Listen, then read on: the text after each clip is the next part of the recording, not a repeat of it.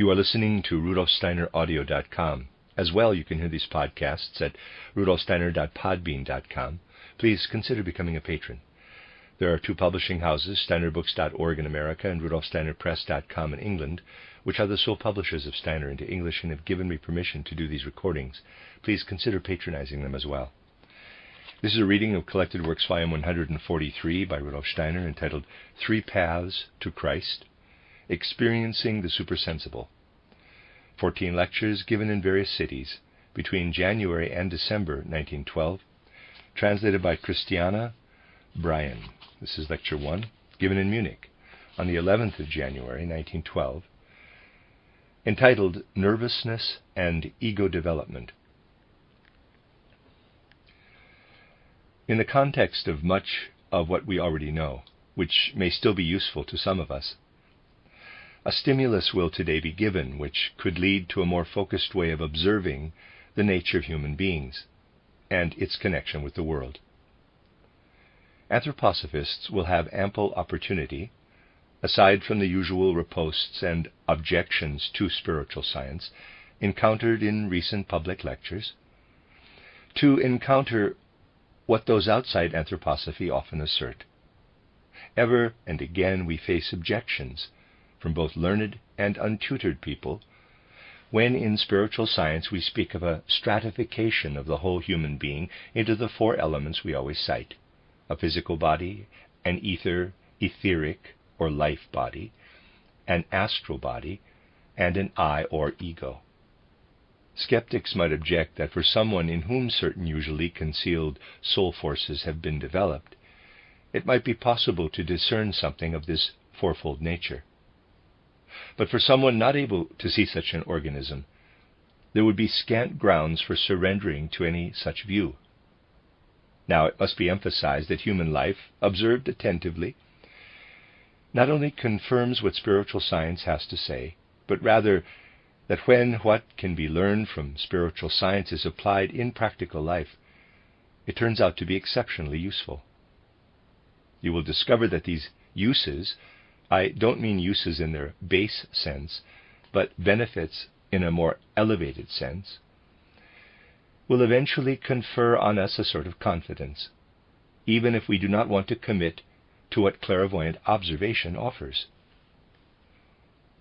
It is only too well known that nowadays people complain at length about what is implied in those much feared words, nervousness or anxiety.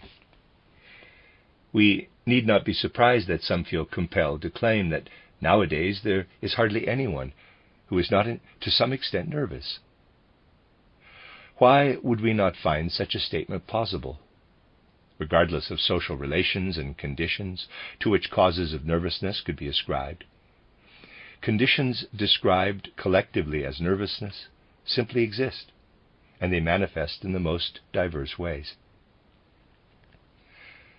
At their simplest and least uncomfortable, we might call such people soul fidgeters or soul fretters. They can be described as unable to hold onto a thought properly, nor to follow it to its conclusion, who continually jump from thought to thought, and if one tries to anchor them to a single thought, have already leapt on to another. A certain haste in their soul life is often the mildest form of nervousness. Another type of nervousness is one whereby the person hardly knows how, of themselves, to initiate action, or in relation to things they need to resolve, are unable to make progress, and actually never quite know what they should do in a given situation. This can, in turn, lead to other more serious conditions, where nervousness leads increasingly to other forms of illness for which no organic cause can be found, but which speciously mimic organic pathologies, such that one might believe a person was suffering from a severe stomach complaint, when in fact they have nothing more serious than what can be summed up under the minor heading of nervousness. They are, of course, symptoms under which the person concerned suffers just as much as if the illness originated from an organic source. Numerous other conditions could be mentioned, and who has not experienced examples of this through their own suffering or that of those in their environs. One doesn't need to go far. I am not about to digress onto other subjects in order to speak of the momentous events of outer life as, in quotes, political alcoholism, something recently couched in terms of anxiety-ridden happenings in public life and which manifest as if driven by the sort of conduct usually only seen when an individual is slightly affected by alcoholism. The term is apt for the ways and means by which political affairs have been conducted in recent months in Europe. Here in external life you see not only such manifest nervousness, but also that it is experienced as highly distressing. Such nervous anxiety is perceptible on every hand. What has just been described will certainly not improve for people in the near future, but will become ever more acute. Auspicious prospects for humanity's future are not warranted if people remain as they are today, because there are many pernicious influences affecting our lives to an exceptional degree, and transferred from person to person in a way I have to call epidemically, result in affecting not only those who are predisposed, but also those who are fundamentally healthy, if perhaps somewhat weak. Something incredibly detrimental for our times is that a large number of those attaining leading positions in public life have studied in the way presently favored. There are whole branches of scholarship nowadays, of which it can be said that one's year-round university life is spent following pursuits other than those demanding thorough deliberation and perusal of what college professors have to say. One goes in now and then, but whatever needs to be known for passing exams can be acquired in a couple of weeks. In other words, one crams the bare necessities. The worst aspect of this is the cramming itself, because to some extent this attitude to study reaches back into lower schools. The damaging results are not inconsiderable. The main trouble with cramming is that any real connection between soul interest, that innermost core of a person's being, and the matter being swatted is not present. Even among pupils in schools, the prevalent opinion is, oh well, no matter if what I learn is soon forgotten, so that the passionate longing to retain what one has learned is absent. A lean band of interest links the core of the human soul with whatever it is embracing. As a direct consequence of this fact, human beings cannot develop themselves sufficiently to engage in public life with much effectiveness. This outcome of cramming what they should have embraced results in finding no connection with the tasks of their profession. In soul they remain remote from what they have been pursuing with their heads. There is hardly anything worse for the essential being of humankind than remaining remote in heart and soul from what one has to carry out with one's head. This is not only inconsistent for more sensitive souls, but is something that greatly undermines the strength and energy of ether bodies, specifically the human ether body. Ether or life bodies become ever weaker under such driven conditions, due to the meager bond existing between the core of the human soul and what it carries out. The more a person has to perform actions in which they have no interest, the more do they weaken their ether or life body. Anthroposophy is intended to work upon those who assimilate anthroposophy healthily, in such a way that they not only learn about a human being consisting of physical body, ether body, and so on, but that these four elements in human nature can evolve strongly and vigorously. If a person carries out a simple experiment, but repeats it diligently, this trifle can work wonders. Forgive me if I talk about isolated observations, about details that are and can become meaningful for human life. The occasional slight forgetfulness shown by some people relates closely to what I have just characterized. Slight forgetfulness disturbs us. Yet Anthroposophy can show how this forgetfulness is most extremely harmful to health. However odd this may sound, it is true. Many outbreaks within the human constitution, bordering on the further reaches of pathology, could be avoided were human beings less forgetful. Now, you could object that people just are forgetful. Who can, and we can easily clarify this with an overview of life, who can totally absolve themselves of forgetfulness? Let us take a frequent yet trivial example. People catch themselves being forgetful, never remembering where they have put objects they need. Isn't this what often happens in life? One person can never find his pencil, another always misplaces his cufflinks in the evening, and so on. It may seem banal and trifling to talk about such things, yet they happen in life. Observing what can be learned from Anthroposophy, there is a good exercise relating to the matter in hand, namely, that the kind of forgetfulness just characterized can be remedied very easily. Let us assume a lady puts her brooch or a gentleman his cufflinks somewhere, and they find next morning that they cannot locate them. Now, you could certainly maintain that they could get used to putting them in the same place every day. One couldn't do this for every single item, but let's not talk about this right now, but rather about a more effective method of curing oneself. Let's assume a person who had noticed their absent-mindedness might say, "I'm going to put that item I need to find in various places. I will never put that object in places other than the one about which I have generated the thought.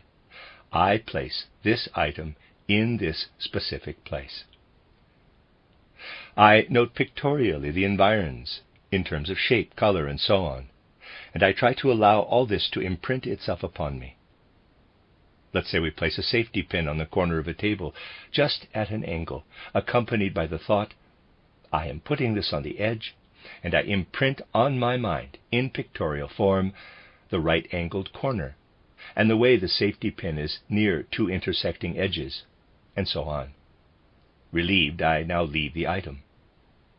I will see, maybe not if I find the item once, but if I make a rule of linking such thoughts with the item over time, that my forgetfulness will gradually diminish. This is based on the fact that a quite specific thought has been grasped, namely, I am putting the safety pin here. My I, capital, is brought into connection with the action, with what I am carrying out, to which is added a pictorial image. Clear imagery in thinking, visually imagining what I am doing, in addition to associating my action with my soul spiritual essence, with the core of my being, with my I. This is what can sharpen our memory quite significantly. This is how becoming less forgetful can benefit our lives. You need not worry that you are achieving only this aim, because far more is gained through it. Let's assume that it had become a sort of customary habit for people to foster such thoughts when putting certain items down. This simple habit would generate a strengthening of human ether bodies. Through doing this, the human ether body is ever more consolidated, becomes ever stronger and stronger. We have learned from Anthroposophy that the ether or life body serves in a certain way as the bearer of memory. If we do something that fortifies our forces of memory, we can immediately understand that strengthening our memory is going to be of benefit to our ether or life body. As anthroposophists, we need not be surprised by this. Imagine that you would not only recommend this method to a forgetful person, but to someone exhibiting symptoms of a nervous condition. Imagine you would advise a fidgety or nervous person to carry out the exercise of placing articles and accompanying this action with thoughts in the way described. You would notice that not only do they become less forgetful through intently practicing this exercise, but by strengthening their ether body, they gradually become capable of overcoming their nervous or anxious condition. Here, everyday life provides us with proof that what Anthroposophy says about the ether body is true. When we relate appropriately to the ether body, it becomes apparent that it gains forces, gains strength. In achieving such successes, we are provided with proof that accepting the ether body as characterized is justified. Let us move on to another subject, which again appears minor, but which is extraordinarily important.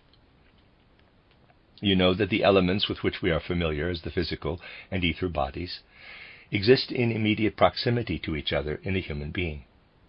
The ether body is intimately embedded in the physical body. That is, these two bodies interpenetrate one another. Nowadays you can observe an idiosyncrasy, which is far from rare, and about whose existence those in whom it is observed can do nothing.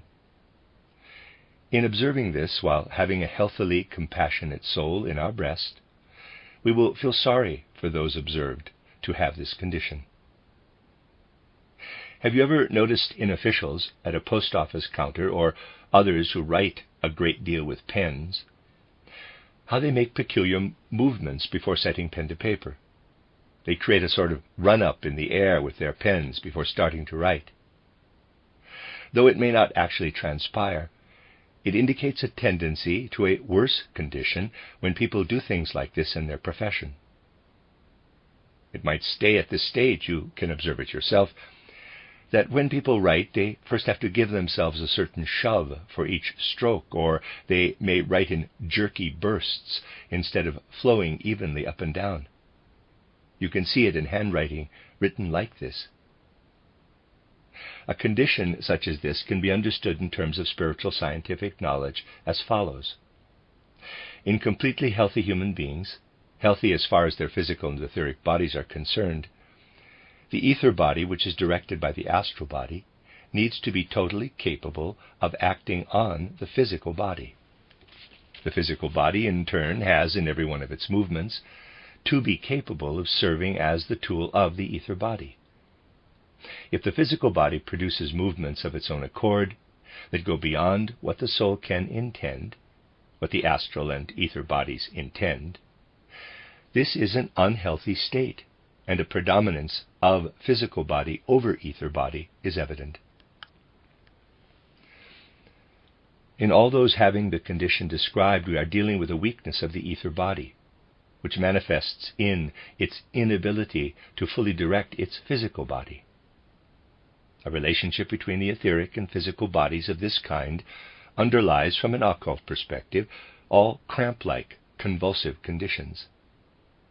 This is the fundamental connection between an ether body exercising less command over its physical body than it should, allowing the latter to dominate and make all sorts of involuntary movements, whereas the movements of a healthy person are subservient to the intentions of their ether and astral bodies. There is an opportunity to help such a person if their condition is not too entrenched. However, the spiritual facts have to be taken into account, and this includes strengthening the ether body itself. This involves, to some extent, believing that the ether body exists, and that it is capable of being strengthened. Imagine the poor person who is in such a bad way that his fingers incessantly fidget before writing a single letter. It will always be beneficent to advise they go on holiday, have a break from writing so much, and their nervous tics will vanish. But this is only half the story. Much more could be achieved by adding another second element to this advice, such as make the effort, without overexerting yourself, 15 to 30 minutes suffice, to adopt a different script. Change your handwriting, so that you are obliged to abandon your mechanical way of writing and instead pay attention to how you shape each letter. Let's say you write an F like this. Now, try to make it different, more sharply slanting, so that you have to take more notice. Get used to carefully drawing each letter. Were spiritual knowledge to be more widespread, managers would not, when someone afflicted returned from leave, say, "You crazy individual, you've changed your handwriting. It's completely different." An anthroposophist employer would understand that this is a significant remedy. By changing their handwriting, a person is forced to direct their attention to what they are doing, deploying attentive focus onto what we are doing always involves bringing our innermost core into close congruence with our actions. Everything that unites the inner core of our being with our deeds reinforces our ether or life body, and we become healthier as human beings. It would not be in the least foolish to work towards strengthening ether bodies throughout education and in schools while pupils are still young. This is where Anthroposophy should be putting forward proposals, which will not be taken up in practice because Anthroposophy has long been regarded by those at the forefront of controlling education as something harebrained. But no matter. Imagine, when teaching children to write, that they would initially be taught a certain style. One would wait a couple of years and see to it that they changed their writing without inducement. A change in writing of this kind and its attendant increase in attentiveness would have an enormously strengthening effect on their developing ether bodies. In later life, these young people will suffer from fewer nervous conditions. So you see, throughout life, we are always capable of doing something to fortify our etheric or life body. And this is exceptionally important because it is precisely such weaknesses in the etheric or life body that attract countless harmful conditions today. It can even be said, and it is actually not said often enough, that certain forms of illness, which may be based on things against which seemingly not much can be done, would, with a strong ether body, take quite a different turn from that taken by the weakened ether bodies so characteristic of present human beings. Here we have indicated something we can call conditioning the etheric or life body. We implement certain exercises to strengthen the ether body. No such exercises can be brought to bear on something we deny or claim is not there. By showing that it benefits our ether body when we carry out certain exercises and can demonstrate their effectiveness, we prove that an ether body exists and is present. Everywhere, life provides the corresponding evidence for what Anthroposophy has to offer.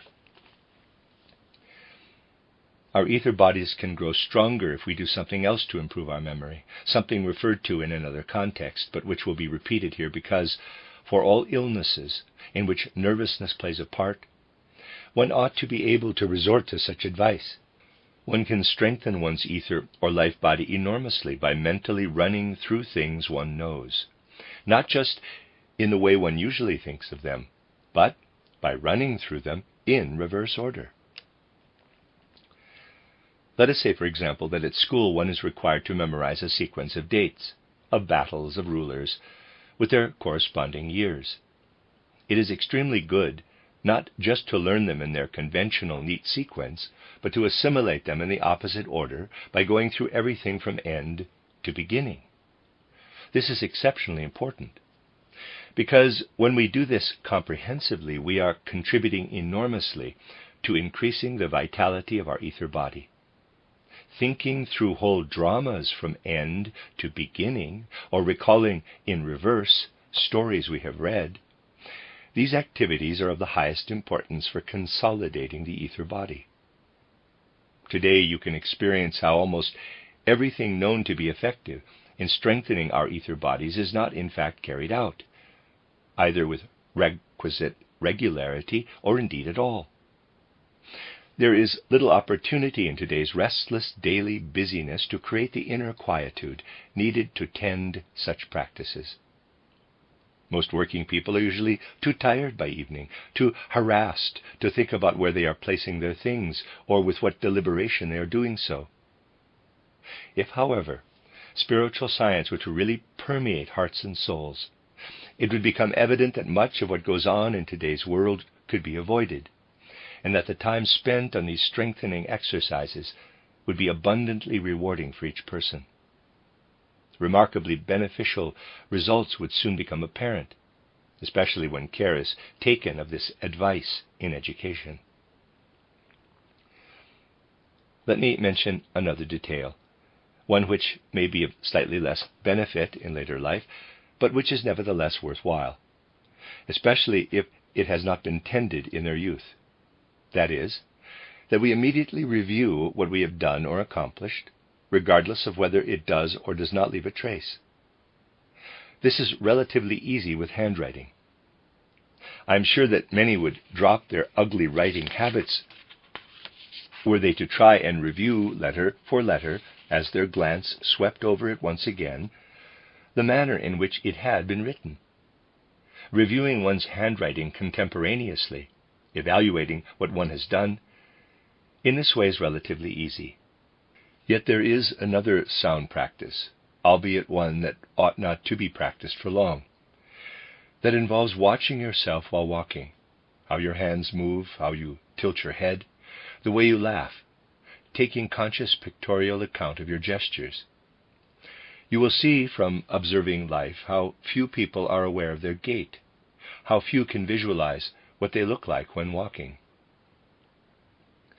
But it is useful to gain an impression of the results of one's deeds, though, as I said, it must be a short-lived exercise if it is not to contribute too greatly to vanity. Apart from the fact that we will certainly correct several aspects of ourselves in life, this task is of enormous positive value in consolidating the ether or life body, and also in enhancing the astral body's control of it. In observing their movements, in watching what they do while making imaginative images of this, people can succeed in increasing the benefit they gain from their astral body being in ever stronger control of their ether body. In this way, they can be in a position deliberately to suppress, change, or eliminate, when necessary, some trait or modus operandi that lies within their habits. It is among the greatest achievements of human beings, in some circumstances, to vary the way they do things. It is certainly not the aim here to found some sort of school of handwriting conversion. People usually only contort the strokes of their writing in aid of some wrongdoing. Yet it is helpful with honest intent in fortifying one's ether body to consciously vary the way one forms one's script.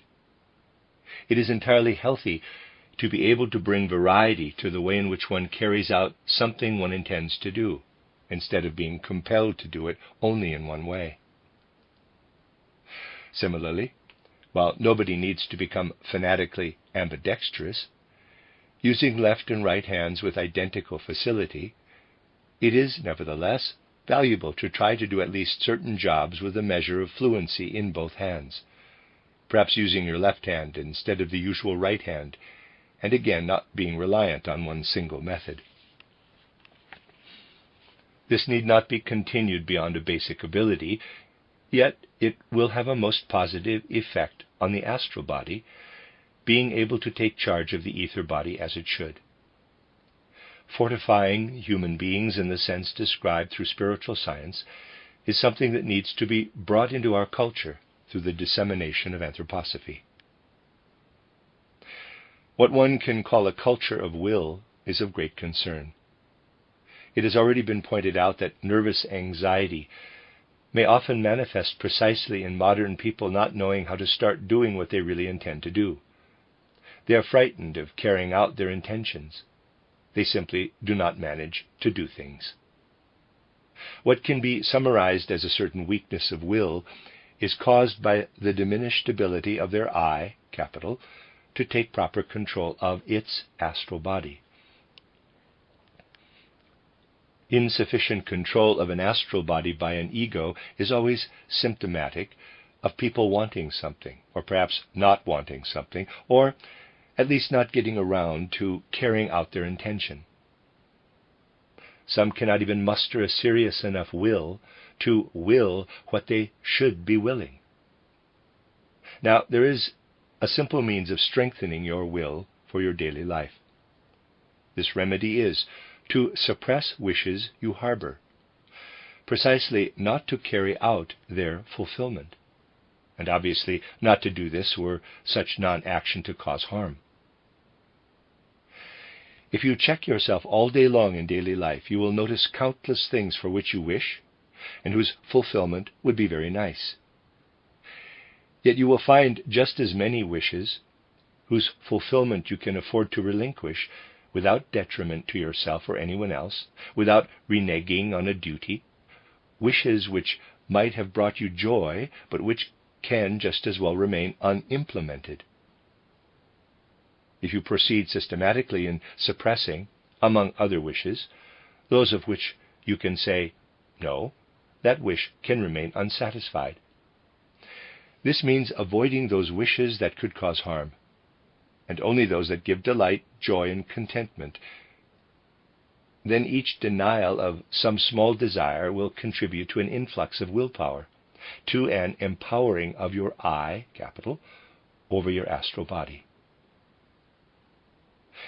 We would to some extent be able to catch up with such a process of self-education in later years, a practice which is largely neglected in the education of children nowadays. It is basically difficult to work therapeutically in education in the area just characterized. One has to take into account that if, in a teaching situation, one is in a position to grant a child or young person's wish, and one then denies it, one not only denies the wish, but a certain antipathy can be elicited. Educationally, this can be upsetting. Some might say there is a dubious aspect to wish denial, if antipathy is the result. Here you are on something of a cliff edge. If a father wants to educate his son by saying, "No, Charles, you are not having this," the result may well be that the antipathy then calls forth toward his father is worse than the desired effect of being denied a wish. You may ask, what should one do here? There is a very simple remedy. You do not deny the child their wishes, but instead deny yourself, so that the child becomes aware that you are foregoing something. In the first 7 years, and also later in life as an after effect, children have a strong urge to imitate, and we will see that when we firmly deny ourselves this or that in the presence of children we are to educate, that they will imitate it, and however unconsciously, perceive it as an aim worth pursuing. In this way we will have achieved something of enormous significance. Here we see how our thoughts just need to be directed and guided in the right way through all that spiritual science can offer. Then spiritual science will not just remain a theory, but will become life's wisdom, something that can really support and guide us throughout life. The 2 public lectures I have held here present a means by which much can be learned about the I controlling the astral body. A unique feature of these lectures was that arguments both for and against were postulated. If you now examine, on a soul level, how people relate to life, you will notice that their thoughts and actions usually settle upon what can be said either for or against any matter. This is the norm. But in life there is no single subject about which there can be an absolute for or against. Not one. In every case there is both a pro and a con. We will do well in every case to become accustomed to taking account not only of one but of both sides, weighing up not only arguments for nor indeed against, but considering both the pros and the cons. In whatever way we do it is valuable to establish for ourselves why and under which circumstances we would do better to refrain from a particular action, or at least be aware that there are also good reasons against such a course. Vanity and egotism often tend to speak against laying out counter-arguments that go against doing what one wants to do, because far too often people just want to be good people. One can find proof of being a good person if one only does what is applauded, yet refrains from doing what contradicts this. It is slightly uncomfortable that one can find objections to almost everything one does in life. I say this because it is extremely important for life. We are not nearly as good as we believe ourselves to be. In every single thing we do, even when we do it because life demands it of us, this general truth only becomes useful to the extent that we also rehearse what would lead to us refraining from doing it. What can be achieved through this becomes evident when bringing before our souls the following simple example. You will certainly have met people who are so weak in will that they can barely resolve to do anything, preferring others to make decisions for them, which they only need to carry out. They shrug off responsibility, preferring to ask what they should do rather than weighing up reasons for this or that course of action.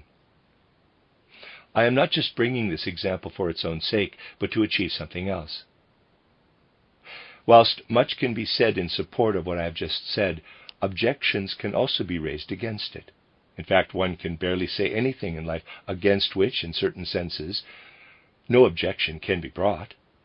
So, let us take the person who is fond of asking others for instructions. Standing opposite each other are two people, both offering advice on the same subject. One says, "Yes, do it." The other says, "No, don't do it." You will see that in life, one of these advisers decisively gains the upper hand over the other. The opinion of the one with the strongest will is victorious in influencing the questioner. What phenomenon have we here? However inconsequential it looks, it is a very significant phenomenon.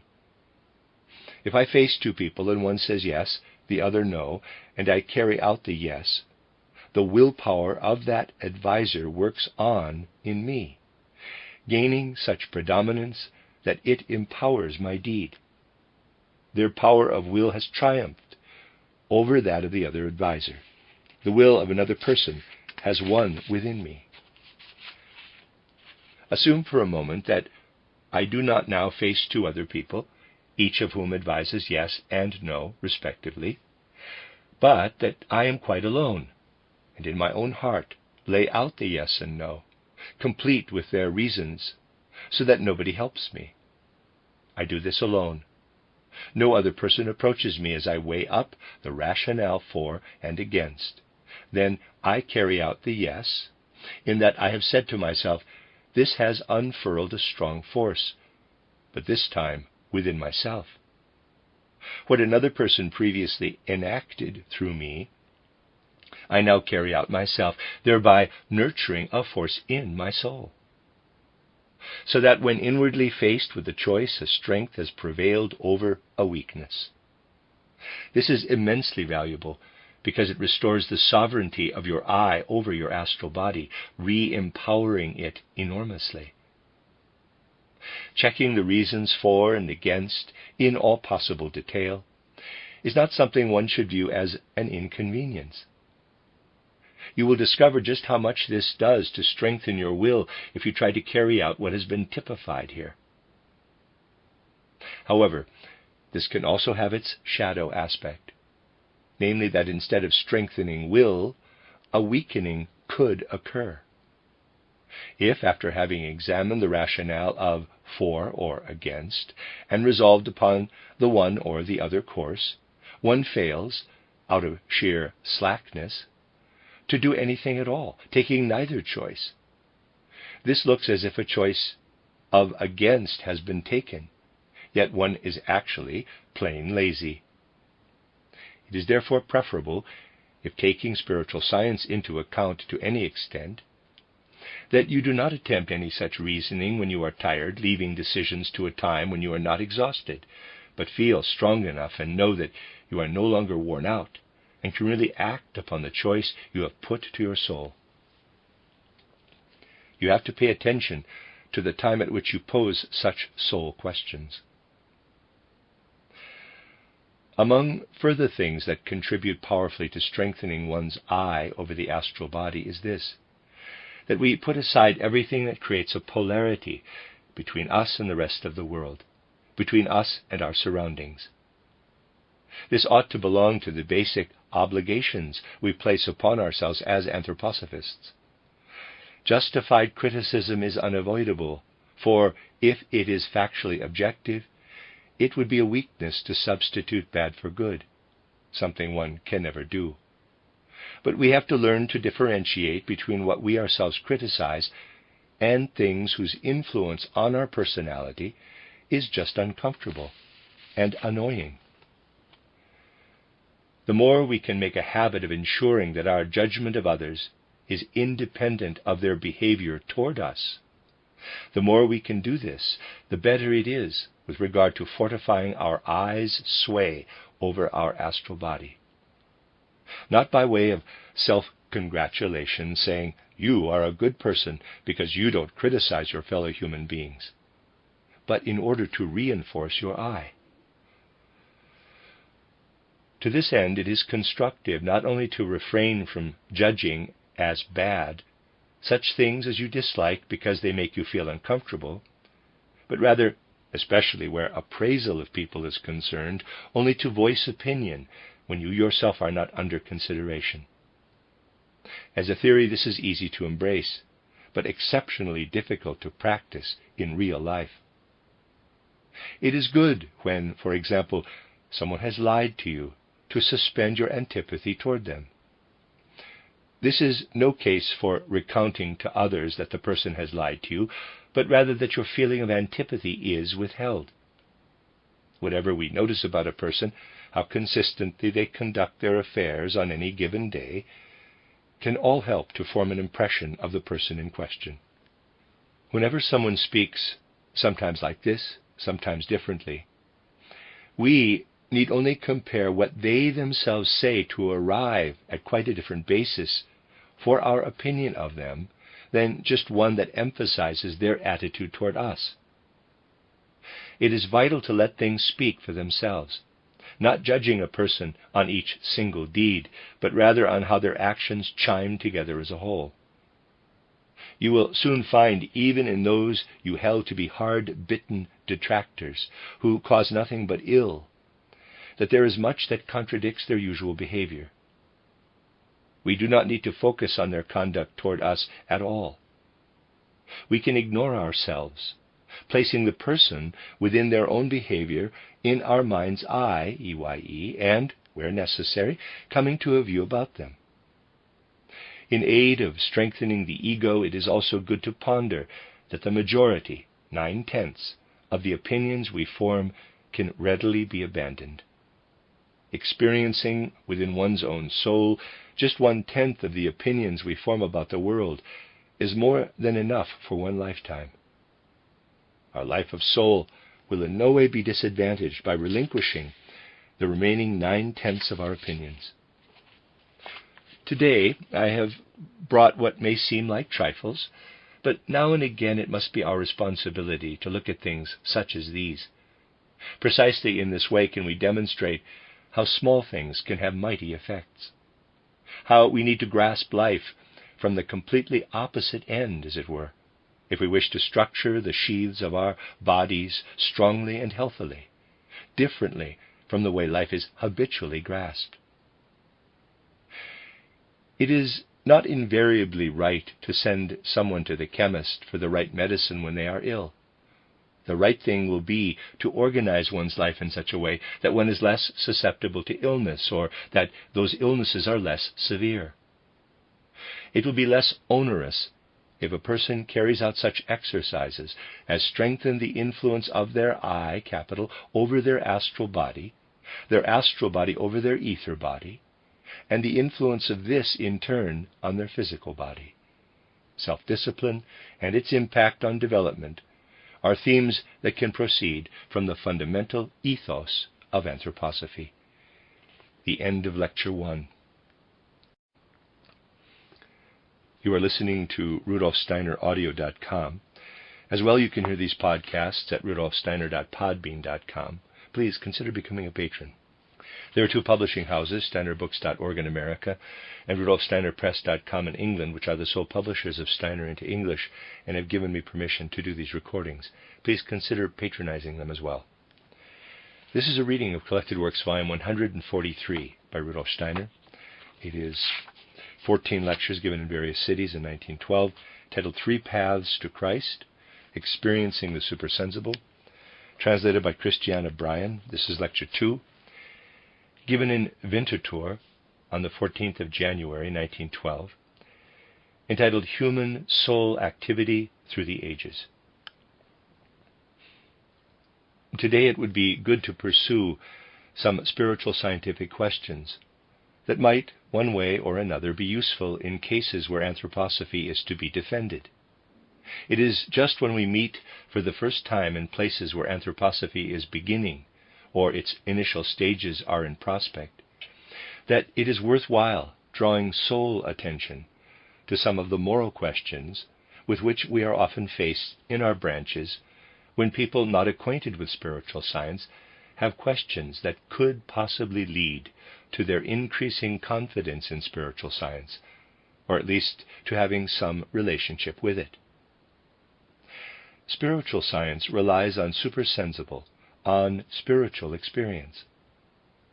In that news of spiritual science reaches us as a narrative, an account of that which the spiritual researcher can reveal, having made their soul an instrument able to investigate the spiritual world, it contains as much certainty for them as facts such as roses, tables, and chairs have for observers of external phenomena.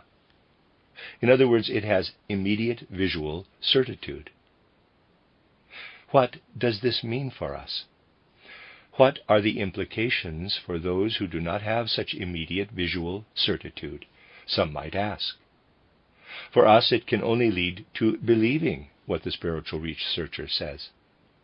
I have always emphasized that this is not the case. Admittedly, matters of the higher worlds can only be known by probing them searchingly. Yet when they are portrayed logically, it is equally true that everyone can grasp them if they deploy their reason sensibly. They can say to themselves, everything said here concurs to a greater extent with reality than do other philosophies. We can use our reason with assurance and will find, based on the logic underlying phenomena, that they can be understood. Though it may not be altogether easy, the non-seer can also come to a soundly based understanding. As actual proof for strangers, this will not suffice. Yet by taking widely accepted examples that anyone can know and comparing them with what the spiritual researcher tells us, we can make quite some progress. Let us take just one fundamental spiritual scientific given, that the human being consists of 4 elements. These are a physical body, an etheric, an astral body, and what we call an I or ego. The outer world only recognizes a physical body, and anyone is at liberty to deny the existence of an ether, an astral, and an I. One could say everyone speaks from out of an ego or I, but this is nevertheless denied. The I is like a sort of flame, whose fuel is our physical bodily nature, which is consumed like a wick. This is how they wanted to refute Bergson, the philosopher whose view was based on the continued persistence of the I. However, we can see how the I outlives particular conceptions. Each day proves this to us, in that, every night, our I is extinguished, and is not experienced as continuous. You might assume that these supersensible elements can be denied. Yet one aspect is undeniable, namely that human beings perceive 3 sorts of inner experience. One is that they experience concepts in their soul, because everyone knows that when they see something and then turn away, they retain the impression they experienced, and this is an image or concept in their soul. Secondly, human beings experience, and this has to be separated from their concepts, the fluctuations in their feelings, delight and suffering, happiness and pain, sympathy and antipathy. People can also not deny a 3rd element, that they have impulses of will. Let us take the realm of concepts. Human beings can imagine in that they allow the impressions of the world to act upon them. They can also imagine when reading a novel, because reading is also a route to imagining. You all know that imagining can be either difficult or less difficult. Those images to which people are instinctively glad to give themselves up influence them differently from those to which they are reluctant to submit, or which cause them difficulties. You all know that a thorny calculation has a different effect on your imaginative powers than does a novel. We notice that imagining tires us if it is demanding. This is all the less debatable because picturing is a means of helping us to fall asleep, albeit images cannot be irritating nor worry-inducing, but rather those we merely find strenuous to create. In any case, one thing we can experience is that we can easily fall asleep if, before going to sleep, we can permeate ourselves with such a world of concepts, one to which a sense of obligation is linked. Let us now look at the flow of feelings. Delight and misery, joy and pain, worries, grief, and such like, are states that can, at the time, cause us outer hardship. Someone heavily enthralled to their feelings does not fall asleep easily. Even happy experiences may hinder a peaceful slip into slumber. If you observe such occurrences, you will soon notice that erratic fluctuations in feeling are an even greater hindrance than concepts when passing over into a state of sleep, especially mood swings connected with the most intense ego involvement. Some people do not sleep for weeks before an anticipated event. Try it yourself. An event that is largely expected, such as the appearance of a comet, will allow you to sleep well if, that is, you happen not to be an astronomer with their own troubling ego interest in seeing their calculations confirmed. We can now look at mood swings from another angle. In a certain sense, sleep can be connected with what is clairvoyant in human beings.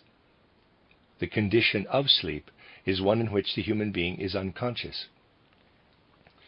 Clairvoyance is only sleep suffused with spiritual light, conscious sleeping, if we can define it thus. It must therefore be favorable for clairvoyance if one is free from oscillating feelings, and unfavorable if filled with them. This can be confirmed by external knowledge, among much else by Nostradamus, who was a significant visionary in the 16th century, of the kind who could prophesy in such a way that purist historians could not doubt that the events he put into verse did indeed come about, and which demonstrate, after all, that he gave wonderful indications. Even the historian Kemmerich recognizes this because it cannot be denied. Kemmerich himself recounts how he had set himself quite different aims, only wishing to provide proof that health conditions had improved since the 16th century. This is how he came to be occupied with Nostradamus. Following up on Nostradamus, it will be interesting to focus on his life situation. He was a man who possessed the clairvoyant faculties that were present in his whole family. They arose in him in such a special way, however, because he was a wonderfully devoted doctor. He gave particularly excellent service during an outbreak of plague in Provence.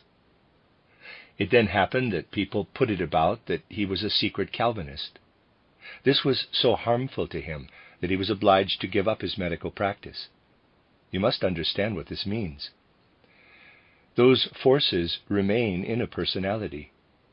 Physics maintains that whenever forces in nature are dispersed, they are deployed and utilized elsewhere. It is only in spiritual matters that people do not wish to know about things such as this. If someone evolves forces such as these in their profession, unfolding them with as much rich blessing as he did as a doctor, the forces thus freed must manifest themselves elsewhere. In Nostradamus, they were all transformed into clairvoyant powers, because he possessed a certain original, latent psychic gift, in just the same way as did Paracelsus. So you see, Nostradamus illustrates for us how he became able to foresee future events. He had a laboratory. This was no laboratory of the sort chemists have. It was a space, a room, next to his house, which had a glass roof. From here he would observe the course of the stars, and would let the changing constellations work upon his soul.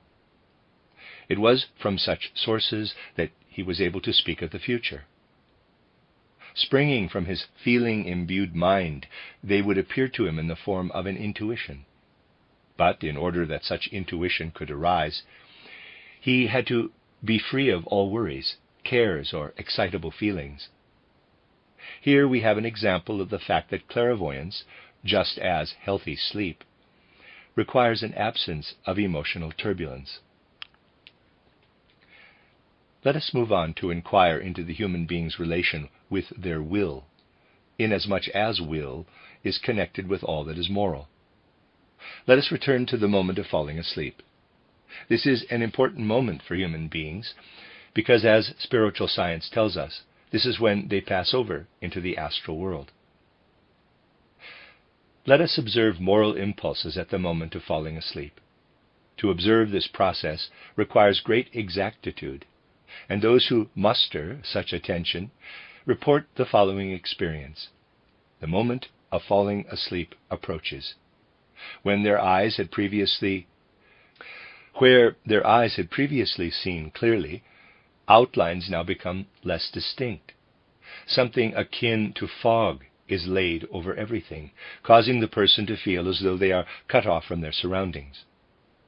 Changes also take place in their physical body, specifically that they can no longer move their limbs. They cannot access a force to which they previously had entry.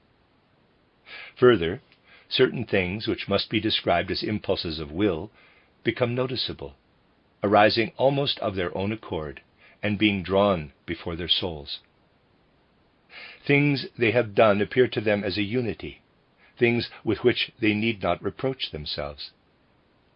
They feel a wondrous sense of bliss about all that they did well.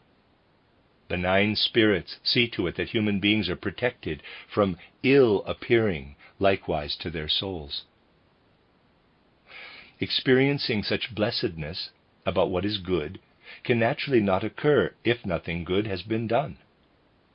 Yet human beings are not generally so base that they have done no good at all. Those who are alert can experience something that arises like a thought that is dim, yet which remains vivid to the soul. Oh, if only this moment could be held fast, if only it could remain like this forever.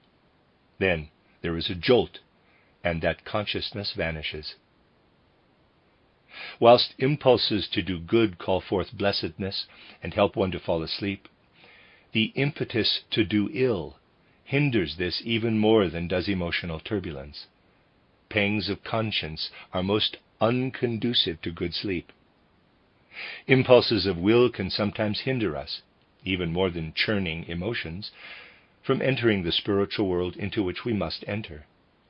Conceptual life makes crossing into spiritual regions relatively easy, agitated feelings more difficult, and the most hindrance originates in pangs of conscience over our reproachable behavior.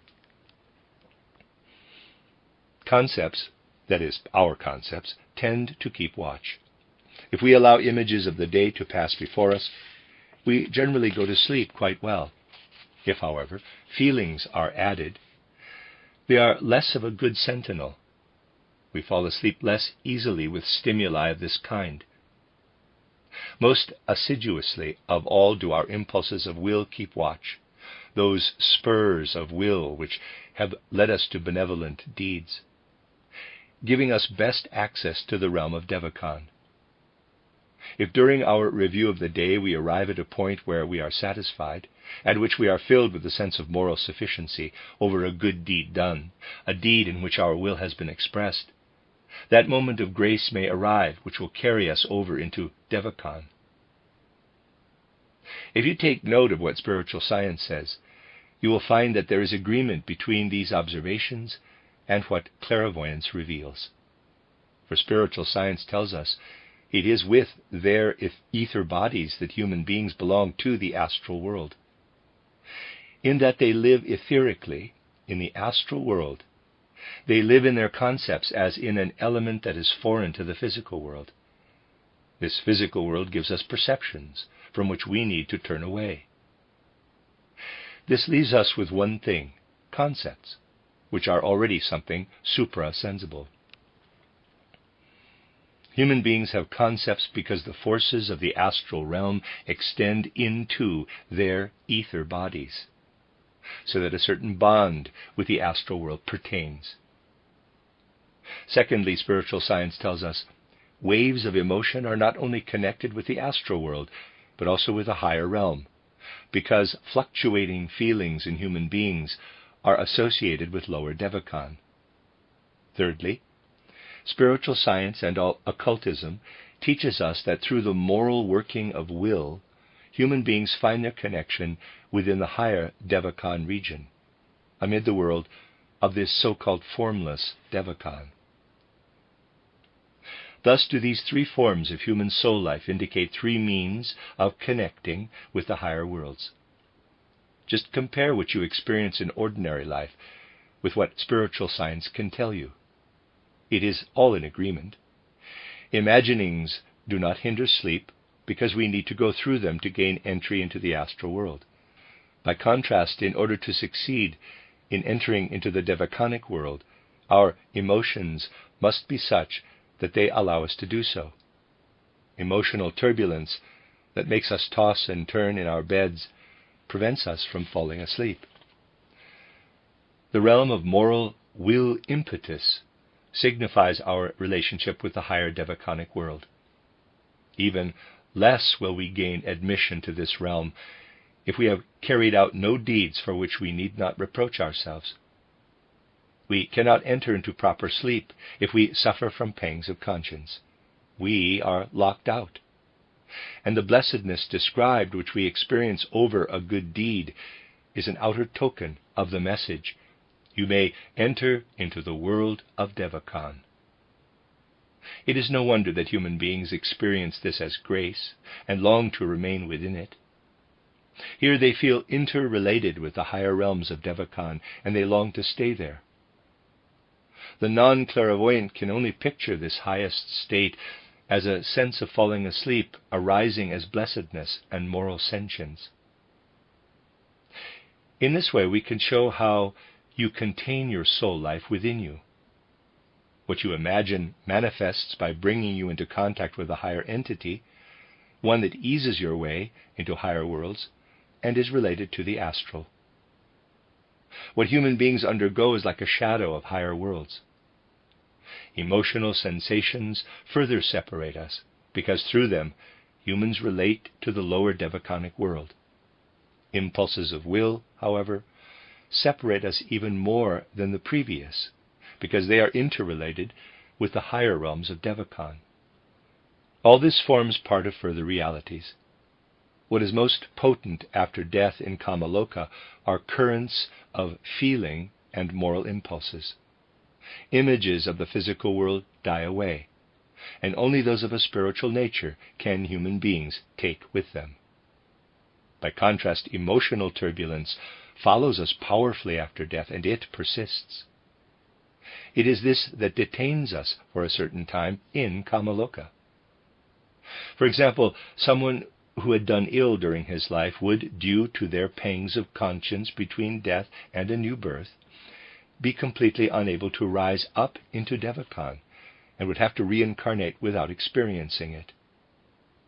Without moral prompting, they would not be able to ascend into Devachan, and would soon return and be obliged to make up for their failing. Having no positive emotional life, the lower Devachan realm is also closed to them. This is how we can evaluate and show how we can gain a perspective on the facts of daily life, of normal soul life, through explaining them in terms of what spiritual science tells us.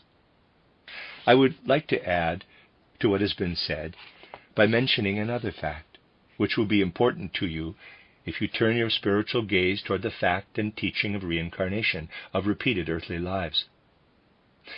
If we incarnate repeatedly on earth, there must be a certain reason for this. Evolution would have no purpose were we not to experience something. What sense is contained in the fact that we reincarnate? Through the truths of a spiritual perspective, we come to see how very varied human life is in different ages. Just think back to ancient times when we spoke Greek or Latin and did what was generally done then. What is expected nowadays, such as sending children to school, only emerged later.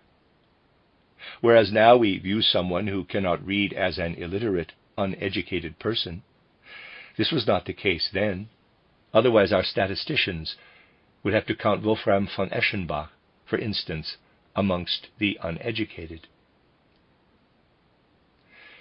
Something else not seen as education today existed in ancient Rome. Every Roman citizen, even those plowing their fields, knew precisely the content of their law of 12 tables, leges duodecim tabularum, and much else besides to do with the legal constitution of a citizen's state. No Roman needed to run to their solicitor over every detail. This is just an example.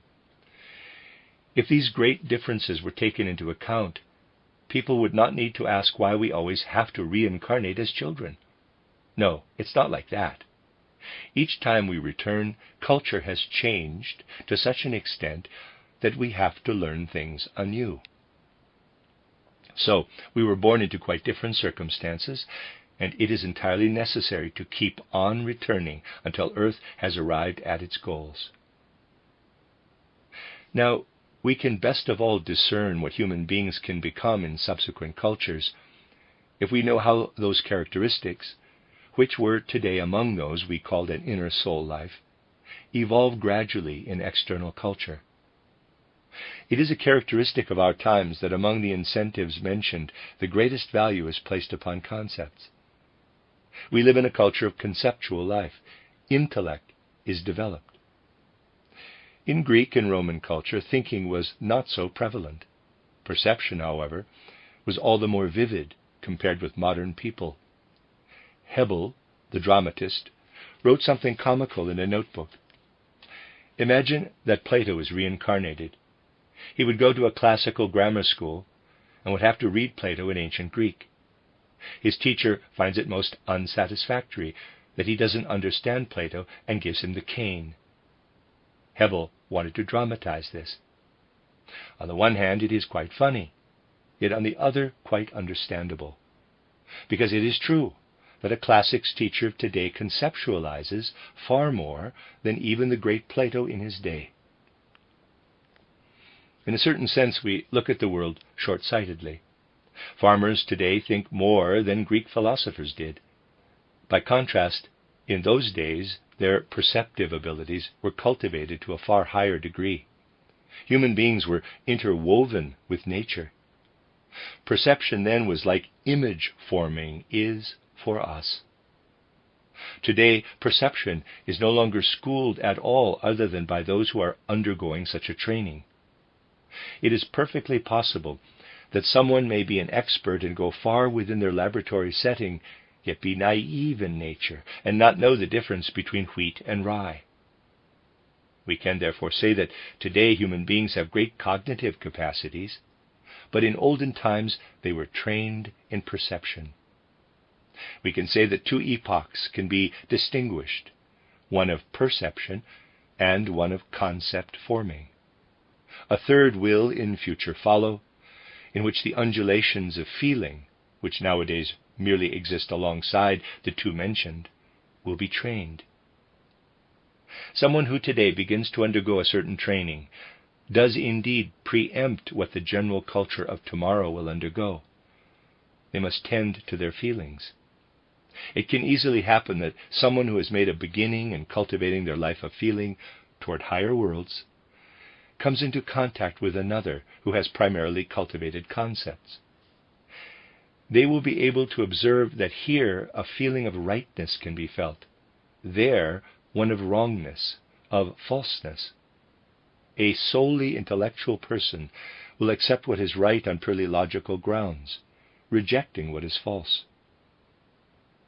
A higher stage of culture will be a long time in coming, one in which people will feel a sense of well-being in face of what is right and true, and a sense of dissatisfaction when faced with wrong or falsehood. This will provide certainty when faced with the nature of truth and lies, because more than just a concept of truth and falsehood will be required. We will not need long to prove something because we will grasp it in a trice. Nowadays, we have to prove things, to develop them. There will then be no need for proof. It will just be a matter of liking it. Following on from the Greek culture of perception and the concept culture of our times, a soul culture will obtain by the time we reincarnate. Thereafter, a culture concerned with impetus, with motivation, with will, is to follow, in which impulses of will are to undergo a great transformation. Those incarnated at this future point will undertake to pursue something of a Socratic ideal. Without this, regardless of how clever a person is, yet they will remain the epitome of a scoundrel. In vain would Hamlet have written on his tablet the words, quote, "One may smile and be a villain," close quote. Following after the age of fluctuating emotions or sensations, there will be one of incisive morality. Occult research shows a particular phenomenon. Let us assume that people become ever cleverer and cleverer. This can happen under present modes of ideation. This cleverness can also be used to orchestrate evil deeds. Yet remarkably, in the next but one future epoch, it will be the case that evil in will motivation will have a laming effect on intellectuality. The extraordinary feature of that moralistically inspired cultural epoch will be that immorality will have the power to deaden intellectuality. The person of this era will therefore need to have developed themselves to the extent that their morality will be congruent with their intellectual capacities. We can therefore say, in Greek and Roman cultures, we have an age of perception culture. Our own times are intellectual. Then follows an age of emotional education. Thereafter, a culture of actual morality. Now, it is interesting to observe how important stimuli take effect on human beings in these subsequent cultures. We need to refer to what was said earlier. Perceptive faculties bind us to the physical, conceptual powers with our astral bodies, emotions with the lower regions of Devachan, and morality with higher Devachan. Whenever any stimulus of this kind was to approach human beings in Greco-Roman times, they would be trained to become especially alert to what approached them externally. It was for this reason that Christ's impetus manifested as an external percept in the world. We now live in a culture of concepts, of ideation. For this reason, our cultural epoch will achieve its goal in that we know Christ as something emanating from the astral world, perceptible in the form of an inner idea or conception. He will reveal himself from out of the astral world in the form of an etheric figure. In the next epoch, during the age of feeling transformation, human beings will, to an especial extent, have to lay bare their feeling life in order to perceive Christ in the astral. Later, in the age of morality, Christ will be revealed as the very highest paragon of which humanity is capable of experiencing, as an I, capital, radiating into humanity from the highest Devachan. So, even the perception of Christ will evolve. Human beings will now naturally perceive Christ in their concepts, in their imaginations. We see from these descriptions that human beings can find a certain concurrence between what spiritual science relates and what takes place in the world, assuming that the individual can make their own contribution toward it. These are issues that could be mentioned in consolidation of our common understanding and in answer to some of the numerous questions as to how human beings can draw nearer to the spiritual world. The end of Lecture 2. You are listening to RudolfSteinerAudio.com. As well, you can hear these podcasts at rudolfsteiner.podbean.com. Please consider becoming a patron. There are two publishing houses, steinerbooks.org in America and rudolfsteinerpress.com in England, which are the sole publishers of Steiner into English and have given me permission to do these recordings. Please consider patronizing them as well. This is a reading of Collected Works, Volume 143 by Rudolf Steiner, entitled Three Paths to Christ.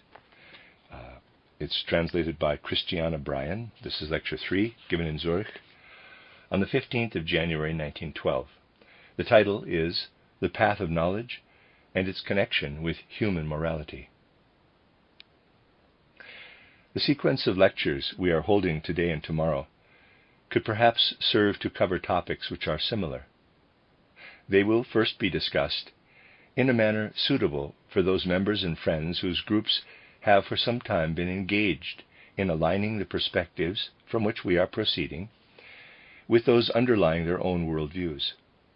Tomorrow, in the public lecture, similar subjects and starting points will be introduced, but in a manner more suited to those less acquainted with spiritual science, who are approaching this movement directly from the mundane world. Today we will begin from a challenge well known to all those who wish to make progress, perhaps not only in spiritual science, but in developing their inner human nature.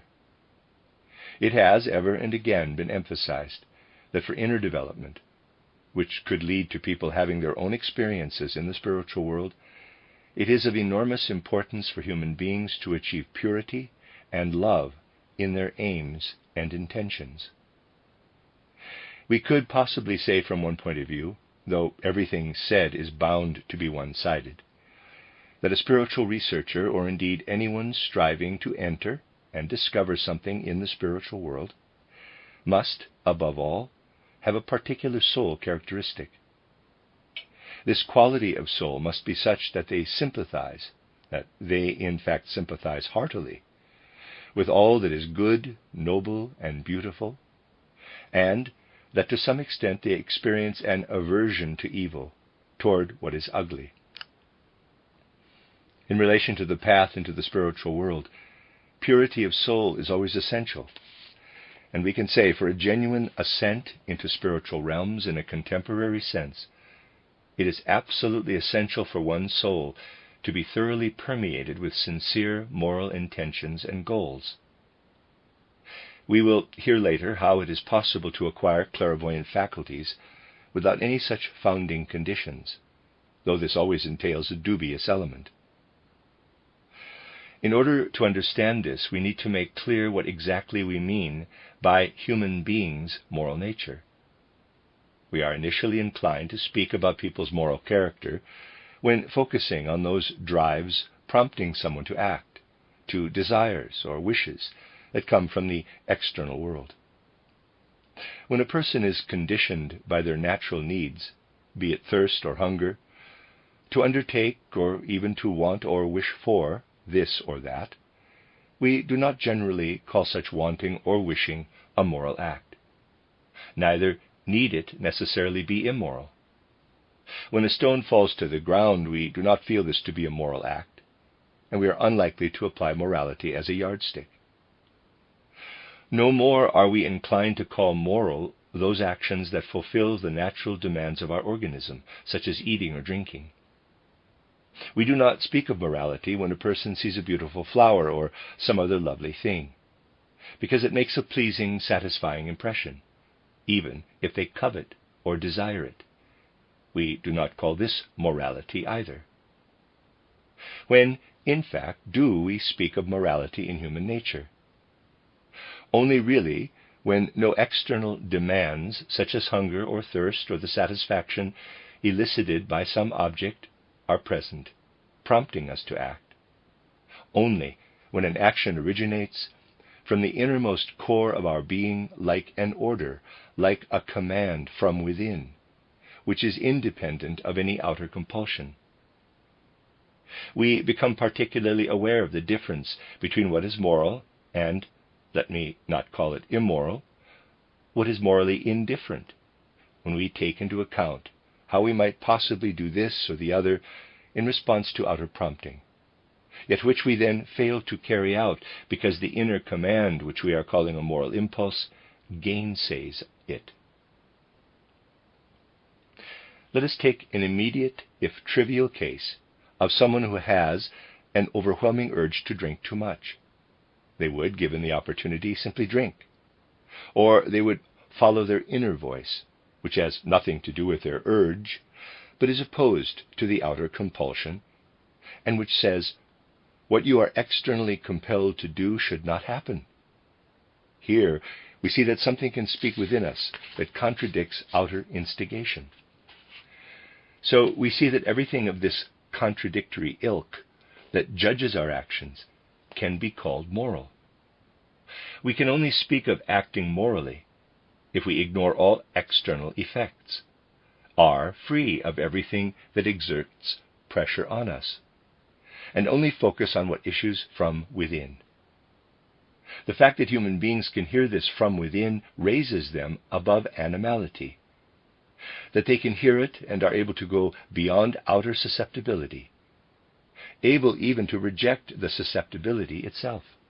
We must experience that in morality we have something that is by its very nature true. That is the fundamental trait of all moral impulses, that by existing they are inherently true. Outer conditions can contribute nothing to whether an action is to be called moral or immoral.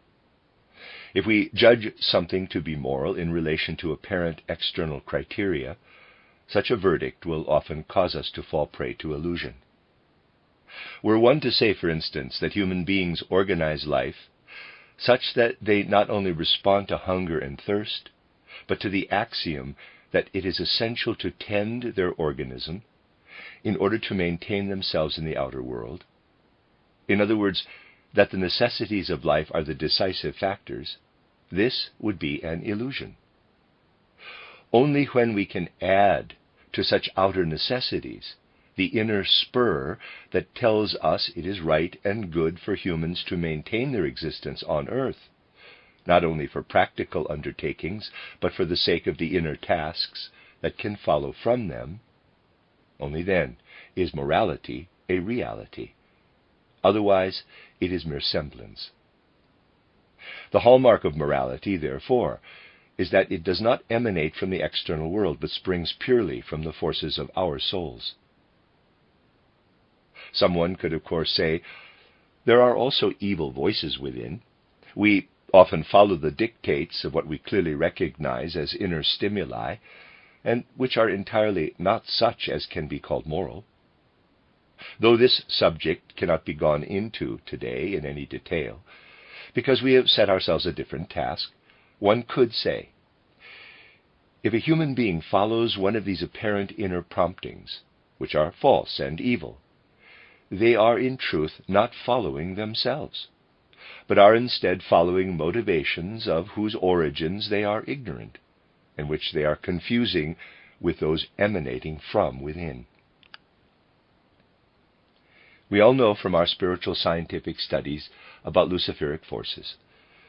They do not originate from within, but in a certain sense from without, in that luciferic beings have attached themselves to our astral body and not to our ego, so that in defining what is moral, we encounter countless contradictions. Going into this more fully, we will find that what is characteristic of every moral impetus is that it must arise from the innermost core of our being. We can equate what, as it were, pleases us, what calls forth our moral well-being, what can fill us with enthusiasm and delight, with the ideal of all that human beings can, quite of themselves, be in their inner self. Even though it is extremely useful and necessary in normal life for us to grasp, only in terms of moral judgments or judgments that arise in similar manner, that we are entirely alone and by ourselves, for practical occultism, this is a fundamental requirement. This must be recognized as a basic requirement of occultism. It is vital that events occur in line with moral motivation, that nothing takes place in the soul on treading the inner path of knowledge that does not align with the archetype of genuine moral motivation. It is significant that anyone who wishes to tread the path of the practical spiritual seeker should undertake not to carry out anything of which they cannot say, if I compare this action with what exists within the human being, with what I call morality, both must be similar. The path of knowledge may at no stage stray from all that is proven to be akin to human moral conduct. The similarity of the path of knowledge with moral motivation applies in every detail. This will be illustrated by a particular example. There is something specific about morality and the way people are today. Basically, the Ten Commandments are still the most significant aspect among our laws. The Ten Commandments are, on closer examination, constructed in a most extraordinary way. Of the 10, only 3 are phrased, "Thou shalt." You shall do something. The other 7 are formed such that they forbid. Thou shalt not. You may not. From this it follows that world powers envisaged a far greater necessity to give humankind moral laws that said, "Thou shalt not do something," than those requiring something to be done. So the proportion of those forbidding actions to those requiring actions are 7-3. We can therefore say that in general morality must affect human nature such that its decrees issue especially from the standpoint of "thou shalt not." We can further compare the proportion of 7-3 in the 10 Commandments. Looking at the 7 that command you not to do something, they all relate to matters of the external world, to what is forbidden in the physical world.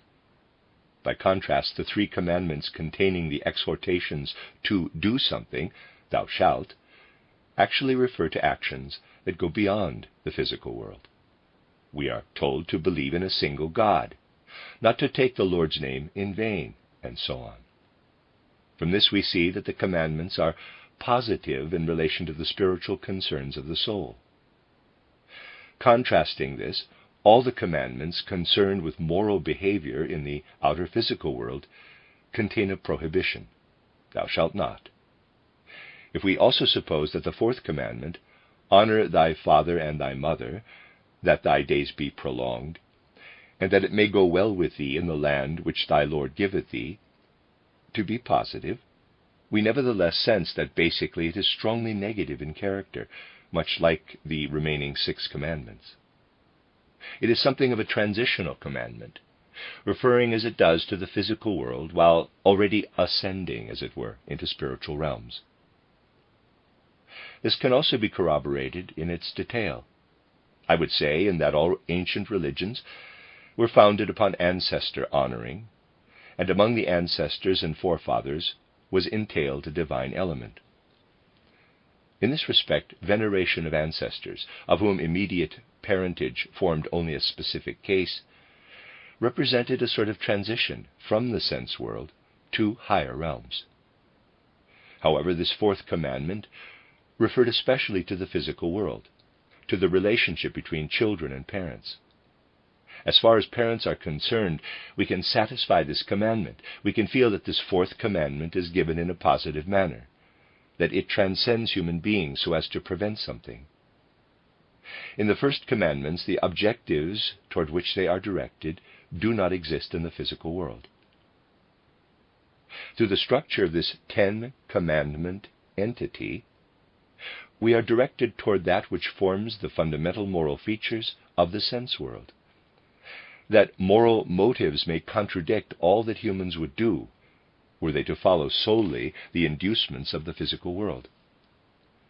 What this means for the path of knowledge, which has to be grounded in the paradigm of morality, is that we are clearly told, on an occult path, we must make moral our entire cognition or knowing, and what is otherwise mere theory of knowledge must become inner moral law.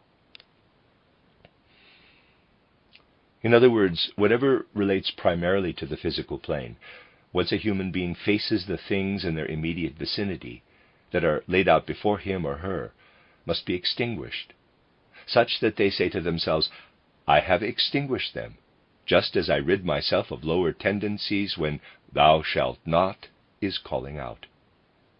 In fact, this is the reason why, in every true description of the path of knowledge, one is instructed that the safest ascent into higher worlds is by ennobling the power of cognition through moral impetus. This is expressed in every detail. Let us assume we have some plant. What can we identify as an external impulse emanating from it? Take the plant's foliage. We can identify as an external effect that the green of the leaves affects us. In the physical sense world, for instance, rose leaves are green. Let us now assume that it was expected of a practicing occultist, genuinely striving toward higher knowledge, that they should emulate the ideal of moral cognition. Most of the images arising when faced with a green leaf would call forth, with their greenness, an inner response. You should not be green. It should be possible to look at the rose leaf with such power of vision that its outer effect does not affect us. And just as with moral judgment, the baser conclusion is extinguished, so the greenness of the leaf is extinguished, let's say, by another force, a clairvoyant force. Indeed, if people develop their clairvoyant forces rightly, and as described in Entitled Knowledge of the Higher Worlds, they will learn to observe the green leaf, and just as moral judgment extinguishes baser tendencies, so the greenness of the leaf, as it pertains only in the physical world, is likewise extinguished. And where greenness would otherwise appear, here in the light of clairvoyant capacities it will appear as light rose pink, or a color resembling peach blossom. This appears when, through clairvoyant forces, we are able to get rid of what manifests as illusory maya, of what exists on the physical plane. In this way, by clairvoyant means, we rid ourselves of what exists at a physical level and release the suprasensible that underlies the sense world. We can therefore say, treading the path of knowledge really does proceed in like manner to human moral experience. Contrasting the suprasensible with the sense-perceptible world is akin to the way in which moral motivation acts upon immoral tendencies. Were we, on the other hand, to look at the rose itself, a rose such as this one with its luscious red color on the physical level, we would perceive a radiant, transparent green. Whereas for a lighter rose, we would sense a sort of rich green with slightly bluish tones. We have seen in this one example that occult findings consistent with clairvoyant vision are established at a soul level, in the same way that moral judgments eclipse what is immoral. From this we can conclude that what we said at the outset is consolidated here. In order to attain to higher knowledge, we must learn to banish all immediate physical impressions, to make the illusions of Maya disappear, so that they are replaced by something different. It is well known that we learn best when we can approximate what has to be internalized with similar subjects. Nobody would practice on subjects unrelated to the study matter in hand. I have never heard of anyone becoming a mathematician merely by going for a walk, because this is nothing similar. So, we are only able to acquire soul capacities that are similar to moral motives if we are able to practice on what people already know in everyday life. We do not yet have clairvoyance, as it is something that has to be acquired slowly and by strenuous effort. But we all have opportunities to contemplate and ask ourselves, what do I think of as morally good, and what do I consider morally reprehensible? Most people do not act immorally because they are unaware of what is moral, but because their propensities, their urges, craving, or passions are in opposition to their moral insight. Only when we have examined ourselves in relation to this can we return to what we discover within, such as endorsing what we know to be moral. If we now practice this meditation, asking ourselves, How are we to judge this or that in the world in accordance with our moral thinking? We can create images and immerse ourselves in them so that they become habits of feeling, which will truly ripen in our souls and which are akin to clairvoyant forces. Another thing that individuals can do to awaken clairvoyant forces is for their morality and actions to unite as one. This is the best training for clairvoyance. That is why it is always emphasized that the optimum route to supersensory vision entails nothing but raising and improving one's moral character. If we focus on this, we will also have to ask the question, are there not other routes to clairvoyant vision? We often see that people can attain a high level of clairvoyance without making an impression of exceptional morality on us, so that we cannot assume that they have, first and foremost, subjected their morals, their good fortune, their misfortunes, their enthusiasms to any great moral scrutiny. We see that people who have developed all manner of clairvoyant forces by other means display certain dire qualities, which they previously barely had, or had not at all. They may begin to lie through their teeth when they start to have clairvoyant sight.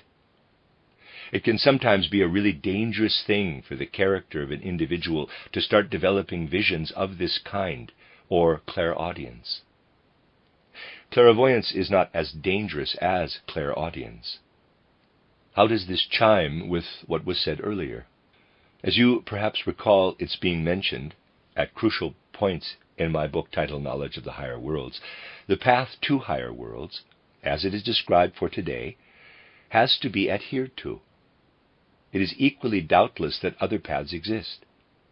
You only have to study this path in the right way for you to soon understand that traits of the sort just described can arise. We must be clear that we contain that soul spiritual core within us, the center of which we encapsulate at its core when we say I or I am. This soul spiritual core of our being is embedded in astral, etheric, and physical bodies. As human beings today, we live inwardly in the world as an actual I. Because all soul activity in the waking human being is in some way connected with their I, capital, they all manifest with the I as their background. I have often cited the real-life example of one of my school friends, who as a boy was already a confirmed materialist thinker. He used to say, "Whenever we think or feel, we are only dealing with processes in our brains. It is thanks to the brain's workings that we think and feel." Even then, he had contrived quite a few theories. How can we speak of an I, of the core of one's being, when it is the brain that thinks and feels? I would counter him by saying, "Why do you tell lies so persistently? How can you maintain that your brain thinks and feels when you say I think and I feel or I will, while believing that your brain does all this?" You could say that this is a cheap and trivial example, but the fact remains that it is ultimately correct, substantively, instantly, and actually valid. Between waking up and falling asleep, we remain connected with our I and cannot disengage it from all that we think, feel, and will. All that we experience inwardly, that is enmeshed with our I, is, as it were, embedded in our astral, etheric, and physical bodies. We are not directly aware of these bodies during normal life. All manner of obscure and inexplicable phenomena surface from the astral body, but most people don't know what takes place within it. Just as when you look at the surface ripples on the sea, you cannot know what is happening in the depths. You only need to observe life to realize how much remains unknown, how little we know of life's secret processes. Let's, for instance, take a 7-year-old child who experiences being unjustly treated by its mother or father. As a result, a distressing commotion ensues, which goes unnoticed, because to all outward appearances it has soon vanished. However, It has only sunk down into the astral body, where it continues to churn and heave. The child continues to grow up, is at school and reaches the age of 16 or 17. Something happens, a teacher does this or that. Another child would only have had a fleeting upset, but this young person commits suicide. Anyone observing life superficially will come up with all sorts of reasons as to what caused them to commit suicide. Only someone who observes life in all its profundity, including all the astral churning and heaving, will recognize that injustice experienced at age 7 is one of the most dangerous root causes lurking in the depths, which is only wrenched forth by the school incident. Had this injustice not been festering, suicide would not have followed. We know scarcely anything about what takes place just below the threshold of consciousness, when the astral body undergoes experiences in the present, let alone how the astral is structured as regards its forming, how its elements are combined, how its being is actually constituted. In this respect, we are embedded within what the soul spiritual beings we call the hierarchies have implanted into us. Below, in the astral, as in the depths of the ocean, countless forces exist that remain invisible as long as the surface ripples are all we notice. In the same way as surface ripples relate to the depths, does the conscious eye relate to all that goes on in the astral body below. The only diver you need to plumb these astral depths is the seer. This is the case to an even greater degree in relation to the ether body, where the depths are even more concealed, let alone with those of the physical body. While human beings can observe the physical externally, they have the least power over it and can merely do what their stomach dictates. Given a choice of combating stomach pain or immoral propensities, most will put aside their moral exertions in favor of a healthy stomach. Our physical bodies are subject to laws not present in the human eye, laws which we annex from the external world through Maya. Astral, ether, and physical bodies are permeated with forces from the beings of the higher hierarchies. Yet this does not prevent them from acting upward into the conscious eye, preventing these forces from welling up from the hidden depths of human existence into the conscious ego, in the way we saw in the real-life case of the child. As a result of the injustice inhabiting the astral body since the age of 7, a force was provoked in the now 16-year-old that erupted into consciousness from their astral body when struck in the face with a blackboard cloth by a teacher. Leaving the classroom, he finds the chemistry lab unexpectedly unlocked, goes in, and takes poison. All the resources available to modern psychology were unable to deduce how forces residing in the astral body would emerge and play out. However, what exists below, in the human subconscious, can rise into the conscious eye through certain behavior. Via the conscious eye, forces from the astral body can potentially be pumped up into consciousness and thus become a chattel of clairvoyance, that is, of supersensory powers. In this we are siphoning powers given to us by the gods. This is in fact something recommended in many of the books giving indications for treading the path of knowledge. Often even those writing such books have no idea of the true process, because they lack the requisite conscientiousness essential for such an undertaking. Now, it is understandable that those forces which have streamed into our astral, ether, and physical bodies from higher hierarchies do belong there. When we siphon them up, we extract something from our constitution. We remove something of what the gods have given us, and weaken ourselves in doing so. This weakening can manifest such that the integral truthfulness which was streamed into us by the gods sustains damage. Forces which previously prevented human beings from lying become depleted to such an extent that they start lying. Herein lies the great difference between attaining clairvoyant powers by means just described and the consistent method which you will find set forth in my book titled Knowledge of the Higher Worlds. What is the basis of this method? Simply this: that on the path of knowledge nothing is developed that is not carried out in accordance with the paradigm of pure moral judgment. This will never flow from the astral body, but must be one in the form of something that rises up like an inner voice into the self-aware I. For whatever is not in possession of a self-aware I cannot be addressed as a moral being. We can speak of morality only in relation to an entity in a position to allow only those impulses to arise that are connected within their innermost being with the very core of that being. Forces other than those of a moral nature are now to arise, forces that help the soul ascend into spiritual worlds. If these are not to issue from our astral body, they cannot issue from us at all. It is impossible that they should issue from ourselves, because what originates in us would have to have its origins in our conscious I.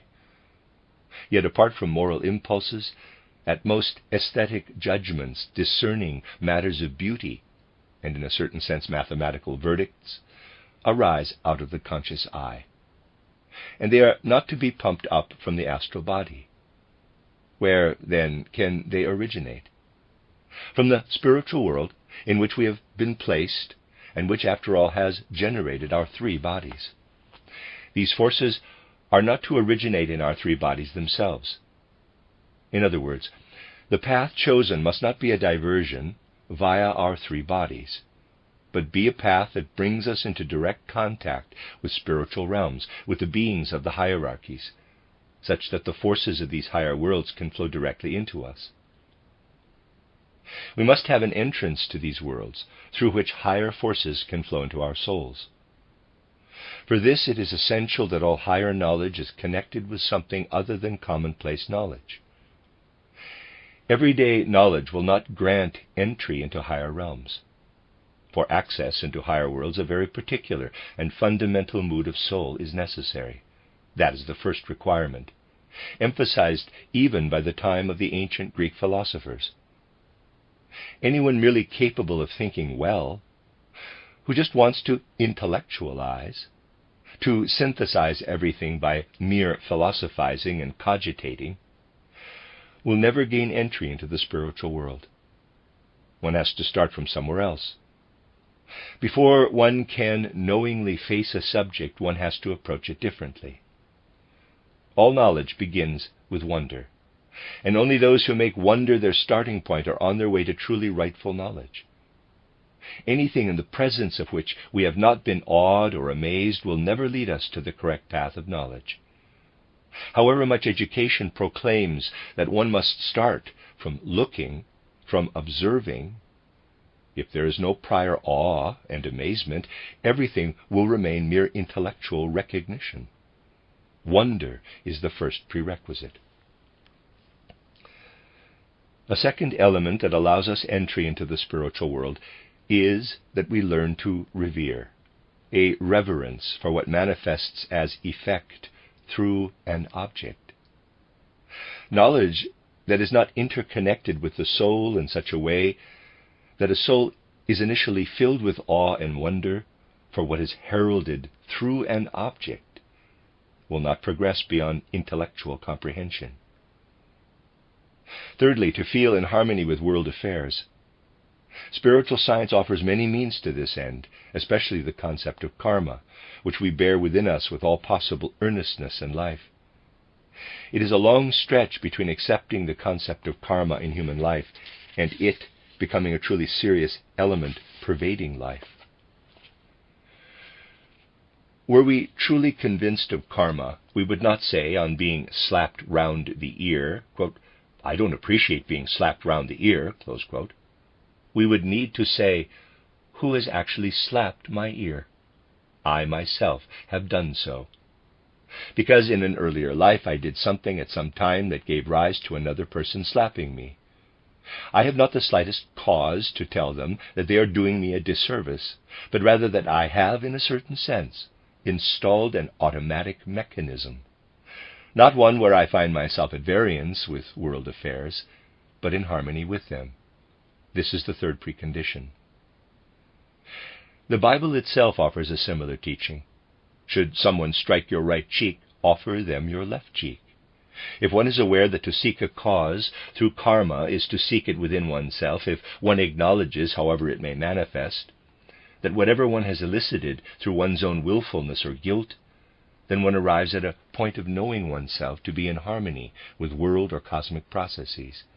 That is the third aspect. A fourth is complete surrender to these world or cosmic processes, seeing oneself as just one element among them. We can thus enumerate 4 qualities through which we can relate to the outer world, toward life's externals. Firstly, with wonder and awe. Secondly, with reverence, with veneration. Thirdly, by knowing oneself to be consonant with world and cosmic processes. And fourthly, by utterly surrendering to these world processes. By developing these qualities, we open our souls, we unfasten them, so that forces can infuse us in vestal purity from out of the spiritual world. Forces we can breathe in like fresh mountain air, after having breathed stale air expended by other organisms.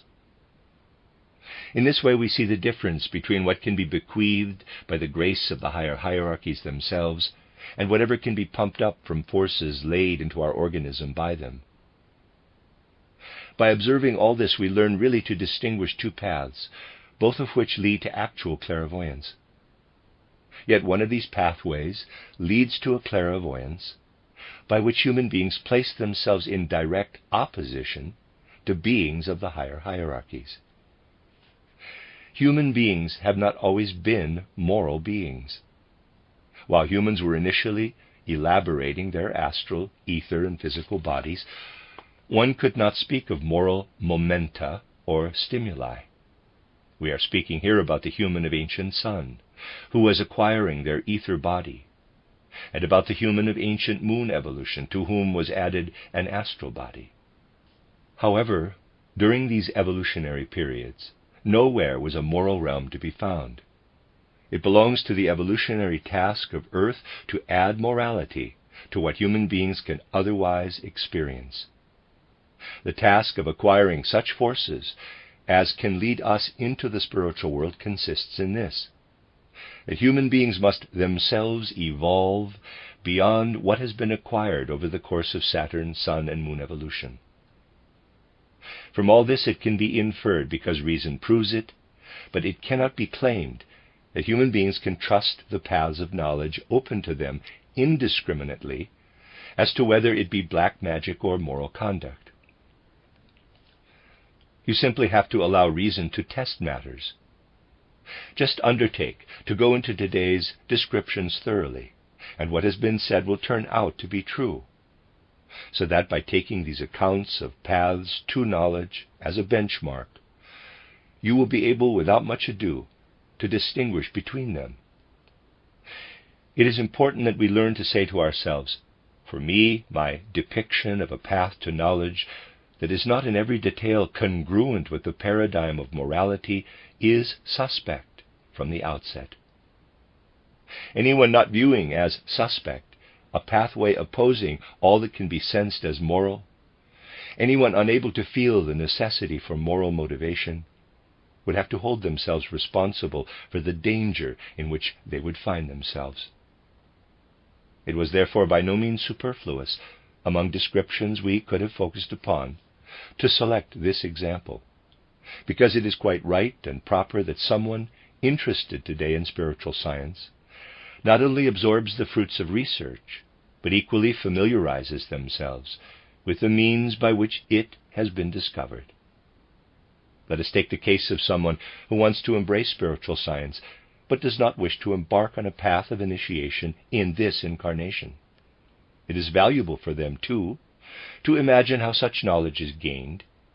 They can acquire a view of it, just as a chemist can arrive at an axiom by hearing an account of the experiment by which it was achieved, even if they themselves have not carried out that particular experiment.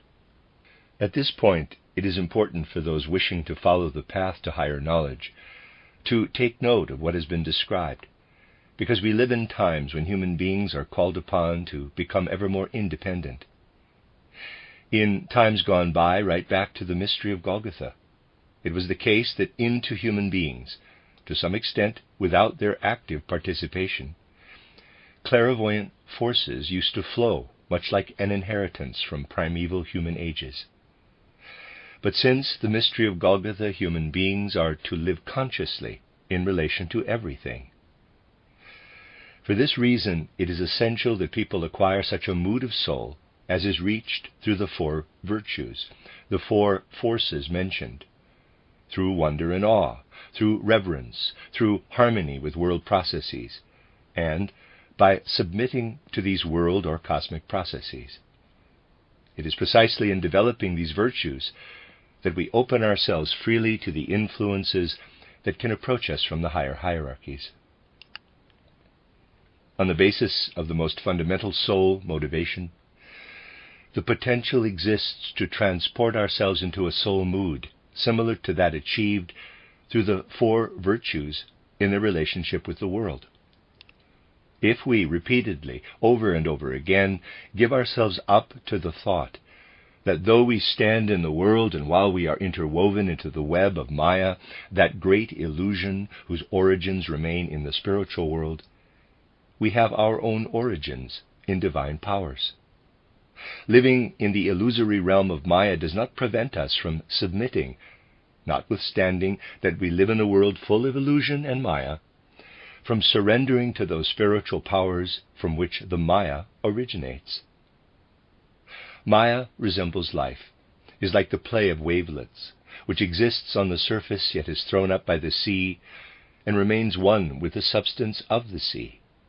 Just as truly as ripples emerge from the realm of the sea, as spume is formed from the substance of the sea, just so does the realm of Maya arise from its spiritual substratum.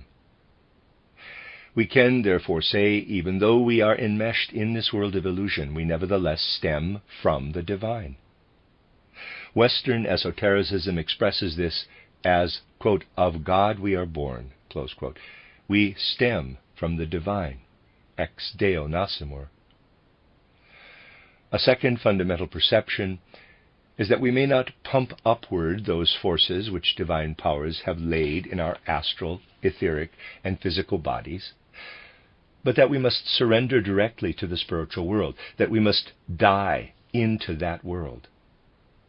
We do this through the four virtues: wonder and awe, reverence, harmony, and experiencing surrender to world processes. These are moods which bring us ever closer to what Western esotericism expresses in, quote, "in Christ we die," close quote, "in Christo morimur." This, in turn, raises hope that we will approach an awakening in the spiritual world, that forces will arise in us, will be newly bestowed on us, as they were once bestowed on the astral body. Through the Holy Spirit, we will be newly reawakened, will again be transported to spiritual worlds, so that human beings can again ascend to higher realms, per spiritum sanctum revivissimus. We should be aware that the esotericism, suitable for modern times, must shun all methods which pump upward, from lower bodies up into the eye, forces intended to lead to higher knowledge. We are healthy only when those forces are kept down, below. It is a false esoteric path if we cloud our consciousness in one way or another, and then deem certain things to be right merely by having pumped upward forces which, had they remained in their rightful places, would not have allowed us to consider them correct. These are serious matters, which can lead to understanding, properly, why in the book titled Knowledge of the Higher Worlds, the forces for developing clairvoyant faculties are located by the larynx. These are, in the highest possible sense, moral capacities, qualities also portrayed in the teachings of Buddha as the Eightfold Path. To a certain level, these are moral capacities. Further on, they also lead to a thorough moralization of our knowledge, to its saturation with what otherwise remains among our morals. The end of Lecture 3.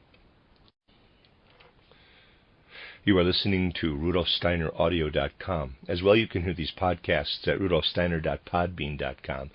Please consider becoming a patron.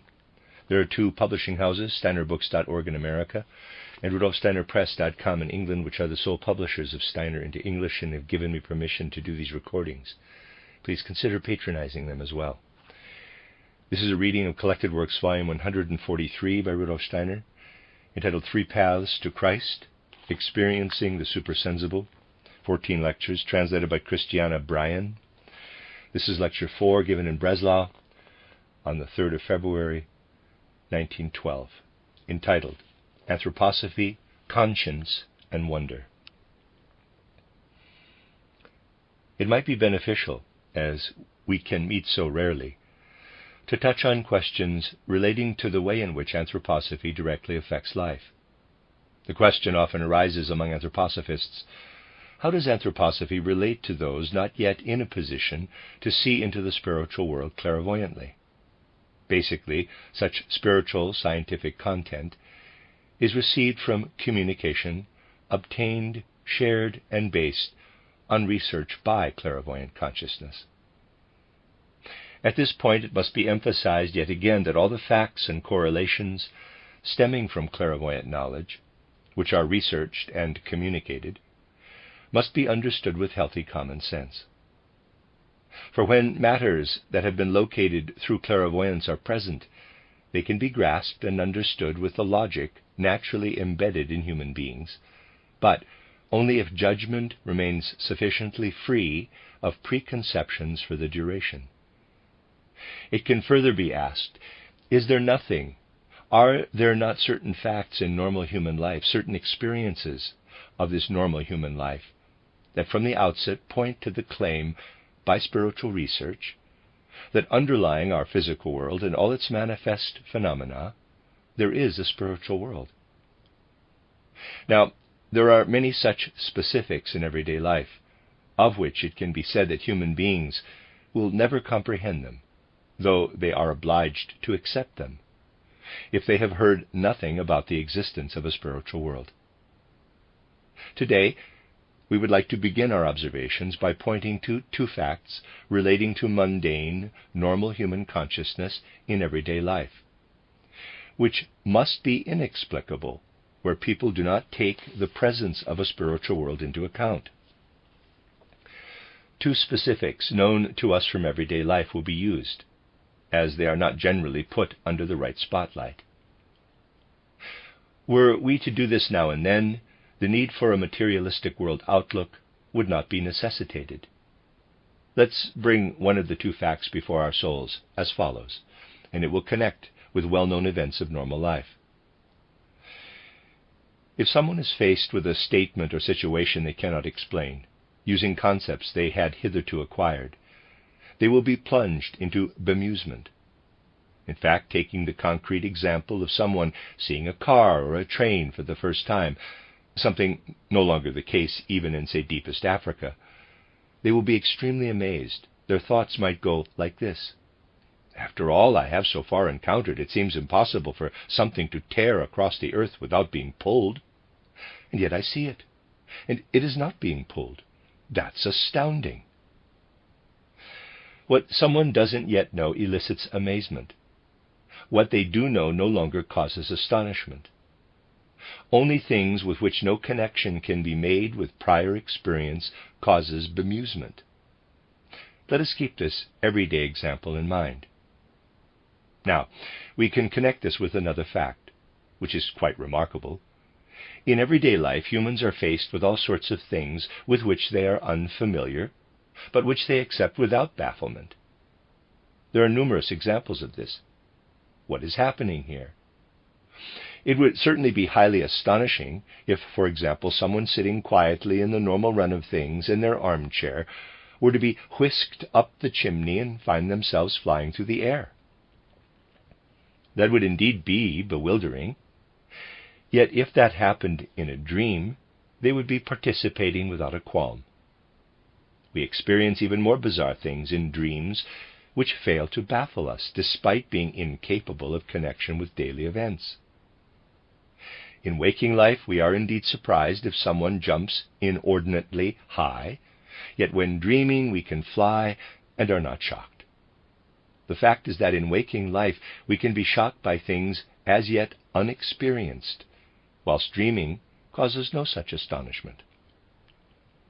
This second fact, toward which we are turning our attention by way of introduction, is a question about conscience.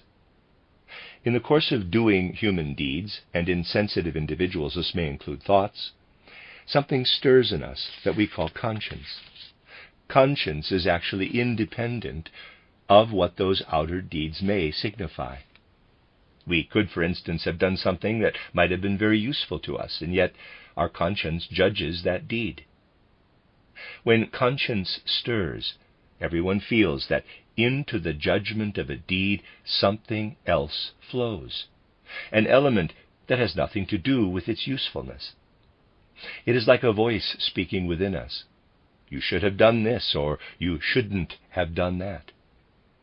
We are confronted with the fact of a conscience, and we know how strong this cautionary power of conscience can be, how it can follow us through life. We know also that the presence of a conscience cannot be denied.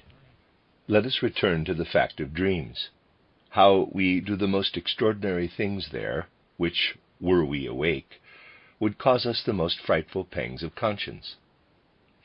Everyone will be able to confirm from their own experience that they do things in their dreams without the slightest stirring of conscience, things which would make their conscience shout out were they awake. So these two facts, that of astonishment or bewilderment, and that of conscience, are strangely enough switched off in dreaming. Things such as this generally go unnoticed in normal life, and yet they illuminate deep into the substrata of our existence. In order to shed some light on these aspects, I would like to point to another fact, one that relates less to conscience than to astonishment. In ancient Greece, a saying was current that all philosophy stemmed from wonder, from awe.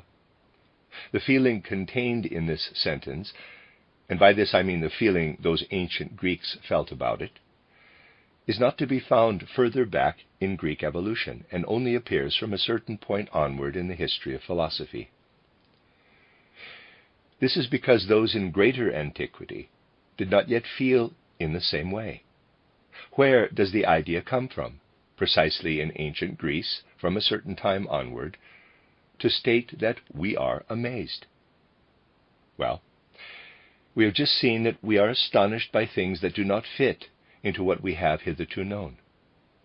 If we are bemused by the surprises in everyday life, this contains nothing special, nothing much more than an amazement at something extraordinary. Those surprised by cars or trains are merely in awe of something not yet witnessed, and their amazement is no more than wonder at something extraordinary. Far more astonishing than surprise at seeing cars or trains, or the wonder at what is non-usual, is the fact that human beings can also start to wonder at what is usual. For example, to be astounded by the fact that the sun rises each morning.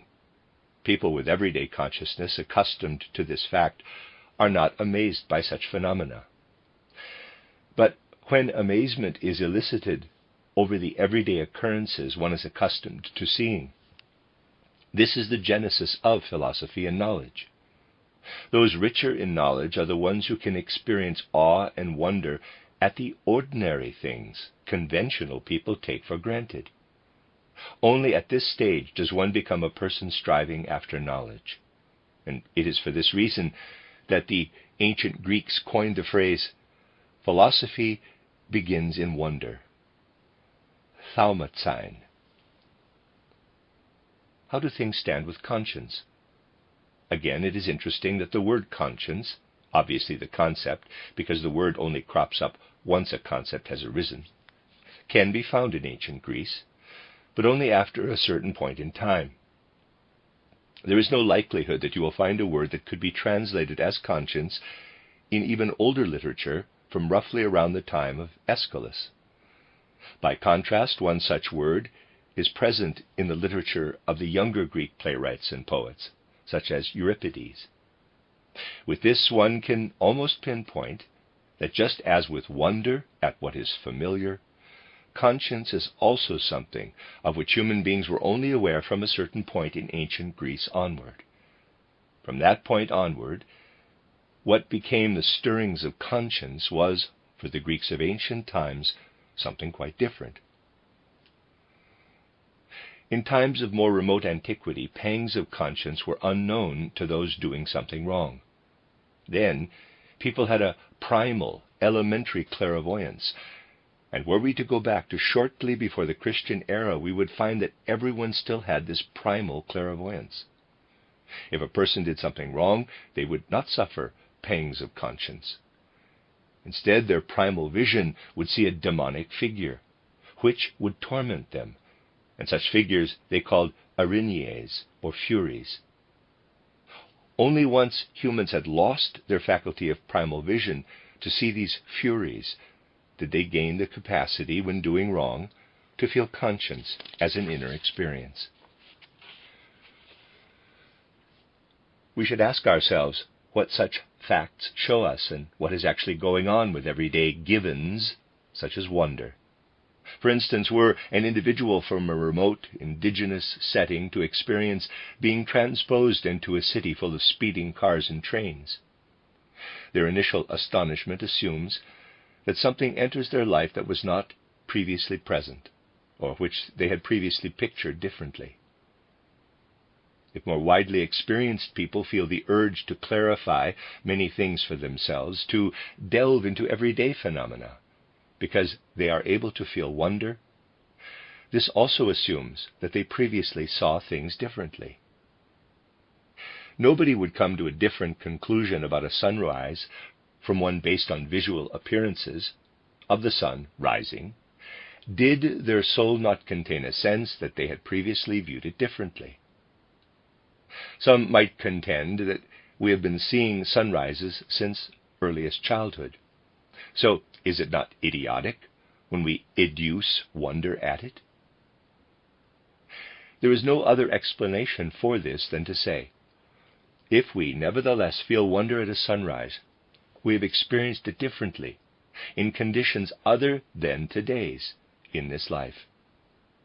For if spiritual science tells us that between birth and a previous life we existed in a different state, we have in the fact of wonder at such an everyday occurrence as the usualness of a sunrise nothing other than an indication of that previous condition in which we perceived a sunrise, although in that state it was without physical sense organs. We perceived all this with spiritual eyes and with spiritual ears. At that moment, people felt dimly, you are standing in the light of the rising sun, by the roaring sea, by burgeoning plants, and you are astounded. At this very moment, within the wonder lies the knowledge that you once perceived this differently than you do with physical eyes. It was with spiritual organs that we perceived this, before we descended into the physical world. Dimly, we feel that it looked different when we saw it before. This was and can only be before birth. A fact such as this requires us to recognize that knowledge would not be at all possible had human beings not stepped down from a previous suprasensory existence into this life. There would otherwise be no explanation for wonder, and the knowledge contingent upon it. Of course, people do not remember in clear concepts what they experienced differently in their pre-birth life, but even if this is not clear in thought, it nevertheless arises in feeling. Only through initiation can it be brought with one in the form of a clear memory. Let us go into the fact that we are not amazed in dreams. The first question to answer is, what exactly is a dream? A dream is an ancient fragment inherited from previous incarnations, from a time when human beings in earlier lives experienced different states of consciousness of a clairvoyant nature. In the further course of evolution, however, this ability to look into soul's spiritual worlds was lost. It was a twilight clairvoyance, and its evolution began earlier with a dim vision that led gradually to the clear waking consciousness of today. This in turn could develop in the physical world to the point that, once fully unfolded, it could again ascend into soul's spiritual realms, but now with capacities which the I, capital, could gain through wakeful consciousness. What had human beings won long ago through ancient clairvoyance? Something of that gain persists as dreams. A dream is distinguishable from archaic clairvoyance in that it is experienced by a modern person, one who has developed a consciousness containing the drive toward knowledge. Dreams, being remnants of an earlier clairvoyance, do not contain this urge for knowledge, and it is for this reason that people experience the difference between wakeful consciousness and dream consciousness. However, what was not contained in the old dim clairvoyance, wonder, awe, can similarly not enter dream consciousness nowadays. Wonder and amazement cannot find entry into dreams, yet they are present in waking consciousness when we turn toward the external world. When dreaming, humans are not in the outer world. Dreaming is a translocation into the spiritual world, where things of the outer world do not pertain and are not experienced. It is precisely in their connection with the outer world that human beings have learned wonderment. While dreaming, they just accept everything that approaches them, as they did when they still had their dim clairvoyance. In those days, they could simply accept everything, because spiritual figures would come and show them what they had done in terms of good or evil. For this reason, humans had no need of wonder. In this way, dreams show us, purely through being constituted as they are, that they are an inherited remnant of ancient times, times when there was no amazement at commonplace things, and conscience did not as yet exist. We are now at the point when we ask ourselves why it was necessary for humans, who were at that time clairvoyant, not to remain so. For what reason did humans descend? Did the gods senselessly banish them down here? Actually, it is the case that human beings would never have achieved what is inherent in wonder, nor what is inherent in conscience, had they not descended as described. This descent was in order to gain knowledge and conscience, because they can only be acquired by being separated from spirit worlds for a while. Human beings have been acquiring knowledge and conscience down here to enable them to reascend, but now together with them. Spiritual science shows us how between death and a new birth, human beings spend a certain time span in a purely spiritual world. Immediately after death, we undergo a time of kamaloka, the condition in which we tarry in a soul region for the cleansing of cravings, in a place, as it were, half in the spiritual world, where human beings look back upon their instincts and sympathies, still attracted through them to what bound them to the physical world. Only when this time of kamaloka has been expunged can they experience a purely spiritual life, or devakan. What does the human being experience when they step into this purely spiritual world? How does each person experience this? Even normal, everyday intellectual consideration shows that the regions between death and another birth must look quite different from our physical environs here. Here we see colors because we have eyes. We hear sounds because we have ears. But when, in a life beyond death, in spiritual existence, we have no eyes and ears, we can no longer perceive these colors and sounds. Even down here we see and hear less well, or not at all, if we do not possess good eyes and ears. To anyone who thinks about this a little while, that will be obvious. Evidently, we need to imagine the spiritual world differently from this world in which we live between birth and death. How the world has to change when we step through the gate of death can be imagined if we make a small comparison. Let us imagine that someone sees a lamb and a wolf. That person can perceive the lamb and the wolf with all the organs of perception available to them in physical life. They see the lamb as a material lamb and the wolf as a material wolf. They can also recognize other lambs and wolves and call them respectively lambs and wolves. They have a conceptual image both of lamb and wolf. One could say, and indeed one does say, that this conceptual image of animals is not visible. It exists within the animal. One does not materially see the nature of lamb nor wolf. One forms concepts of the being of lamb and wolf, yet the being of the animal is invisible. There are theoreticians of the view that the concepts we form of wolf and lamb only exist within ourselves and have nothing to do with wolves or lambs per se. Anyone who maintains this should be required to feed a wolf with lambs for as long as it takes until it has been scientifically proven that the wolf and every particle of its body now consists entirely of lamb substance. Then they would see whether a wolf has been transformed into a lamb. If it should transpire that the wolf has not become a lamb, then it will have been proved that the concept wolf, in quotes, can be distinguished from a material wolf, and that the conceptual wolf transcends its material counterpart. This invisible element, only created as a concept in normal life, is visible after death. Neither the white color of the lamb nor the sound it emits are audible there, but what is perceptible is the invisible principle governing the lamb, which is just as real and is present for those living in the spiritual world.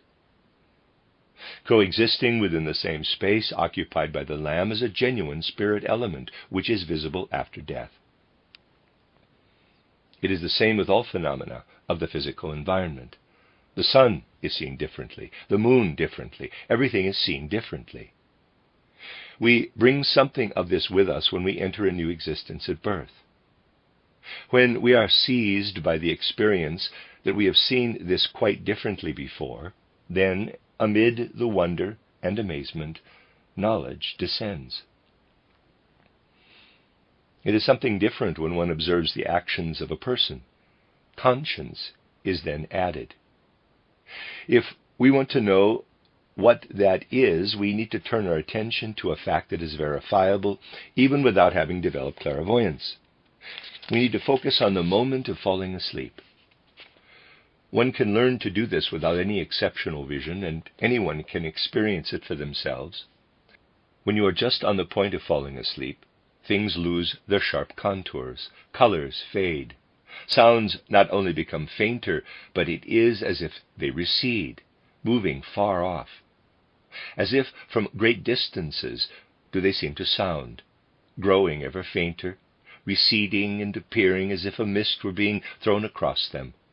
Limbs become heavier. They feel unlike their condition when awake. They seem to have a weight of their own.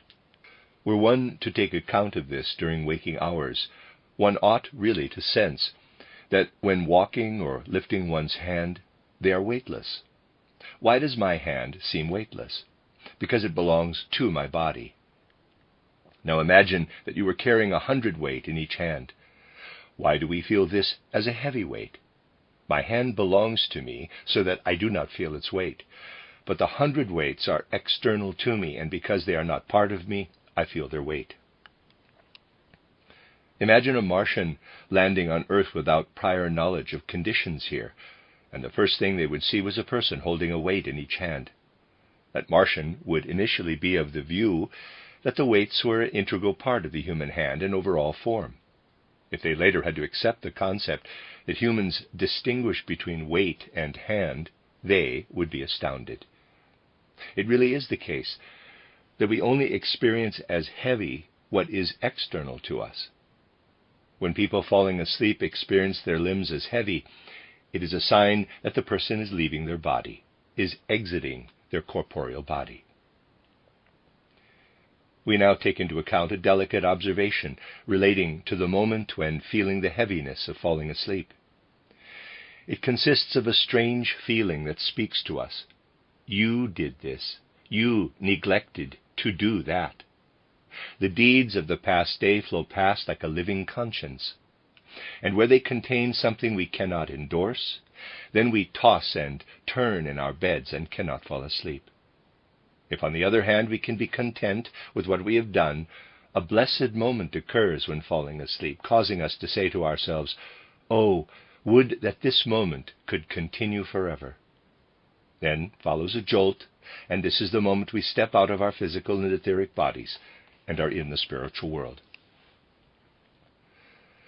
Let's focus on the moment when we experience a living conscience arising. Not having the strength to do anything sensible, a person tosses and turns in their bed. This unhealthy state prevents them from falling asleep. This happens at the very moment when they are about to leave the physical plane behind to enter another world, which, however, does not want to receive what we call a bad conscience. We cannot fall asleep because the world into which we ought to enter during sleep rejects us. This is why the exhortation to do deeds in harmony with your conscience is nothing less than having a premonition of the sort of human being we ought to be in future, a person capable of entering the spiritual world. If in wonder we encounter an expression of something we have seen earlier, so conscience is a manifestation of our future ability to see in the spiritual world. Conscience is an indicator as to whether we will shrink in horror or whether we will feel blessed when we are eventually able to evaluate our deeds in Devachan. Conscience is a prophetic preview of the way in which we will view our deeds after death. Amazement and the desire for knowledge on the one hand, and conscience on the other, are living signs of the spiritual world. These phenomena cannot be explained unless the spiritual world is included in the explanation. The person who can experience world realities in reverence will be more inclined to become an anthroposophist, showing reverence and awe in face of world phenomena. It is precisely the more developed souls who will be able to experience ever greater wonder. The less one is able to wonder, the less advanced is the soul in question. It is the case that people express far less wonder at daylight events, toward the everyday phenomena of life, than, for instance, in face of the wondrous starry firmament in all its majesty. Yet higher soul development actually only begins when one is able to wonder as much at the smallest flower, the tiniest leaf, the most unassuming beetle or worm, as the mightiest cosmic processes. It is basically quite strange. People are generally keen to ask for explanations of the things that move them sensationally. People living near volcanoes, for instance, will ask about the causes of volcanic eruptions because they need to pay more attention to such facts than to other everyday events. Even people living far from any volcano seek information because this is both exciting and sensational for them. But when someone has a soul configured such that they enter life being amazed at everything because they sense that their entire surroundings contain a spiritual element, they are no more astounded by a volcano than by the minute bubbles and craters in their milk or their breakfast coffee. They are equally amazed by what is small as by what is large. Approaching everything with wonder is a memory of how we could see before we were born. By approaching all our deeds with our conscience means having the vivid anticipation that every deed we do will appear to us in a different guise in future. People who feel this are predestined, to a greater extent than others, to be drawn to spiritual science. We live at a time when certain things emerge that can only be explained by spiritual science, things which defy other explanation. People behave very differently when confronted with such things. Nowadays we can doubtlessly observe all sorts of human characteristics, yet within the most varied of character nuances, two main types of nature stand out. One of these natures can be seen as pensive, tending toward reflection, able to feel astonishment at everything, and who always feels the stirring of their conscience. All sorts of distress, of gloomy, melancholic moods, can settle in such souls under the aegis of an unsatisfied longing for explanation. A sensitive conscience can make life more difficult. Another sort of person is also prevalent today, however. They do not long for any such clarification of the world. For them, every explanation of the world based on spiritual research is frightfully boring. They prefer to launch into things robustly rather than seek explanations. And if one starts to give an account of anything, they will start yawning.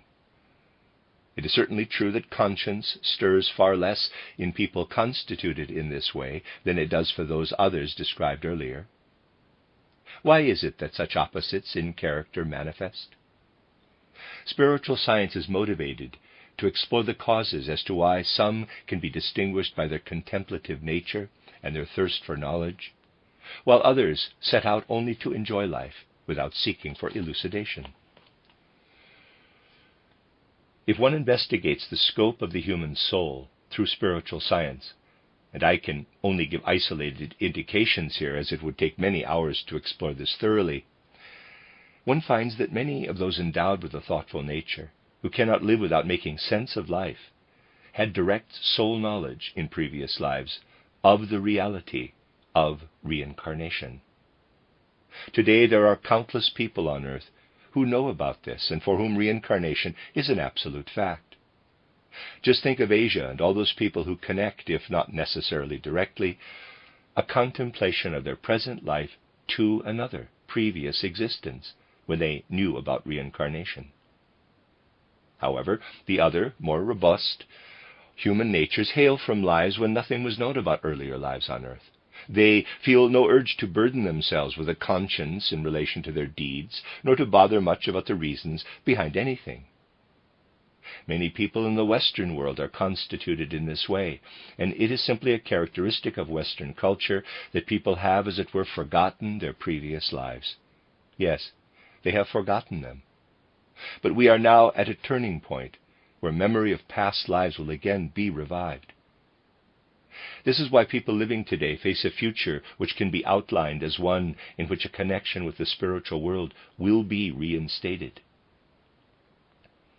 Today this only applies to a few people, but during the course of the 20th century, it will be a widespread feature among populations. It will be like this. Let's imagine that someone has done this or that, and afterward their conscience is plaguing them. It is like that now. Later, however, once a spiritual connection has been restored, human beings will feel compelled, after having done something or other, to retreat slightly from their deed, as if with eyes bound shut. A picture similar to a dream image, but quite a vivid dream picture, will arise of the necessary future consequences of their deed. And when they experience this, will think something like this: yes, though I am the one experiencing this, I have not yet experienced what I am now seeing. For all those who have heard nothing of spiritual science, this will be something terrible. On the other hand, those who have prepared themselves for what will face all future humanity will say to themselves, though I have not yet undergone it, in future I will nevertheless know it to be the karmic adjustment for what I have just done. Today we stand as if in the forecourt of times in which karmic compensation will appear prophetically to people, as if in a dream image. Now imagine this experience becoming ever stronger and more compelling over the course of time, and you will see the humanity of the future, who will be able to see how their deeds are karmically rebalanced. By what means will it come about that human beings become capable of seeing this karmic compensation? This is connected with the fact that the human beings of old had no conscience, but instead, following wrongdoing, they were plagued by the Furies. That was ancient clairvoyance, and it has passed. Then there followed a time when the Furies could not be seen. The Middle Ages, when what the Furies used to exact arose inwardly as conscience. Now we are gradually approaching times when we will again perceive karmic recompense. Having won a conscience, humans will henceforth be enabled to gaze into spiritual worlds. If certain people of an inward nature presently become aware that they had in former lives gained forces which manifest, through wonder, as a memory of those former lives, people of today will also take with them into future incarnations such forces, if they today acquire knowledge of spiritual worlds. But those who have balked at absorbing an elaboration of the laws of reincarnation will, by contrast, have an awful time of it in the future world. For such souls, this will be a terrible fact. Today we live in an age where people just about manage to get by in life, even if they have no concept of life as regards spiritual worlds. But this age, condoned, as it were, by cosmic forces, ends such that people who have no connection with the spiritual world will, in their next lives, grow up not understanding the world into which they are born. And when they leave what has become an incomprehensible physical existence at death, they will continue to have no understanding for the spiritual world, in which they are too mature. Obviously, they will enter the spiritual world, but they will not be able to grasp it. They will find themselves in a bewildering environment that makes them feel as though they do not belong in it, and which plagues them as only a bad conscience can. When they enter their subsequent incarnation, it will be just as dreadful. They will suffer all manner of urges and passions, and will appear to be living in illusions and hallucinations, because they can evince no wonder or amazement. Today's materialists face a future in which they will be horribly beset by torturous illusions and hallucinations, because what that person thinks in this life will later be experienced as delusions and hallucinations. We can imagine this most intensely. By way of example, let us take two people walking along the road together. One is a materialist, the other a non-materialist. The latter says something about the spiritual world. The other says or thinks, "Oh, that's all nonsense. It's just a load of illusions."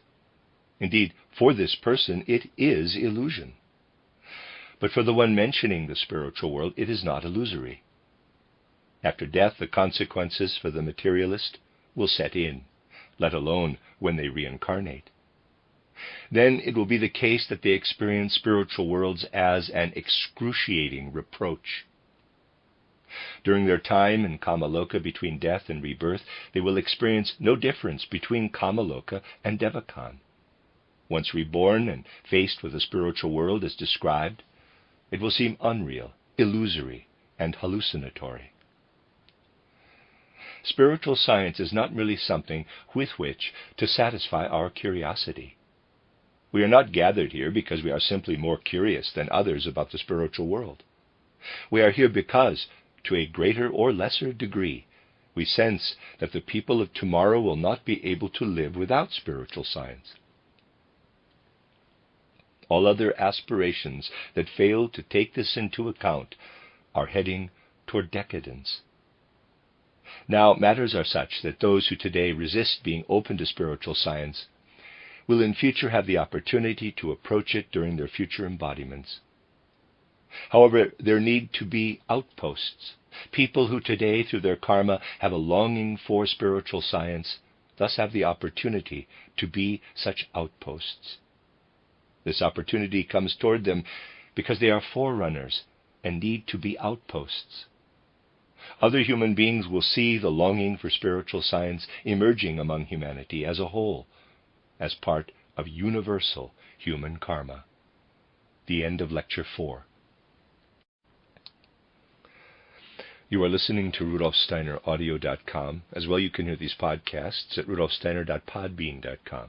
Please consider becoming a patron. There are two publishing houses, SteinerBooks.org in America and RudolfSteinerPress.com in England, which are the sole publishers of Steiner into English and have given me permission to do these recordings. Please consider patronizing them as well. This is a reading of Collected Works, Volume 143 by Rudolf Steiner, entitled Three Paths to Christ. This is Lecture 5, given in Munich on the 25th of February, 1912, entitled Reflecting Levels of Consciousness. Today and the day after tomorrow, it will be my task to discuss some of the more important aspects of consciousness and karmic connections. Essentially, I would like to follow on from the topics of yesterday's public lecture. Our situation is such that in public lectures for a wider audience, certain matters have to be presented differently from the way in which it is possible to consider them in branch meetings, because branch members, having worked together and concerned themselves over longer periods with such material, have been prepared to receive and understand things in a way that cannot apply to larger public settings. We saw yesterday that we could speak about hidden aspects of human soul life, and we need to contrast these unseen soul aspects with the specifics of normal everyday consciousness. If you cast a superficial glance at the concepts, moods, impulses of will, in addition to all the perceptions with which we are faced from the external world, from waking in the morning to falling asleep at night, you have a collection of what can be called the sum of everyday consciousness. Everything contained in our conscious daily life, all this depends on the instrument of a physical body. You find the most immediate and obvious proof of what has just been said in the fact that human beings have to wake up in order to participate in the actualities of normal conscious life. For us, this means that they have to dive down into their bodies with the elements that remained outside their physical bodies during sleep.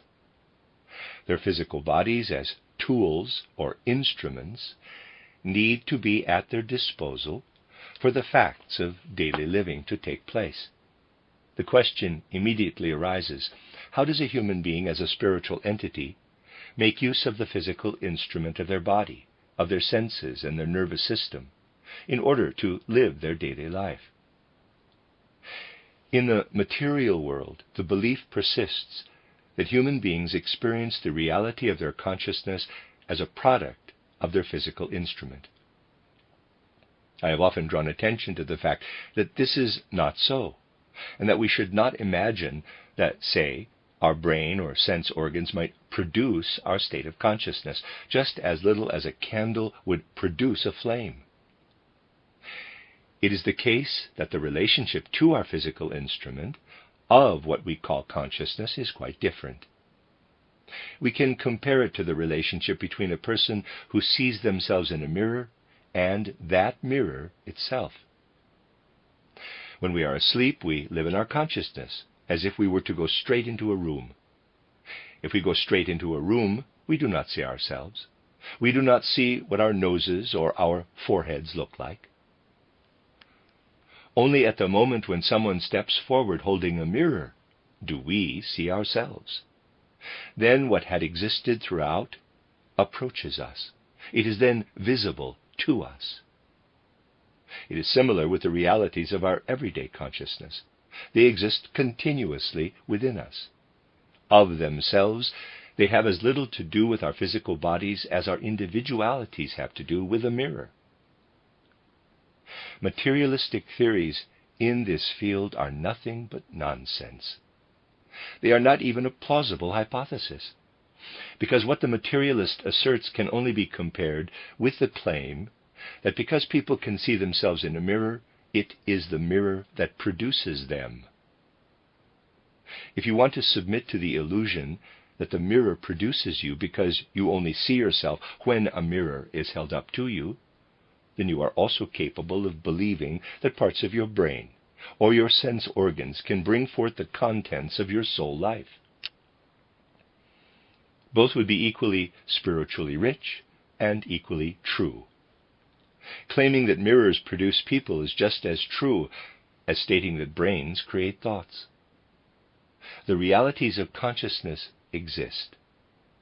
We only need our organism to be able to perceive those realities of consciousness. For this, we need our physical body, which we see mirroring factual consciousness. Thus we have in our physical body something which we can call a mechanism for mirroring or reflecting the occurrences of our daily consciousness.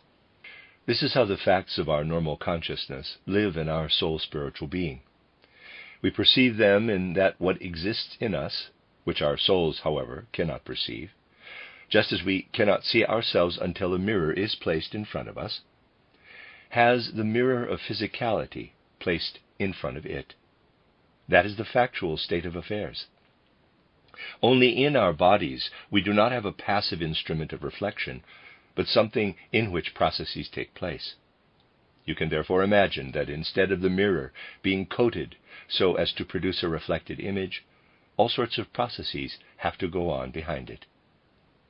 This comparison is sufficiently extensive to really characterize the relationship of our soul spiritual being to our physical bodies. We would like to posit that for everything we experience in everyday consciousness, the physical body is the corresponding reflective device. Behind, or if you like, below, these events of normal consciousness are also those components which well up into normal soul life, and which we know to be realities living in the hidden depths of our souls. Poets and artists experience something of this, if they are a true poet or artist, when they are aware that they are not inspired by logical considerations, nor by what they perceive in the normal course of events, but by what emerges from unknown depths and does really exist, without having been constructed by the forces of normal consciousness. Yet other elements emerge from the veiled depths of our soul life. Here we have influences which, without us normally being aware of their origins, play into our daily consciousness. We saw yesterday that we can delve much deeper into the realm of semi-consciousness, the realm of dreams. And we know that dreams rise upward from the hidden recesses of soul life, and that we cannot simply or conventionally dredge them up through the exertions of our consciousness. When a dream picture, long buried in memory, emerges in the soul, as so often happens, it is the case that by far the majority of people would never, through sheer contemplation, be in a position to retrieve such pictures from the subterranean repositories of their souls, because their normal consciousness does not reach deep enough. However, what lies beyond the reach of normal consciousness is readily accessible to the subconscious. In that semi-conscious state of dreaming, what has been relegated to storage in oblivion can be hauled up. It is dislodged, and it breaks out. Only such things surface as have not found expression, have not had their effect in the usual way that forgotten, submerged things of the soul's depths find their outlet in experience. We become healthy or sickly, ill-humored or cheerful, not due to factors that usually affect the course of our lives, but as a physical state, which, as a result of our life experience, having been suppressed and no longer remembered, works on in our soul, shaping the person we become in life. Many lives would be quite explicable if we knew what had become submerged over the course of that life. We would understand individuals much better in their 30s, 40s, or 50s if we could trace their lives back to childhood. We would then know why they were in a particular state, why they felt so deeply dissatisfied with this or that relationship, without being able to say what has caused their distress. Were we able to do this, we would arrive at a view as to why parents and other individuals in the child's surroundings had affected that child, what joy and sorrow, what enthusiasm or pain had been caused, all of which may have been completely forgotten, but which has had its effects in the entire disposition of that person. Because What has rolled downward out of our consciousness works on, causing waves in the buried depths of the soul. The strange thing is that what is continuing to work affects us ourselves first and foremost, remaining within the sphere of our personalities. When clairvoyant consciousness descends to those levels, and this is achieved through imagination, through what we call imaginative knowledge, where the subconscious elements mentioned hold sway, it is here that the human individuality finds itself. It finds in itself what lives and undulates. And that is good, because human beings need to find themselves, must get to know themselves in true self-knowledge, must really look at all the instinctive forces working within them and truly recognize them. If human beings press onward with clairvoyant consciousness into their subconscious, having practiced exercises in imaginative knowledge, yet without being mindful that they will initially encounter only themselves, complete with everything that they are and they contain, they will be subject to the widest array of errors. This is because, in parallel with normal modes of consciousness, one is not in the slightest aware that one is only dealing with oneself. At a certain point, it can happen that one has visions, or, let's say, sees figures, which are completely new in the context of what one has hitherto garnered through life experience. That can happen. Were one to imagine, however, that these must already be manifestations of higher worlds, one would be in the grip of serious delusion. Such things do not manifest in the same way as aspects of inner life appear to normal perception. If you have a headache, this is a fact of ordinary consciousness. You know that the pain is located in your head. If you have a stomach ache, you perceive this to be in yourself. If you descend into those depths we call the hidden recesses of soul, you can only be within yourself, and yet you can construe what confronts you there as if it were external to yourself. As an example, let's take a striking case of someone who had the dearest wish to be the reincarnation of Mary Magdalene. I once related that I had encountered 24 Mary Magdalene cases in my lifetime. Let's assume that someone admits to no such wish. We don't need to admit our wishes to ourselves with our upper consciousness. That is not necessary. So, someone reads the story of Mary Magdalene in the Bible and is extremely taken with it. Simultaneously, in their subconscious, the desire can grow to be Mary Magdalene. In their upper consciousness, they have nothing more than an admiration of this figure. In their subconscious, such that they know nothing of it, a certain greedy ambition to be this figure is engendered. This person now makes their way through the world. For as long as nothing else crops up, their daily consciousness, in other words, what they are aware of, simply approves of Mary Magdalene. Their subconscious, however, harbors a burning desire to actually be Mary Magdalene, though they are unaware of this. They are therefore unembarrassed by it. They proceed in accordance with the paradigm of their normal consciousness. They can go about the world without their upper consciousness being troubled by any desire to be Mary Magdalene. But let's imagine that by applying some occult means or other, such a person is able to access their subconscious. They descend into their subconscious. They do not need to notice the fact that, quote, "in me is a voracious wish to be Mary Magdalene," close quote, in the same way as one would notice a headache.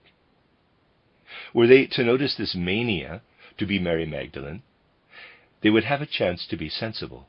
They would behave in relation to this desire in the same way as they would toward a headache. They would try to get rid of it.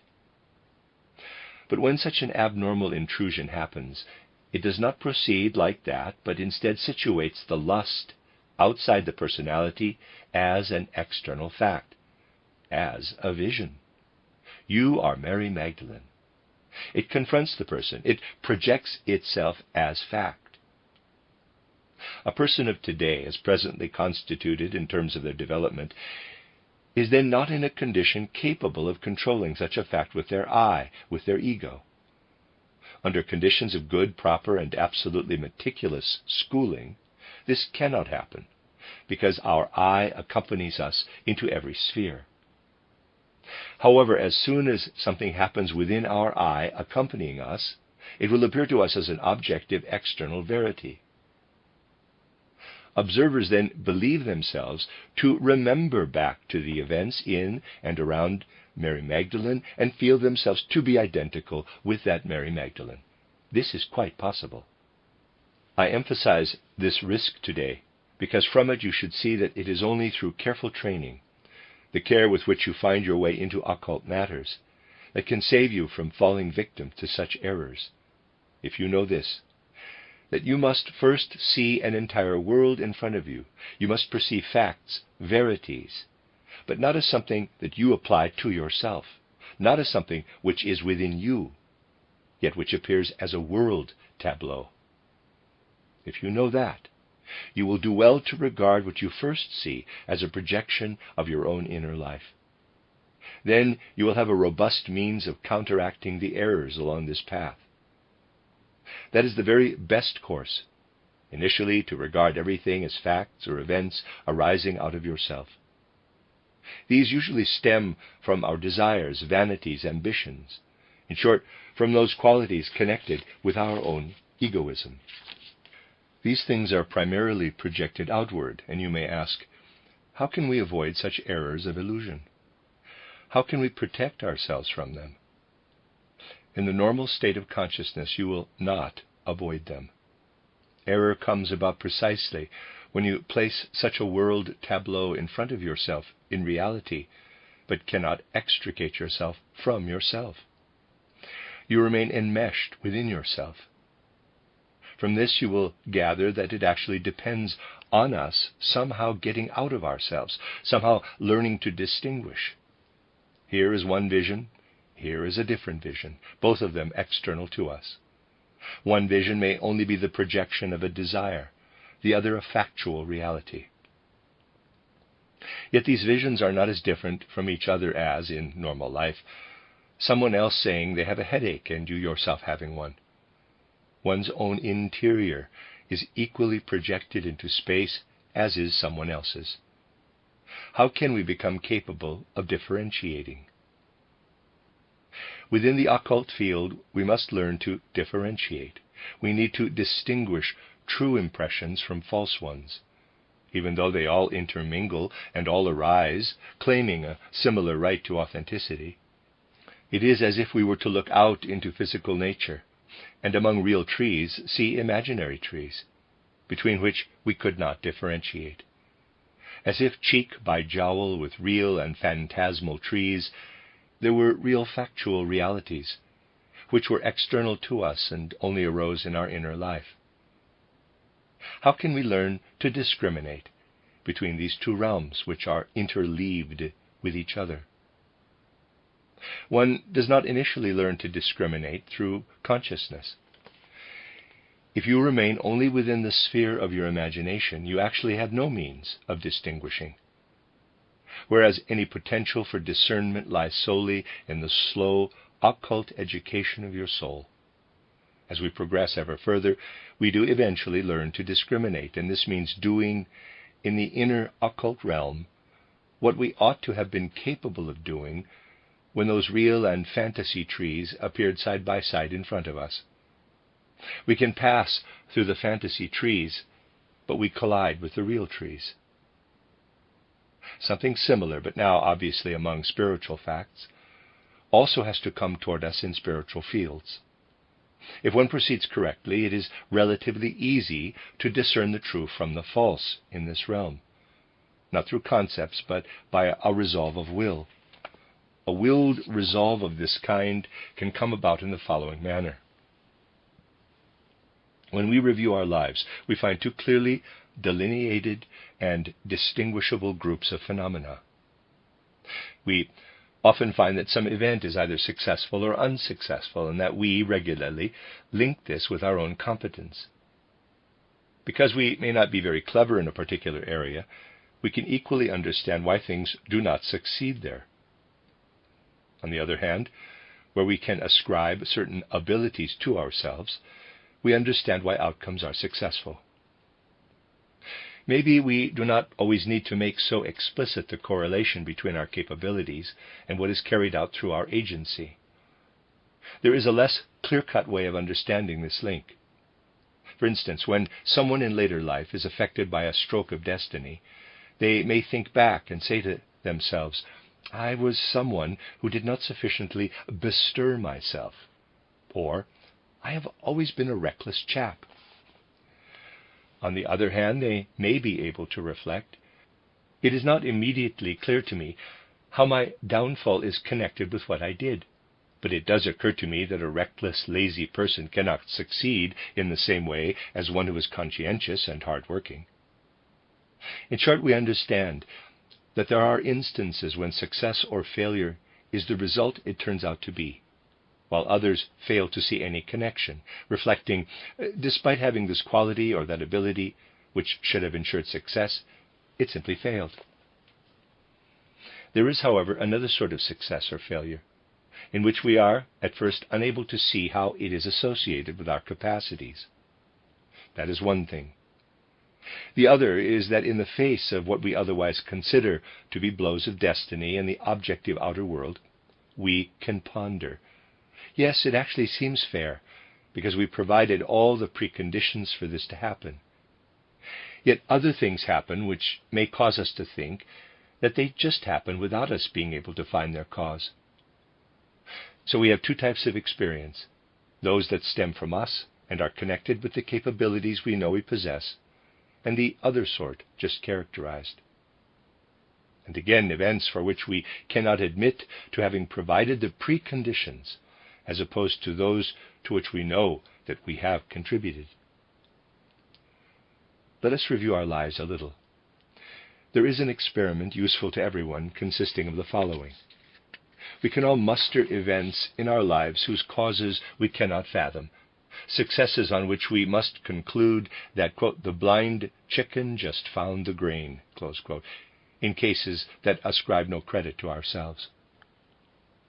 We also summarize remembered instances of failure in the same terms. Then we can focus on external events which have struck us as coincidental, and for which we know of no motivation nor cause. Now let's try the following experiment.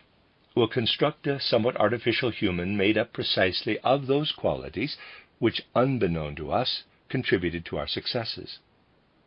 If something has succeeded due to the essential wisdom we were too foolish to provide at the time, we construct for ourselves someone who is particularly wise in that area, and for whom the undertaking ought to have succeeded. Or, for an external event, we do this. Let's say a tile falls onto our head. Initially, we cannot fathom what caused this, but we imagine a person who has provoked this tile onto head event.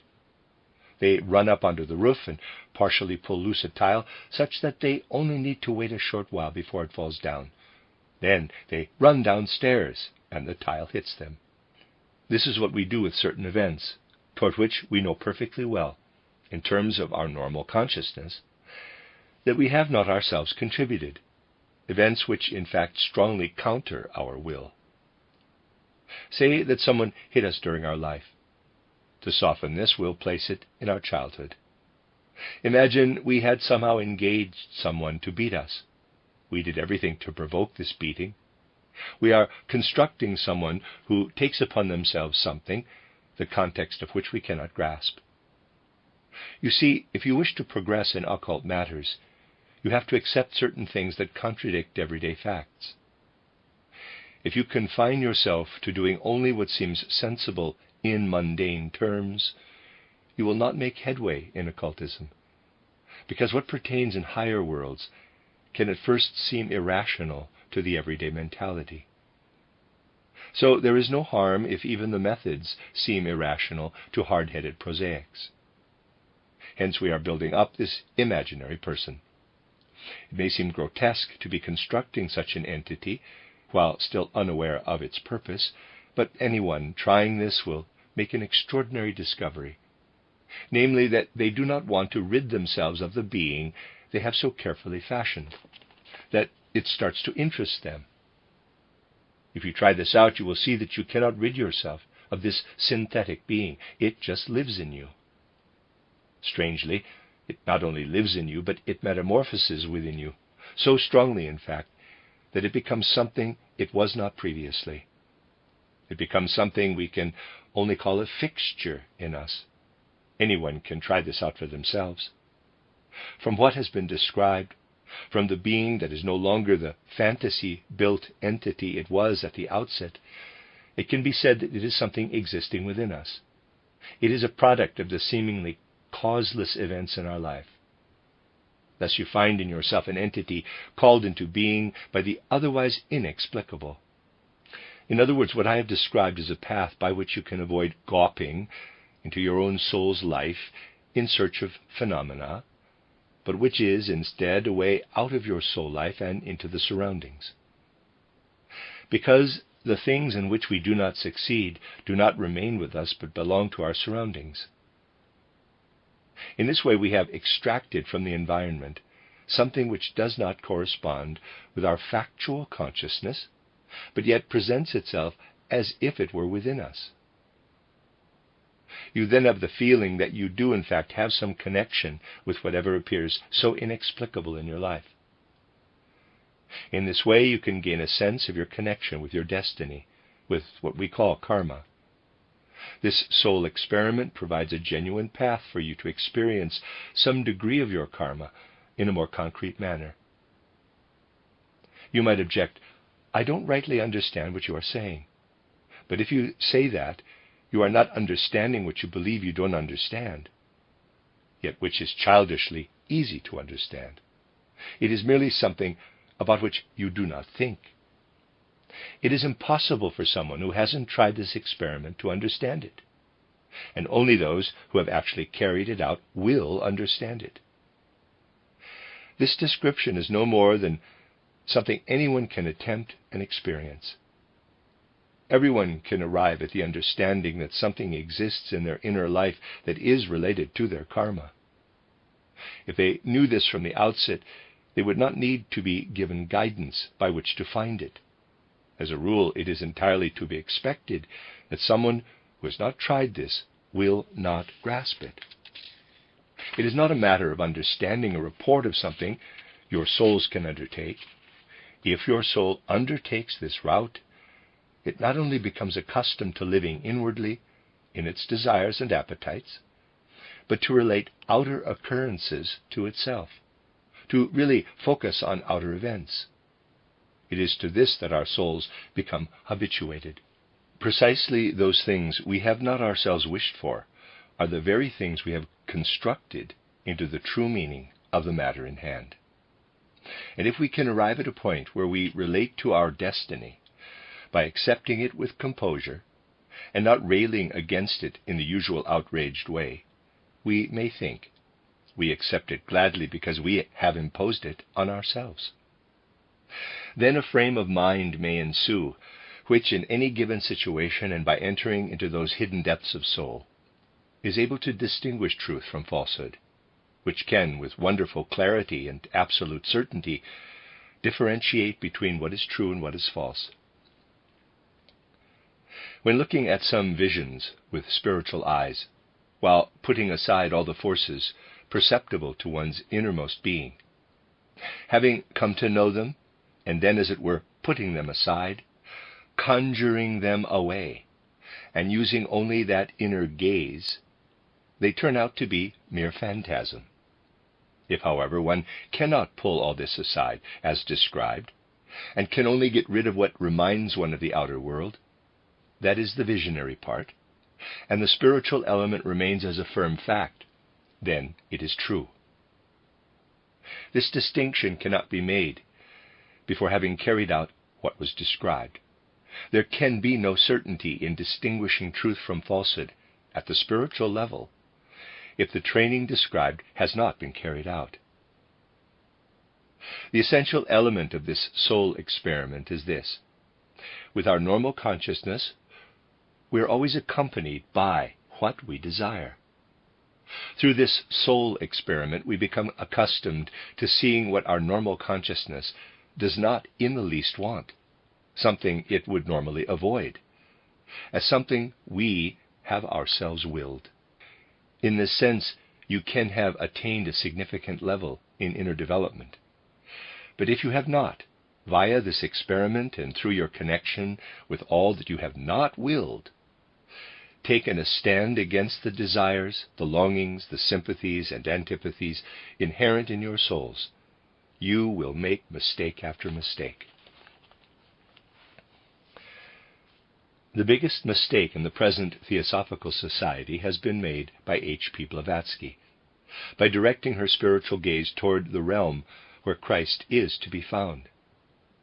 But because in her desires, passions, and in short in everything existing in her upper consciousness, she also harbored an antipathy for, and an enduring and even passionate rejection of, everything Christian and Hebrew, she would show her preference for every spiritual culture spanning the earth.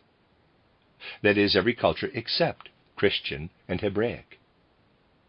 And because she never undertook what has been described today, a totally false concept of Christ appeared to her, something naturally to be expected. This notion was transmitted from her to her closer pupils and continues to be touted around today, just coarsened into a grotesque form. These matters reach into the highest realms. One can see many things on an occult level, but the ability to discern is something quite different from mere vision, from mere perception. This needs to be starkly emphasized. Now the question is this. Basically, when we dive into the hidden depths of our souls, and every seer has to do this, we are initially submerged in ourselves. Through this, we need to become acquainted with ourselves so that we can really make the transition from the domain spread out before us, in which Lucifer and Ahriman constantly promise to grant us all the riches of the world. This means that our inner being is arrayed before us, and the devil states, "This is the objective world." Such precisely is the temptation, which even Christ himself could not avoid. The illusions of our own inner being are laid out. Yet Christ's energy was so strong that he instantly recognized that this was no real world, but that it existed within. It is only through this inner realm, in which we must discern two elements, one of which we can banish, that is, all that constitutes our own inner world, whilst the other remains, that we navigate through our soul's internal life and out into the objective suprasensible world itself. Just as our spiritual core, to outer perception in terms of the facts of normal consciousness, has to make use of the reflective capacity of our physical bodies, by the same token, in respect of their soul spiritual core and of the spiritual supersensible facts initially confronting them, must human beings use their ether bodies as a mirror, as a reflective mechanism. Those higher sense organs, if we may call them that, arise in the astral body. But what inhabits the astral has to be reflected in the ether body, just as the soul spiritual element of which we are aware in our everyday lives is mirrored by our physical bodies. Now, we need to learn to handle our ether bodies. This is quite natural, because though we are not usually aware of our ether bodies, it represents what enlivens us. So we must first get to know our ether body ourselves, before we learn to recognize what comes toward us out of suprasensible worlds, and which can be reflected in this ether body. What we experience by delving into the unseen depths of our souls, where we primarily encounter ourselves and the projection of our desires, is very similar to the state of being generally called Kamaloka. It is only distinguishable from actual Kamaloka by the fact that whilst one proceeds in normal life to a state of being locked within oneself, we have to call it that, our physical bodies are still present, and we can always return to them. Whereas in Kamaloka our bodies have departed together with even that portion of our ether bodies capable of reflecting us. Now it is the all-embracing world ether surrounding us that serves as a reflective device and which reflects all that we contain. The period of Kamaloka is such that our inner life, consisting of all our desires and lusts, encompassing every aspect of our feelings and our disposition, assembles itself around us as our objective surroundings. It is important for us to understand that our life in Kamaloka is initially characterized as revolving around us, being locked into ourselves, and that this imprisonment within ourselves is all the more constrictive because we have no physical life to which we can return, and to which our entire existence can relate.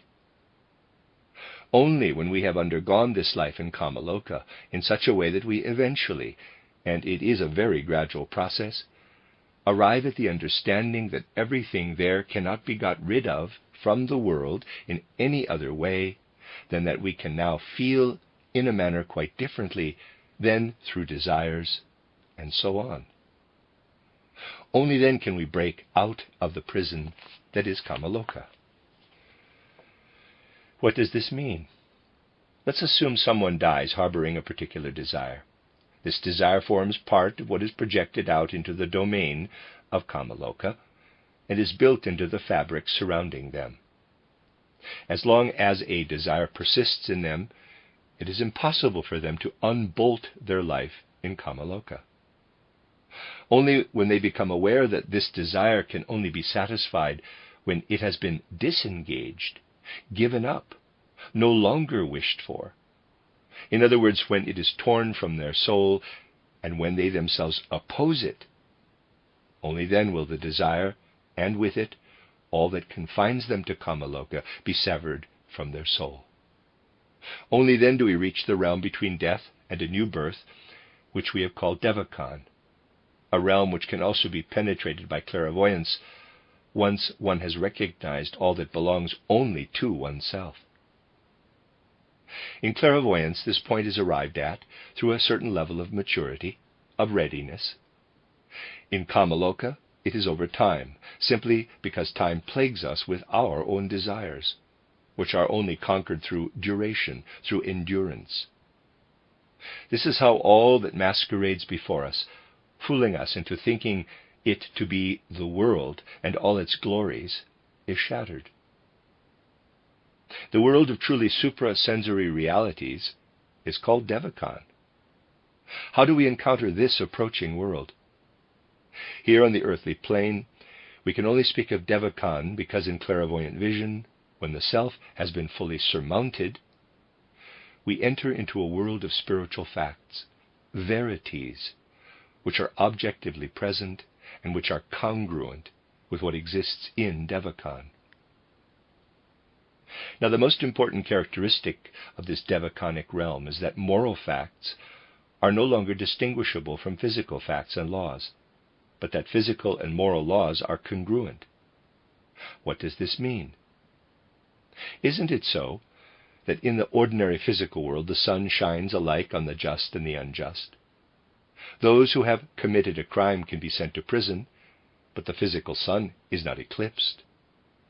This means that in the world of physicality, moral lawfulness and physical legitimacy diverge, each going its separate way. It is not like this in Devakan, not in the slightest. There it is the case that everything originating in what is moral, wisely intellectual, aesthetically beautiful and such like, leads to emergence and development, while all that proceeds from what is immoral, intellectually untrue, aesthetically repulsive, leads to destruction and downfall. In fact, there the laws of nature are such that the sun does not shine on righteous and wicked alike, but, if we may put this pictorially, that it really does darken in face of evil. The righteous individual going through Devakan also has spiritual sunshine there. In other words, the fructifying forces that help them progress in their lives. Spiritual forces withdraw from a deceitful or hateful person passing through. Processes are possible there that are not possible here. If two people walk along next to each other, one righteous and the other sinful, the sun cannot shine on the one and not the other. However, over in the spiritual world, it is absolutely the case that it depends on the quality of human being as to how spiritual forces work upon them. This means that over there, laws of nature and spiritual laws do not diverge into two separate paths, but are one and the same path. Fundamentally, everything depends on this. In the devachanic world, laws of nature totally coincide, are completely congruent with moral and intellectual laws. For this reason, the following takes place. Once the human being has stepped into the world of Devachan and is living through this, they retain from their last life everything by way of righteousness and unjustness, of good and evil, of aesthetically beautiful or ugly, of truth and falsehood. But all this works in such a way that it is immediately subject to the laws of nature there. There the law, as we call it in the physical world, pertains that someone who has lied or stolen might turn toward the sun, yet not be shone upon. They would eventually contract an illness through lack of sunlight. Or, let us imagine someone who had lied could run out of breath in the physical world.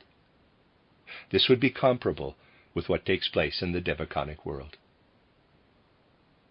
Something like this happens to a person who has brought upon themselves some encumbrance or other in relation to their soul spiritual nature.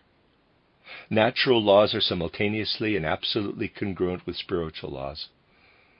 As this person progresses onward and ever further onward through Devachan, such qualities gradually settle into the individual, so that what they now are corresponds with the qualities they brought with them from their previous life. Let us say that someone lingers for 200 years in Devachan, having consistently lied during their former life. They live out their time in Devachan, but the spirits of truth withdraw from them. What would be revived in a different soul, one used to speaking the truth, now dies in them. Let us now imagine someone of pronounced vanity who has failed to rid themselves of this trait and is going through Devachan. Here vanity is an extraordinarily evil-smelling vapor, and certain spiritual beings avoid a foul-smelling individual, so pungently redolent of ambition and vanity. This is no pictorial figure of speech. Vanity and ambition really are exceptionally disgusting fumes in Devachan. And for this reason, the benevolent influence of certain spiritual beings who then retreat cannot take effect. This is just like a plant that is expected to grow in a cellar, whereas it can only flourish in sunlight. The vain person cannot thrive. So they develop onward under the repercussions of this trait. Once they have reincarnated, they do not have the strength to accrue beneficial influences to themselves. Instead of fashioning their organs in a healthy manner, they elaborate a sickly organic system. How we therefore develop as human beings through life, what we become, is not only evinced by our physical condition, but also by our moral and intellectual states. Only when we are no longer on the spiritual plane do natural and spiritual laws work in parallel. Between death and a new birth, they are one and the same. Natural laws and spiritual laws together forming a single unity. Forces of nature are implanted into our souls, where they work destructively if they are the consequence of immoral deeds in preceding lives, but which work fruitfully if they are the consequence of moral deeds. This applies not only to our inner configuration, but also to what approaches us externally in the form of our karma.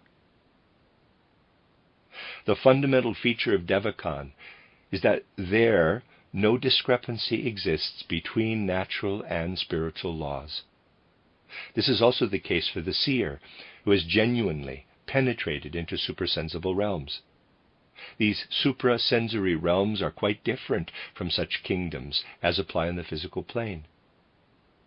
It is simply not possible for the seer to make the distinctions that materialists make by maintaining that it is merely an objective law of nature. In truth, standing behind any such objective law of nature, there is a spiritual law. The seer cannot, for instance, walk across an arid field or a flooded area, cannot be aware of a volcanic eruption, without thinking that behind all natural phenomena are spiritual powers, spiritual beings. For the seer, a volcanic eruption is simultaneously a moral deed, even if the moral is perhaps on quite a different level from what you might at first allow yourself to imagine. People who constantly confuse the physical world with higher worlds will say, well, if innocent people are annihilated, how can one think of this as being a moral act? Appraising it in these terms would be grossly parochial, as would the opposing appraisal be, that is, if one were to view it as an avenging punishment from God, especially for those people living directly by the volcano. Both these opinions can only originate from a Philistine point of view on a physical level. Such views are not the crux of the matter.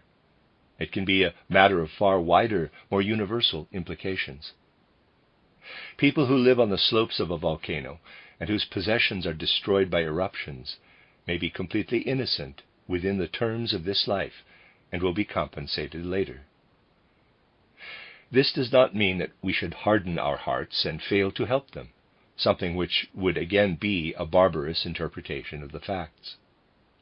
And yet it is the case with volcanic eruptions that during the course of Earth evolution, certain things have taken place through human agency which have hindered humankind's overall advance. It is those beneficial gods who have to work at offsetting and balancing this, so that in fact compensation for such natural events is generated. The connection between all these phenomena is sometimes only visible in the depths of the occult. In this way, recompense can be made for events that run counter to the course of spiritual advancement, the genuine progress of humanity, and which are perpetrated by human beings themselves. Every incident, to its very foundations, and even when it is an act of nature, is simultaneously a moral event. Spiritual beings in higher worlds are the bearers of this morality, and it is they who stand behind physical events. If you just imagine a world in which it is impossible to speak of a divergent separation of natural and spiritual laws, a world where, expressed differently, righteousness reigns as a law of nature, then you have imagined the devaconic world. There is, therefore, no need for punishment, even of punishable deeds, to be meted out arbitrarily, but through the same inevitability that causes fire to set light to combustible material, immorality destroys itself, and morality nurtures itself. So we see that the innermost characteristic, as it were, that deepest, most vital nerve of existence, is utterly dissimilar for differing realms. We can form no image of these distinctive worlds if we cannot focus on their radically divergent idiosyncrasies, which can well be summarized as physical realm, Kamaloka, Devachan. The physical world in which natural and spiritual worlds run in a parallel series of factual data, the realm of Kamaloka, in which human beings are enclosed within themselves as in the prison of their own existence, the realm of Devachan, which is the pure converse of the physical world, where natural and spiritual laws coincide, being one and the same.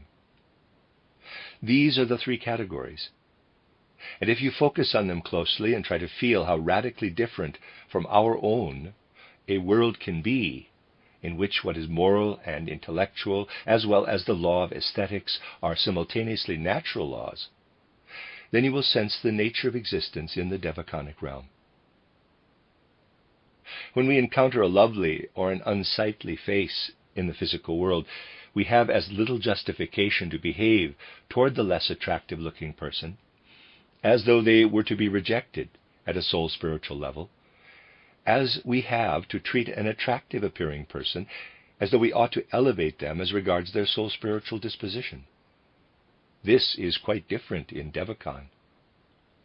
There we encounter no unsightliness that is not encumbered with indebtedness, nor someone who, as a result of their previous incarnation, is placed under the necessary obligation of bearing in a present incarnation an unsightly countenance, yet who is presently engaged in being truthful and honest, in which case we cannot possibly encounter them in an ugly form, because they will certainly have transformed their ugliness into beauty. It is equally true that those who are vain, mendacious, and ruthless are transformed into ugly deformity in Devachan. However, something else is also true. In normal everyday life, we do not see ugly faces who continuously self-detract, nor lovely faces who continuously self-enhance. But in Devachan, this is the case. What is ugly is the manifestation of continuous destruction, and we can perceive nothing beautiful of which we cannot presuppose that it is a work in continuous process of furtherance, of fruitful advancement. We must relate totally differently toward the psychic realm of Devachan from the way in which we relate to the physical world. You need to differentiate these sensations, appreciating the essentials upon which they all depend, so that you internalize not only external portrayals, but that you take with you the feelings and perceptions associated with what spiritual science describes. If you try to bestir yourself to sense a world in which what is moral, beautiful, intellectually true, equates with the inevitability of a law of nature, you will have a sense of Devachan. This is why we have to do so much work at compiling and synthesizing, so that what we work on can, as it were, be melded together into a feeling. It is impossible, at the flick of a wrist, to reach real knowledge of what spiritual science gradually needs to make clear to the world. There are certainly many well-intentioned people who query, why does so much have to be learned in spiritual science? Do we have to go back to being students? After all, it depends on feeling. Yes, it does depend on feeling, but on the right feelings, and these first need to be elaborated. That is the case with everything. After all, it would be much pleasanter for painters if they didn't need to learn all those techniques, and if paint wasn't so tardy in covering the canvas, rather than just being breathed onto it for a finished work. The peculiar thing in our world is that the more things tend toward the spiritual, the harder it is for people to grasp that it is not just a matter of breathing. In music, you would hardly expect someone untutored to be a composer, quite obviously. The same could be said of painting, though to a slightly lesser extent. For poetry, even less. Otherwise, there would be far more poets. Indeed, there has hardly ever been a less poetic age. Yet there are plenty of poets. One doesn't have to have learned this skill. One only needs, and this has nothing to do with poetry, to have learned to write by hand and to express one's thoughts. Philosophizing requires even less. This is thought to be obvious, as anyone can have an opinion on world events and perspectives on life because they can take a position. You encounter again and again that it means nothing that someone has researched and understood a subject using all available inner means. Today it is deemed obvious that the perspective of one who has worked long and hard to understand and to share even a small segment of world mysteries enjoys equal validity in the opinion of someone who only intends to have an opinion at all. Nowadays, basically everyone is considered to be a person of worldwide perspective, and then a theosophist to boot. Some think even less is needed for this. It ought to suffice that you know not even the 3 founding principles of the Theosophical Society, but only acknowledge the first of them, just as you wish. All you really need is to acknowledge with a degree of truthfulness that you are a loving human being. Whether you are or are not is not at issue here. Then you are a theosophist and will have the right feelings. Thus, we continually slide downhill when it comes to valuing findings from a given standpoint and the ability to discriminate, starting with music and moving via areas that demand less and less, until we end up with theosophy. Because here it suffices, unlike what would be expected of painting, that you just breathe. We are founding the core of a human brotherhood. We are theosophists. No studying required. However, it depends on us working with all our strength so that whatever insight we gain for ourselves is ultimately gathered into feelings or sensing, which only then, through their coloration, give rise to the loftiest, most truthful knowledge. Start by wrestling your way through to a feeling for the world bearing the imprint of natural and spiritual laws coinciding. If you work seriously at this task, however hard you may have worked on this or that theory before, you will be making an impression on the realm of Devachan. If you have really worked at such sentience, not just fantasized about doing so, but have devoted years to the thorough pursuit of it, then these perceived feelings, these nuanced percepts, will have a power to help you advance further than the nuances themselves can reach. You will have become true through seriously concerted study. You will then not be far from the nuances of feeling springing up and actually laying out before you the nature of Devachan. Because when these nuanced feelings are truly honed, they become a capacity for vision. So, when local branch work is patiently pursued, is practiced solely on the basis of honesty, free of all sensationalism, then these centers of work will be as they should. Schools where individuals are nurtured toward the spheres of clairvoyance. Only those who have no expectation of this, or who do not wish to cooperate with others, can falsely speculate around today's themes. The end of Lecture 5. You are listening to RudolfSteinerAudio.com. As well, you can hear these podcasts at RudolfSteiner.podbean.com. Please consider becoming a patron.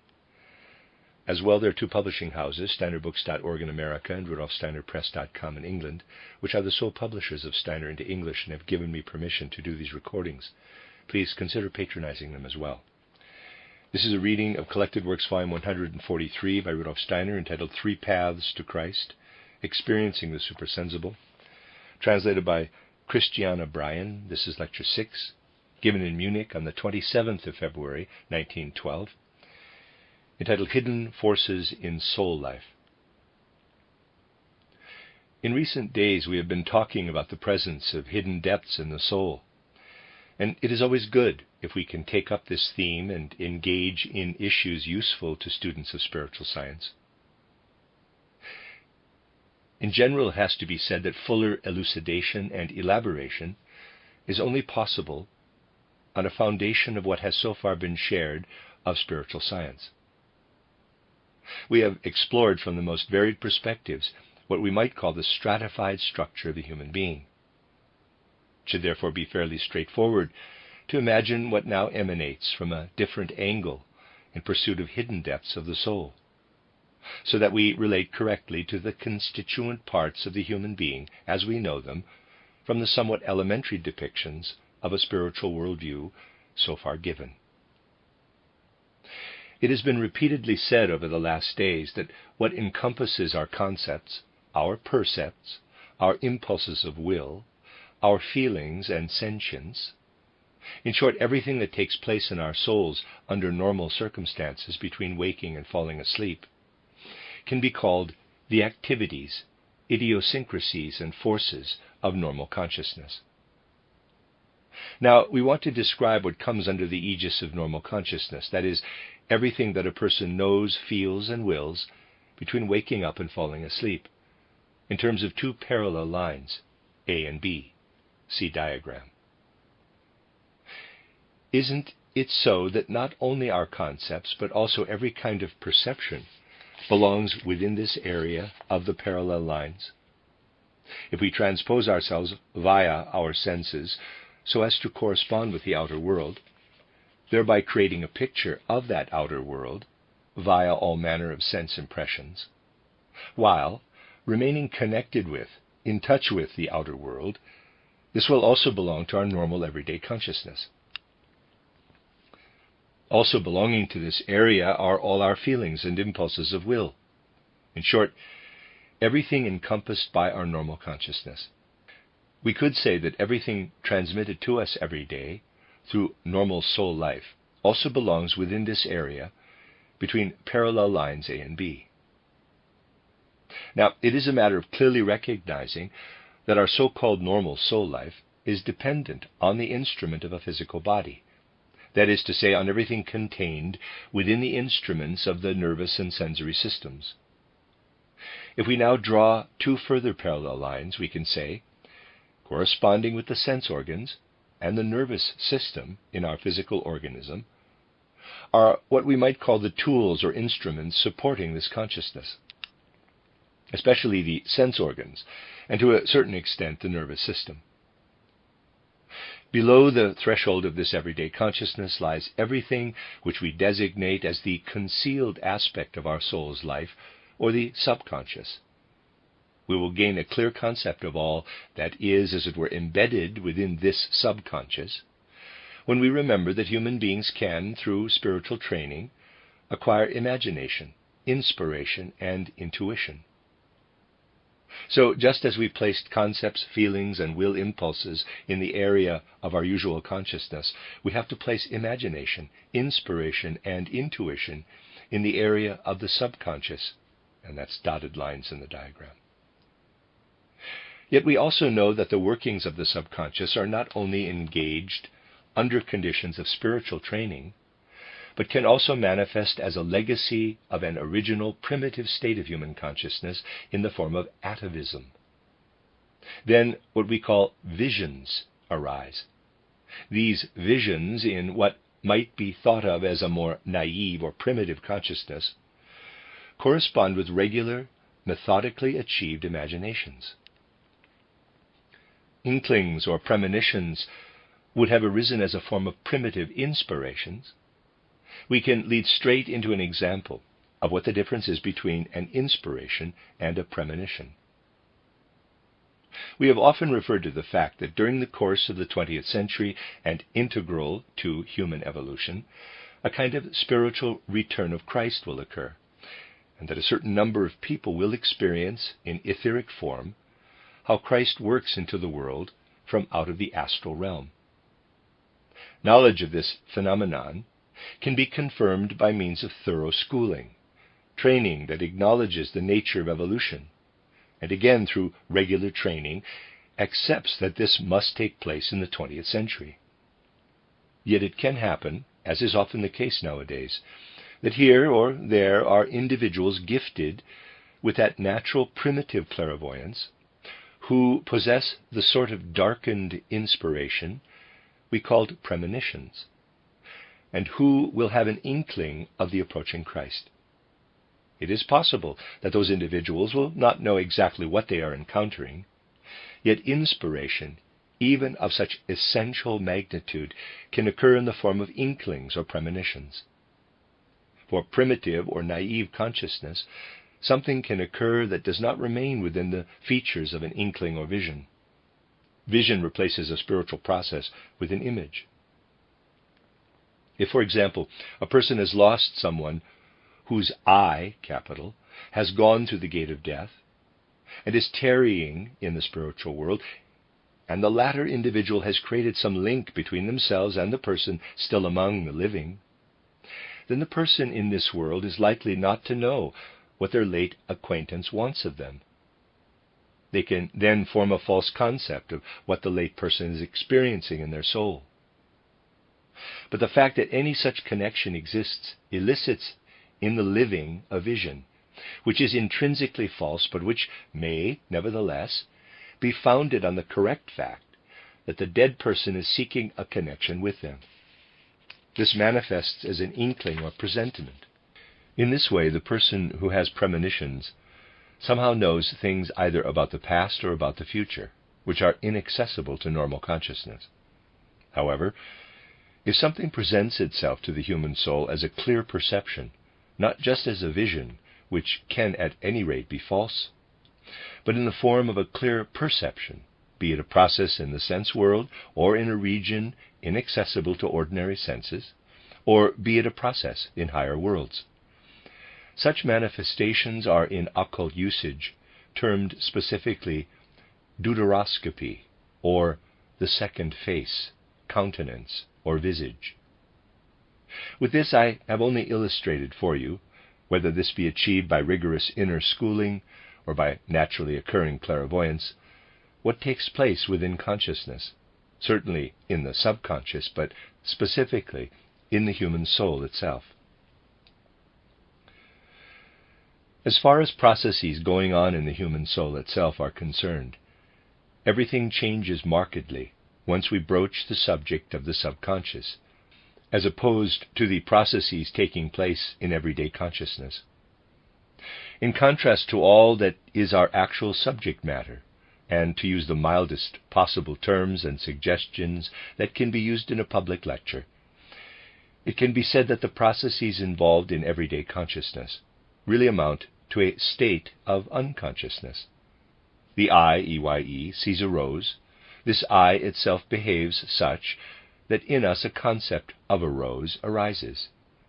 But this I is quite powerless in terms of normal consciousness, with all its perceptions in face of concepts of the emergence, growth, and withering of the rose. The rose grows and withers according to natural forces. But for as long as normal consciousness pertains, the I is capable of nothing other than grasping the immediate present. Only this is accessible to its perception. It is now not among the realities of the subconscious. This is what we need to hold on to, as it is extremely important. When we perceive something normally with our eyes, be it colorful pictures or anything else, not only can we change nothing through the very perceiving of objective items, but something else occurs if the seeing is normal. If nothing other than seeing alone confronts the eye also remains unchanged by seeing. Only when we cross the frontier between normal light and blinding light do we damage our eyes. Thus we can say, amongst the facts of normal consciousness, we do not, if we persistently remain among them, even affect ourselves. Our organisms are constructed such that through the verities of normal consciousness, even within ourselves, no changes are normally generated. What takes place in the subconscious is quite different. Supposing we create an imagination, or we have a vision. Let us now imagine this imagination or vision to correspond with some benevolent being. This good entity is not in the physically sensed world, but in the suprasensory world. Now, we wish to mentally move this world, in which the beings mentioned exist, and where we are seeing this imagination or vision, into the area, see diagram, between the two parallel lines. In the world we have mentally moved there, we wish to seek everything which can constitute an item, a perception, or become an object for the subconscious. We won't write anything in this space as yet. But if we represent anything in this world, whether in imaginary image or in vision, that is an evil or demonic being, it is then not the case that we ourselves are as powerless in relation to this presence as the eye is powerless in relation to the rose. If, when imagining or envisioning an evil being, we cultivate the feeling that it should yield to us, and we do this in concert with a totally clear and imaginatively visionary concept, then the being existing in that realm would in fact feel as though it were being thrust aside by a force emanating from us. It is just like this when we have a similar vision or imagination of a benevolent being. It is also the case, then, that if we develop a feeling of sympathy, the being can indeed sense the power within themselves to approach us and make a connection with us.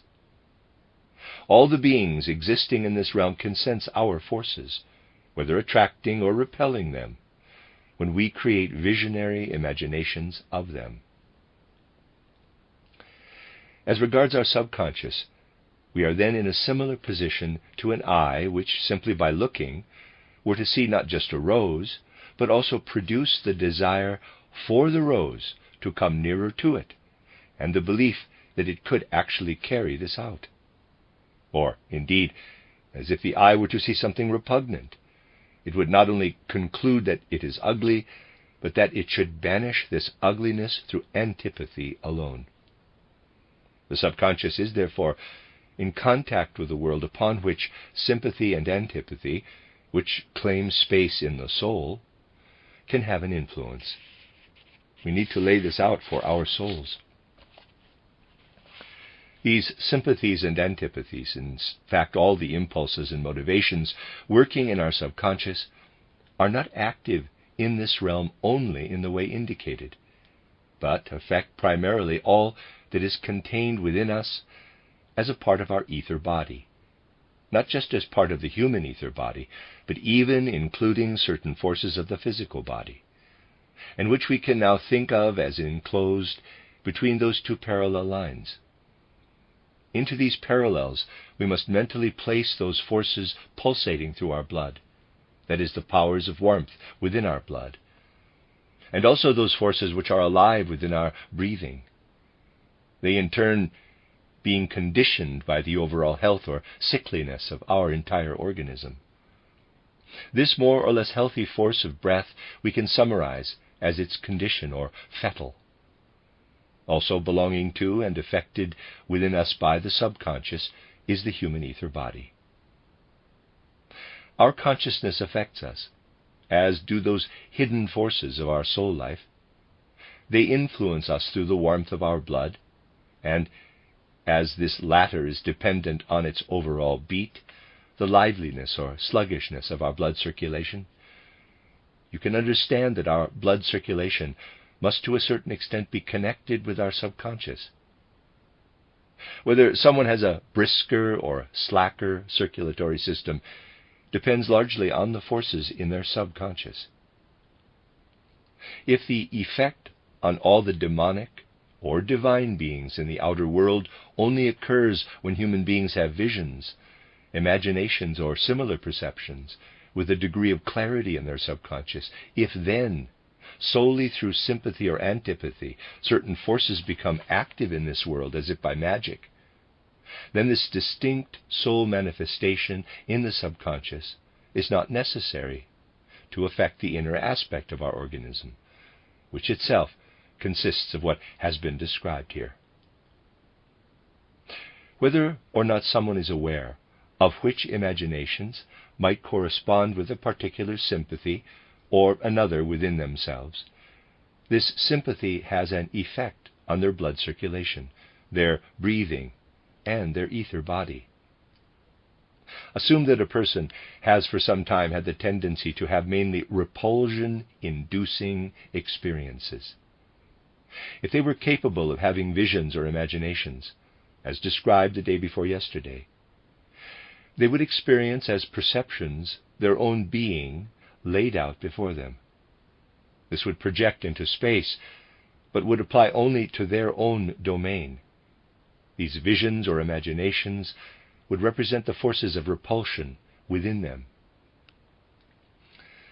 But if someone in this situation cannot practice self-knowledge, yet may only have the feelings of disgust because they exist within, they will affect him personally.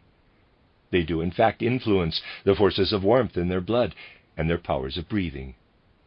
So it is actually the case, to change the subject, that a person has a respiratory system that is more or less healthy depending on the feelings they experience in their subconscious, that their circulation is more or less vigorous depending again on what they experience subconsciously. Ultimately, every process and activity in a person's ether body is dependent on their realm of feeling. What manifests when the events of the subconscious are really experienced by the soul is that not only are the two connected, but that they exercise a continuous effect upon the constitution of the person. Feelings, perceptions, or sensations play into the subconscious, instigating particular forms of warmth in the blood, particular conditions in the respiratory system and the ether body, which either support that organism or thwart its entire life. What plays out in the human subconscious always causes either thriving or decay. Human beings either diminish or replenish their life forces through what is sent down into their subconscious by their state of consciousness. If someone feels pleasantly complacent or indulgent toward a lie they have told and feels no repugnance, the healthy response to lies, and if they are unconcerned or even pleased with themselves, these feelings will be added to their subconscious.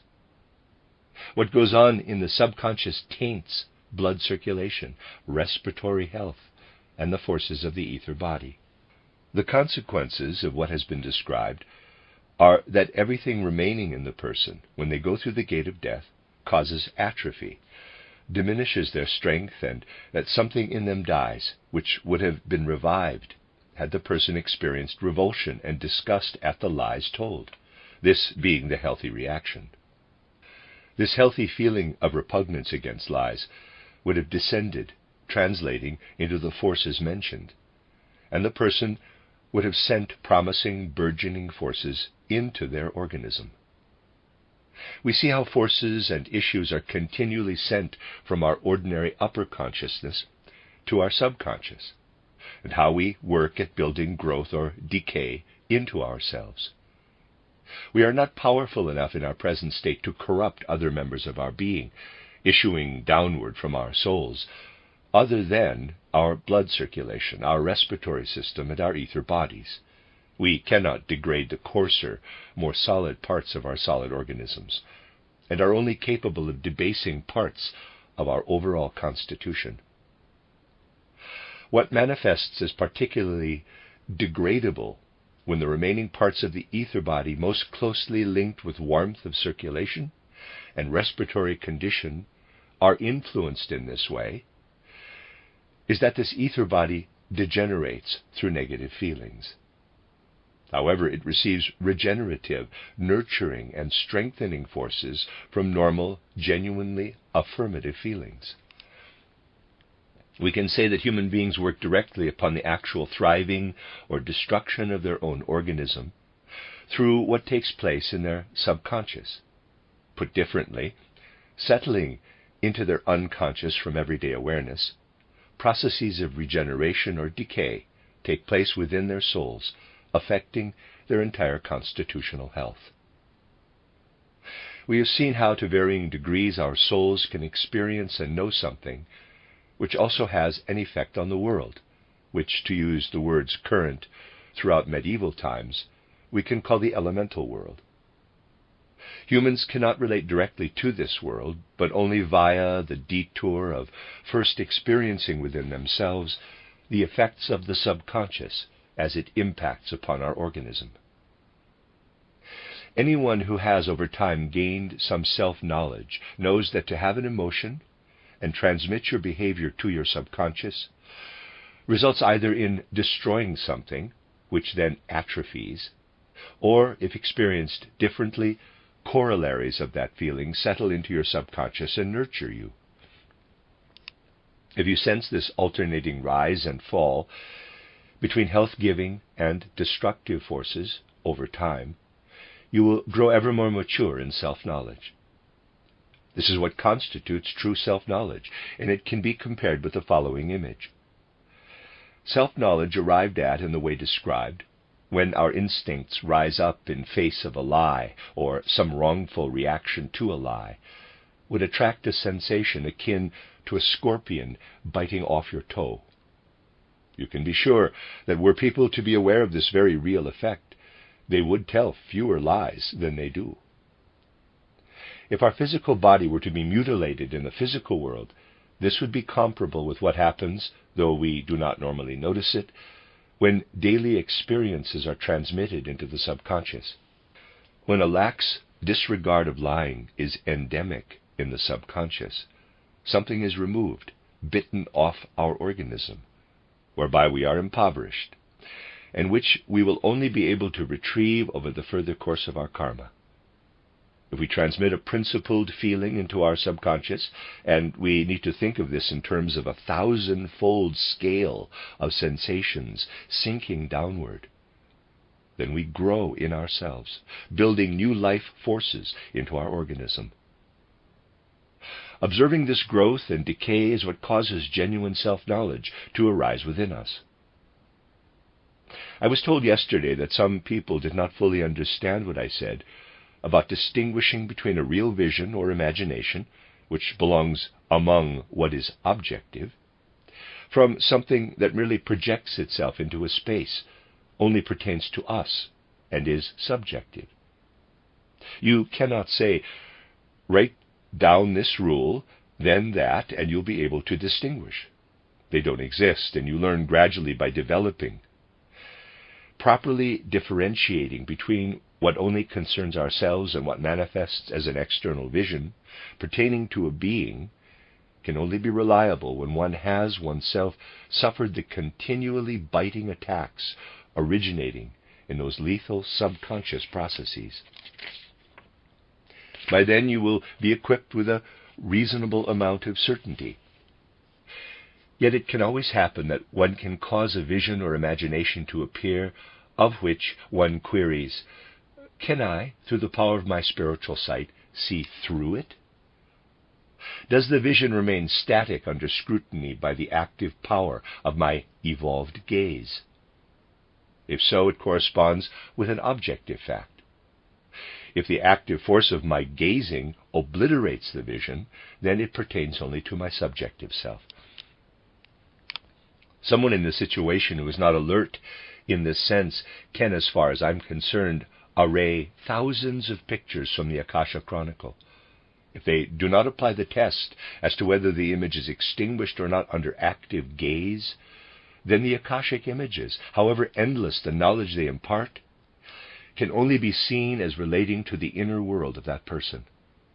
It might happen, I say might, that a person sees nothing more than their own interior, and that this is projected in many dramatic images, which they might expand, say, throughout the Atlantean world and over generations of human evolution. This could, under certain circumstances, be nothing more, however objective it might appear, than a projection of their own internal domain. When a person has gone through the gate of death, the situation always arises in which those hindrances, through which their inherent subjectivity became objective vision or imagination, are no longer present. In normal present-day lives, what people experience inwardly and unconsciously, what they transmit to their subconscious, are not always visions and imaginations. They become imaginations through regular training, visions in the case of atavistic clairvoyance. When someone has gone through the portal of death, the sum total of their inner life instantly becomes an objective world. It is right there. Kamaloka is fundamentally nothing other than a world, built up all around us, of everything that we have experienced in our souls. Only in Devachan is this positively reversed. So we can easily understand that what I said about the consequences of sympathy and antipathy present in visions, imagination, inspiration, and premonitions, or inklings, does always, in every circumstance, affect the objective elemental world.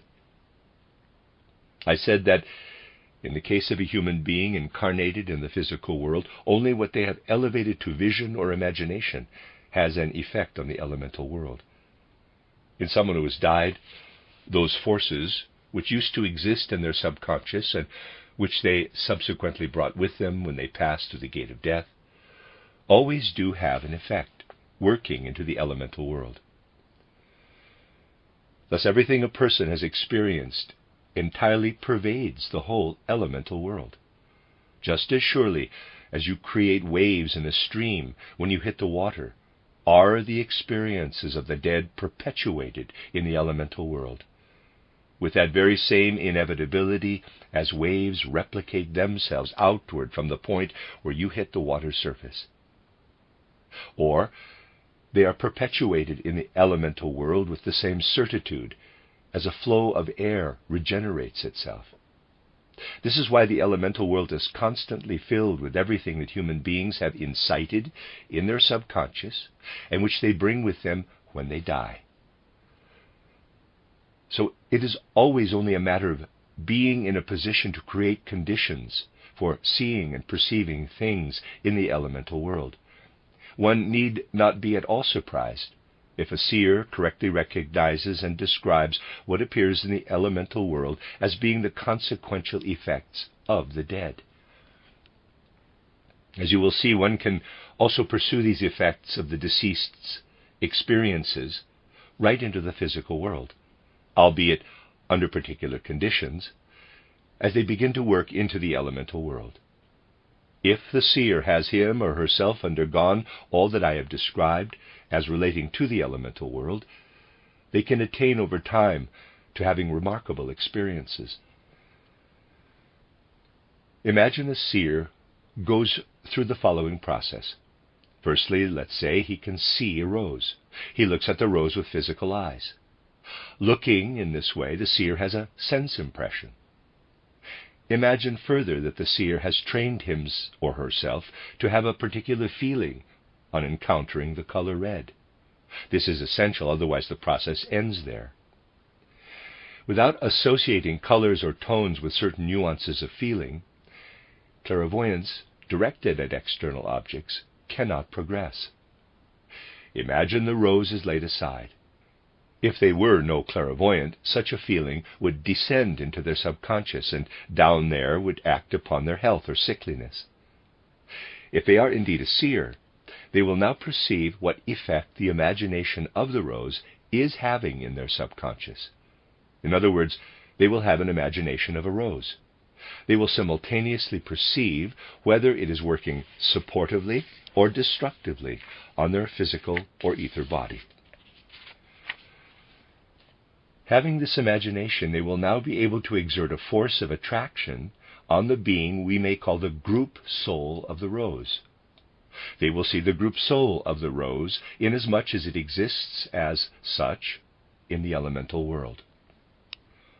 If the seer now goes further, having started by looking at the rose, set aside the rose and followed the inner process of surrender to the rose and its ensuing effect, then, arriving at the point of seeing the trace of the rose in the elemental world, thus seeing in the space the rose appeared to them a quite wonderfully radiant picture as part of the elemental world. Having followed the process this far, something occurs. One can refrain from seeing what is in front of one. One can instruct oneself. Do not view with your inner gaze what you have extending from you into the world in the form of a living etheric entity. Then the strange phenomenon arises that the seer sees something going through their eye, EYE, which shows them how those forces work, which build up their eye from out of the human ether body. They see the forces concerned with constructively forming their own physical bodies. They really see their physical eye as if it were an external object. This can happen. You can make your way from outer object to the point where you are in an otherwise totally dark room.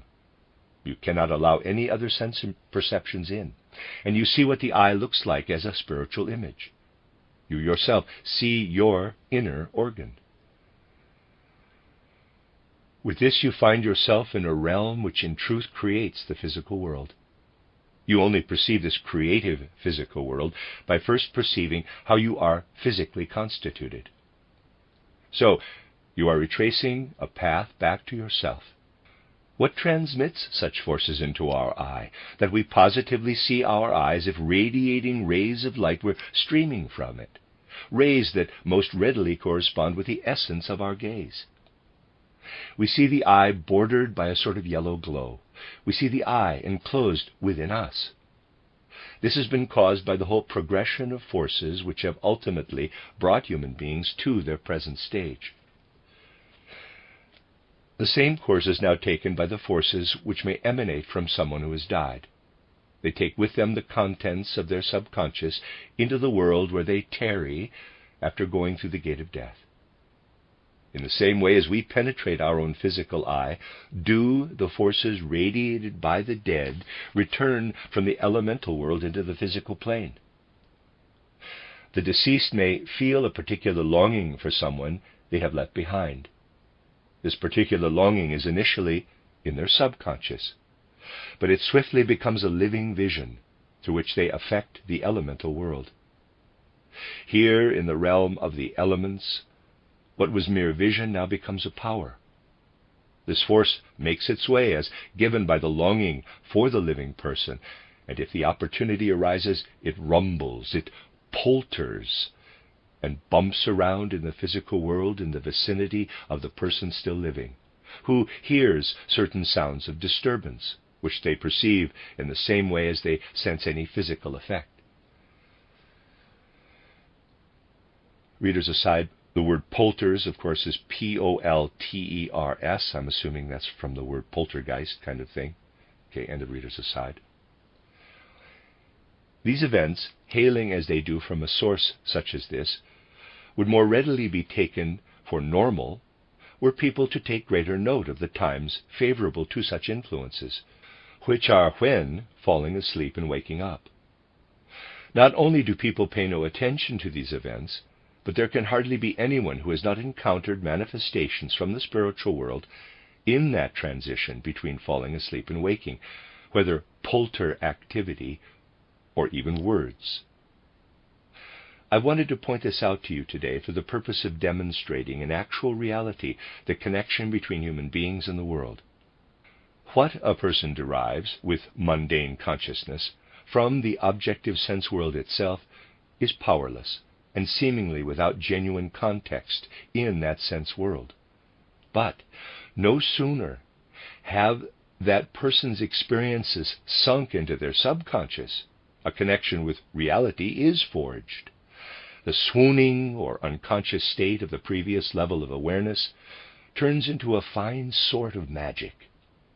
And once that person has gone through the portal of death, is freed from their physical body, their experiences are such that they work into the elemental world, and under favorable conditions have an effect right into the physical world, where they can be perceived by normal consciousness. I have portrayed this in the simplest form in which it can take place, because one has to begin with the simplest of cases. Obviously, and having as always left sufficient time to gradually work further on the matters about which we need to know, we will move on to more complex issues, which will in turn lead us into the more intimate connections between the human being and the world. The end of Lecture 6. You are listening to RudolfSteinerAudio.com. As well, you can hear these podcasts at RudolfSteiner.podbean.com. Please consider becoming a patron. There are two publishing houses, SteinerBooks.org in America and RudolfSteinerPress.com in England, which are the sole publishers of Steiner into English and have given me permission to do these recordings. Please consider patronizing them as well. This is a reading of Collected Works, Volume 143 by Rudolf Steiner. 14 lectures entitled 3 Paths to Christ, Experiencing the Supersensible, translated by Christiana Bryan. This is Lecture 7, given in Stockholm on the 16th of April, 1912, entitled 3 Soul Paths to Christ, in 2 parts.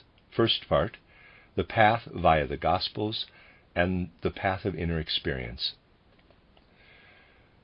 Over the next 2 more intimate evenings, we will talk about a question concerning humanity, which in a twofold manner impacts our souls quite extraordinarily deeply. Firstly, the enigma of Christ has occupied countless souls across the earth over the past 2,000 years, and also because it has flowed into innumerable earthly souls as their spiritual lifeblood, their strength of soul, comfort and hope in their suffering, as fortitude and certainty in their actions. Not only this, but if we take into account everything surrounding us by way of external culture, created over many centuries, then on deeper consideration, we see that all this would have been impossible had Christ's impetus not gripped a large swath of humanity. This is one thought which shows with what strong interest the question of Christ must take hold of us if we are to approach it with anthroposophical knowledge. This is just one aspect of the attention we bring to this enigma. The other originates specifically in the soul and spiritual conditions of our time, of our epoch. We need only look around in the world, hoping to understand the yearning, the questing of human souls, and we will reflect. Ever increasingly do human souls search for what has been connected with the name of Christ among souls over the centuries.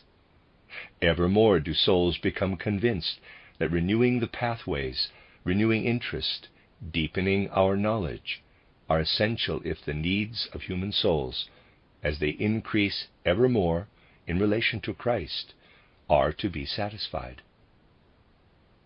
Though we find on the one hand a craving to discover Christ, on the other we find in many souls of the present some hesitation and uncertainty as regards the means so far employed. Hence, one of the most burning issues of today is that of finding an answer to this longing, and in relation to the uncertainty, experiencing the truth. It is therefore obviously the task of a spiritual movement, which enters further into spiritual foundations, to create some clarity around such queries. If matters appear like this at present, they will, in a relatively short time, in fact in a very short time, look completely different. If we look somewhat unselfishly at what our descendants will need in future in relation to Christ, we will have to admit, even if multitudes of people nowadays derive fulfillment from what already exists, more and more souls will feel uncertain, longing for answers. When we speak about Christ today, we are speaking about what we foresee will be essential for people of a very imminent future. Anthroposophy would not be fulfilling its task were it not to place itself where it could create clarity on these issues, insofar as this is possible today through its findings. My point of departure will be to show 3 ways in which, over the course of human evolution, souls can reach the Christ. When speaking of 3 paths, I have to mention briefly that one of those paths no longer exists, though it did earlier for millions of people over the centuries. Yet today, it cannot be an esoteric path in the way that anthroposophy can be, particularly for our times. This first path is via the Christian records, the Gospels.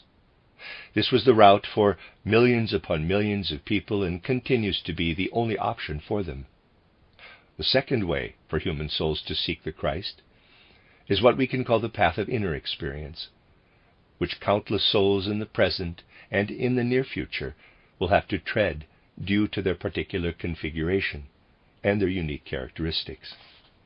The third pathway is one which can at least begin to be understood nowadays, and which emanates from the anthroposophical movement, the path of initiation. So, there are 3 approaches to Christ. Firstly, via the Gospels, secondly, through inner experience, and thirdly, through initiation. The first path via the Gospels only needs outlining here. We all know that the Gospels have, over the centuries, nourished the hearts and souls of countless people.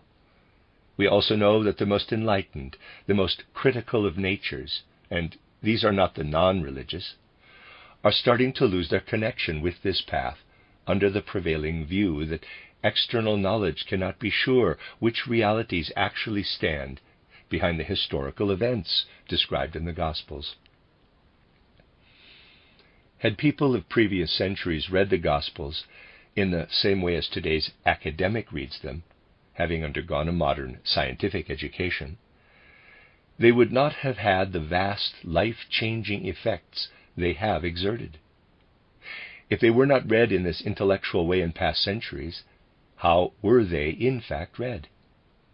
What took place in Palestine at the beginning of our calculated era would not have been at the forefront of consideration by a gospel reader of earlier centuries, and this is still the case for many reading the Bible. Those who start trying to align what took place in full view of the people of Palestine at the start of our calculated era with what appears in the Gospels are sent mad by the historical nature of events in Palestine. Earlier readers did not read them in this way. They would read them by allowing pictures, such as the Samaritan at the well or Christ preaching to his disciples on the mountain, to sink into their souls. Questioning the external, physical reality of events was not their prime concern. The central focus for them was the way in which their hearts lifted and their feelings were moved by such vast and mighty pictures, and further what took shape in their hearts, how they were granted strength and a sense of purpose in their lives. They felt that spiritual life, blood, and strength flowed to them from these pictures. When they allowed such images to affect their souls, they felt strong. They sensed that they would be weak without them. Then they would feel a lively personal bond with what was recounted in the Gospels, and questions as to its historical accuracy would not further concern them. The Gospels themselves constituted reality. They existed as a power, and questions as to whence they originated were of no interest. They knew that people had not written them by earthly means, but through stimuli from the spiritual world. I am not claiming that one should also feel like this nowadays. What one has to do depends on human evolution. I am just saying that people felt in this way over past centuries. How could it be like this? Only now can spiritual science tell us. If we start understanding the Gospels through spiritual science, and try to make our way into what has flowed into them from spiritual worlds, is contained within them, we face the Gospels, saying, independently of these Gospels, we learn from spiritual scientific sources what took place in the evolution of humankind as the Christ Impetus, and thus we find what is contained in the Gospels independently of them. How can we conceive of the Gospels spiritual scientifically? If I may make a simple comparison, I'd say, imagine someone had clarified something to themselves. They encounter a second person with their elucidation and start a conversation. The first person doesn't initially want to assume that the second person knows about their enlightenment, but during their conversation they notice that the second person knows as well as they do what the issue is. What can be sensibly deduced? It is sensible to assume that the second person acquired their lucidity from the same or from similar sources. It is just like this with the Gospels, and we can do likewise, depending on the perspective from which we approach them. An association of people who read the Gospels in the way described could be formed, one which included opponents of the Gospels who claim, if we check these Gospels within the context of external scientific methods, we find that they were written far later than the events they describe could have taken place in Palestine. Accounts contradict each other. In short, these Gospels cannot be seen as historical documents. People of such a persuasion could exist in an association of this sort, yet one could say, leaving the Gospels in peace for now, let's research into spiritual worlds. If we carry out truthful spiritual research, we will reap true suprasensory knowledge. We would be able to ascertain that a mighty impetus from out of the spiritual world entered into human evolution and exerted an immense influence on the development of humankind. Then we would see that this impetus took powerful hold of an individual who was particularly suited to this task at the beginning of our calculated era. We would then be in possession of this, and much else by way of related knowledge, which can only be gained through spiritual research. Then those not wanting to have anything to do with the Gospels could still access what the others have.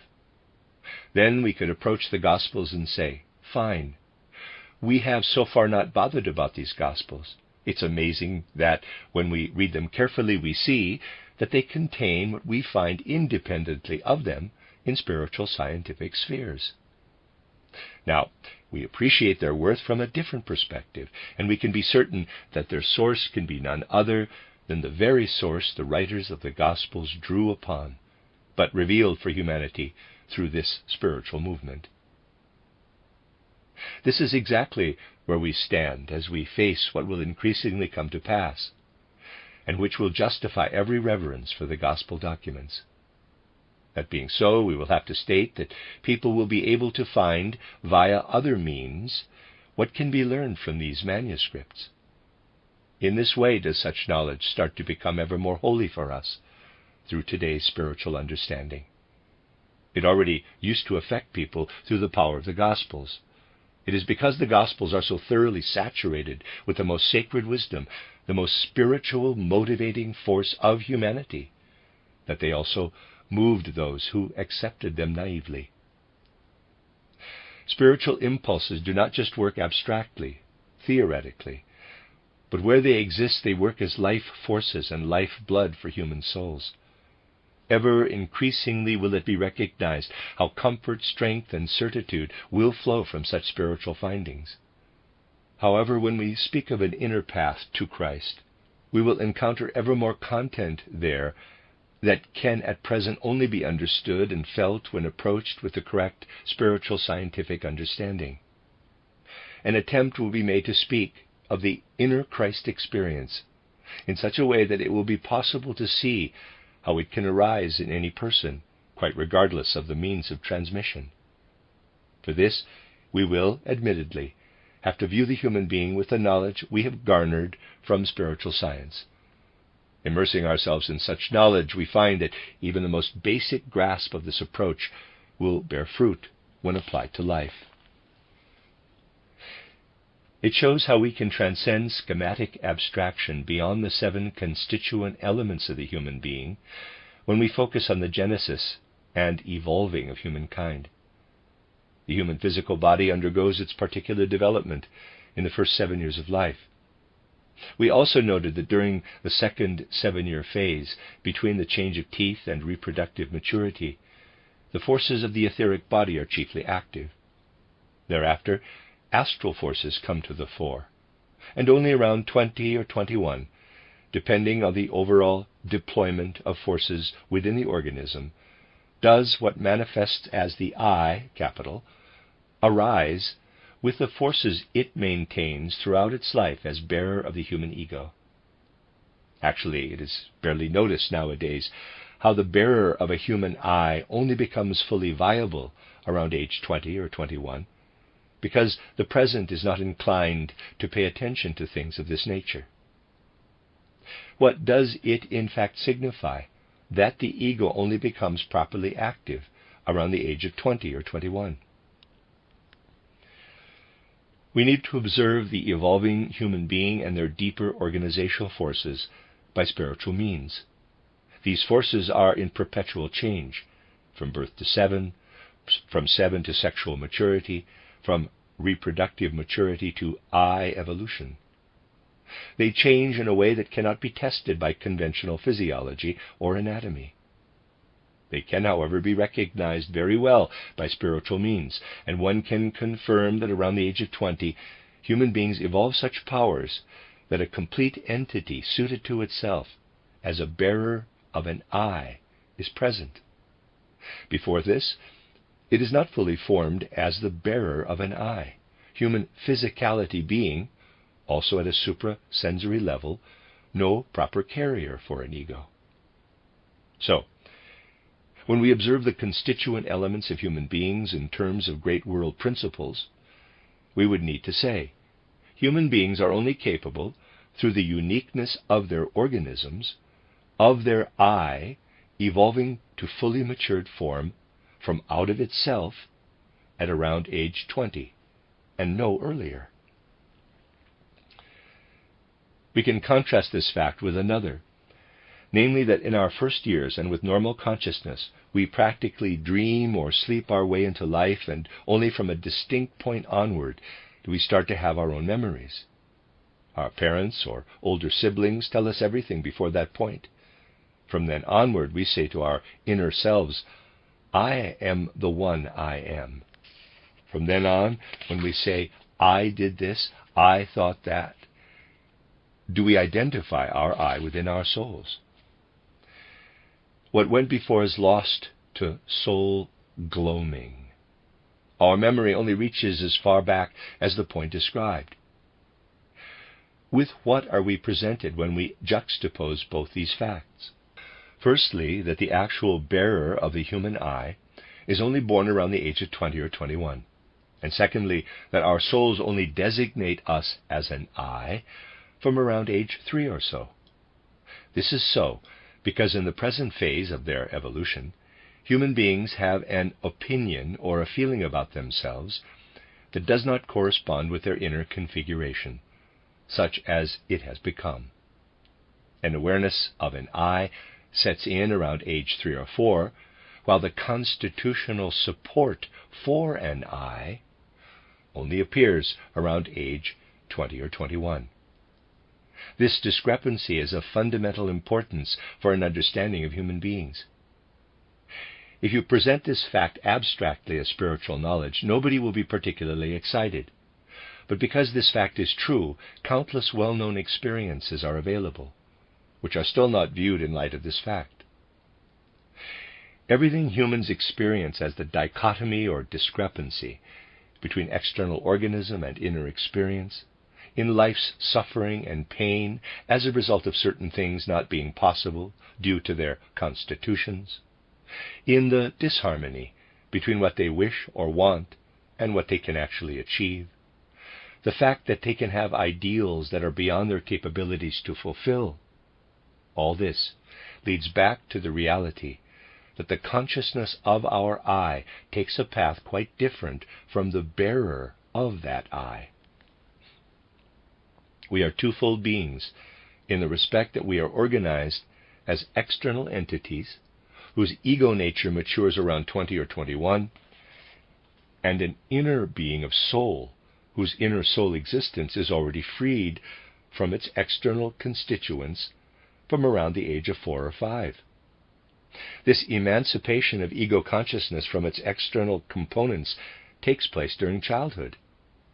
We undergo something in our souls which takes place independently of our outer elements, and which can actually come into harsh conflict with those outer components. As regards inner consciousness of our I, we tend to ignore our constitution and what exists down in our bodies. We evolve in soul quite differently from the way in which our bodies develop. The course of inner human evolution is therefore twofold.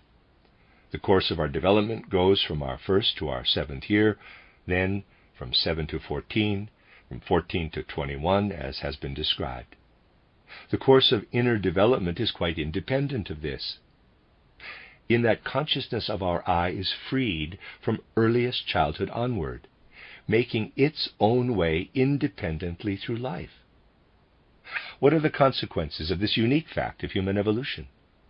Only a spiritual scientist will be able to tell you that.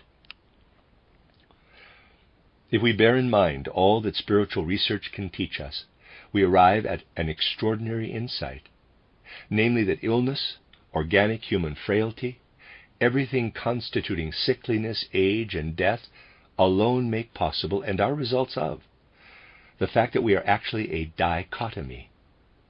We die because in a certain sense we are constituted not to take account of the evolution of our I. We are reminded of the fact that our ego consciousness takes a self-dependent route that is concerned with our organism only when that organism sets itself up as a hostile hindrance to that ego's development during illness, infirmity, and death.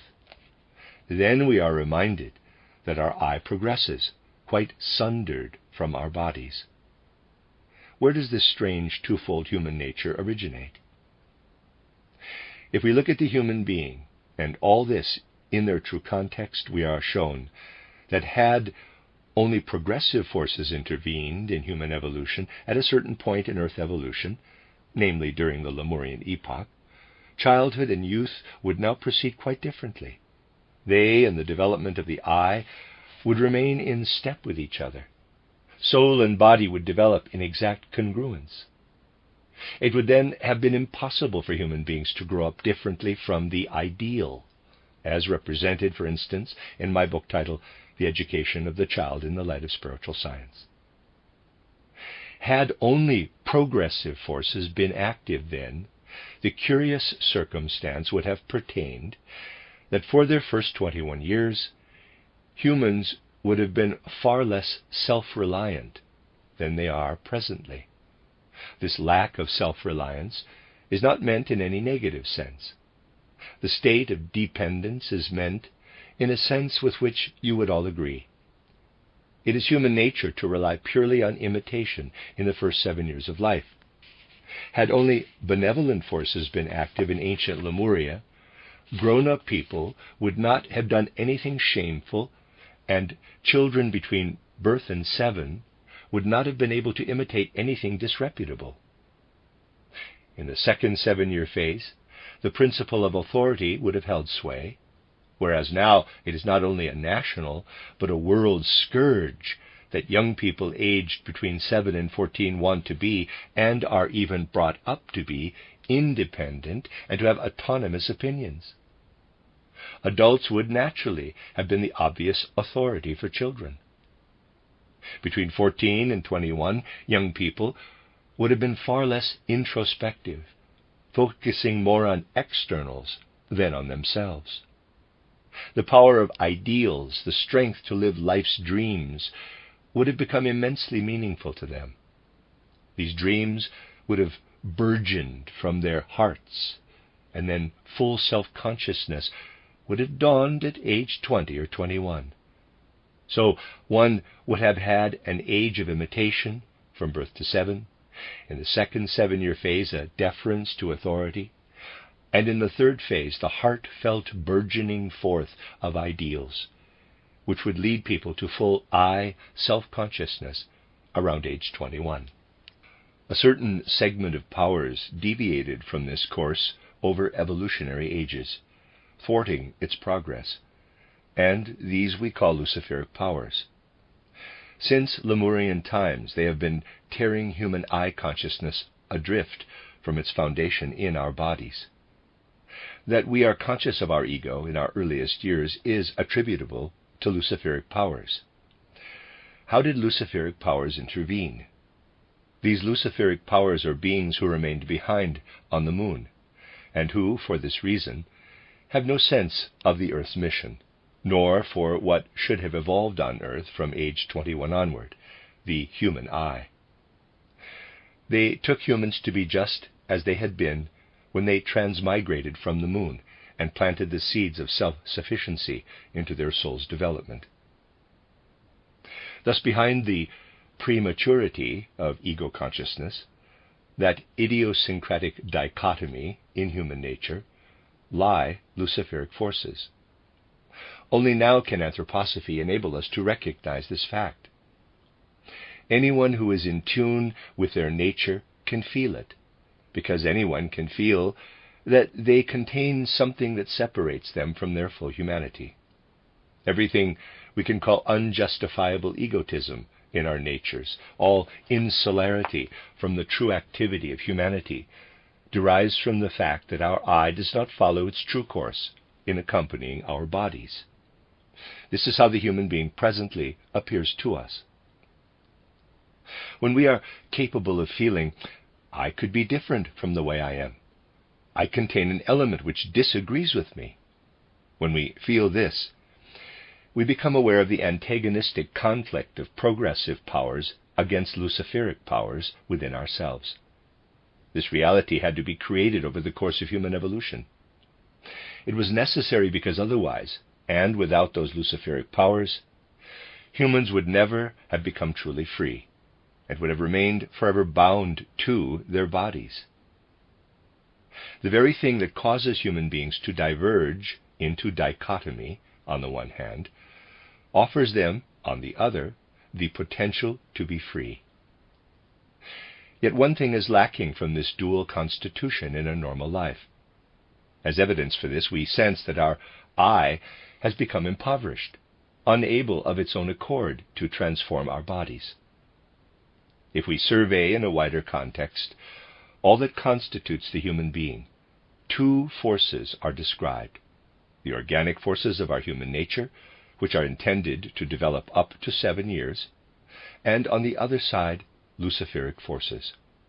Were there nothing more in the course of human evolution than nature and spiritual life, human beings could never create any harmony between their emancipated egos and their own natures.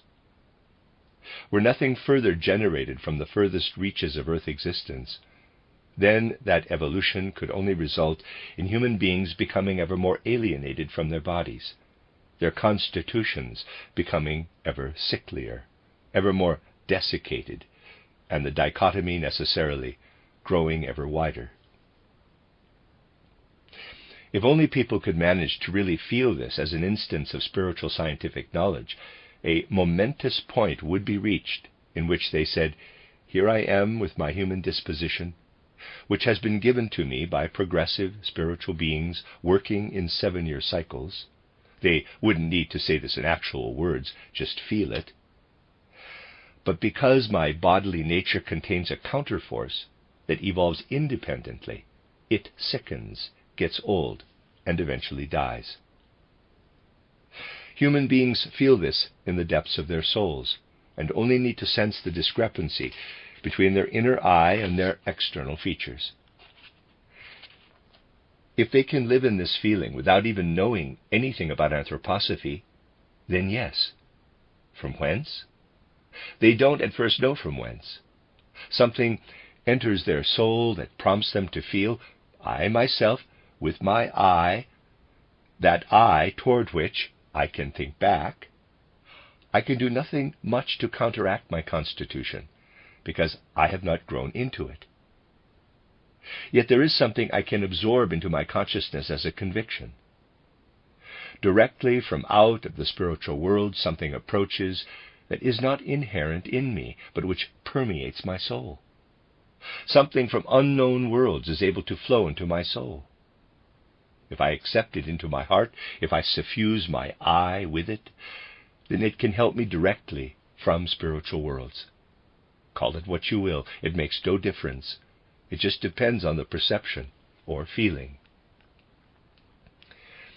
Let's take someone who was not coping well in life.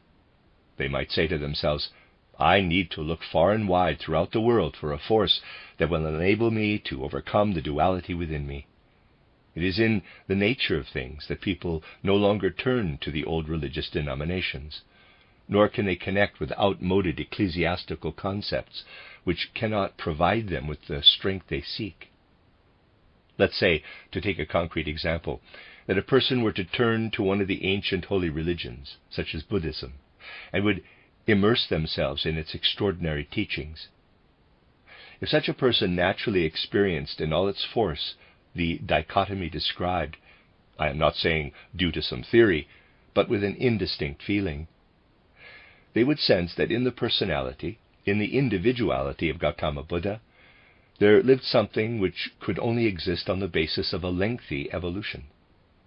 This individual had undergone many incarnations, reaching ever higher and loftier levels of development, until finally at the age of 29 he rose from Bodhisattva to Buddha.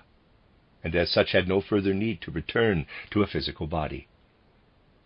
How did what flowed from this individual come about? Anyone with an open mind can feel what issues from the Buddha, what grew for the first time in earth evolution in the Bodhisattva, what evolved over many incarnations. All this contains, in the most beautiful, sublime sense, forces to be found in the periphery of the earth, in the interplay between constitutional and luciferic forces. Because they persisted from incarnation to incarnation, the forces flowing from Bodhisattva to Buddha, stemming as they do from the same source as those of humanity, they have the effect that the unbiased soul does not feel the full harmony that can be brought about between the human eye and its attendant body. The soul feels that something must exist which does not persist from incarnation to incarnation, but which flows directly into each human soul from spiritual worlds. When the human soul feels that it must have a direct relationship with what streams downward from spiritual worlds, then it begins to have an inner experience of Christ. Then it comprehends that in Christ Jesus something had to arise that was quite different from everything that had gone before. That is the fundamental and radical difference between the life of Christ and that of Buddha. Buddha evolved from Bodhisattva to Buddha, with the forces that allow human beings to advance from one incarnation to another. Just as in the case with all the great founders of religions, in the life of Jesus of Nazareth, something was working directly from the spiritual world into the individuality of Jesus of Nazareth over 3 years, something that had nothing to do with human evolution, and which had never previously been connected with a human life. This is a difference we need to make quite clear to our souls if we want to grasp why in the fourth post-Atlantean epoch, which named him Christ, something existed which was completely different from all the other religious impulses, and why those other religions had always directed humanity toward this Christ. If we look back over post-Atlantean ages to the hallowed ancient culture of India, we see the emergence of the 7 holy rishis, whose souls encompassed elements of direct vision into spiritual worlds. Had one asked one of the 7 holy rishis about the underlying mood of their soul, they would have answered, "We gaze aloft to spiritual powers, from whom all human evolution has issued forth. This reveals itself to us in 7 rays, but above this is something far more exalted than our sphere." Later, they called what the 7 holy rishis experienced Vishvakarman, and they were speaking of a power which had not evolved with the earth. This was followed by the culture of Zarathustra. When Zarathustra directed his gaze toward the spirits of the sun, he spoke of an element which would flow into human evolution by streaming out of spiritual worlds. Zarathustra said, "What we can grant humanity is not what will one day stream from far spiritual realms of the sun. The spiritual element in the sun was the being whom later Persian culture called Ahura Mazda. As a result of a particularly tragic impact, did the Egyptian mysteries experience the question of Christ. It was experienced in the deepest possible way, if by deepest we understand a form of human perception that inscribes into the soul a consciousness that humanity stems from what is spiritual. An Egyptian initiate would say, "Wherever we turn our gaze, we experience in what surrounds us a fall from our spiritual origins. Nowhere can we find direct, unalloyed spirituality in our physical surroundings. Only when human beings go through the gate of death will they encounter the realm of their origins.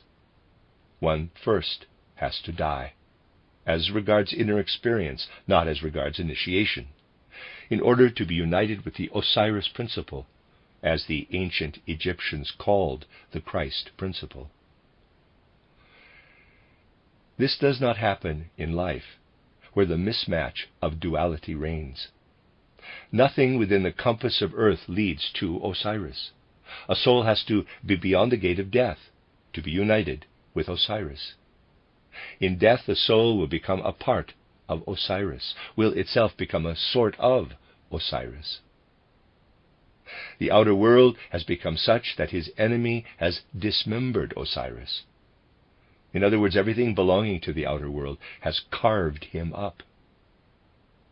An initiate of the Egyptian mysteries would have said, the human beings of our present culture are a sort of recollection from ancient moon existence. Just as the humanity of the 7 holy rishis is like a memory of ancient Saturn existence, and Zarathustrian culture reminds us of ancient sun existence, so does Osiris culture remind us of ancient moon evolution, when the moon and all its attendant beings first separated from the sun, on which, however, those beings remained from whom humanity originates. This is where humans were separated from the benevolent forces of their constitution, from the fount of their life forces. But the time will come, through all that humanity will have suffered by way of longing for and privation of a spiritual dimension, when Osiris will descend and will manifest as the fresh stimulus that is bound to appear, one which has not previously existed on earth because it had already separated from earth during ancient moon existence. Everything referred to by the 7 holy rishis and Zarathustra, and which the Egyptians believed the people of their times could never, during their lifetimes, attain, this was the force, the incisive impetus, which for 3 years manifested in the body of Jesus of Nazareth. All the great religions spoke of him, and he was revealed in Jesus of Nazareth, the being whom all religions had presaged. Thus not only did Christians speak of Christ, but so did the believers of all the old religions. In this way, an element entered over the course of human evolution, of which human beings had great need, and which can be reached through inner experience.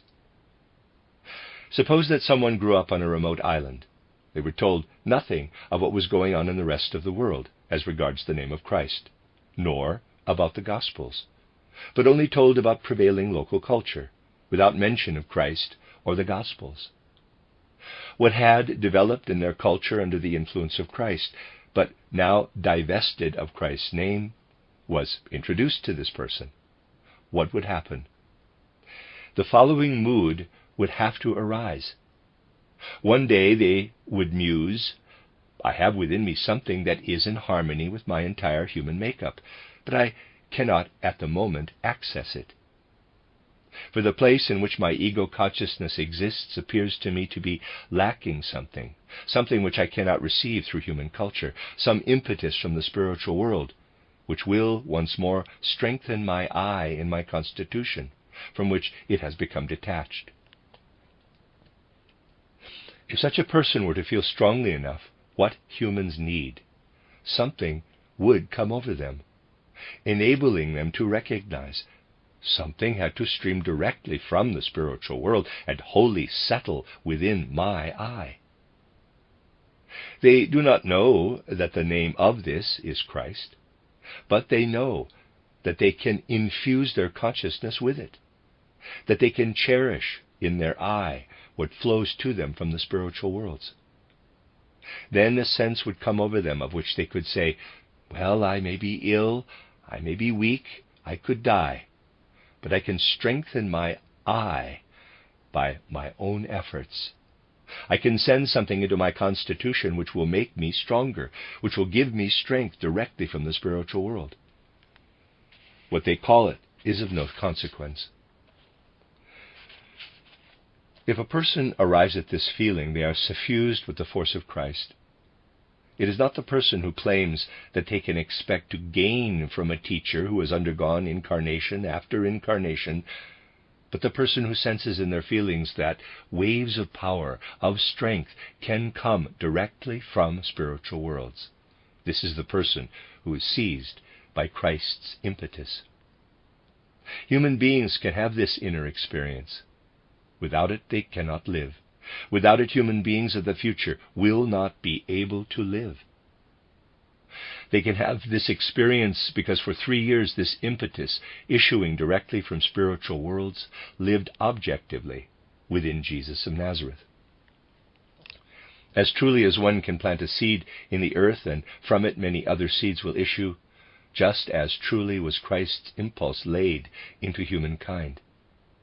Since that time, something exists within humanity that did not previously exist. It is for this reason that Egyptian life is so tragic. It was felt that during one's lifetime, one would be unable to reach Osiris, that one would have to go through the portal of death in order to be reunited with Osiris. This applies only to inner experience and not to initiation, which we will speak of later. However, since the time of the mystery of Golgotha, what was previously impossible is now possible for human beings, of their own accord and on the basis of their unique incarnation, to seek a connection with the spiritual world. This has come about because the impetus that was given by the mystery of Golgotha can light up within every soul, and since that time can inhabit every human being through their inner experience. Not the Christ who walked on earth. The soul is not connected with this figure, but the Christ who is attainable through inner experience. Since the mystery of Golgotha, it is possible within a single individual incarnation to gain a union with what is spiritual. And because this is so, something took place with that single deed of Golgotha, which can radiate throughout humanity, which is not granted through the achievements of succeeding incarnations. For this reason, it is not possible for Christ to manifest in a way that is the result of many incarnations, in the same way as Buddha emerged from his incarnations as a bodhisattva. Tomorrow we shall see how, for the future, the path to Christ can be found amid human evolution. The end of Lecture 7. You are listening to RudolfSteinerAudio.com. As well, you can hear these podcasts at RudolfSteiner.podbean.com. Please consider becoming a patron. There are 2 publishing houses, SteinerBooks.org in America and RudolfSteinerPress.com in England, which are the sole publishers of Steiner into English and have given me permission to do these recordings. Please consider patronizing them as well.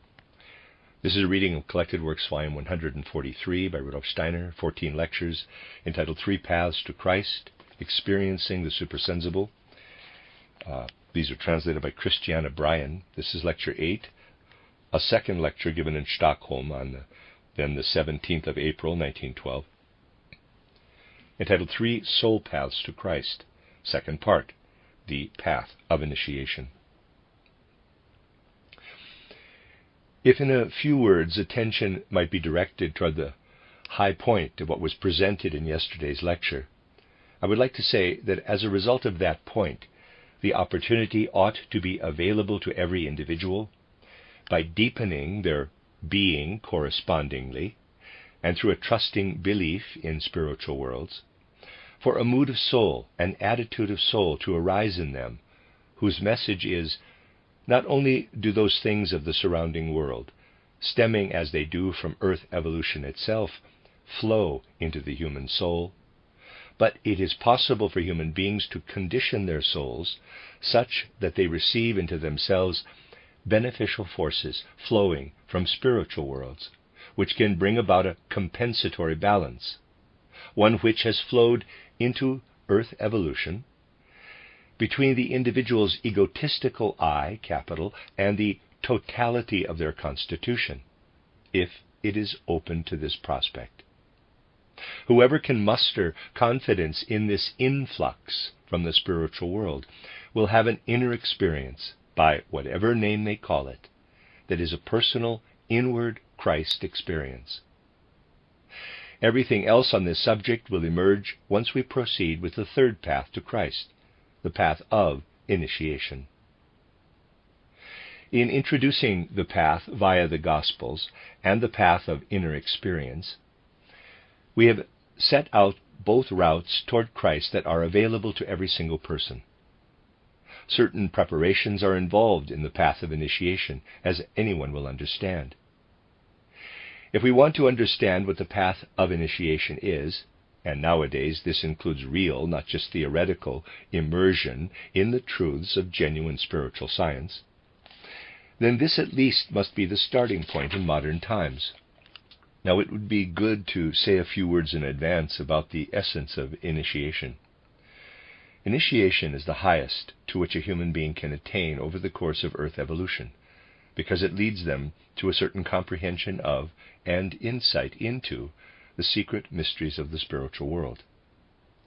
What proceeds in spiritual worlds is the content and the object of initiation. Genuine knowing and direct perception of processes in spiritual worlds are achieved on the path to initiation. Even in describing initiation in this way, anyone allowing this characterization to take effect in their soul ought to notice something quite particular. Basically, it has been said that initiation is, if you will allow the expression, a supra-religious path.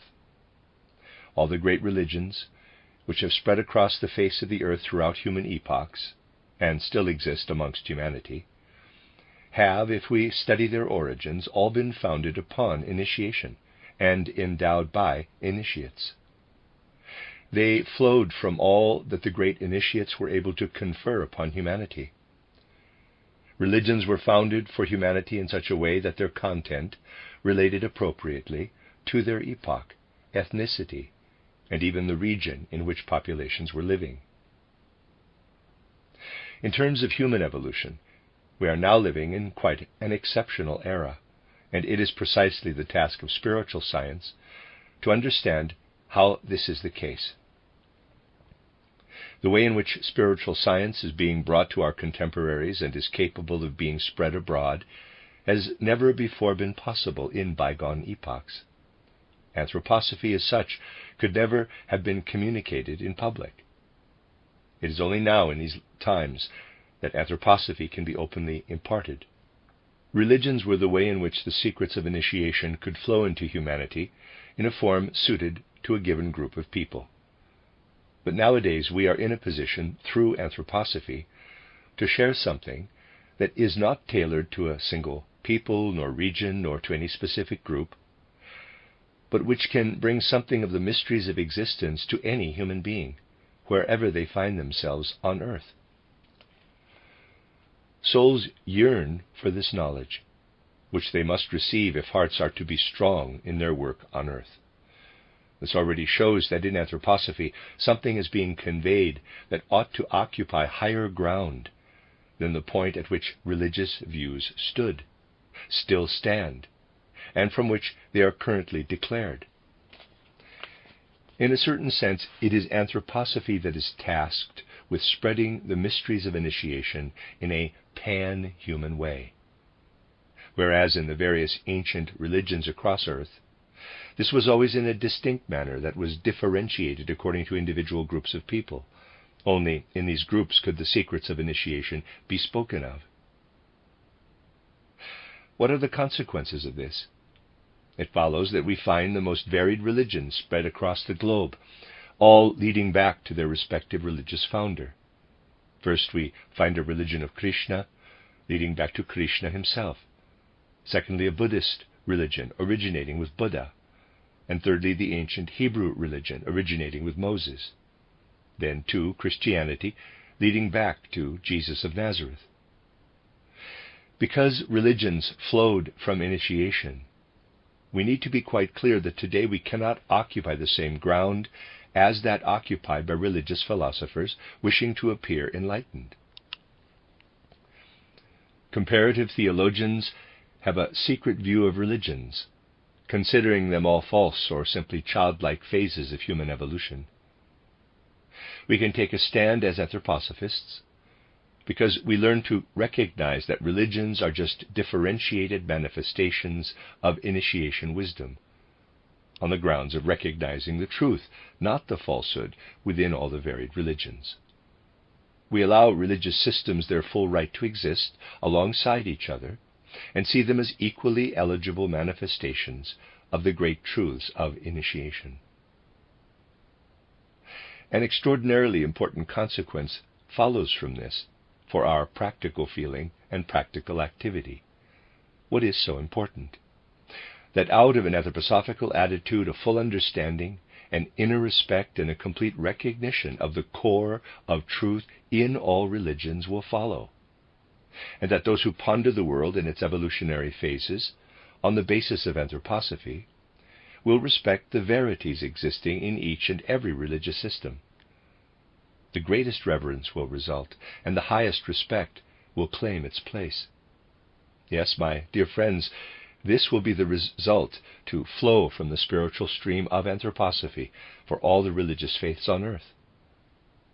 You will go to the believers of the different religions of the world, and you will not believe you can graft onto them nor instill in them other beliefs. We will, moreover, go toward them, and, on the basis of our own religious convictions, we will cultivate the truth we find in their beliefs. And if you are born into a region where a particular religion predominates, you will not denigrate nor reject other religions intolerantly, but will be able to go into what can be found by way of truth in its content. Let us take an example. An example such as this can only be understood by those who are in their souls deeply serious about an anthroposophical attitude and about the consequences of knowledge about the nature and basic conditions of initiation. Take a Western individual who grew up within Christianity. They may have come to know Christianity by absorbing the mighty truths of the Gospels. Maybe they have reached what we call the path to Christ through inner experience. Maybe they have already experienced Christ inwardly. Imagine that they come to know another religion, for instance, Buddhism. They learn from those living within the sacred truths and knowledge of Buddhism about what Westerners consider a nuisance, but which we as anthroposophists can understand. Namely, that the founder of their religion, having undergone many incarnations on earth as a bodhisattva, was reborn as the son of a king, the son of Suddhodana. Further, they learn that in the 29th year of his life as a bodhisattva, he attained to Buddhahood, which in this religion stems from initiation, the one great truth, which applies not only to Buddhism but to all humankind, which every initiate will recognize, as will all human beings who understand Buddhism. They learn to acknowledge what believers of Buddhism rightly state. If the bodhisattva can, in one human incarnation, become Buddha, then this incarnation, undergone by Buddha on earth, must be his last. Then he will never again return to a human body. Those within Buddhism would be deeply pained were anyone to claim that Buddha would return to a corporeal body. Deep sorrow would be felt by a follower of Buddhism were some power to question the axiom that the bodhisattva, having risen to Buddha, could never again return to corporeality and appear on earth. As anthroposophists, we try to recognize the truth at the core of every religion, standing on terrain that seeks the truth rather than the errors among diverse religions. So we go to those who understand Buddhism and learn to recognize, or learn from initiation to recognize, that it is true. The individual who lived on earth as bodhisattva has, since that time, reached spiritual heights, from which he need not descend again to the physical rounds of earthly incarnations. From this moment onward, if we were standing on foundations of reincarnation teachings, we will no longer hold up to a Buddhist the claim that Buddha could return to a physical body. Genuine true knowledge will create an understanding for any religious form originating in initiation. We respect all forms of religion that have evolved across the earth by acknowledging the truths they have to offer. Yes, I confess it sincerely and honestly, just as the strictest Buddhist would be able to believe in this verity, that the bodhisattva who lived on earth and rose to become Buddha attained the pinnacle of human development, which made it possible for him no longer to need to descend to earth. That is what it means to have an understanding for the most varied of religious forms here on earth. Let's take the reverse case, that a follower of Buddha were to bring themselves to acquire an anthroposophical awareness. They would focus either on the basis of a real knowledge of Christianity or knowledge of initiation principles, on the fact that for different regions of the world there are different forms of religion, where those who understand religious forms are in agreement that there once lived an individual who actually belonged to no single nation, least of all to the Occident, and that between their 30th and 33rd year this personality was inhabited by such an impetus, a force of spiritual life, to which we referred yesterday, to whom the 7 holy rishis referred as their Vishwakarman, to whom Zarathustra referred as Ahura Mazda, to whom the Egyptians referred as their Osiris, and whom the 4th post-Atlantean calls Christ. But this is not the crux of the matter, which is to recognize in Christ what lived as a force for 3 years in the personality of Jesus of Nazareth. An entity which had never before lived on earth, had descended from spiritual heights into the personality of Jesus of Nazareth, underwent the mystery of Golgotha in this personality, and as such, this Christ impulse is a unique spur for earth that does not have anything in common with a normal human incarnation. Thus the being who was on earth as Christ, once only, and cannot return in human form, but, as the Bible relates, will come in the clouds of heaven. In other words, who will reappear as a spiritual revelation to humankind, that is a Christian belief. This person living within Buddhism, who is permeated with the gravity and dignity of spiritual science, will have to confess that they need to respect and show some reverence for this Christian faith too, just as a Christian will need to respect their Buddhist faith. The Buddhist who has ascended to spiritual science and who takes it seriously will say, just as you, being a Christian, bring trust toward the doctrine that the Bodhisattva who became Buddha cannot return to earth, and appropriately, as it strikes me, you know that Buddha cannot return, so I, as a Buddhist, recognize that the being whom you call Christ cannot return to physical incarnation, but lived as a unique force for just 3 years in a physical body. If we can find in Anthroposophy such mutual understanding between religions, so that the source of initiation can enter into human hearts, such that no one person could impose an alien concept on another, then we arrive at a concept that unites peoples across the earth. Then we are conferring peace among individual religious beliefs. Jesus of Nazareth lived as the founder of Christianity. Christian initiation tenets apply to the founder of a religion, to Jesus of Nazareth, only as to a fact that can be investigated by occultists as a verity, as a deed. The life of Jesus of Nazareth can be researched with the same love, with the same care, as would be the life of Buddha, or one of the other founders of religions, by those who know the ethos of initiation. A description of the life of Jesus of Nazareth appears, purely on the basis of occultism or spiritual science, in my booklet titled The Spiritual Guidance of the Individual and Humanity. However, the actual principle of Christian initiation is concerned with recognizing Christ and deals with the path to Christ.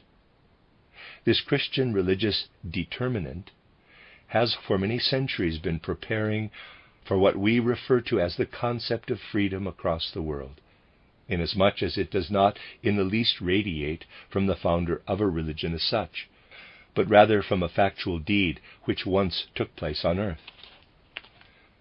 That is the fundamental difference between Christianity and other religions, the path of initiation leading to Christ as a task within its worldwide mission, that differs from cultures emanating from other religions, in that it emanates from a deed, from an event, and not from a personality. To understand this, we will first have to deal with a few preconditions. A single sentence, a single indication, a single point of origin, albeit externally characterized, describes Christian initiation.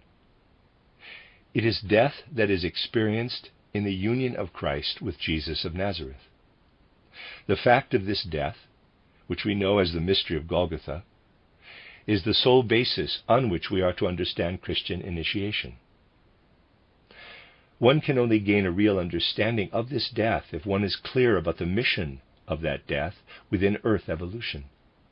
Yesterday we mentioned that fragility, failing health, disease, and death are connected with the disjunct between our luciferically permeated I, capital, and our dispositions.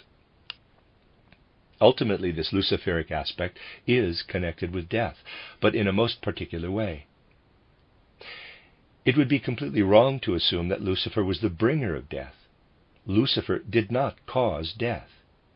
He brought what we can call the risk of error, including moral error, the differentiation of humanity into ethnicities, as also the chance of freedom. That is due to Lucifer. If what Lucifer brought were the only principle active among humanity, and had nothing opposed him, this luciferic activity would have resulted in humanity falling away, breaking away from divine onward evolution. Humankind would have spiritualized itself, however, in a completely different direction from divine onward progress.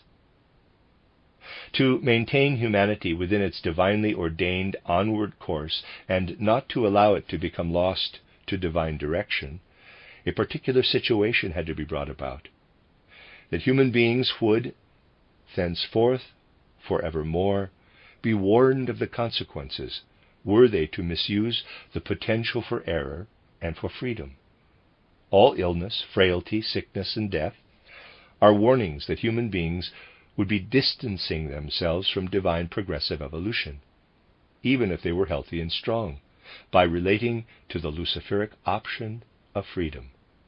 Thus, illness, sickliness, and death are not the gifts of Lucifer, but gifts from benevolent, wisdom-filled divine powers, who in giving these have set up ramparts against the influences of Lucifer. Thus we must say, everything continually approaching us in the world by way of external evils, be they illnesses or death, all exists so that we humans remain chained to the earth for as long as is needed for us to take the opportunity of making good, and so that we are taught the better to adapt to our constitutions. We suffer so that through our suffering we create experiences that rebalance our luciferically permeated I and our divinely permeated constitution. Our disposition fails us as often as is required for our I to be fully suffused with the laws of divine progress. Every death is therefore the point of departure for something else. Nobody can die without taking with them the potential for one day overcoming death in their future incarnations. All pain exists, so that from that suffering we create experiences that instruct us how best to continually align with, or adapt to, our divinely constituted bodies into the future. This issue cannot be dealt with without reference to evolution as a whole. We can study this matter best if we test by occult means the relationship of humankind with the realm just below it, with the animal kingdom. We know that over the course of evolution, humans have always caused animals pain, that they have killed animals. Those who have learned to recognize the importance of karma in human life often experience it as very wrongful that animals who do not reincarnate should suffer, should experience pain, and even as far as higher mammals are concerned, undergo death with a certain level of consciousness. no karmic compensation will take place. Human beings naturally experience karmic rebalancing during Kamaloka for the pain they have inflicted on animals, about which I am not going to talk at the moment. I am talking about compensation for animals. Let us be quite clear about this thought. When observing human evolution, we see how much pain humans have inflicted upon the animal kingdom, how many animals they have killed. What does this pain, what does all this death signify throughout evolution? Occult research shows us that all pain experienced by sentient beings, apart from humans, and every death sows seeds for the future. Just as animals are willed by advancing divine evolution, they are not intended to have incarnations in the same way as humans. But if change is introduced into this wise cosmic plan, if human beings interfere and meddle in animals' evolution, not leaving it in peace as it would evolve without us, what happens then? Occult research tells us that all pain and every death perpetrated by human beings upon animals all return and are restored, not through reincarnation, but because harm and pain has been caused to animals. Such pain and suffering elicits once more or restores their animality. Animals that have been dealt pain are not restored in the same form, but the element in them which feels pain does return. It returns such that the sufferings of animals are rebalanced, each painful experience being replaced with its opposite sensation. This pain, suffering, and death are seeds sown by humankind. They return in that their opposite sensation is adjoined in future. To take a concrete example, when Earth is replaced by Jupiter, animals will no longer appear in their present form, but their pain and suffering will awaken the sentient forces of that pain. These will live in human beings, incorporating themselves as parasitic creatures. The senses and feelings of human beings will create the compensation for that pain. That is the occult truth, which can be spoken of in unvarnished and objective terms, even if this is unpleasant for people of today to hear. Human beings will suffer, and from it animals will derive a certain pleasant sensation, will have a good feeling as compensation for their suffering. This is already beginning to happen, slowly and gradually over the course of our present life on earth, however strange it may seem. Why is it that people are plagued by organisms that are actually neither animal nor plant, but somewhere between the two? Entities somewhat related to bacilli, which derive a sense of well-being from human suffering. We have created this destiny in earlier incarnations because suffering and death were inflicted on animals. Because entities experience this throughout the ages, albeit not in the same form, they sense its compensatory rebalancing in the pain which human beings have to undergo. Thus all suffering and pain is absolutely not without consequence. It is the seed from which ensue the results of what has been caused through pain, suffering, and death. No sorrow, pain, nor death can occur without it activating something which later arises, bearing fruit. In view of this, let us review the death on Golgotha, which followed the union of Christ with Jesus of Nazareth. What is first made clear to anyone undergoing an initiation of this kind is that this death on Golgotha was no ordinary death, human or otherwise, to take place on earth. Those who do not yet have faith in a supersensory world cannot conceive of this death on Golgotha at all. Because even from an external perspective, this mystery of Golgotha is fraught with exceptional features, from which much can be learned by human beings. No contemporary description tells of this death, and critics of the Gospels claim that the Gospels do not count as historically authoritative documents. Initiation principles are those applied to what cannot be described in historical terms. What took place on Golgotha can still today be observed by initiates. People who have undergone initiatory processes can see this in the Akasha Chronicle. The writers of the Gospels only wrote what they retrieved from the Akashic record. An event is described, but the original Gospel writers did not think to draw on perceptions of the physical plane. Consciousness was still such that they knew they were dealing with events of the spiritual world, and that the most important aspect was to achieve a relationship with those spiritual worlds. No genuine rapport can be established with these events from the sense world. Initiation makes clear what came to pass.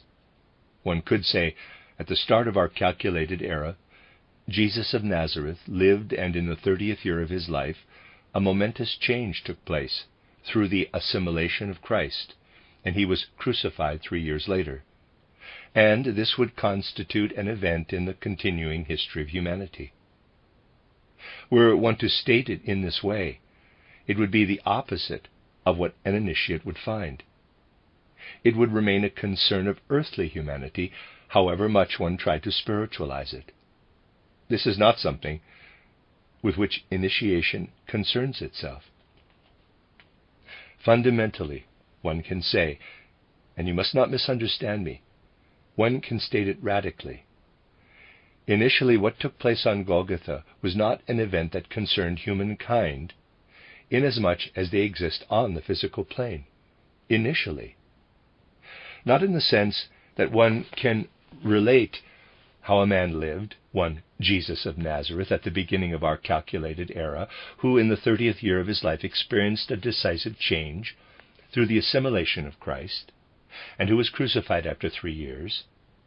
This is not how the initiation truth of Christianity would be framed.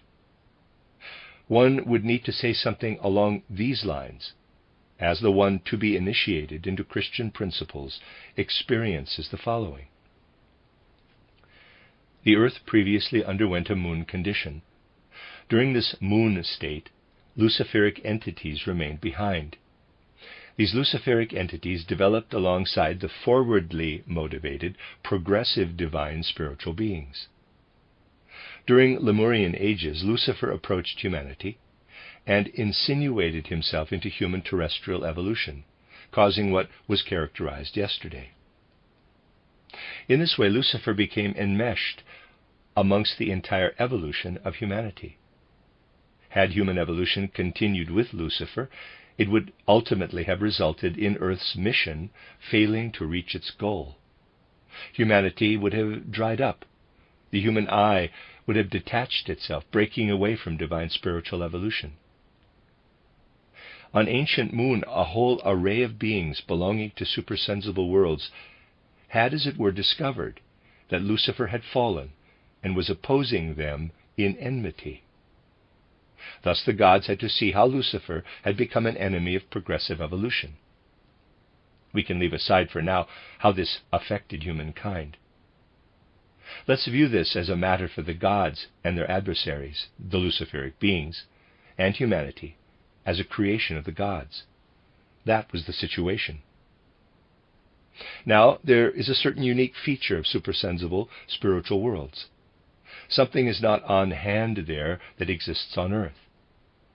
Death in all its manifestations is absent. In spiritual worlds one is transformed, but one does not die. Metamorphosis, not birth nor death, exists there. Group souls, for instance, existing in spiritual worlds, do not die. Instead they transform, they morph. Birth and death do not pertain in this realm, where the physical world has never exerted its influence. Only where qualities of the physical world have to some extent transferred to the beings of suprasensible worlds is there anything that can be compared with death, such as with nature spirits. But we cannot take that further today. In the actual spiritual realm there is no birth nor death, just transformation, metamorphosis. In the case of those divine spiritual beings who can be called the creators of humanity, birth and death do not come into consideration. Neither does Lucifer incarnate on earth as a physical human. He works in humans, through humans, using human beings as his vehicle. Thus we are dealing with the gods and with Luciferic entities who, as it were, gaze down upon their creations. Had evolution proceeded in this way, had nothing taken place in the world of the gods, then the intentions of those gods for humanity would not have reached fulfillment. Then Lucifer would have thwarted the gods' plan. The gods had to make a sacrifice. That was their situation. They needed to experience something that was infiltrating their spheres in a way that gods are actually incapable of experiencing while remaining within that sphere. They needed to send a being of their ranks to the physical plane in order to experience what gods cannot experience in spiritual worlds. The gods had to send Christ to earth in order to do battle with Luciferic principles. Over the course of time, when the time was fulfilled, the gods, who can be collectively called the divine world of the Father, sent Christ downward to learn of humanity's endless pain, an aspect which signifies something quite different for a god than it does for a human being.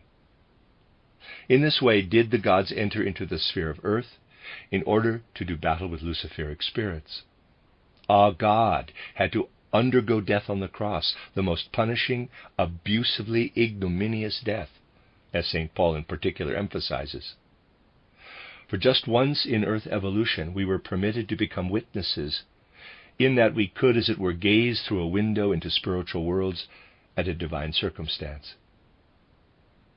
Initiation lore of old stipulated that human beings must, under all circumstances, rise to divine spiritual heights in order to participate in the determinants of initiation.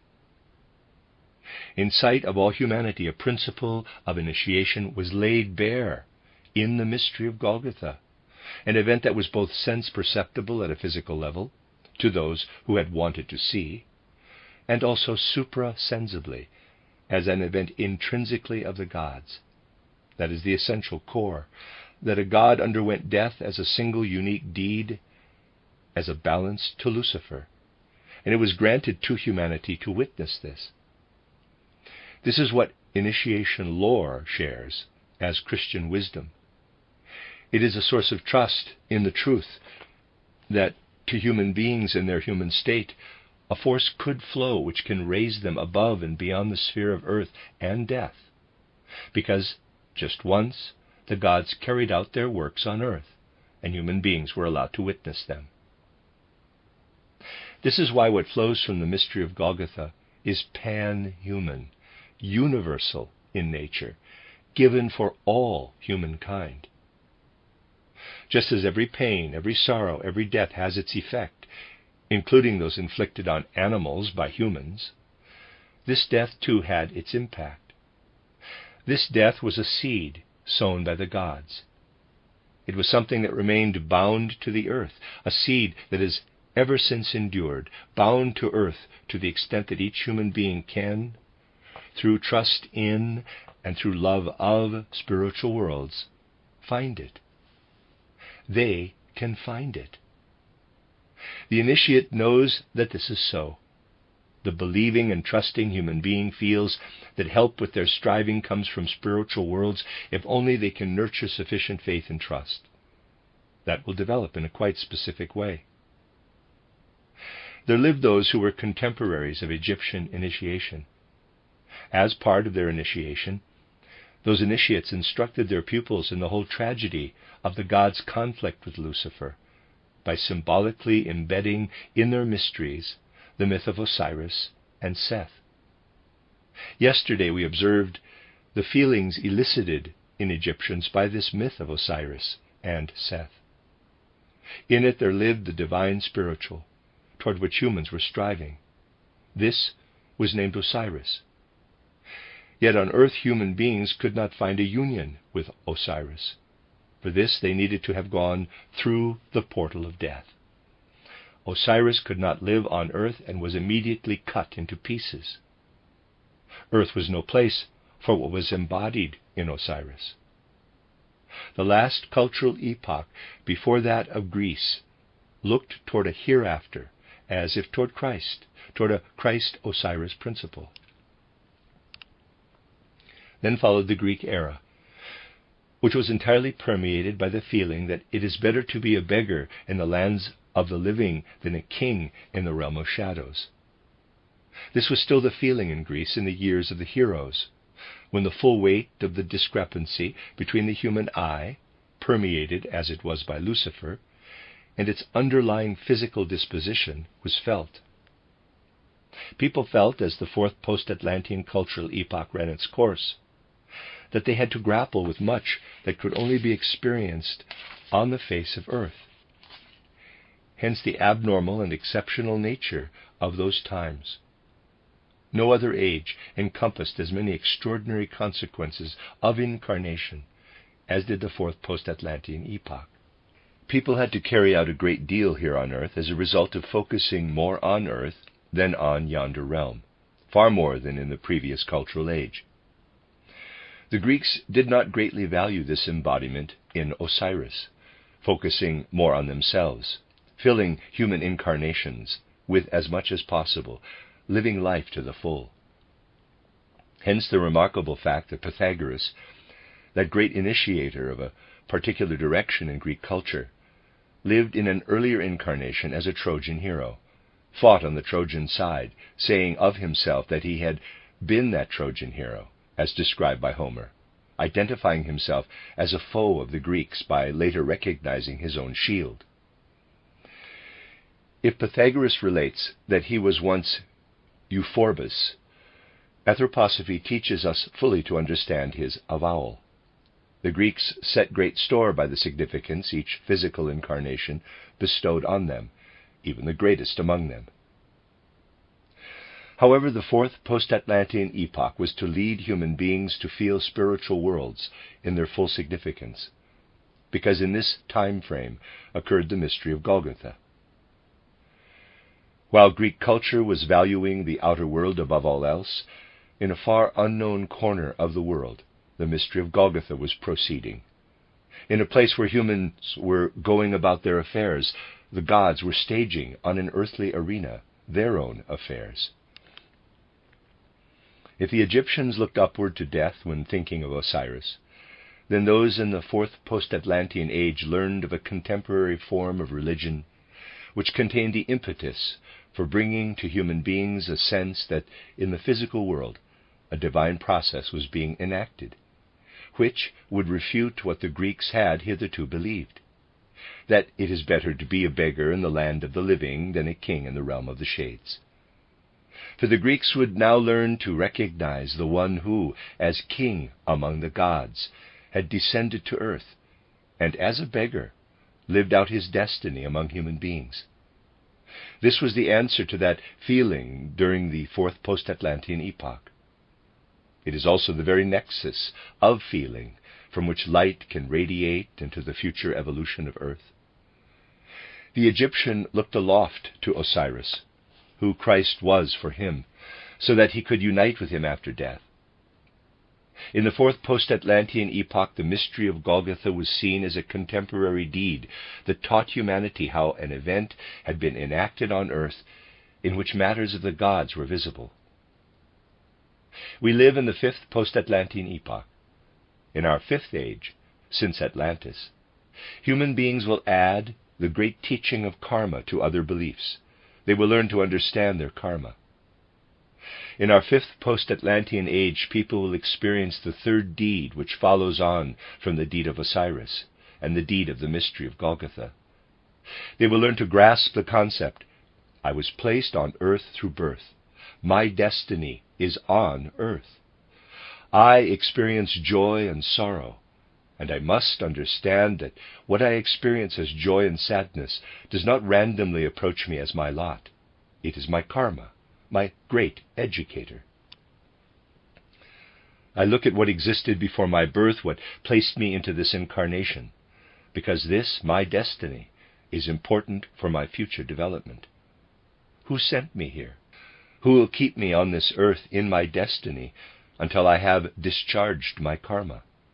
For this I will thank Christ, that human beings can repeatedly be called to experience their destiny until they have worked off their karma on earth. This is why Jesus of Nazareth could not say to humanity, speaking as Christ, "Try to take leave of your physical bodies as quickly as possible." Instead, he had to say to people, "I will send you to your destiny on this earth until you have dispersed your karmic debts. You need to repay your karma. The nearer we come to the approaching future, the more will people realize that they were united with Christ before birth, that they have experienced being granted His mercy to fulfill their karma through incarnating on earth." It was in this way that the people of the fourth post-Atlantean era looked toward Jesus of Nazareth as, too, the bearer of the Christ. In this way will the people of our time discover that Christ will manifest in ever more spiritually suprasensible ways, and will increasingly hold sway over the threads of destiny among earthly affairs. They will learn to see in that mighty power the fate which the Greeks could not yet recognize, the power which will lead humankind, in fitting manner, to discharge their destinies over subsequent incarnations. As they experience them in future, people will look up to Christ as if to a judge, as to the Lord of karma, in the sequence of their incarnations. Thus people will relate to their karma such that they are challenged to deepen their souls ever more and more, to the point where they can reflect, "I have not been dealt this destiny through an impersonal power. I've been dealt my lot by an element with which I feel related in my inmost being. In my karma itself do I perceive what is related to my being. I like my karma because it makes me a better and better person." This is how one learns to love one's karma, and it then becomes the incentive whereby one recognizes Christ. Human beings first learn to love their destiny through the mystery of Golgotha. This will proceed ever onward, ever further, and human beings will increasingly learn that earth could never have reached its goals under Lucifer's influence alone, that human evolution would have become ever more degenerate were it not for Christ. Yet Christianity does not view Christ as a personality, as the founder of an abstract religious system. In our present times, a founder of a religion would establish, in relation to the needs of this time, only non-peace, only strife. Christian initiation does not proceed from a single personality, but from a deed, from a non-personal act of the gods, which was enacted in full view of humanity. This is the enigma of Golgotha. How what took place at the beginning of our calculated time was transmitted, and that from this unique death the seeds were sown, which now arise as humanity's love of their destiny, of their karma. We have observed how the death humans have inflicted upon animals has definite consequences. The death on Golgotha acts as a seed in the human soul, in souls who feel within them their relationship to Christ. It was like this with the mystery of Golgotha. The one died so that we can take that seed and set it into the ground, that it may spring up in the field, and that what has risen from the seed may increase. The death of a God on the cross was made reality in this way. The seed was sown on Golgotha. The ground is the human soul. What springs up is the relationship of human souls to the supersensible Christ, who will never more vanish from earth evolution, and who will appear to human beings in the most diverse ways. Just as people saw him physically at the time of the mystery of Golgotha, so will they in the near future elevate themselves to encounter an etheric image of Christ. They will see Christ as St. Paul saw him. What was veiled in Christian initiation was enshrined in the emblem of the Holy Grail, and was brought into the community which conferred Christian initiation. For those who receive this Christian initiation, what is said here is no mere abstract theory. is not some hypothesis, but a fact of the spiritual world. The ministration or preservation of Christian initiation was entrusted to those who were protectors of the Holy Grail, and later to those who served the community of the Rose Cross. It is, in its very nature, that what is disseminated from Christian initiation is intended to be impersonal. All personal elements were to be excluded, because what is personal has brought only strife and dispute to humanity, and will increasingly cause disharmony in future.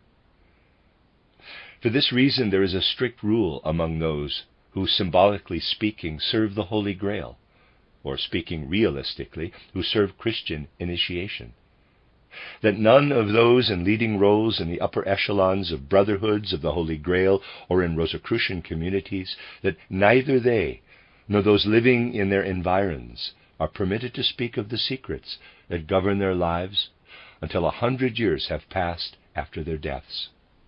There is no possibility of obtaining any sort of explanation from a leading person among the first rank until 100 years have elapsed since their death. This has been a strict rule within the community of Rosicrucians since their inception. Nothing is ever gleaned externally about anyone who is a leading figure in the Rosicrucian fraternity until a century after their deaths. By that time, anything shared will long have flowed into humanity and will objectively have augmented the common good. This is why all personal elements are eliminated. It will never be possible to identify any personality as a bearer of Christian mysteries while they are in physical incarnation. This would only become possible 100 years later, and this rule is adhered to by all brothers of the Rose Cross. Nobody from among Rosicrucian brotherhoods would ever confirm a living figure as being a leader of the first rank in relation to what is to flow from Christian initiation into humanity.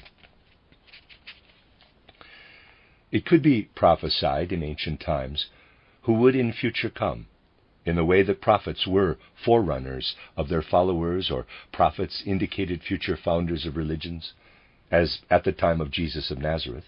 A person then living, such as John the Baptist, could point to one who was his contemporary, but spiritual provisions for humanity had of necessity to change after the mystery of Golgotha.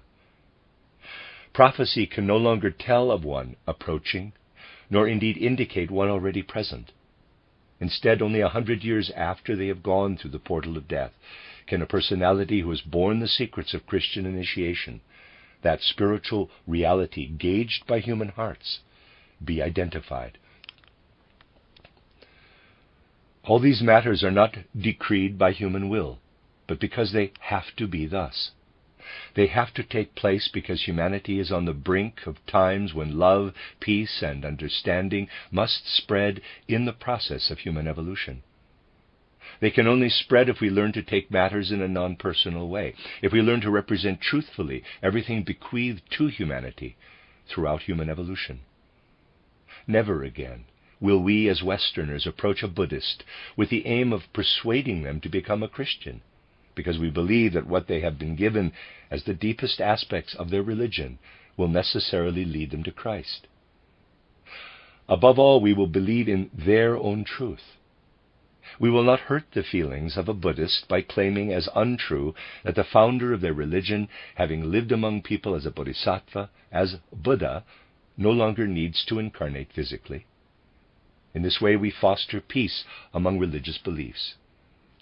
In future, a Christian will understand a Buddhist, and a Buddhist will understand a Christian.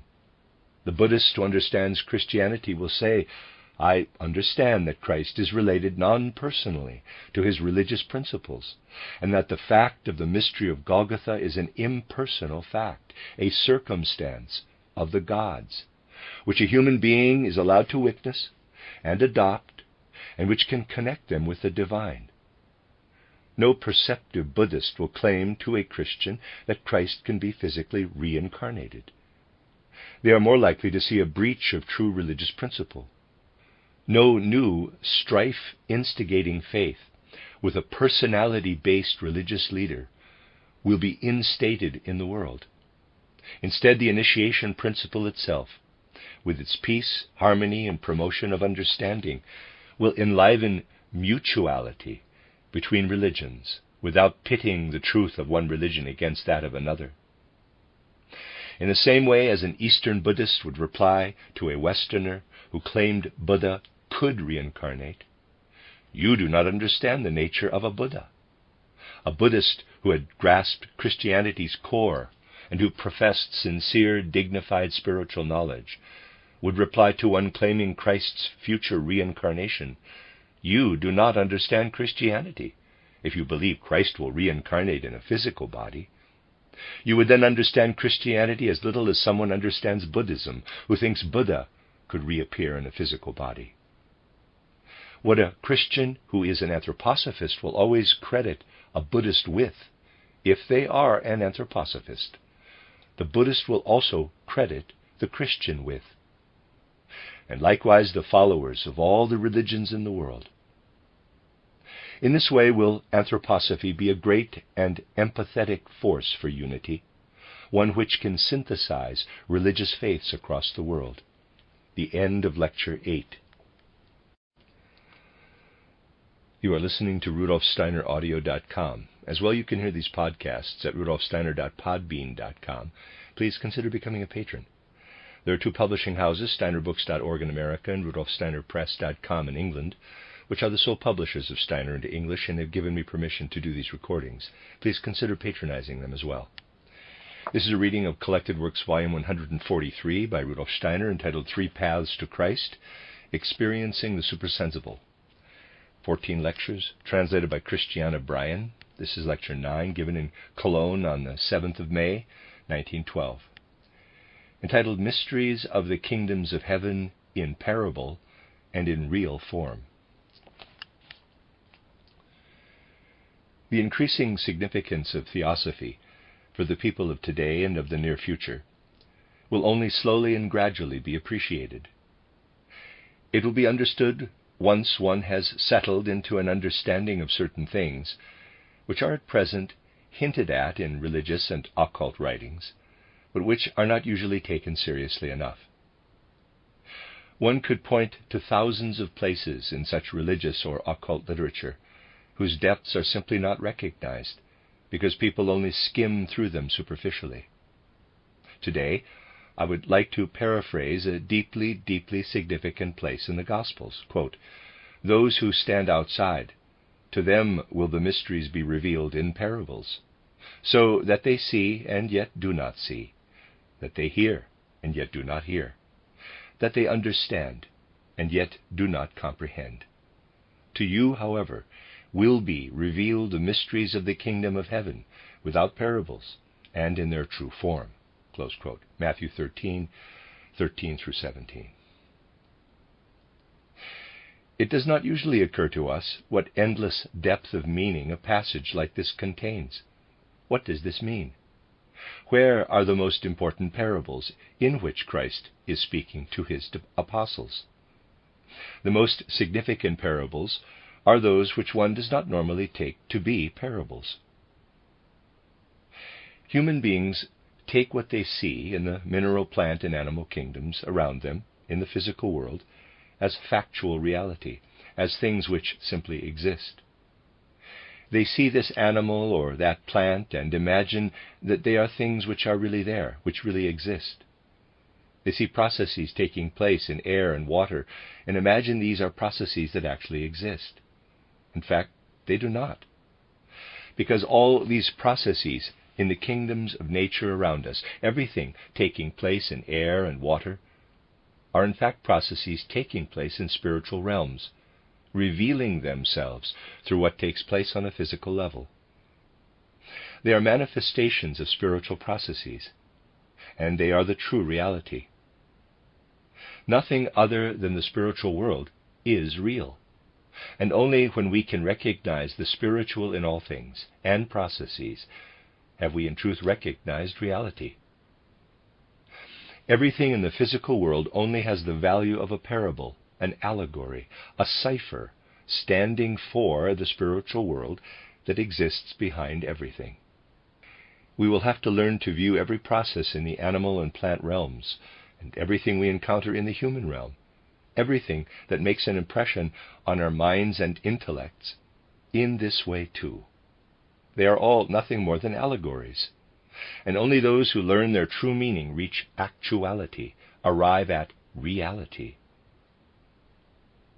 Human beings make their way through the world, watch all the processes taking place, and do not understand that they are merely tokens.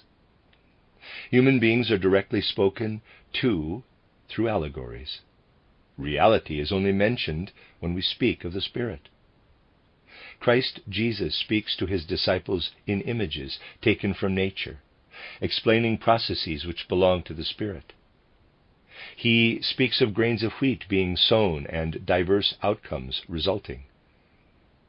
This can only be a parable because the things of nature are themselves parables. Then, when he explains to his disciples that he is one with all that is the spiritual nature in all existence, that he must undergo death, that what lives within him must sink down into death in order to arise as a force in human hearts and souls, to be bestowed by him on all humankind through this death, then he is speaking of reality, because he is speaking of the Spirit and of what is to take place through the Spirit. This is why real knowledge is only won once human beings have gradually forged ahead beyond the mysteries of the world, by learning to recognize all that approaches them externally as tokens, as emblems of spiritual processes. Human souls can only be fruitfully enriched when this attitude to the outer world is established. If the outer world gradually becomes suffused with spirit for human beings, they will embed themselves differently within it from the way in which they did so beforehand, and will find spiritual traces everywhere in its rhythms. We can note in ourselves an ever-repeating rhythm, that of falling asleep and waking up. We know that humans need to repeat this igniting of day consciousness and fading into sleep consciousness every 24 hours or so. If we then ask ourselves with what this alternating human rhythm of sleeping and waking can be compared in the external world, many might imagine alternating states in the plant kingdom, such as growth in spring and wilting in autumn. We see the burgeoning, sprouting of plants growing into summer, and in autumn see the fruits ripening through the power of the sun, which has been streaming inward to earth over that time. Everything appears to be extinguished during winter, only to regrow again in spring. People might compare their own waking up in the morning with this awakening of physical nature, and their own falling asleep with autumn's wilting. But this would be a grave mistake, one to which we must not subscribe if we want to see what is true. What do we experience when we fall asleep? Our astral body and our I, capital, take their leave. They leave our physical and ether bodies. Were we to see what our physical and ether bodies were doing during the night, we would be able to observe that they are quite otherwise engaged from anything that could be compared with autumnal wilting. This can only be observed by looking down onto physical and ether bodies from the spiritual world. They can be seen behaving quite differently from the way they do during the day, because during the day they are seen to be depleting themselves, so that when we are tired of an evening, this is only a sign that we have exhausted our physical and ether bodies. Living life in full day consciousness entails ruination, death-dealing to our physical and ether bodies. By evening, they are largely drained, and at this point we fall asleep.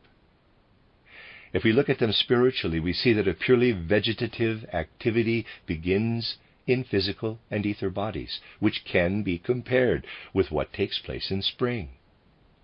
Physical and ether bodies begin as if to sprout new green growth, as if something were happening within the person that could be compared with spring in outer nature.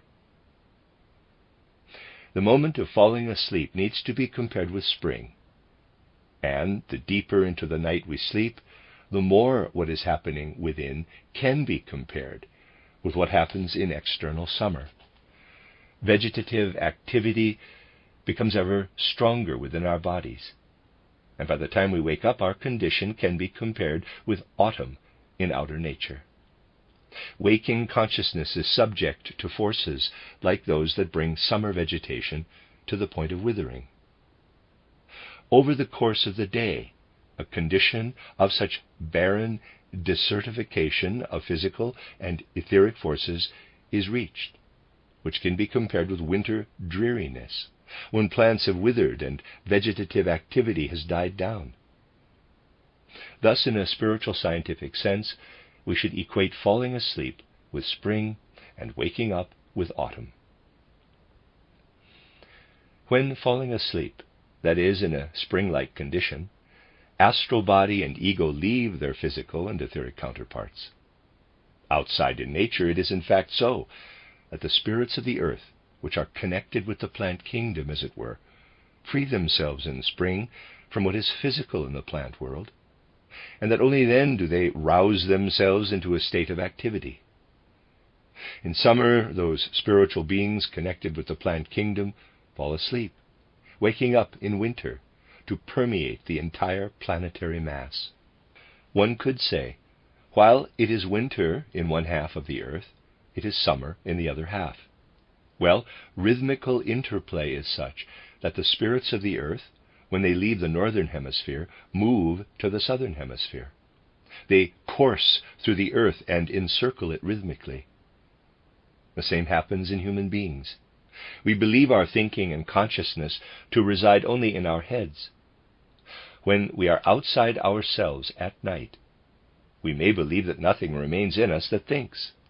Yet in truth it is a fact that in the lower part of our bodies a sort of thinking and consciousness that differs from the human is active, so that there too a rhythmic circulating is taking place in human bodies.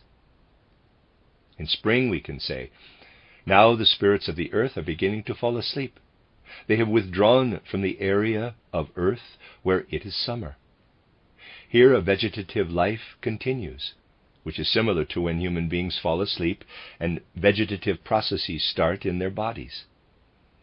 In winter, however, earth spirits wake up. They are united with the earth in a way that is similar to humans' wakeful consciousness in daily life. When we stand on the ground in summer, we are surrounded by physical nature as it jubilates in its physicality. All plant life sprouts and burgeons, as do all the lower spiritual beings of the plant kingdom, who are the active builders of growth. In winter, on the other hand, when a covering of snow is spread across the land and over slumbering vegetative activity, we know that the highest divine beings are creating, working, and weaving throughout the universe, that they are all around us, that the loftiest cosmic life and consciousness is active in the earth. This is how it is in winter, and not in summer. True spiritual science teaches us to be clear about this. Spiritual science, which is able to penetrate these matters with fully clear consciousness, knows that people who retain this, not only theoretically in their heads, but who can feel it in their hearts too, will reflect, oh, you approaching forces of spring and summer, you cause everything in nature to flourish and bloom. You call elemental beings forth from the earth to work. At the height of summer, around midsummer, these elemental beings are celebrating in ecstasy, almost in a frenzied eruption. This is when the solstice and St. John's tide are celebrated. Then follow autumn and winter, and humans should feel in the depths of their souls, with the withdrawal of external physical sun forces, with the approach of winter, when outer nature dies back, as it grows ever darker and darker, it is then that the highest celestial forces are again uniting with the earth in which we live. And we feel ourselves as if enfolded within those lofty spiritual forces. We feel as though belonging among them in the most profound depths of our souls. We may feel the deepest reverence on becoming aware that with the onset of winter we may watch forces, spiritual, kindred since primeval times, as they manifest in our immediate surroundings. It is Theosophy, or spiritual science's task, to acquaint you with them, and to explain their existence to humankind. We know that a task of spiritual science is to recall what humans once experienced in the dim and dreamy clairvoyance they once possessed. We are reconquering humanity's primeval heritage. This was a dreamlike, primal, clairvoyant revelation for human beings, and there are witnesses to this fact. The festival of St. John is placed near midsummer, so as to direct human consciousness to experience. Now physicality has unfurled to its zenith.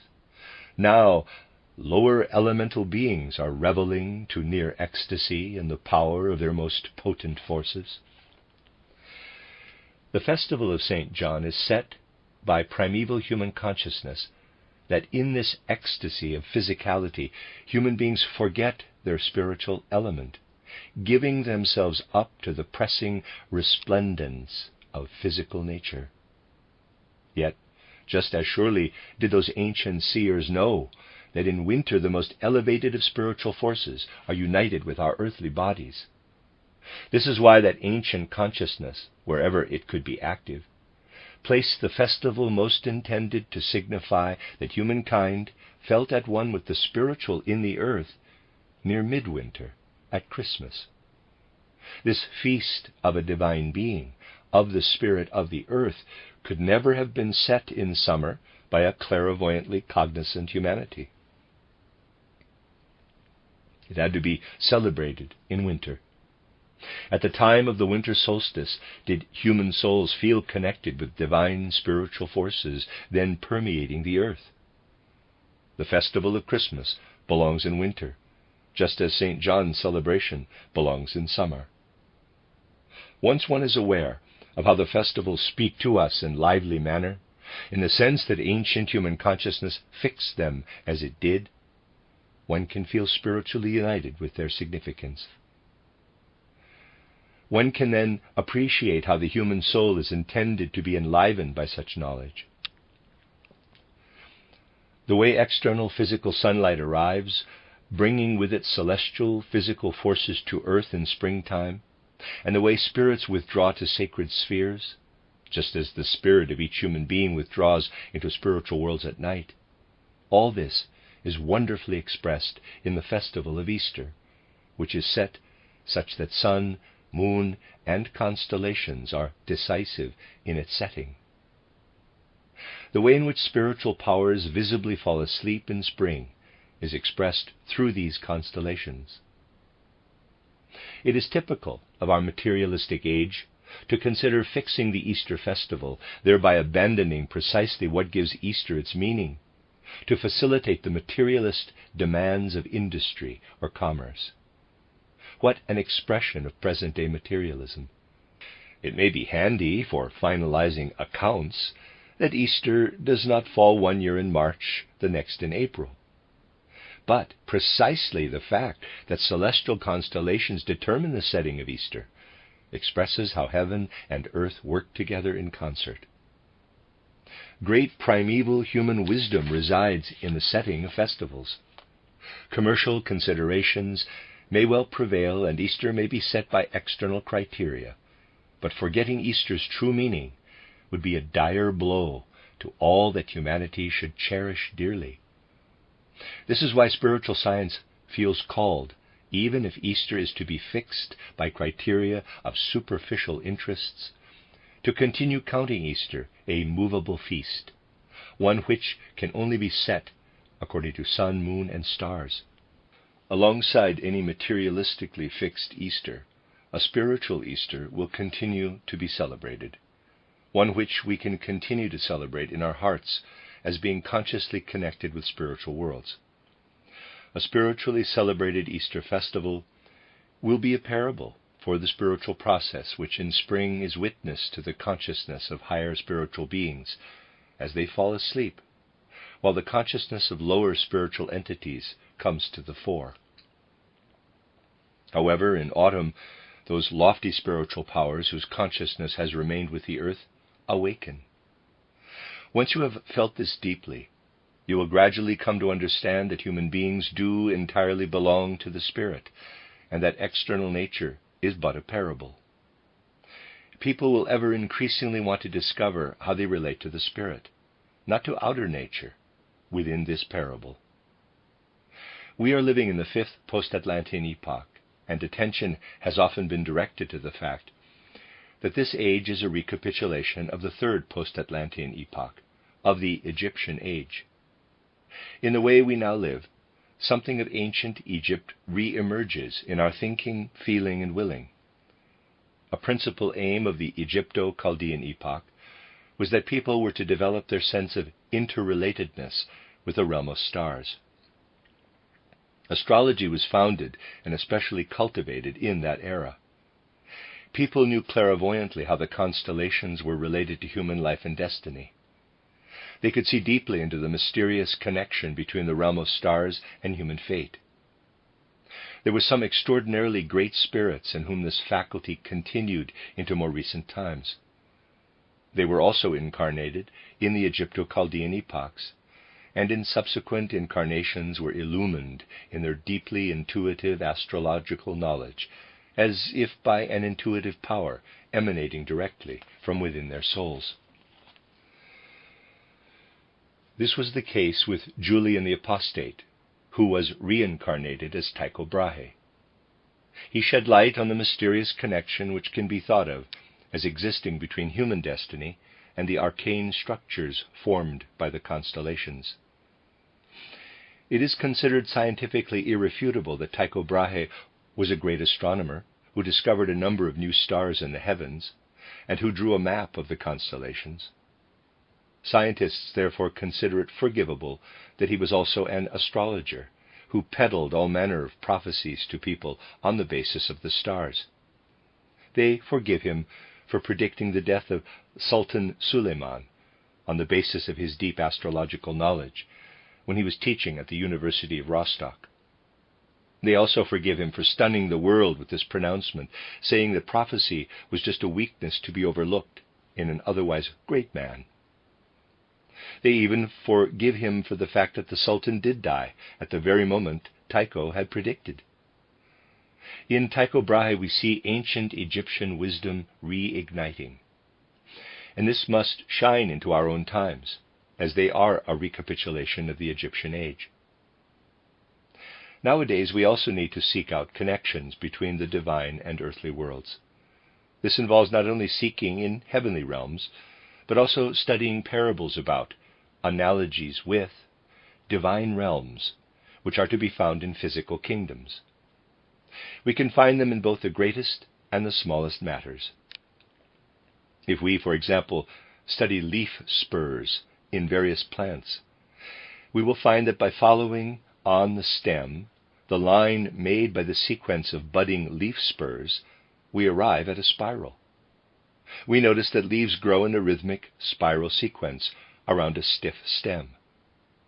In other plants, such as bindweed, it is the stem itself that creates the spiral. Most people do not notice things like this. Were you to study something of this kind, you would make new discoveries. You would discover that such spiral formations are dependent on forces not present on Earth, but which exert their influence downward from the planets. These planets inscribe spirals in space and cause plants to make similar spirals around their stems. Yet the stem grows upward from below, and this motion bisects the spiraling forces. This is the force that concludes at the tip, preparing the blossom to emerge.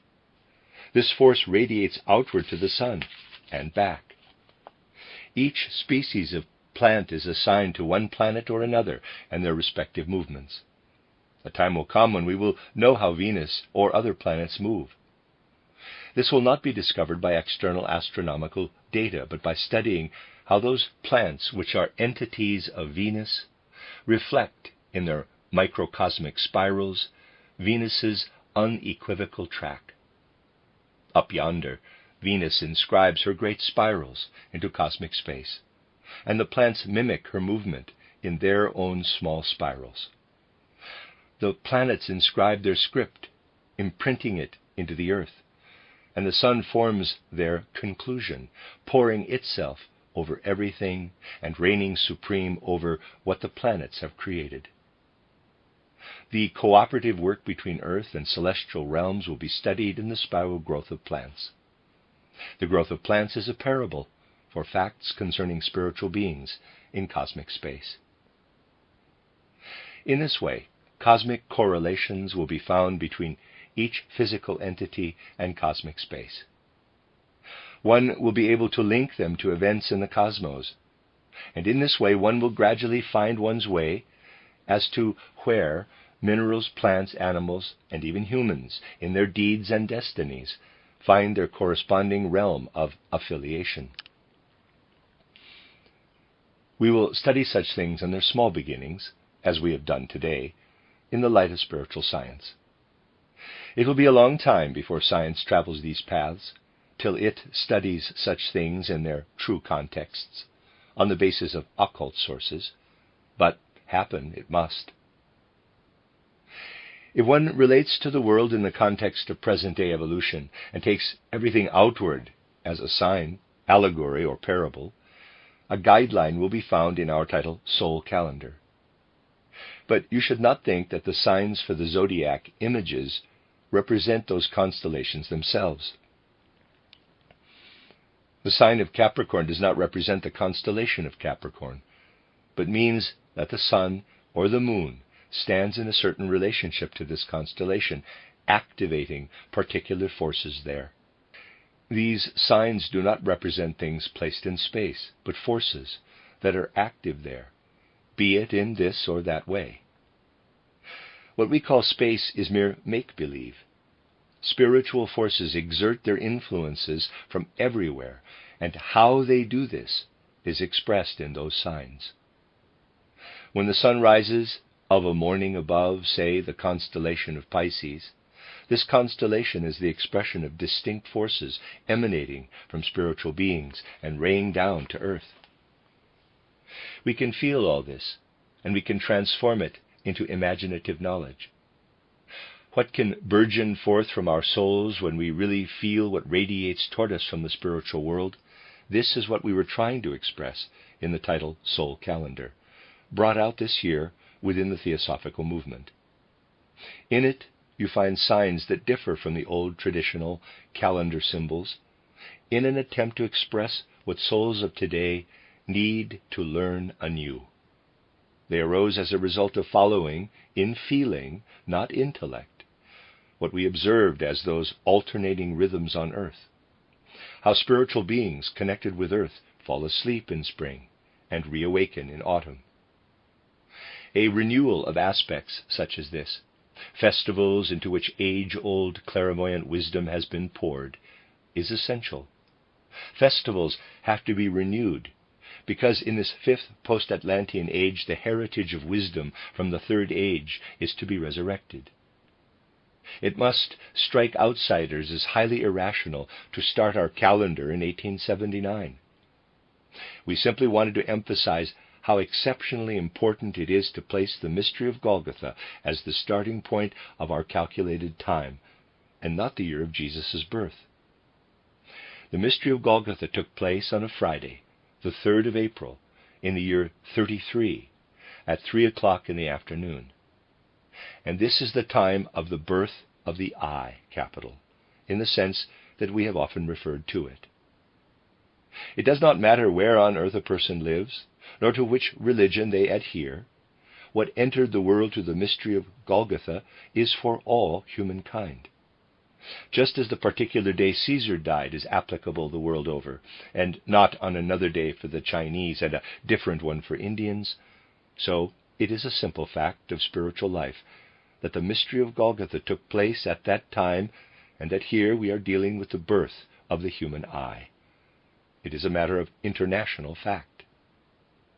One has to wonder that from some quarters it is claimed that what goes on here in our Rosicrucian theosophy, which places the mystery of Golgotha at the very center of everything, should be cut out solely for German consumption and be unsuitable for other peoples.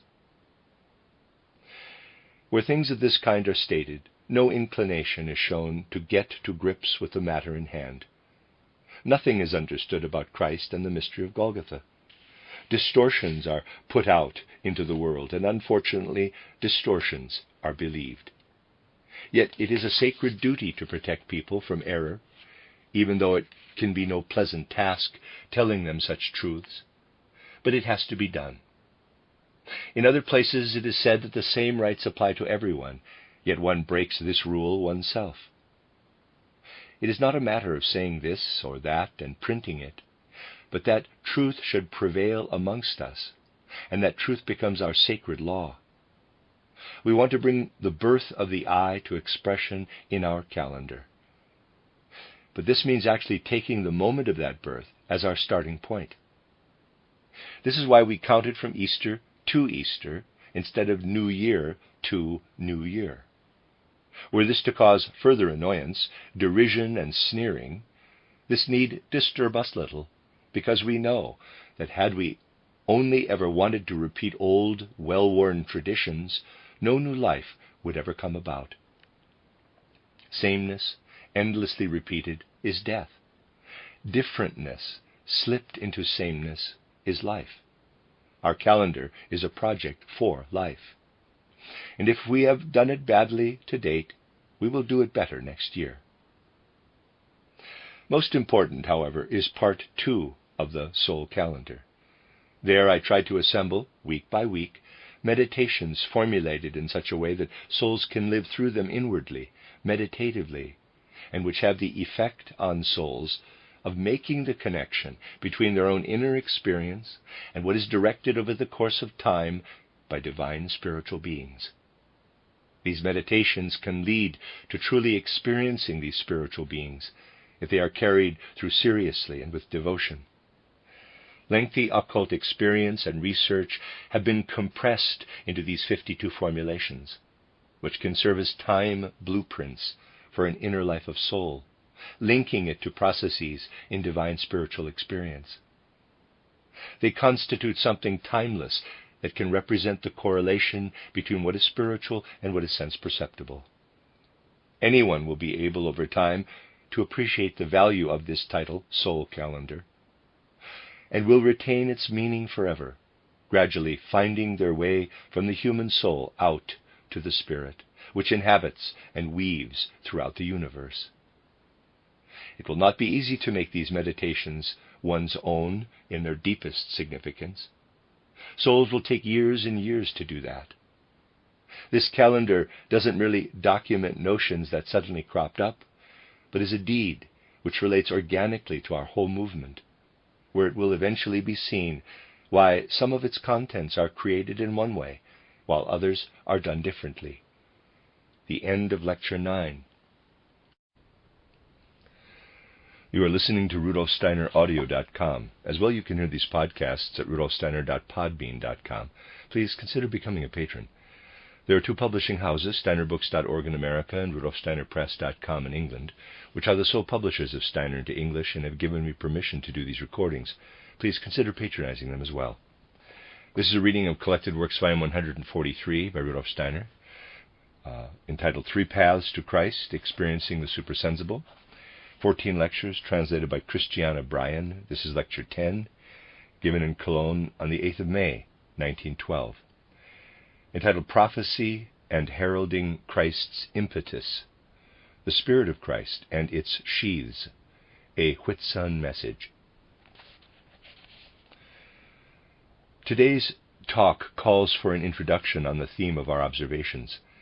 It is, after all, the day which we in the Theosophical movement call White Lotus Day, which each year reminds us that Madame Helena Petrovna Blavatsky, now having left the physical plane, was the founder of the Theosophical movement in recent times.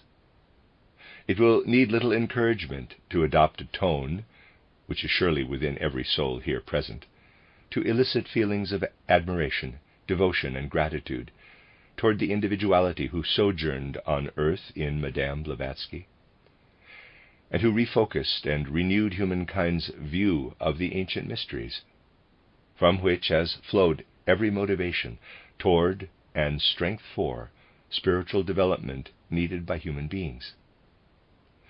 Understanding and grasping the task of recent times, H.P. Blavatsky could share in popular form the mystery wisdom to which she had access, such that this popular form diverges from the ways and means, through secret channels and streams, by which mystery wisdom once percolated into human work and creating. Precisely this is the recent significance of the fact that what used to be given to the few now has to be disseminated in more general form. To be among the first to act along these lines became the mission of Madame Blavatsky. She directed human attention toward something which has indeed forever been holy to those who knew about it. That this is so will now be the starting point for today's remarks, and it will bring us nearer to our subject, the poetry of a thinker whom the mass of educated people know, or rather do not know, as a dry conceptual thinker, as a foreman, as a master builder of far, far removed forms of ideation.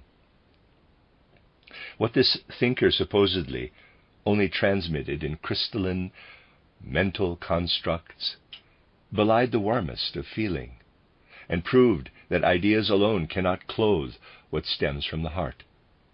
He demonstrates this in a poem addressing sacred mysteries. Hegel, who one can say is the thinker of Europe, who has become so well known to modern scholars that today many of his books remain unopened in libraries, has left us a poem written with his heart's blood. I am referring to the poem Eleusis, which will now be recited by Miss von Sievers. With this poem we would like to pay tribute to the memory of H.P. Blavatsky. Hegel's Eleusis, dedicated to his friend Hölderlin, August 1796. Quote, "Around me, within me, reigns peace. The unrelenting cares of busy human beings now sleep. I am granted freedom and ease. Thanks be to you, my liberator, O night. The moon shrouds the uncertain outlines of the distant hill with a bloom of mist. The bright strip of lake glints genially across at me.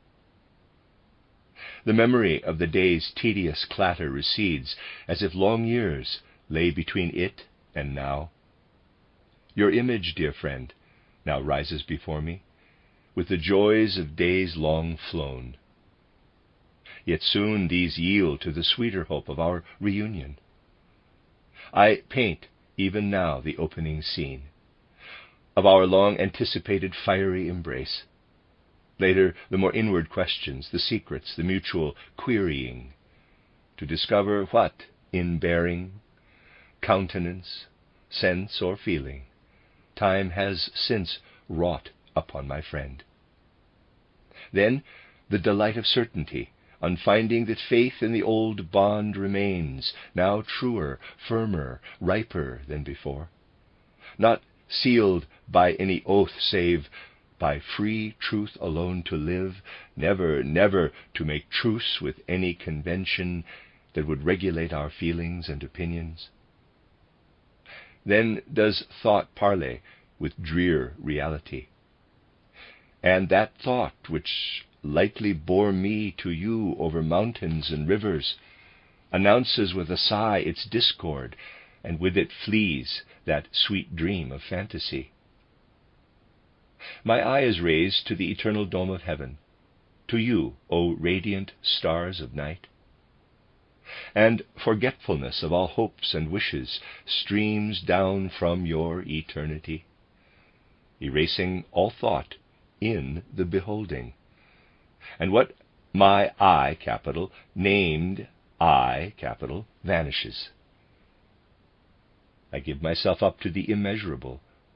I am in it, am everything, am it alone. But returning thoughts estrange, horrified at the endlessness and amazed, fail to grasp the depth of this beholding. Imagination brings thought closer to the eternal, marrying it with form. Welcome, you sublime beings, lofty shades, from whose brow fulfilled perfection rays. I am not daunted. I feel it also as my home, that gleam, that gravity, which around you flows. Ah, were the portals of your sanctuary now to spring open, O Ceres, you who were enthroned in Eleusis. Now drunk with exaltation, I feel the festive nearness of your presence, and would comprehend your revelations. I'd interpret the lofty sense of the images, would hear the hymns of the gods' banquets, and the sublime axioms of their council. But your halls have ceased to echo, O goddess. The circle of gods has fled to Olympus, fled from their desecrated altars.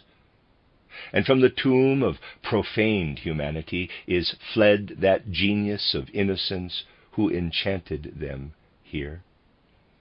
The wisdom of your priests is silent. Not a note of the sacred rite is preserved for us.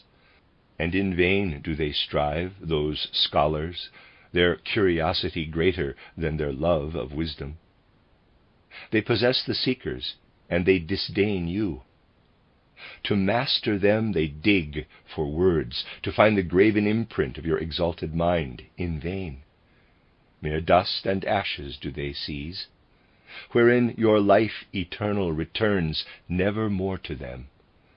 Yet even under mold and unensouled, they preen themselves, the eternally dead, the self-satisfied, in vain. No sign remains of your celebrations, no trace of an image.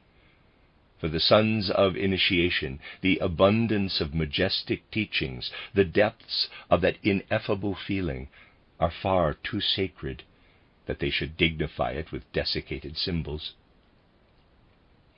The very thought of it seizes not the soul, which, submersed beyond time and space in intimations of infinity, forgets itself, and once again awakes to consciousness. Were any to want to tell of this to others, were they e'en to speak in angels' tongues, they'd feel the poverty of words. Recoiling in horror at the sacred being thought so small, having made it so small, that speech to them seems a sin, thus quaking, their lips they seal. That vow the initiate bade himself, a wise law forbade those poorer spirits from making known what they had seen, heard, felt throughout the sacred night. That not even the further advance themselves should be disturbed in their prayers by the clamor of their mischief. Their hollow chatter stirs to anger that holiness itself should e'er be dragged through filth, yet be still entrusted to memory, so that never would it become a plaything, nor wares of the sophists, who would sell it for an obol coin, nor become the mantle of eloquent hypocrites, nor the cane to a mirthful youth, nor yet to become so empty in the end that only in the echo of foreign tongues would its life's roots be found. Your sons, O goddess, stinting in your honor, flaunted it not through lanes and markets, but nurtured it in their breasts' inner sanctum. Thus did you not live upon their lips, and thus did their lives honor you. In their deeds you still live on. Only tonight, holy goddess, did I hear you, and oft do the lives of your children reveal you to me. I divine you time and again as the soul of their deeds. You are the exalted signifier, the true faith in the single Godhead, who, when all else founders, does not falter. Close quote. I feel myself to be in complete harmony with the individuality of H.P. Blavatsky, especially when, if I may say, over the next few days a few words are spoken about her in clear and frank truthfulness. It was her way, when she was fully herself, to wish to be true. That is why we honor her best when we send our grateful thoughts to her and speak a few words of the purest truth.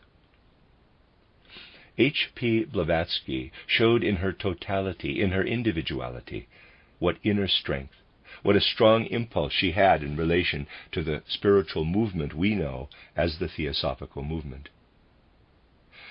To underline this, one only needs to be directed to her first larger work, titled Isis Unveiled. On the average reader, this book really makes a chaotic impact, in that it goes, as it were, above and below.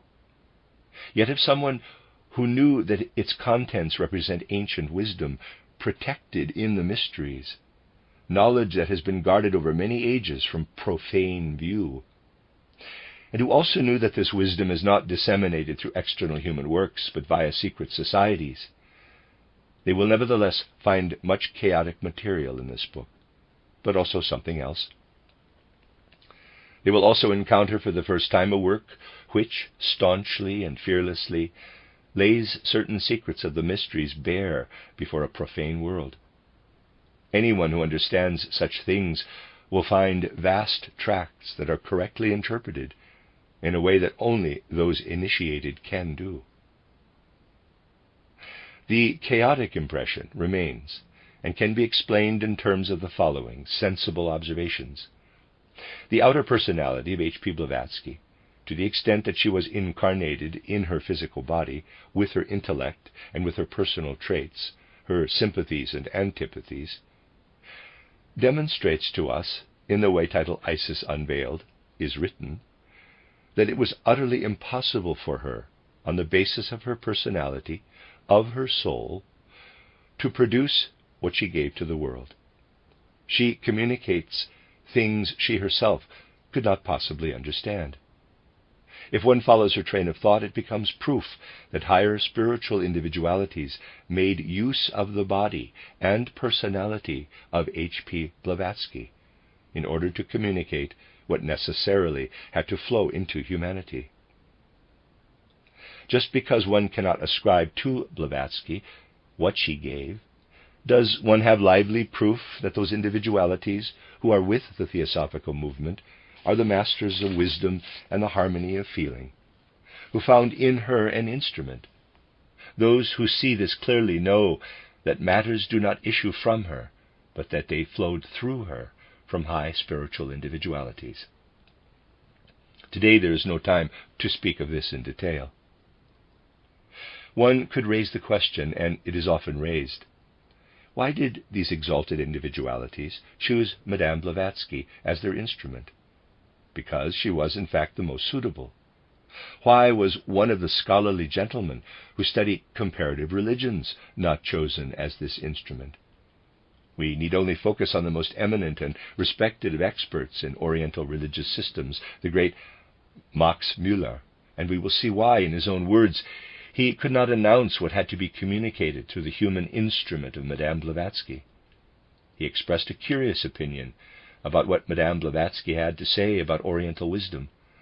If you encounter on a road a pig who grunts, nobody finds that remarkable. But if you encounter a human being who grunts like a pig, people find that very remarkable. It should be said, those who do not corrupt Eastern religious systems in the sense mentioned by Max Müller equate with the human who grunts like a pig. Neither do I see much logic in the comparison, for what grounds would one have to be so surprised that a pig grunts? However, when humans grunt, that is an art not everyone can master. This is a slightly lame comparison, but the fact that it could be made at all shows that the personality of Max Müller was not the appropriate one. A personality had to be chosen who was not particularly gifted intellectually, and this naturally entailed all sorts of disadvantages. In the event, Madame Blavatsky brought with her all the passionate sympathies and antipathies of her character into this great communique. Now she felt a strong antipathy toward those worldviews which flowed from the Old and New Testament records. She had a strong reaction against all things Hebrew and Christian. One thing, however, is essential to recognizing the ancient wisdom of humanity in its original form, and that is to face the revelations emanating from spiritual worlds with absolute symmetry of feeling. Antipathy and sympathy create a sort of fog, obscuring our inner eye, EYE. It was in this way that Madame Blavatsky felt increasingly constrained by this mist existing in her vision, and could only see with any clarity what was transmitted via the so-called purely Aryan tradition. She saw this in its spiritual depths with peculiar clarity, but became one-sided, and so it came about that in her second great work titled The Secret Doctrine, she depicted the ancient Aryan proto-religion in a biased, prejudiced way. One should not seek for the mysteries of Sinai and Golgotha among Madame Blavatsky's oeuvre, because she brought antipathy toward them. It was because of this that she was led by powers which could, with great clarity and power, endow her with anything but Christian content. You can find this in the wonderful Zion stanzas which Madame Blavatsky included in her Secret Doctrine. Yet through it she was forced from the path of initiation in the physical world, and this emerges through title Isis Unveiled, if only in fragmentary rays, in quote. In the latter book, Madame Blavatsky could only portray, on account of her incomplete initiation, this one-sided stream, which was being led by a view of the world that excluded Christianity. Thus did an idiosyncratic book, The Secret Doctrine, come into being, a book in which there are the greatest revelations that humanity could at the time receive. It contains things that are emphasized in other books, such as the letters from the Masters of Wisdom and Harmony of Feelings, the so-called title Letters from the Masters of Wisdom. Here again you find some of the greatest things revealed to humankind. But there are other parts of the Secret Doctrine, such as a detailed theory of mass. It is precisely those who, from a correct understanding, value among the highest what her Zion stanzas and her master letters could convey to humanity, who also gain the impression that the long drawn-out tracts on the theory of mass issue from someone suffering from graphomania, from someone who just jotted down whatever came to them and who couldn't put their pen down. Other parts speak out of a deeply passionate nature about scientific things, yet without comprehension of any precision. Thus the Secret Doctrine is an intermixed assemblage of things best disconnected, yet which does contain high wisdom. It becomes understandable when one takes alongside it the remarks of one who knew Madame Blavatsky well and was highly knowledgeable. He said, Madame Blavatsky was actually a threefold being. Firstly, you encounter a small, ill-favored woman of illogical thought with a passionate character, who was always annoyed about something, yet who could be good-naturedly loving and compassionate, but definitely not what one would call a talented woman. Secondly, when wisdom would pour through her words, she was a pupil of the great masters. Then her expression and gestures would change. She became someone else, out of whom spiritual worlds spoke. She was also a third personality, a royal apparition, awe-inspiring, towering above her surroundings. These were the rare occasions when the masters spoke directly through her, giving tidings through her words and writings. Souls inspired with a sense of truth will always differentiate meticulously in Madame Blavatsky's works and know what is at issue. No greater service could be offered to Madame Blavatsky, to whom we turn our gaze today, than that we recognize her in light of the truth. No greater reverence could be offered her than to lead the Theosophical movement in light of the truth. Clearly, at the inception of the Theosophical movement, an individual direction had to be taken, but it has grown and become more significant, and it also became necessary to feed another stream into this theosophical movement. It has become essential to add to the theosophical movement what has been flowing from occult sources through Rosicrucian elements since the 14th century, and against which Madame Blavatsky was implacable. Today we have fulfilled the intentions of the theosophical movement in that we have not only recognized the Oriental wisdom and view of the world, but have also added to them the outlook that finds expression in the revelations of Sinai and the mystery of Golgotha. Maybe especially today a question might be inferred. Does the comprehensive scope in understanding the true impetus that should be contained within the theosophical movement consist in adding to the world outlook of H.P. Blavatsky what could not be included at its inception? Or does, in quotes, comprehensive scope consist of elevating a most questionable and specialized opinion to the level of dogma, and wishing to disseminate this as that very comprehensive scope of the theosophical movement? For my part, I say unapologetically, I know that we would be dishonoring the spirit of H.P. Blavatsky, who is now in the spiritual world, were we to follow the latter course. I know that it is not to transgress against this spirit, but rather to accommodate it.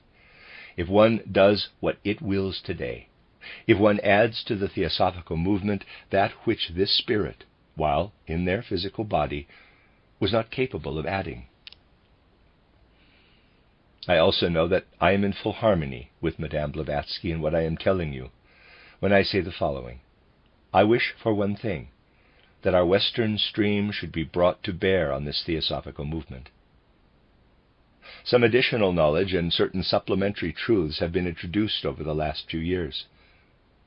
Let us really imagine, that in 50 years everything would have to be revised and corrected. Let us suppose that not a single stone of our spiritual building, in the way presented today, could remain standing upon another. That occult research would be obliged to rectify everything from the ground upward in 50 years' time. I would have to describe it only thus.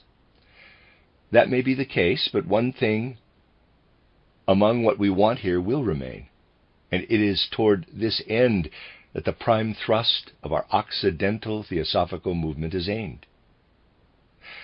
May this be the one thing that can be said, that there was a theosophical movement which wanted nothing other in the field of Western occultism than to show to advantage what issues from the purest, most unclouded truthfulness. Our aim is that this can be said. It is better not to say dubious things at all than that people should somehow deflect from that which, in the purest sense of the truth, we can stand for responsibly in the face of spiritual powers. There may be other upshots from this, namely that someone may feel called upon to object, why do you reject this or that issue as it appears in the theosophical movement? That is hardly tolerant. Others may associate tolerance with differing concepts. But we use concepts such that we feel obliged to protect humanity from anything that cannot stand the test of unalloyed truthfulness. Some may distort what we do, but we will not give ground. We will try to fulfill our task to the point where we reject everything that needs to be rejected, while serving what has just been said. Then, but only then, when something causes our sense of truth to be in disharmony with it, only then can we reject it. We do not recognize any other reasons nor feelings. We will not get involved in trivial turns of phrase and talk of opinions being of equal value, of brotherliness and so on, because we will know that even love among human beings can only flourish when it is truthful and sincere. Let this wish to be ensouled by truth, permeated by a pure sense of truthfulness, be the expression of this festive day. Because a new feature has been added today, more has come to light that can serve as a contribution toward explaining the mysteries of the universe. These things are not said to denigrate in any way other great cultural or religious movements among humankind, nor to compare one with another. How often has it been mentioned that when we look back to the first post-Atlantean epoch with its spiritual culture of the holy rishis, there was, during that first period, a culture of loftier spirituality than all that followed. Just as little does it occur to us to disparage Buddhism. Rather do we highlight its virtues, knowing that it has endowed humanity with qualities which Christianity will only in future have to attain. Yet it is immensely important that we repeatedly point to the differences that exist between Eastern and Western cultures. Eastern culture speaks only of individuals who have, over many incarnations, undergone advancement. Oriental culture speaks, for instance, of bodhisattvas as individualities who have completed their human development more quickly than others. However, they focus on the individuality who goes from incarnation to incarnation, and that in a particular incarnation, that bodhisattva attains Buddhahood. When such a bodhisattva has become a Buddha, something that can only take place on earth, they are no longer required to return to a physical body. In other words, the further back one goes, only the individuality remains in focus, and their incarnations are less emphasized. Buddha is more frequently spoken of in terms of a stage or a virtue, which other Buddhas also attained over the course of their lives, than of the historical Buddha, Prince Suddhodana. By contrast, it is different in the West. We have undergone an evolution in which we do not speak of the individual who moves from incarnation to incarnation, but value is placed on the personality in Western culture. We speak of Socrates, Plato, Caesar, Goethe, Spinoza, Fichte, Raphael, and Michelangelo in their single incarnation, not as individualities passing from incarnation to incarnation. We speak of the Socrates, about one Plato, Goethe, and so on, as the particular expression each individual has found. Western culture was conditioned to emphasize the individual qualities, characterizing them afresh and ignoring what the individual undergoes over many incarnations. Now we have reached the point where we are gradually recognizing how an eternal individuality proceeds through separate lives. Now we are experiencing how humanity is striving to see what lives from personality to personality. This will entail inspiring human souls anew with light that brings understanding, and this will spread throughout human souls. The way in which individual personalities will be conceived in future and how this will transpire will be illustrated in an example. Let us turn our gaze toward a figure such as the prophet Elijah. First, one observes the prophet Elijah as himself. The primary feature concerning us is that Elijah, in a certain sense, prepared the ground for the mystery of Golgotha. He pointed toward the fact that the impetus of Yahweh, Jehovah, could only be understood and conceived of by an I, or ego consciousness. He was not able to predict the full meaning of the human I, being himself at an intermediary stage of ego consciousness between Moses' idea of Jehovah and the Christian idea of Christ. In this way, the prophet Elijah appears to us as a mighty harbinger, as a forerunner of Christ's impetus, of what took place through the mystery of Golgotha. Thus he appears great and mighty to us. Let us now move on and look at another figure. From a Western standpoint, we are used to seeing him as a single individuality. Behold, John the Baptist. Western outlooks see him as a finite personality, but we learn of him as the herald of Christ himself. We know him in his life as a forerunner of Christ, as the first person to utter the words, "Change the condition of your souls, for the kingdoms of heaven are nigh," indicating wholly toward what would become the impetus of Golgotha, that in the human I a totality, a God, could be found, that the Christ I would ever increasingly inhabit the human I, and that the stimulus toward this was at hand. Now, we learn through spiritual scientific knowledge that what the Bible hints at is true, that the same individuality as lived in the prophet Elijah was then living in John the Baptist, so that the one who was to be a harbinger for Christ lived as Elijah, returned as John the Baptist, and was, once again, a forerunner of Christ, as befitted those times. Now, these two figures are connected for us. Western culture goes about things differently. It goes straight to an individuality, thereby neglecting the individual personality.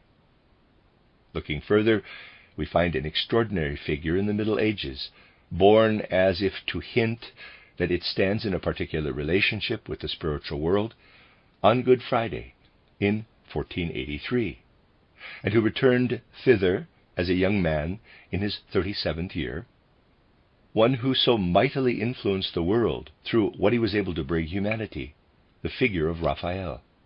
He was born on Good Friday, as if to betoken his connection with the events celebrated on Good Friday.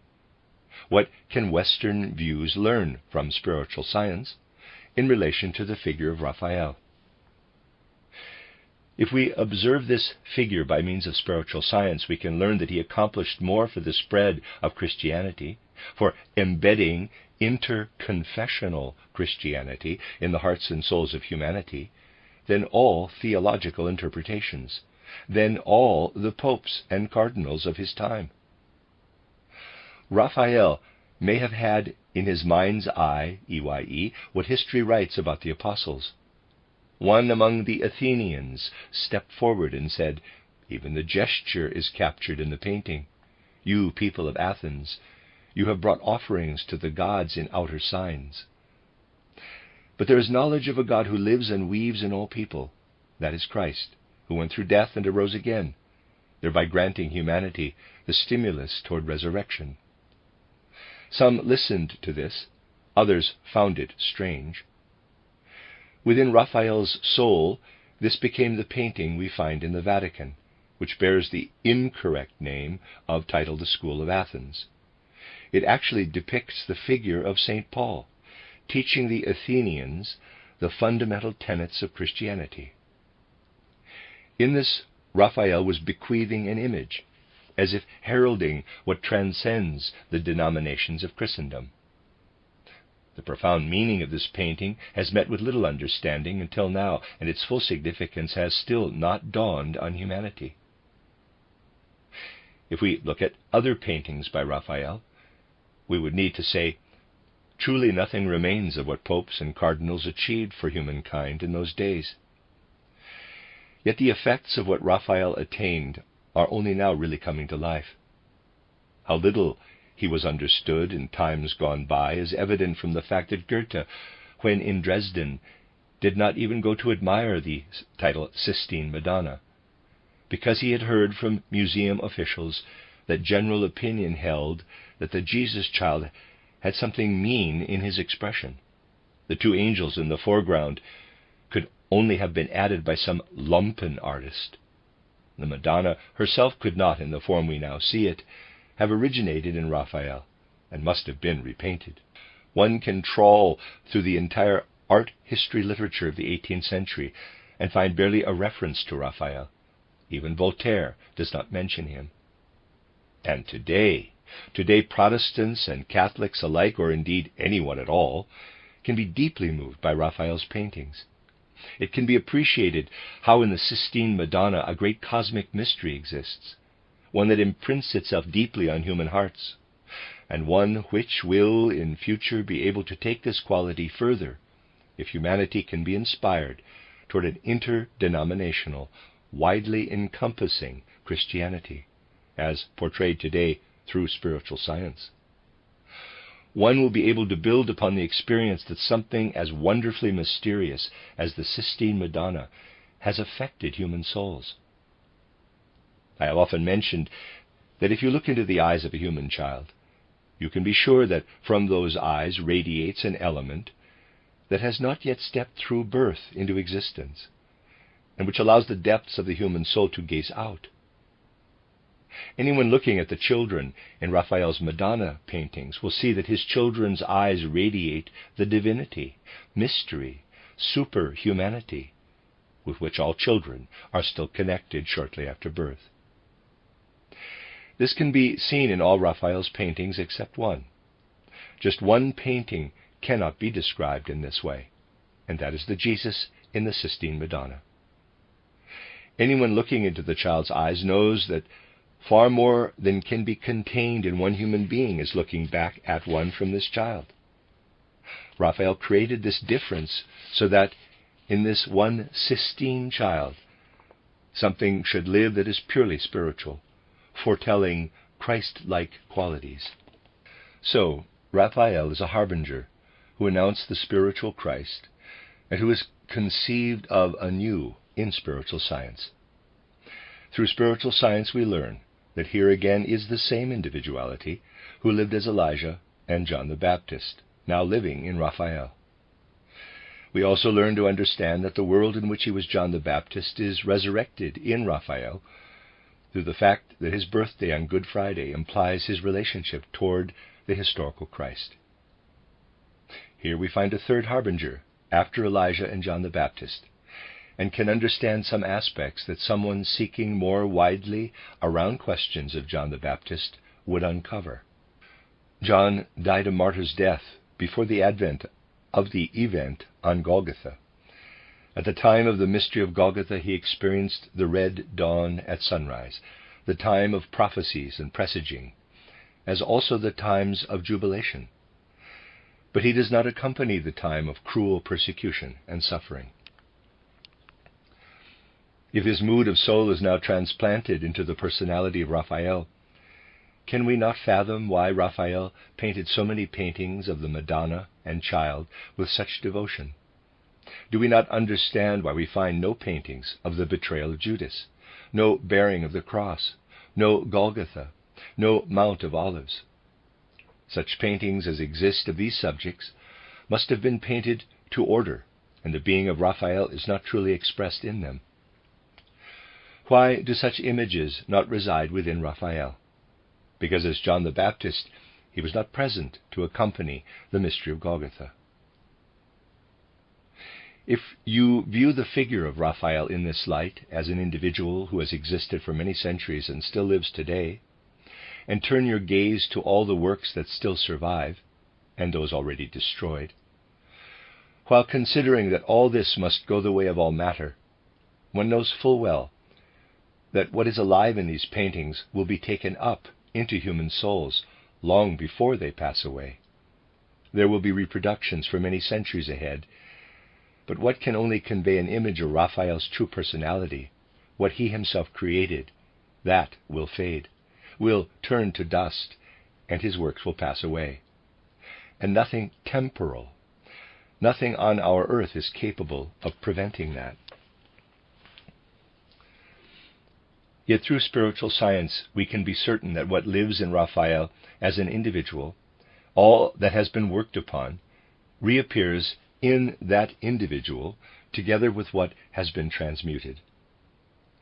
When we learn that this same personality re-emerges as the poet Novalis, when we first hear Novalis announced, appearing like a roseate dawn as a new living idea of Christ, then we can reflect.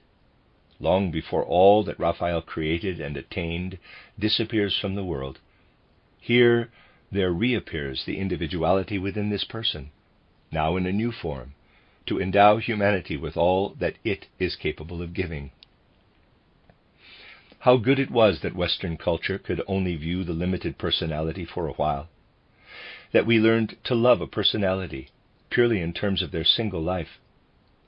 How immeasurably are our souls enriched in the knowledge that what is eternal in human beings journeys from life to life. However differing these personalities appear to us, we will nevertheless come to understand much through what spiritual science can teach us, with concrete facts, of reincarnation and karma. Humanity will benefit greatly, not so much from general concepts and doctrines as from all that can shine light on individuals. only through intuitive vision and occult research can aspects such as these be added to what is known. And then we will be able to direct our gaze toward the mystery of Golgotha itself, remembering that in Jesus of Nazareth's 30th year, the Christ being entered him and underwent the mystery of Golgotha.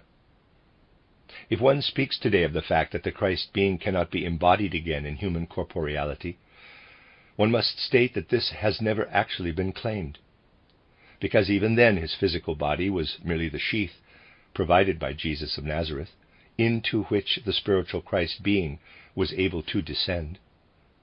This is not like other human beings who build their own bodies, but it was only later that the Christ being sank down into the body which Jesus of Nazareth had prepared, albeit blending entirely with it.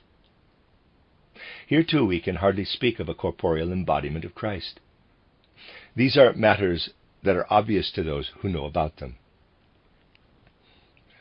Now, we are aware that through this Christ impetus, something appeared on earth which flowed into humanity, which benefited all humanity by streaming into all human cultures. Thus the being who went through death is like a grain of corn, which increases, entering into individual human souls and bearing fruit.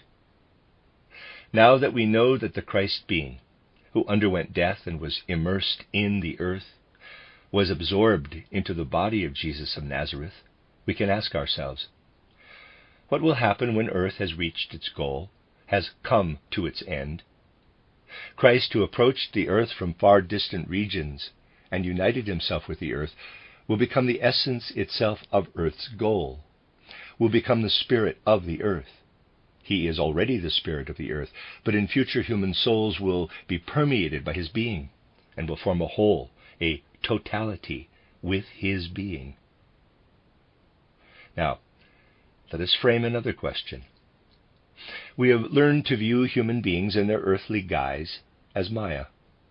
This figure or guise, which dissolves at death, is an image or simulacrum, which appears to humans as the outer form of the human body. The outer form of the physical body does not remain, just as little as will the outer body of a plant, an animal, or a mineral remain. Physical bodies will be transformed into what atomizes and becomes cosmic dust.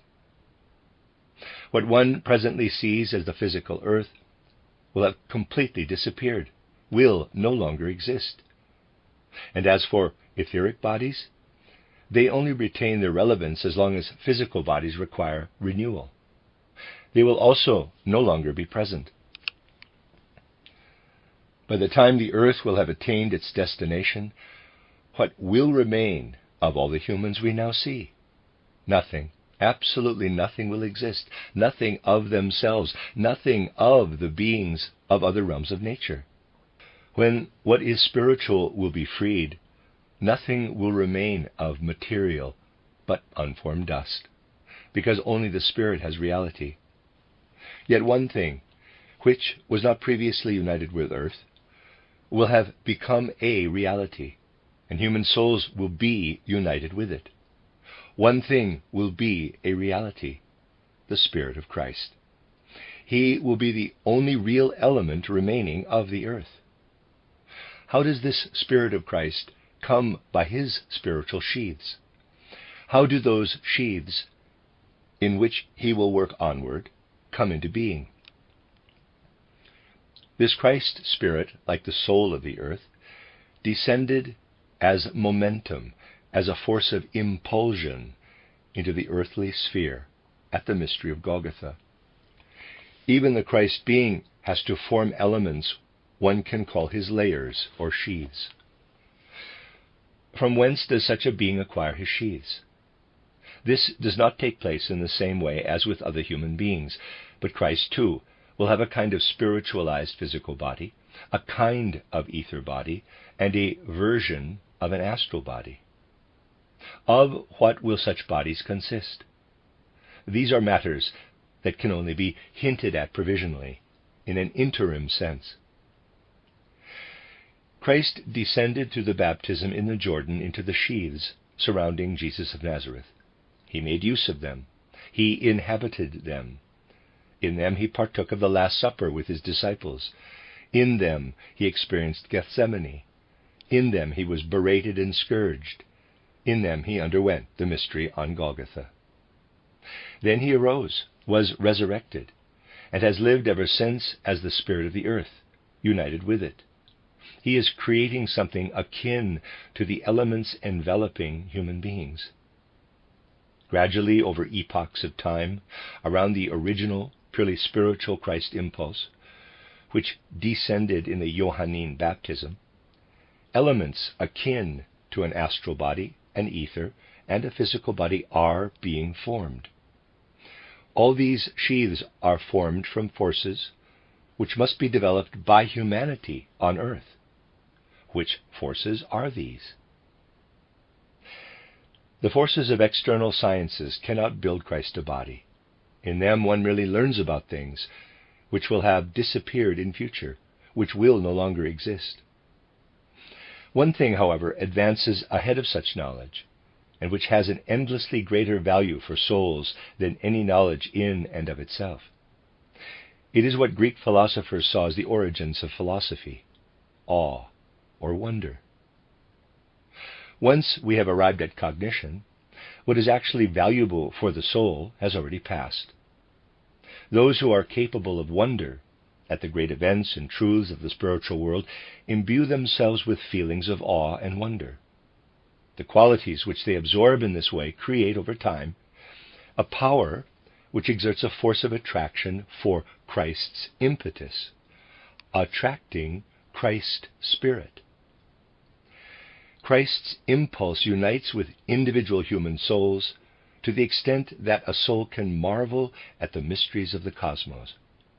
Christ's impetus draws its astral body from all those feelings of wonder and awe alive in individual souls throughout world evolution.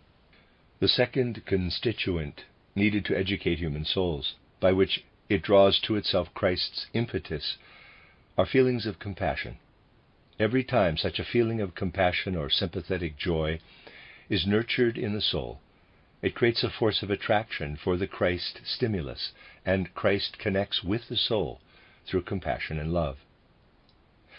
Compassion and love are the forces out of which Christ forms his ether body, and will do so until the end of earth evolution.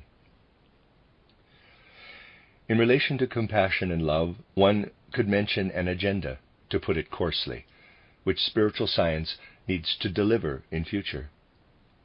Materialism has diminished science to a shameful matter even in this area, something that has never before happened on earth. The most appalling outcome of this is to conflate love with sexuality. It is the most terrible expression of materialism, the most diabolic of our times. What takes place in this quarter needs to be crystallized out. Sexuality and love, in their true senses, have nothing in common. Sexuality can be an adjunct to love, but has absolutely nothing to do with pure, pristine love. Science has caused an outrageous disgrace in publishing swaths of literature combining these two behaviors, which are totally disparate. A third trait, attracted into human souls, as if from spiritual worlds, is conscience, to which it submits and to which it ascribes a higher value than to its own individual moral instincts. Christ unites most inwardly with conscience, and from conscience does Christ derive his physical body. A saying in the Bible becomes very real for us once we know that Christ derives his life or ether body out of human feelings of compassion and love. Quote, "What you have done for the least of my brethren, you have done for me," close quote, because Christ is forming his ether body out of human compassion and love until the end of earth evolution. How Christ creates his astral body out of wonder and awe, and how he shapes his physical body from out of human conscience, in just such a way does he build his ether body out of feelings of compassion and of love. Why is it that we can now say such things? Because now one great problem will be solved for humanity, namely portraying in its reality the figure of Christ in the most varied quarters in life. This will only be seen as it really is once we have taken into account what spiritual science has to say. We should not look backward to Palestine. There the Christ availed himself of the sheaths of Jesus of Nazareth. If you immerse yourself over a long time in the spiritual scientific conception of Christ and try to depict Christ, you will arrive at a figure in the nature of whose countenance you recognize all the qualities toward which art can aim, must aim, and will aim. His countenance will contain an expression of forces victorious over all other forces in the human form. Once humans are able to form an eye, EYE, that is alive and radiating pure compassion, a mouth not made for eating, but for speaking only such words of truth as issue from human tongues of conscience, and if a brow can be imagined, which is not just high and beautiful, but whose contours express clear beauty in the way it tautens forward toward what we call the lotus flower between the brows. If all this could be created, one would understand why the prophet said, "He is without form, and what is beautiful." This does not mean without beauty, but it denotes that which triumphs over decay, the figure of Christ consisting solely of compassion, of love, and the moral imperative of conscience. In this way can spiritual science serve as a seed that is planted into human feeling, into human sensing. All the teachings that spiritual science is able to share do not just remain static, but are transformed directly into life within human souls.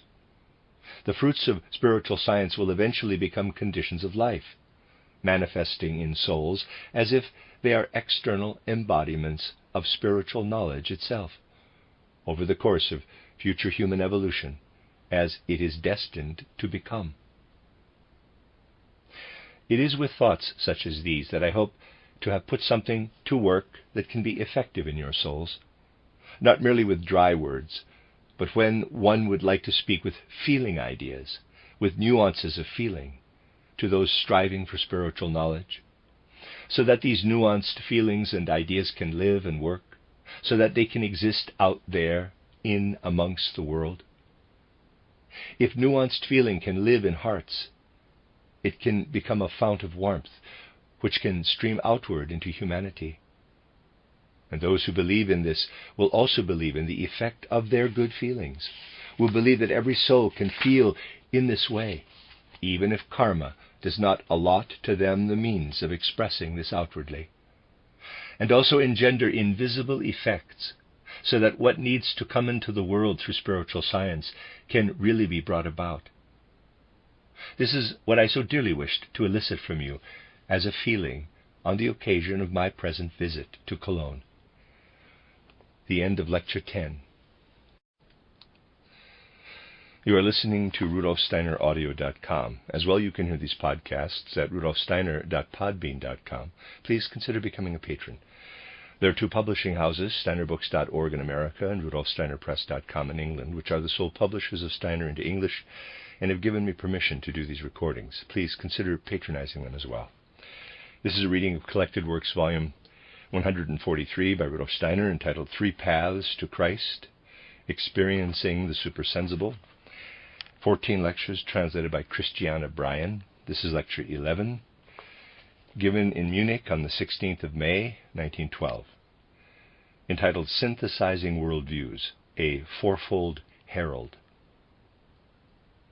Spiritual science must become an instrument of mutual understanding, a means by which we can, right across humanity and deep into souls, learn to understand one another. This learning to understand deep into each soul must permeate us, must be alive in us as an anthroposophical attitude and ethos. Otherwise, those occult truths which must flow into humanity through spiritual science will be unintelligible also to us. In this sense, spiritual science can, because it is like the key to understanding our most inward aspects, create peace and harmony on earth. How can it do that? Let us demonstrate this in a concrete example. Take the relationship of two people in the world who have two differing religious beliefs, let's say Christianity and Buddhism. What can be said of Christians and Buddhists, as a classical example, can of course also be said about the worldviews and beliefs of two people living next to each other in Europe. For what applies to the great also applies to the small within spiritual knowledge. If we take a Christian and a Buddhist in their traditionally orthodox beliefs, how do they relate to one another? Well, in the way that the Christian is actually convinced that Buddhists can only attain happiness if they adopt Christianity in the form in which they themselves have adopted it. This is how Christian missionary activity takes place among Buddhists. They transport their particular beliefs to them. In similar vein, do Orthodox Buddhists behave?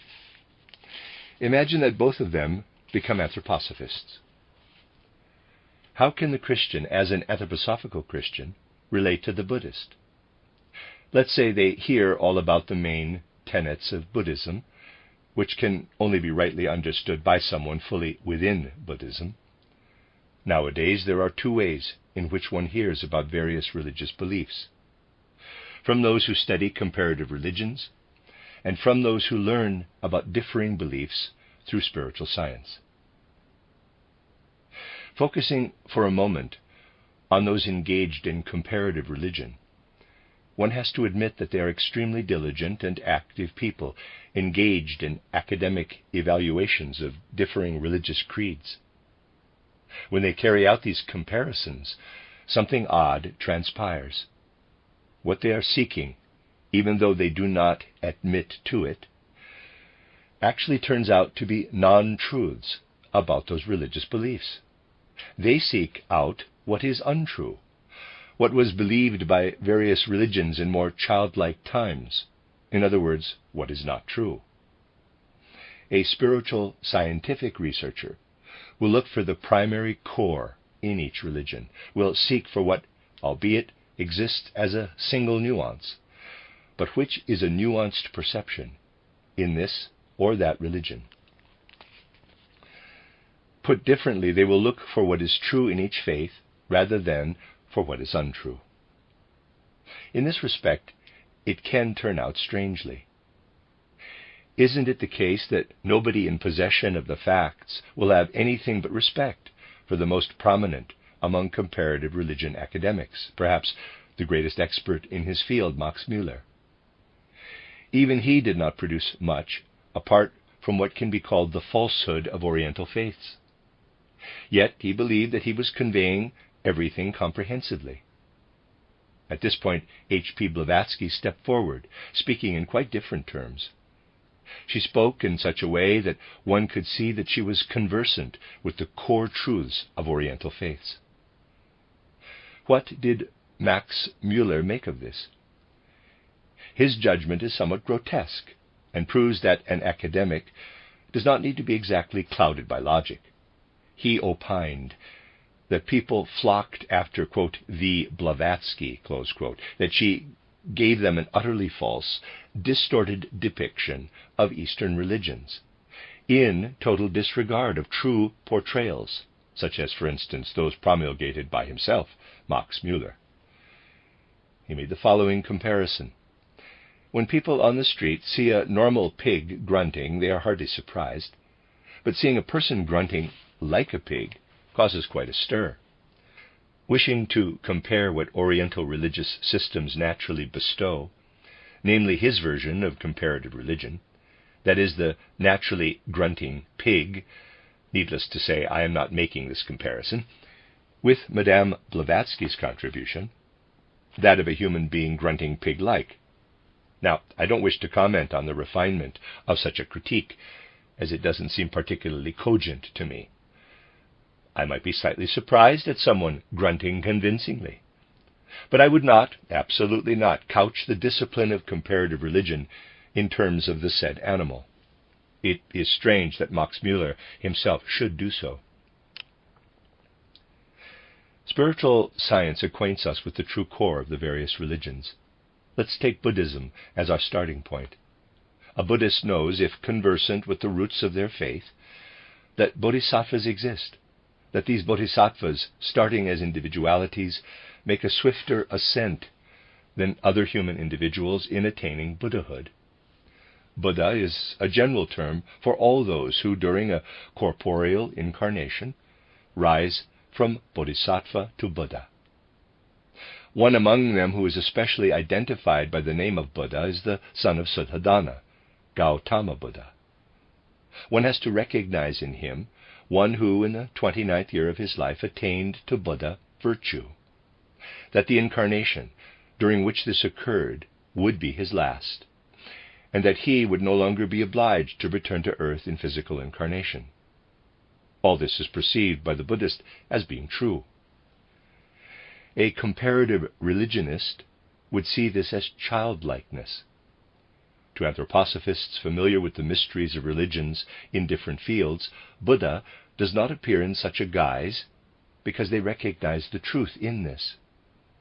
In this respect, anthroposophists relate to Buddhism in the same way as a believing Buddhist, saying, yes, I know that bodhisattvas exist who rise to Buddhahood and no longer need to incarnate.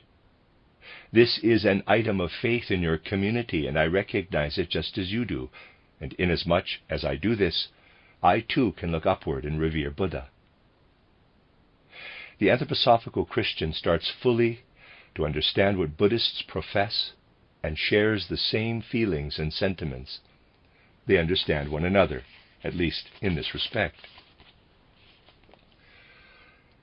Let us now take the contrasting case in which the Buddhist has become an anthroposophist, who now understands what Christians who have gone beyond the earthbound orthodoxies familiar to denominational Christianity also know about Christianity, assuming from the outset that this anthroposophical Buddhist has heard what a Christian of this kind has to say about Christ's impetus itself.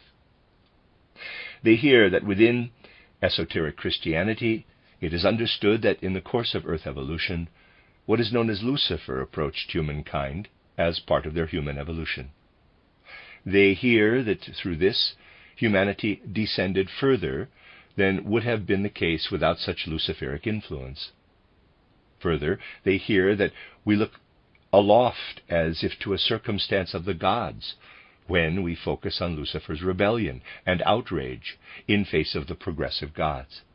We are actually looking at a circumstance of the gods.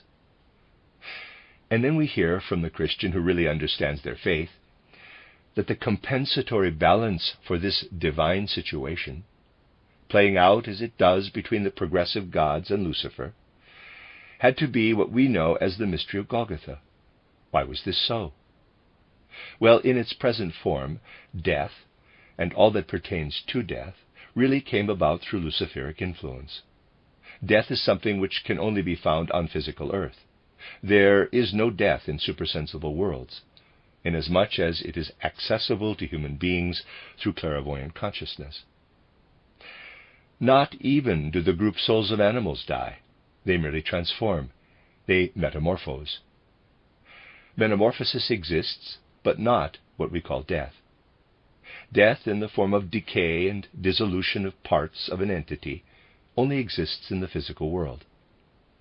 By way of a compensatory force, supra-earthly beings had to choose, and this can only be hinted at, an experience of undergoing death in order to establish community or common circumstance with human beings, something that would create a balance for the Luciferic outrage. In order to triumph over Lucifer, divinity had to undergo death. For this to take place, divinity had to descend to earth. What took place through the mystery of Golgotha is therefore a concern of the gods, through which recompense for Lucifer's activities could be created. This is the only divine situation that has played out in full view of humanity. This unique impetus can be portrayed in no other way than that a divine being underwent death on the physical plane, and that Christ's force has been streaming out into the earth's atmosphere ever since. This is now seen as the original and fundamental element of Christianity by the Christian who understands their faith. What distinguishes Christianity, when grasped in its deepest aspects, from all other religions is that other religions view their genesis in the figure of an original founder or instigator, in a personality. But in Christianity, the founding core is not the personality of Jesus of Nazareth, but the fact that this personal founder is only the bearer of the Christ impulse, that Christianity sees as its central fundament a deed. This can only be grasped with all possible intensity as a deed that had to be fulfilled just once in all earth evolution, in a divine God undergoing death. This constitutes the exceptional nuance of truth in Christianity, that its origin was not an individuality, but a deed, an event, an experience. For this reason, it does not concern us if someone says, well, just look, Jesus of Nazareth had all sorts of passions, all sorts of qualities, which, let us say, in the manner of Eastern views, someone advanced should no longer possess. This is not what matters. In Christianity, Jesus of Nazareth is not at issue, but the deed. The event on Golgotha is the issue. Just let the founders of other religions have their personal qualities. Let their merits please other folk better than those of Jesus of Nazareth. But those who, as Buddhists, become anthroposophists will see that everything in Christianity hinges upon the event on Golgotha, and they will reciprocate in kind the respect they were given. They will say, just as you concede that there are bodhisattvas who self-develop as individuals and rise to Buddhahood, never again to reincarnate, so we concede that once in human evolution a God underwent death. You grant us the nuanced truth of our religion. Likewise do we grant you the nuances of truth in your religion. Both understand each other. However, they would not understand each other, and peace would not break out, were Christians who deemed themselves to have become anthroposophists to say, I don't believe that Buddha will never reincarnate. I assume he will, at some point, return to a corporeal body. That would be an impossibility for one who understood the very kernel of Buddhism. A Buddhist might reply, you do not understand Buddhism. It is quite obvious, and beyond discussion, that just as little does someone who states that Buddha will return in the flesh understand Buddhism as the other, who states that Christ will return in the flesh, comprehend Christianity as a unique life of a divine being whose purpose it was to undergo death on the physical plane, and nothing else. We are talking about mutual understanding right across the world, about real comprehension, and through it, peace. Strife would be the result of claiming to a Buddhist that Buddha would return to physical existence. Strife would result from claiming Christ could return to physical life. Such claims would need to retaliate at a deep level, because they are impossibilities in terms of what really lives in human evolution. It would be grotesque to suggest that Christ would return and that people would understand him better than they did then, and would prepare themselves better for his return, and this time would not need to kill him. Such a view would be unaware that it was precisely a matter of death, and that without it there would be no Christianity. Goodwill toward understanding really does lead back to mutual understanding, and we see that spiritual science can be an instrument for finding the prime core of all religious faiths everywhere. If one has the will to find it, one will surely do so. This makes it a message of peace across the earth. Spiritual science will add to the material cultural body, today consisting of industrial and commercial relationships worldwide, a cultural soul element, which can span the globe. It is precisely because we can recognize the manifold ways in which the various religious faiths have endowed humanity that we continually apply to them all what spiritual science can furnish us with in terms of their core truths. Precisely by these means do we arrive at a kind of synthesis, a union, a consolidating fusion of varying worldviews in our time. This is underlined in just one point. It has never been the intention within the anthroposophically oriented movement we are creating to portray the differences between religious faiths in such a way as to apportion merit to one to the detriment of another. They are simply characterized. How often has it been said that the spiritual heights attained immediately after the catastrophe of Atlantis in the culture of the ancient Indian rishis has not even now been reached? Such heights in the form that they now exist have still not been attained in Christianity. We are not apportioning merit nor fault when we describe each religion in its very essence. We are merely describing when we draw attention to other differences. If we follow a more oriental way of thinking, such as that adopted by most people of a Buddhist faith, you will notice one thing. The main focus of interest is on what one can call the passage through many incarnations. One speaks of a bodhisattva, but a bodhisattva is not one who lives only between their birth and their death, but one who returns ever and again until eventually attaining to Buddhahood. One speaks of bodhisattvas as if they appeared in varying numbers within human evolution. There, one tends to generalize, seizing more upon each enduring individuality. What has been the prevailing tendency hitherto within Western conceptions? Precisely the opposite. When people spoke of Socrates, Plato, Raphael, or Michelangelo, they were denoting personality. Western views placed each individuality centrally within the limits of their circumscribed personality. That had its advantages, in that it educated toward chiseling out, exploring individual human personalities. This was fundamentally the case in outlooks which H.P. Blavatsky did not understand, such as the ancient Hebrew and New Testament perspectives. Look, for instance, at Elijah.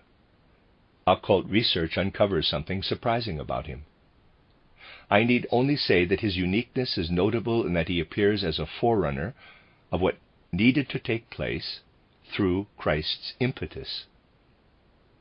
He still conceives of the matter as the divine being expressed through the folk ego. Yet he already draws attention to the fact that the most worthy means of recognizing this lies within the I, capital, itself.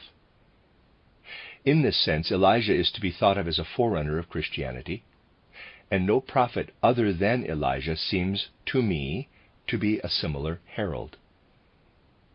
He still retains Jehovah overtones in his words, yet in Elijah's words Jehovah has moved as close to the human eye as was possible. Let us look at another figure, another unique personality, John the Baptist. We see how he foretold Christ's impulsion, how it is John the Baptist who characterized in words this stimulus of Christ. He enjoins us to change our ways, not to look back to the times of ancient clairvoyance, but to seek the kingdom of heaven inwardly within the human soul. John the Baptist frames in words what constitutes Christ's influence in reality. He is a herald of Christianity in the most wonderful way. What lives at the heart of John the Baptist appears to us as a sort of advanced teaching, advanced spiritual schooling, by contrast with what lived in Elijah. Let us now turn to Raphael, and we see him as seemingly quite a different figure from John the Baptist. But in looking at Raphael, we only need to immerse ourselves in him a little on a human level. We again find in him a herald of Christianity. Take the following. Let's open the Acts of the Apostles, where Paul is amid the Athenians, and where it is related, Acts 17, 22, "Then Paul stood and said, quote, 'Ye people of Athens, I perceive that in all things ye are too superstitious. You have an altar with the inscription, To the unknown God. God that made the world and all things dwelleth not in temples, but in words to the effect that I say unto you that the unknown God is not told of in his reality by outer signs nor symbols, but resides in all living things in creation. He is the God who lived on earth and arose, and through his resurrection will lead humankind itself to its own resurrection." Close quote. The Acts of the Apostles tells further, and we still see Paul amid the Athenians, how some believed and others did not. Among the first to believe was Dionysius the Areopagite. Then we can look at a painting by Raphael, which is hanging in the Stanza della Segnatura in Rome, now called the Stanza di Raffaello, Apostolic Palace in the Vatican, and known as, title, the School of Athens. We can assume, as was quite natural in those days, that Raphael had the passage from the Acts of the Apostles just mentioned in front of him. It came alive within him. Now look at the various faces he gave the Athenians, and right down into the hand gestures we see the stepping forward among the Athenians, a figure whom we can recognize if we can only focus on Paul in the Acts of the Apostles. We could examine the most varied aspects of Raphael in this way. If we look at his series of Madonnas, we might wonder, isn't there one strange feature about Raphael? He is great when he paints scenes depicting becoming, developing, and growing in the beginnings of Christianity.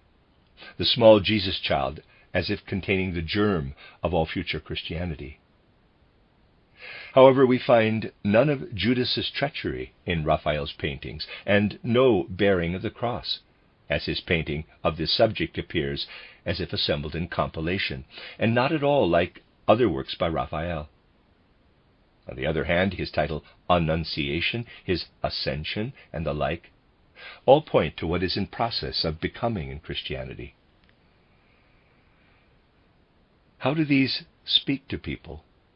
They speak in a highly singular way.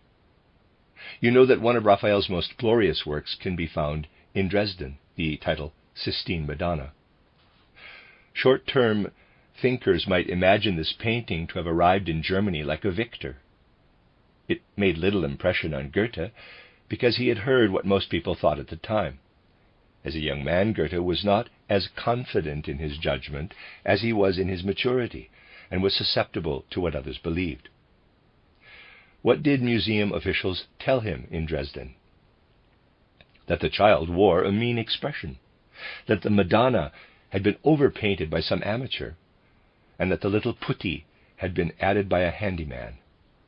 This was the general consensus on the Sistine Madonna when Goethe visited Dresden in his youth. But look at it now. See what Madonna has become for people.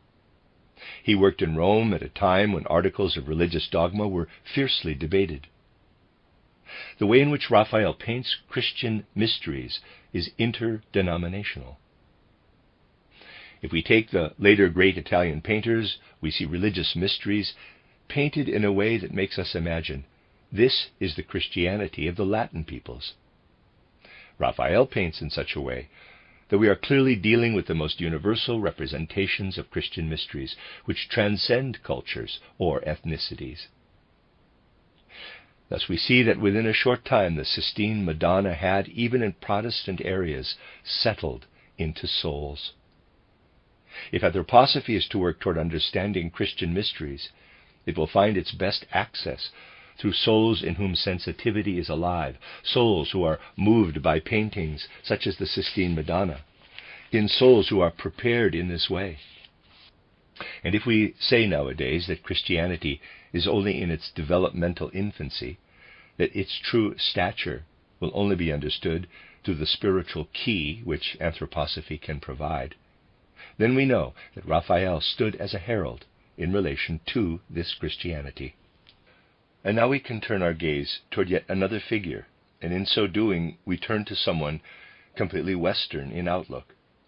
Let us turn to the German poet Novalis. If we look at his work, we find throughout his oeuvre predictions of the purest anthroposophy, right into the details. One just needs, as it were, to disentangle them. One sees how Novalis is permeated with anthroposophical Christianity. Today we have brought 4 figures into focus as personalities. That was a Western approach. Now we come to a process of spiritual scientific deepening. Through this we can experience, for instance, why Raphael felt as if magnetically drawn to being born on Good Friday, so that his birth would signify externally that he had something to do with the mystery of Easter. Such things can only be hinted at today. In only a few decades, people will see such things as are being stated here in the same light as scientific facts are viewed, namely, that it is the very same individuality who inhabited Elijah, John the Baptist, Raphael, and Novalis. First, they will recognize the personality and then the individuality who has persisted throughout. Now we can grasp this fourfold harbinger, this herald, and its ascent. Now we can relate to something of this nature differently from before. Nowadays there is an awareness that the paintings in Rome's stanza are no longer in their original form, but have been spoiled by hands other than Raphael's. In a few centuries they may not exist. Even though reproductions may give them a longer life, what that individuality created will be lost at an atomic level. Though Raphael's works may turn to dust over time, we know that the individuality who created them was present again in Novalis and treated their content in renewed form. So we see how what a Western perspective made of the limited personality can be augmented by the individuality. How what is best in Western outlooks can be enhanced by what is best in Eastern viewpoints. This is the way evolution strides forward over time. To the extent that humanity marches onward and gains insight into these matters, will the spiritual world not remain silent, but will also speak to humankind in their more everyday phenomena. People will not, as it were, just need to advance themselves toward the spiritual world through types of knowledge, but will increasingly transform such knowledge into what one can call lived experience. For this to happen, a truly spiritual movement is essential today. That this is vital is shown plainly by the fact that even the simplest things are no longer evaluated correctly. One detail will be highlighted today. Human beings, if they are healthy, go through a cycle of waking and sleeping over 24 hours. We know that on falling asleep, physical and ether bodies remain lying in bed, and that astral and ego take their leave. What happens to what remains in bed? When the clairvoyant looks back from their astral body into what is taking place in ether and physical bodies, they see how a more vegetative life begins, a life that is actually disturbed by day consciousness. Tiredness is balanced. In other words, blooming and burgeoning now thrives in ether and physical bodies when astral and ego are withdrawn. When these sink back into ether and physical in the morning, it is their task to tire them once more. They allow what is grown and burgeoned during the night to be grazed down and to wilt. Everything in the microcosm also exists in its macrocosmic form. When we see how in spring the earth is clothed in green, how plants thrive, how leaves and blossom burst forth, preparing for fruit, what are we witnessing? Someone used to making external comparisons will say that waking up in the morning is like nature waking up in spring. Yet the opposite is true. We should be comparing the flourishing in spring with falling asleep. We should be likening the springtime burgeoning and sprouting of plants with what takes place in human, physical, and ether bodies on falling asleep. When nature becomes ever more verdant toward summer, this is like human physical and ether bodies in the midst of sleeping. Autumn is similar to the human being diving back into their physical and ether bodies, causing wilting in what had flourished during spring. One needs to associate correctly what takes place within and without, avoiding superficial metaphors that link spring with waking up and autumn with falling asleep. Quite the reverse. So, we can say, those who are the spirits of the earth fall asleep in spring and awaken as earth spirits in autumn and winter. In winter they are bound up with the earth as earth spirits, in order to arise in spring and summer into the heights of the heavens, into astral heights, and onto the other side of the world. When we experience spring again, they return to sleep.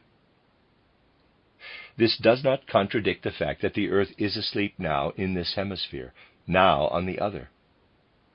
Something similar also applies to human beings. Those who can follow these processes clairvoyantly will see that spring resembles humans falling asleep, where each individual spirit withdraws into the astral world. They see how in spring what we have called earth spirits withdraw into the astral world and vice versa. Yes, today's humanity, those present accepted, would probably burst into hilarity on hearing about the spirits of earth as they wake and fall asleep. You can credit modern humans with doing everything possible to prove that they haven't the faintest idea about real-world processes. This hasn't always been the case, by no means, and was once quite different. The primal clairvoyance used to see such things as they really were. It saw that earth spirits withdraw in spring and rise to cosmic heights, descending again in autumn. This was visible in ancient times, when it was natural in midsummer to point to something like an absence of actual earth spirits from the earth. Conversely, elemental nature spirits shoot upward, paroxysm-like, leaving behind a terrestrial corporeal part of the earth, which manifests through what is sense perceptible. One can do no better than to place the festival of St. John precisely at this time to illustrate how the upward rushing nature spirits are at work, and how the actual spirits of the earth, who are the I and the astral body of the earth, are absent. How do matters stand at the approach of winter?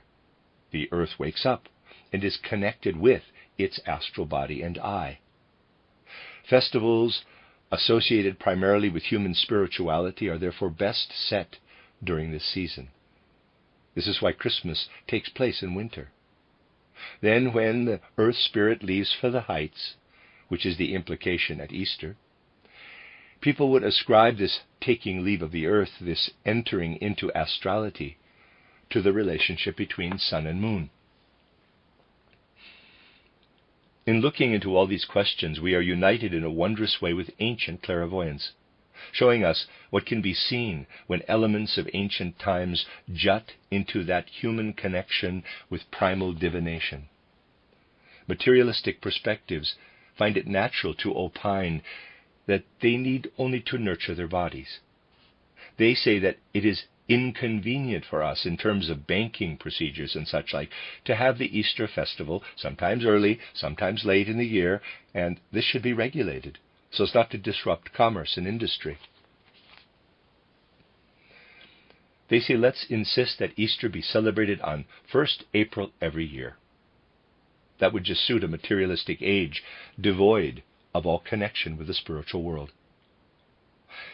Just as it suits materialism to foster such ideas, it is equally true that a spiritual movement must protect the connection with the time-honored setting of humanity's festivals.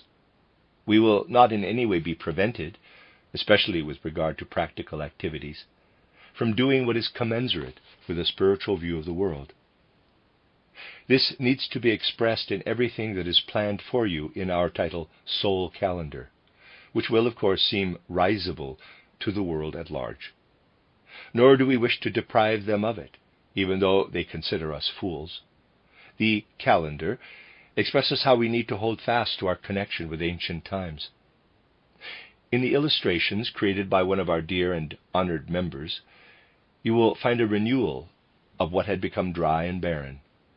Imaginative depictions relating to sun, moon, and the constellations of the zodiac, revitalized for modern souls, and rendered, if you observe the sequence of weeks and days, so as to convey something of this vitality.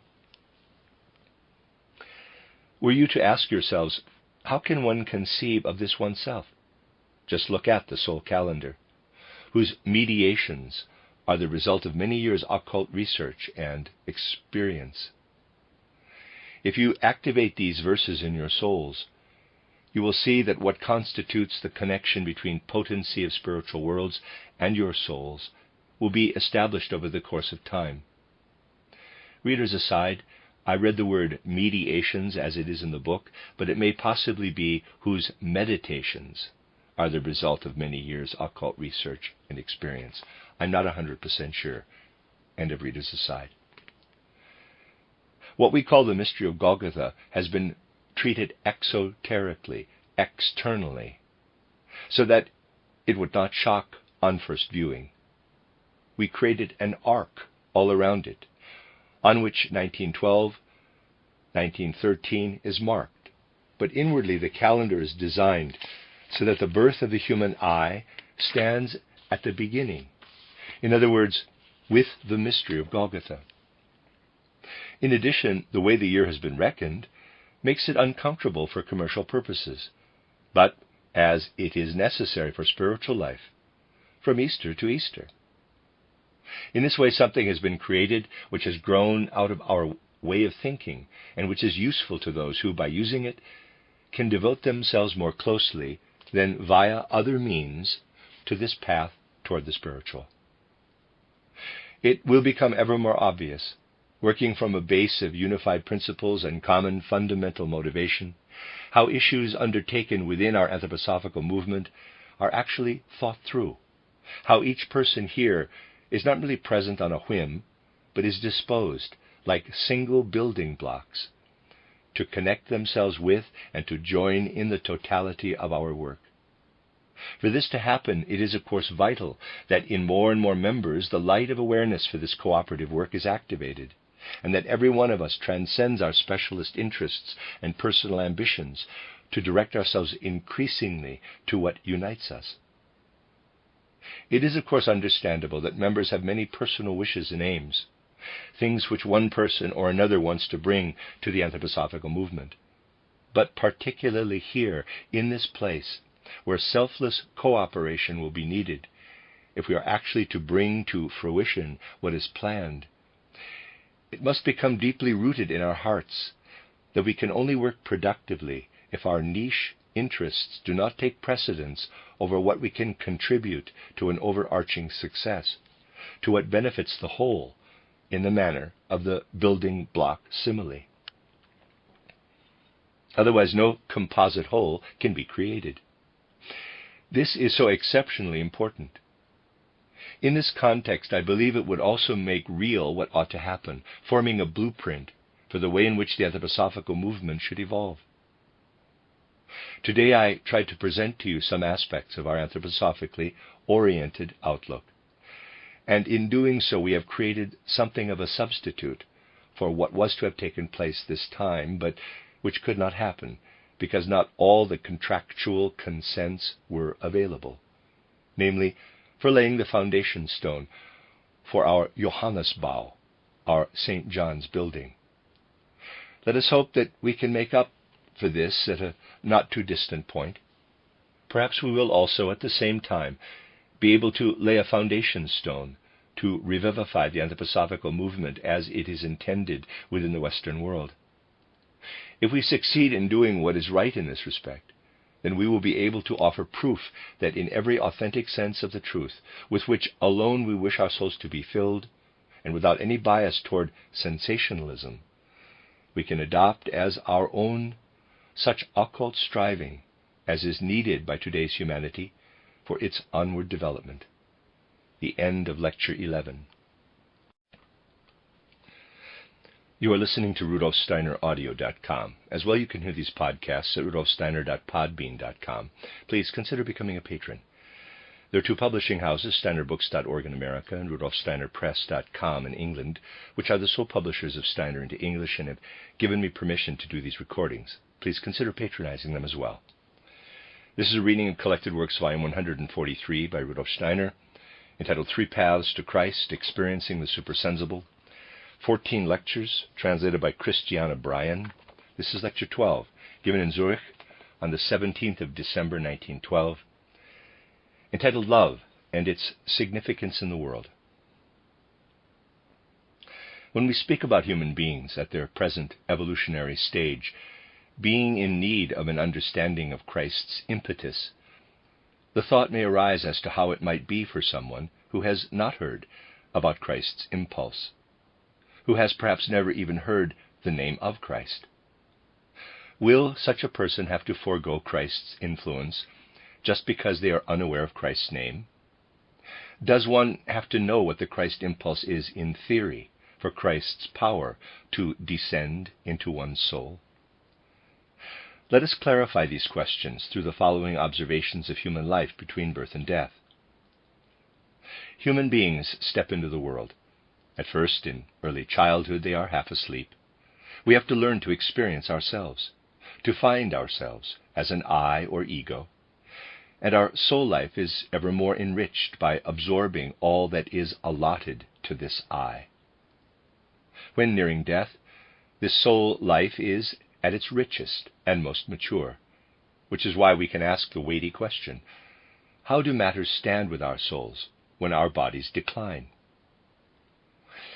It is a characteristic, particularly of our physical body and our life of soul, that what we have garnered in terms of life experience and knowledge become ever more meaningful the nearer we come to death, and certain traits increasingly come to the fore while others recede. These vary depending on the individual. In our youth we gather knowledge, accumulate experience, harbor hopes, which we can usually only realize later. The nearer we come to old age, the more do we begin to love life's wisdom. This love of wisdom is not egotistical, because such love grows ever greater the nearer we are to death. It grows in inverse proportion to the prospect of us profiting from our wisdom. We love this soul content ever more. Spiritual science can even become something of a temptress, in that people may think that their next life depends on knowledge acquired in this life. A good deal of egotism can accrue beyond this life on the back of spiritual science, and therein lies a danger. So it can happen that wrongly conceived spiritual science can become a soul temptress. That is a temptation in spiritual science and is integral to its nature. We can observe how love of life's wisdom sets in, like the blossoming of a plant, when the time is ripe. We can observe how love develops for something that exists within us. There have been countless human attempts to raise to a higher level that impulse of love for something that is within us. Among the mystics, for instance, we find the attempt to elevate the urge to self-love into the love of wisdom, and to allow it to bask in a good light. By immersing ourselves in our own soul life, we attempt to find the divine spark, to experience our higher self as this divine spark. In actual fact, people only create the seed of their next life from out of their life's wisdom, just like seed after the plant has gone through the whole year. Just as seed endures, so does wisdom of life. The human being goes through the portal of death, and what ripens there as a spiritual kernel becomes the seed for the following life. Some sense this and may become mystics, mistaking what is merely a seed for their next life as a divine spark, as something absolute. They may interpret it in this way because they are embarrassed to admit that this spirit seed is but their own self. Meister Eckhart and Johannes Tauler call this the God within us because they knew nothing of reincarnation. Once we take the law of reincarnation into account, we recognize the meaning of love in the world, both in its micro and in its macrocosmic dimension. As karma, we understand a cause in one life, translating into its effect in a subsequent life. As human beings, and in the sense of cause and effect, we cannot rightly speak of love in the sense of deeds of love and their recompense. It would be a matter of a deed and its rebalancing, which has nothing to do with love. Loving deeds are those that do not seek equalization in a subsequent life. Let us imagine, for example, that we are working to earn. This could be different. We could be working but taking no pleasure in it because we are working to pay off a debt rather than for wages per se. We can imagine how we have already used what we are now earning through work.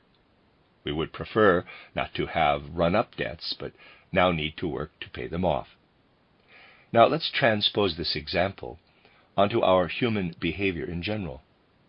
That everything we do out of love turns out to be repayment of debts. Seen from an occult perspective, everything done out of love brings in no pay packet, but is liability for goods already used. The only transactions for which we receive no reward in future are those deeds we do out of genuine true love. This may be a shocking truth. Luckily, people are unaware of it in their everyday consciousness. However, everyone knows this in their subconscious, which is why they do deeds of love so grudgingly. This is a reason why there is so little love in the world. People feel instinctively that deeds of love reap no future rewards for their own ego. A soul must be far advanced in its development for it to experience pleasure in loving transactions, from which it will derive no personal gain. The motivation for this is not strong in humanity. Yet out of occultism one can indeed derive strong motivation toward loving deeds. Our egotism gains nothing from deeds of love, but all the more does the world profit by them. Occultism states love is for the world what the sun is for external life. No human souls could ever thrive without love in the world. Love is the moral sun of the world. Would it not be absurd for a person who delights and is interested in the growth of plants in a field to wish the sun to vanish from the world?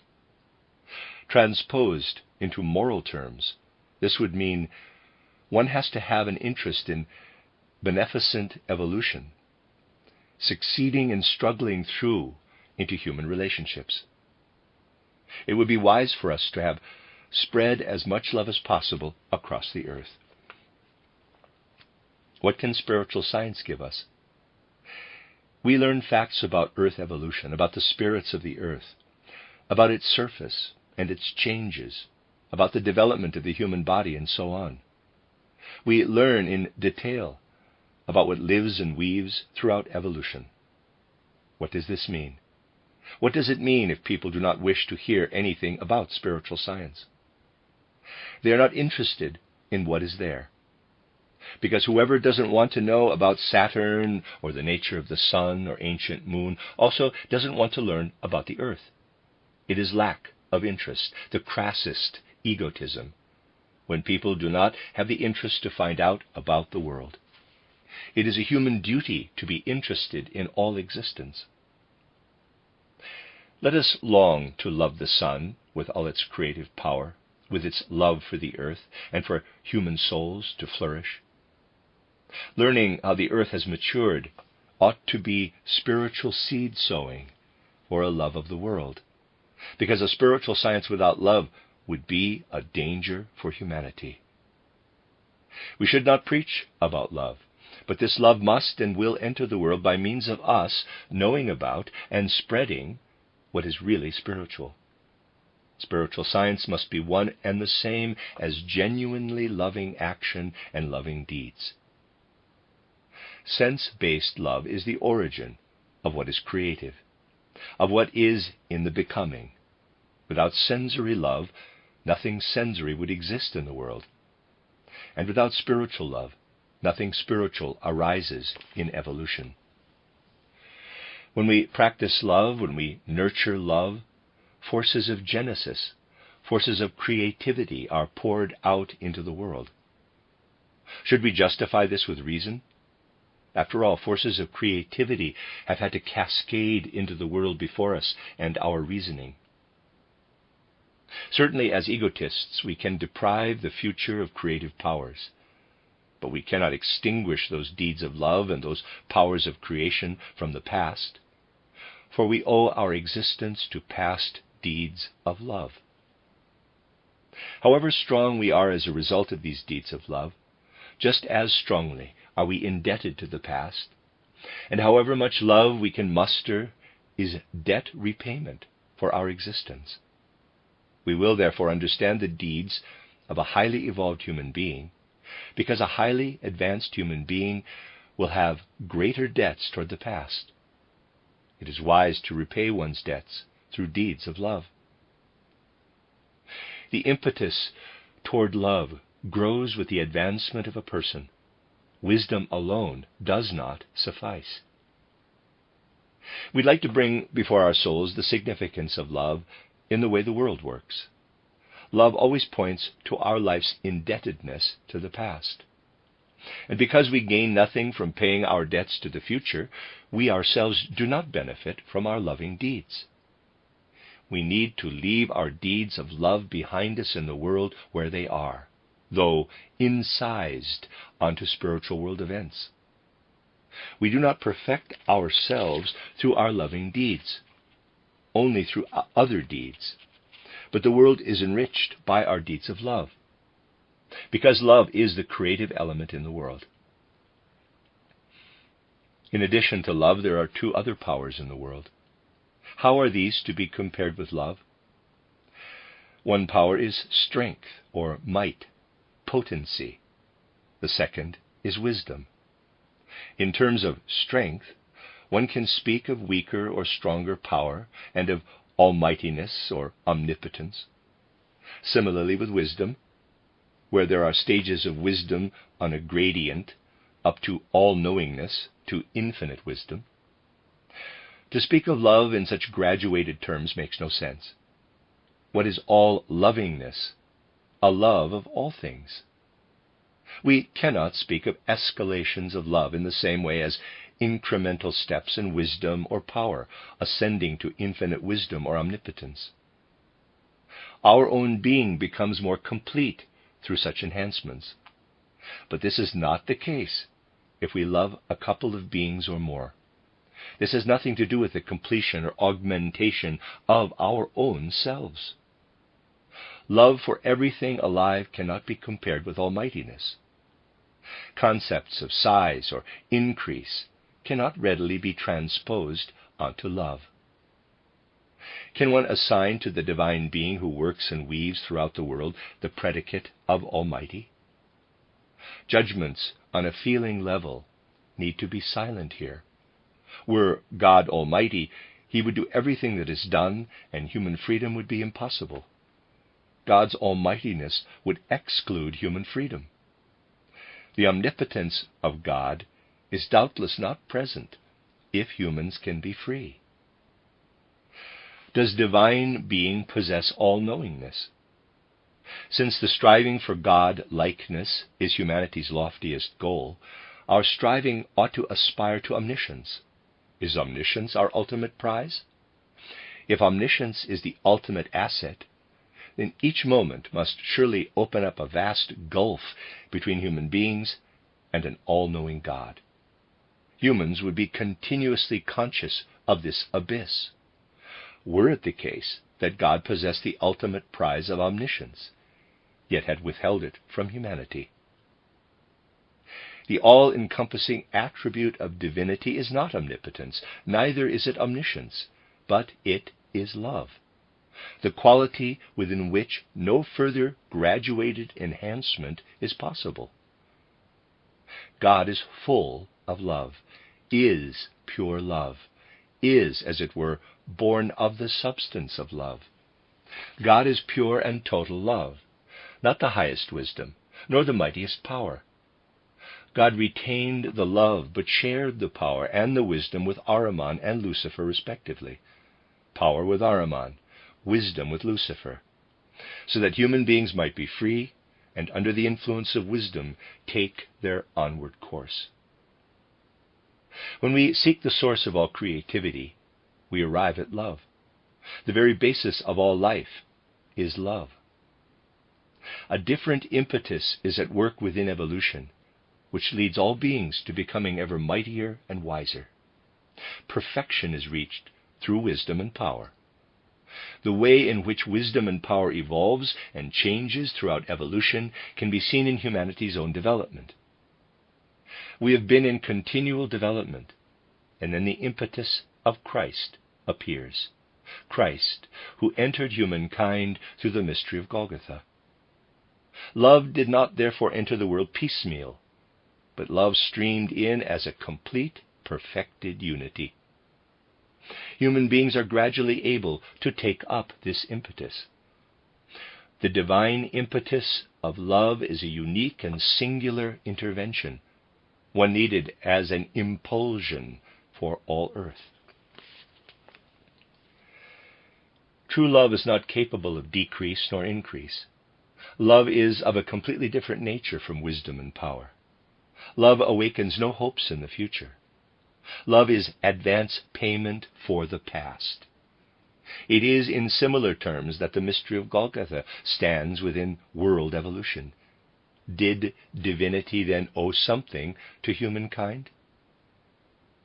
Through Lucifer's influence, a certain element entered into humanity, in face of which what had previously been present had to be removed from it.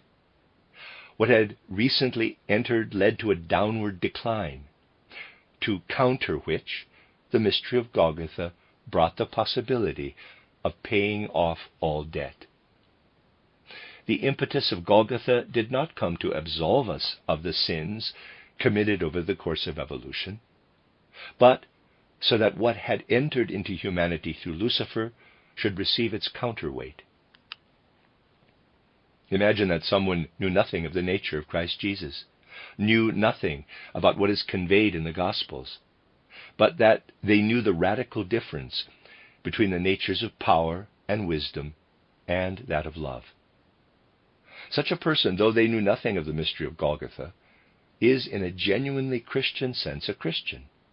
Whoever knows love as being for the paying of debts and not for future advantage is a Christian. Understanding the nature of love is being a Christian. Through mere theosophy, with its, in quotes, karma and reincarnation, one can become an enormous egotist if one doesn't also embrace that impulse of love, Christ's inspiration. For only then does one attain to the quality able to transcend egotism in theosophy. One is able to rebalance this through an understanding of Christ's impetus. It is because theosophy is needed by humanity that it is being introduced now, but it contains the grave danger that if theosophy is plied without Christ's impulse, without the motivation of love, that people's inherent egoism will be compounded, that they nurture it even beyond death. We should not conclude from this that theosophy is not to be pursued, but we have to learn that understanding the substance of love belongs to theosophy. What actually took place at the mystery of Golgotha? We know that Jesus of Nazareth was born and developed in the way described in the Gospels, that the baptism in the Jordan took place in his 30th year, that the Christ lived for 3 years in the body of Jesus of Nazareth and fulfilled the mystery of Golgotha. Many people nowadays believe that they should portray this mystery of Golgotha as humanly as possible, believing that it is to be designated a deed within the earth, an earthly deed. It is no such thing. Only from higher worlds can what took place on earth in the mystery of Golgotha be observed. Let us once more place the beginnings of earth and human evolution before us. Human beings possessed certain spiritual forces. Then Lucifer approached humanity. And here we come to the point where we can say, they, the progressive gods, gave up their almightiness, their omnipotence to Lucifer, so that human beings could become free. However, humanity sank deeper into materiality than was intended, slipping from the hands of the progressive gods and descending further than was willed. How can these progressive gods now raise human beings back toward themselves? To understand this, we will have to look into the council of the gods rather than at the earth. It is for the gods that Christ fulfills his deed, to bring humanity back to the gods. Lucifer's deed is a deed in the spiritual world. Christ's deed also takes place in the spiritual world, but simultaneously in the sense world. No human being could have carried it out. Lucifer enacted his deed in supersensible worlds. Yet Christ has descended to earth in order to fulfill his deed on earth, and human beings are the observers of this deed. The mystery of Golgotha is a deed of the gods, a concern of the gods, a divine situation at which human beings are onlookers. The gates of heaven are opened, and therein blazes forth a divine deed. It is the only deed on earth that is purely spiritual, and it is therefore no wonder that those who do not believe in the supersensible absolutely do not believe in this deed of Christ. Christ's deed is a divine act, an act which the gods fulfill for their own ends. It is due to this that the mystery of Golgotha encompasses its radiance and its unique significance, and humankind is called to witness this deed. A contemporary witness account of this is therefore nowhere to be found, because human beings saw only the outer manifestation of it. The Gospels, on the other hand, are written from a suprasensible perspective, which makes them easy to deny if one has no sense of what is spiritual. The deed of the mystery of Golgotha belongs to the loftiest experiences within the spiritual world from a certain viewpoint. Lucifer's action took place when human beings were still participants in the supersensible world. Christ's deed takes place in the midst of material life. It is both a spiritual and a physical act. Lucifer's deed can be understood when investigating the world in terms of wisdom. In order to grasp the mystery of Golgotha, wisdom alone is not sufficient. We can possess all the wisdom in the world, yet the deed of Christ remains incomprehensible, because love is needed to comprehend the mystery of Golgotha. Only when love streams into wisdom, and vice versa, will this deed come within our ken, and only when we evolve wisdom into love as we move toward death. We need wisdom that has been evolved into love when we go through the portal of death, because otherwise we die if no wisdom has been united with love. Why do we need love? Philosophy is love of wisdom. The old wisdom was not philosophy, because this old wisdom was not born out of love, but out of revelation. There is no Eastern philosophy, but there is Eastern wisdom. Philosophy, in the sense of love of wisdom, came into the world with Christ. This is where we find the entry of wisdom from out of the impulse of love. It is through Christ's impetus that it entered the world. Now we must apply the impetus of love to wisdom itself. The ancient wisdom sought by the seer through revelation is expressed in the exalted words of the archetypal human prayer, Ex Deo Nascimur, from out of God are we born. That is ancient wisdom. Christ, who stepped out of spiritual worlds, bound wisdom with love, with the goal that egotism be overcome. But this had to be independent, freely offered from being to being, and it is for this reason that the era of love began at the same time as that of egotism. The point of origin of the cosmos is love, and from it egoism has of itself grown. Yet Christ's impetus the impulse of love, will over time become that which entered the world to overcome all that divides, all that sunders, so that human beings will gradually over time come to participate in this power of love. In singularly monumental words do we feel the love of Christ pouring into human hearts, in the words, quote, "Where two meet in my name, I am there in your midst," close quote. This is how the old Rosicrucian saying sounds into love that is bound with wisdom. In Christo morimur. In Christ we die.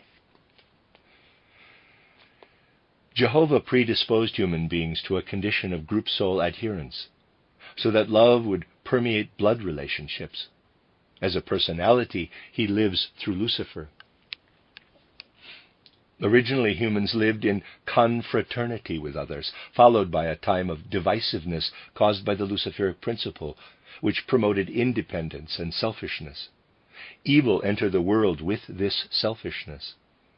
This had to happen because good could not be embraced without evil. Through victory over oneself, human beings are offered the opportunity to unfold love. Christ brought to a humanity sinking in egotism the stimulus to such self-conquest, and through it the strength to overcome evil. Now, those divided by selfishness are being united through the deeds of Christ, making true, in the deepest sense, Christ's words to us, which speak of deeds of love. What you have done for the least of my brethren, you have done for me. Flooding back into earthly life came that divine deed of love, which will gradually flow throughout all human evolution, and despite physical forces dying back, will revivify them in spirit, because this deed is not done out of egoism, but purely out of the spirit of love, per spiritum sanctum revivissimus. Through the Holy Spirit, we will be resurrected. The future of humankind will consist of more than love. Spiritual fulfillment or perfection will be earthly humanity's most avidly striven after goal. You find this described in my mystery drama titled The Soul's Probation. Yet nobody who understands deeds of love will say of what they see in their own striving toward perfection, this striving is selfless. Working toward refinement is something through which we wish to strengthen and support our being, our personality. Yet our value for the world is to be found in deeds of love, rather than deeds of self-fulfillment. In this respect, we can allow ourselves no delusion. If a person seeks to follow Christ on the path of love toward wisdom, then such wisdom, placed in the service of the world, is only of as much value to the world as the proportion of it suffused with love. Wisdom that is drenched in love, which both aids the world and helps it toward Christ. Such love toward wisdom also excludes falsehood, for lies are the antithesis of facts or deeds, and whoever proceeds in love without facts knows no lie.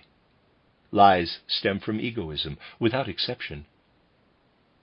When we have found the path to wisdom through love, through the growing power of overcoming, of surmounting, and through selfless love, then we will also have penetrated right through to wisdom. This is the way someone becomes a free personality. Evil is the underground into which the light of love could shine. This light of love is what makes sense of evil, the position of evil, recognizable in the world. Light has become recognizable through darkness. Only a free person can become a genuine Christian. Readers aside, there is now a question about the necessary lie followed. Remaining silent out of love, an emergency lie, is always a very complex issue. Telling a lie out of love can become a necessity and can in some circumstances be a good deed, but it binds us in an extremely complex way. We are karmically binding ourselves to the person in question and are in fact bound to their weakness. We will subsequently have something to do with them. We will have to tell them the truth later. And later, due to the fairly unpleasant truth we will have to tell them, we will have to make amends in evolutionary terms. It is good that this is the case, because when we are forced into a necessary lie, this is already karmic, that is, egotistical. A necessary lie is, however necessary, a lie and hence an egotistical act, which has nothing to do with acts truly done out of love. A streak of cleverness always attaches to a necessary lie. It is not always the result of a loving decision. Spiritual science radiates into even the smallest, most intricate details of the human heart. The end of Lecture 12. You are listening to RudolfSteinerAudio.com. As well, you can hear these podcasts at RudolfSteiner.podbean.com. Please consider becoming a patron. There are two publishing houses, SteinerBooks.org in America and RudolfSteinerPress.com in England, which are the sole publishers of Steiner into English and have given me permission to do these recordings. Please consider patronizing them as well. This is a reading of Collected Works, Volume 143 by Rudolf Steiner, entitled Three Paths to Christ, Experiencing the Supersensible. 14 lectures translated by Christiana Bryan. This is Lecture 13, given in Berlin on the 24th of December, 1912, entitled The Birth of the Light of the Earth Out of Christmas Darkness. It is lovely, my dear friends, that circumstances allow us to meet on this festive evening. There are many friends among us who, in a certain sense, are alone, whereas by far the majority are, of course, celebrating the festival of love and of peace amongst those with whom they are normally connected in the world outside. Yet it is just as understandable that we, those who are not constrained by so many obligations, should meet within the spiritual stream in which we stand, and should least of all be excluded from participating in this festival of love and of peace. What could unite us in a more wonderful sense, in the spiritual air of mutual love and the peace that suffuses our hearts, than a movement in service of the spiritual? We can also call it good fortune that precisely in this year, on this evening, we can be together and can celebrate this festival with a small reflection close to our hearts. We can do this also because this year we find ourselves near the birth of that which, if we understand it rightly, must indeed lie close to our hearts, the birth of our Anthroposophical society. If we have lived rightly with this great ideal, which we long to bring to expression through the Anthroposophical society, and if we are likewise prepared to expend our forces in aid of this great ideal for humanity, we should also wish to turn our thoughts from this, our spiritual light, our means of illumination, toward the dawn of that great light of human evolution on earth, who is celebrated throughout this night of love and peace. We have before us, be it in spirit or in soul, what we may call the birth of the earth's light, that light born out of the darkness of this Christmas Eve, which will yet shine into all human hearts and souls, providing all hearts and souls with what they need to find the path into spiritual heights, the path that is to be taken over the course of Earth's mission. Were we to inscribe into our hearts what we could feel this Christmas, what would that actually be? This Christmas, what should pour into our souls is the fundamentally human feeling of love. Love that is our underlying feeling, greater than all other powers, than all other forces in the world, than all worldly goods. Love is the greatest power, the strongest force, the greatest treasure, the most intensively effective force in the world. The feeling must cascade into our hearts and souls that wisdom is magnificent, but love is still greater. That power is something great, but love is even greater. Feelings of the power, the force, the strength of love must pour so strongly into our hearts that some of this feeling can brim over from this Christmas into the rest of the year, that something may flow over that expresses what we always feel.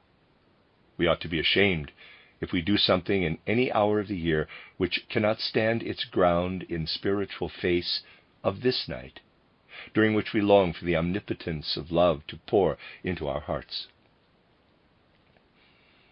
May the days and hours of the year pass in such a way that we need not feel ashamed in face of the feelings we will to cascade into our hearts this Christmas Eve.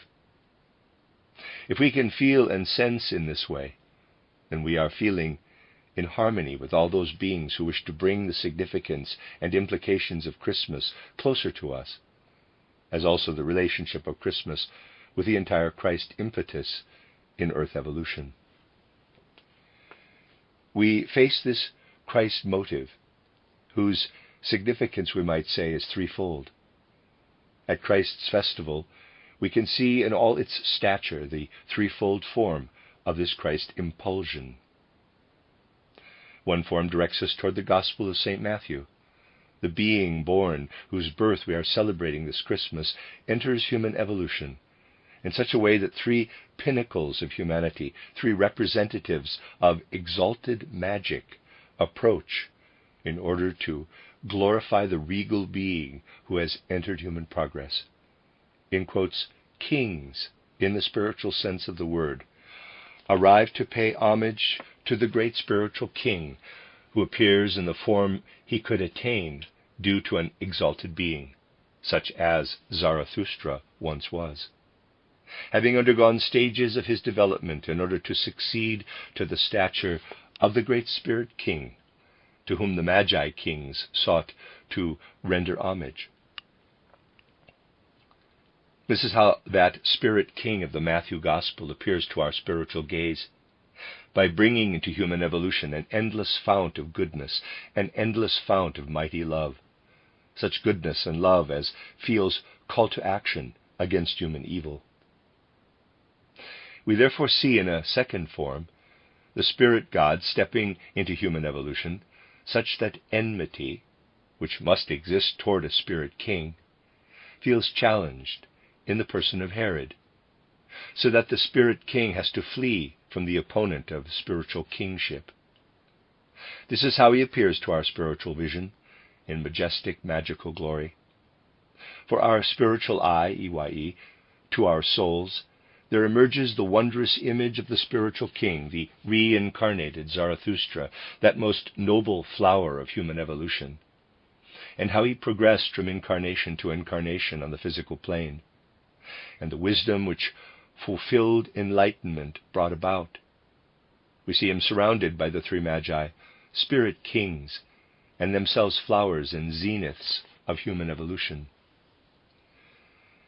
Christ's impetus can also arise in a different form for our souls, how he appears in St. Mark's and St. John's Gospels, in which we are also led toward the cosmic Christ incentive, expressing how human beings maintain their eternal connection with mighty cosmic forces through being granted understanding of the cosmic Christ, and how into earth evolution itself a cosmic intervention would come about through the mystery of Golgotha.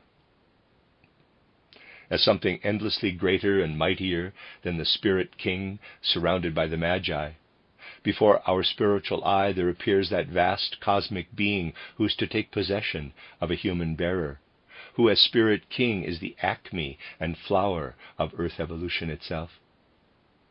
Basically, it is only due to today's short-sightedness that the whole immensity and power of this incision into human evolution is not felt, that incisive event through which Zarathustra became the bearer of the cosmic Christ spirit.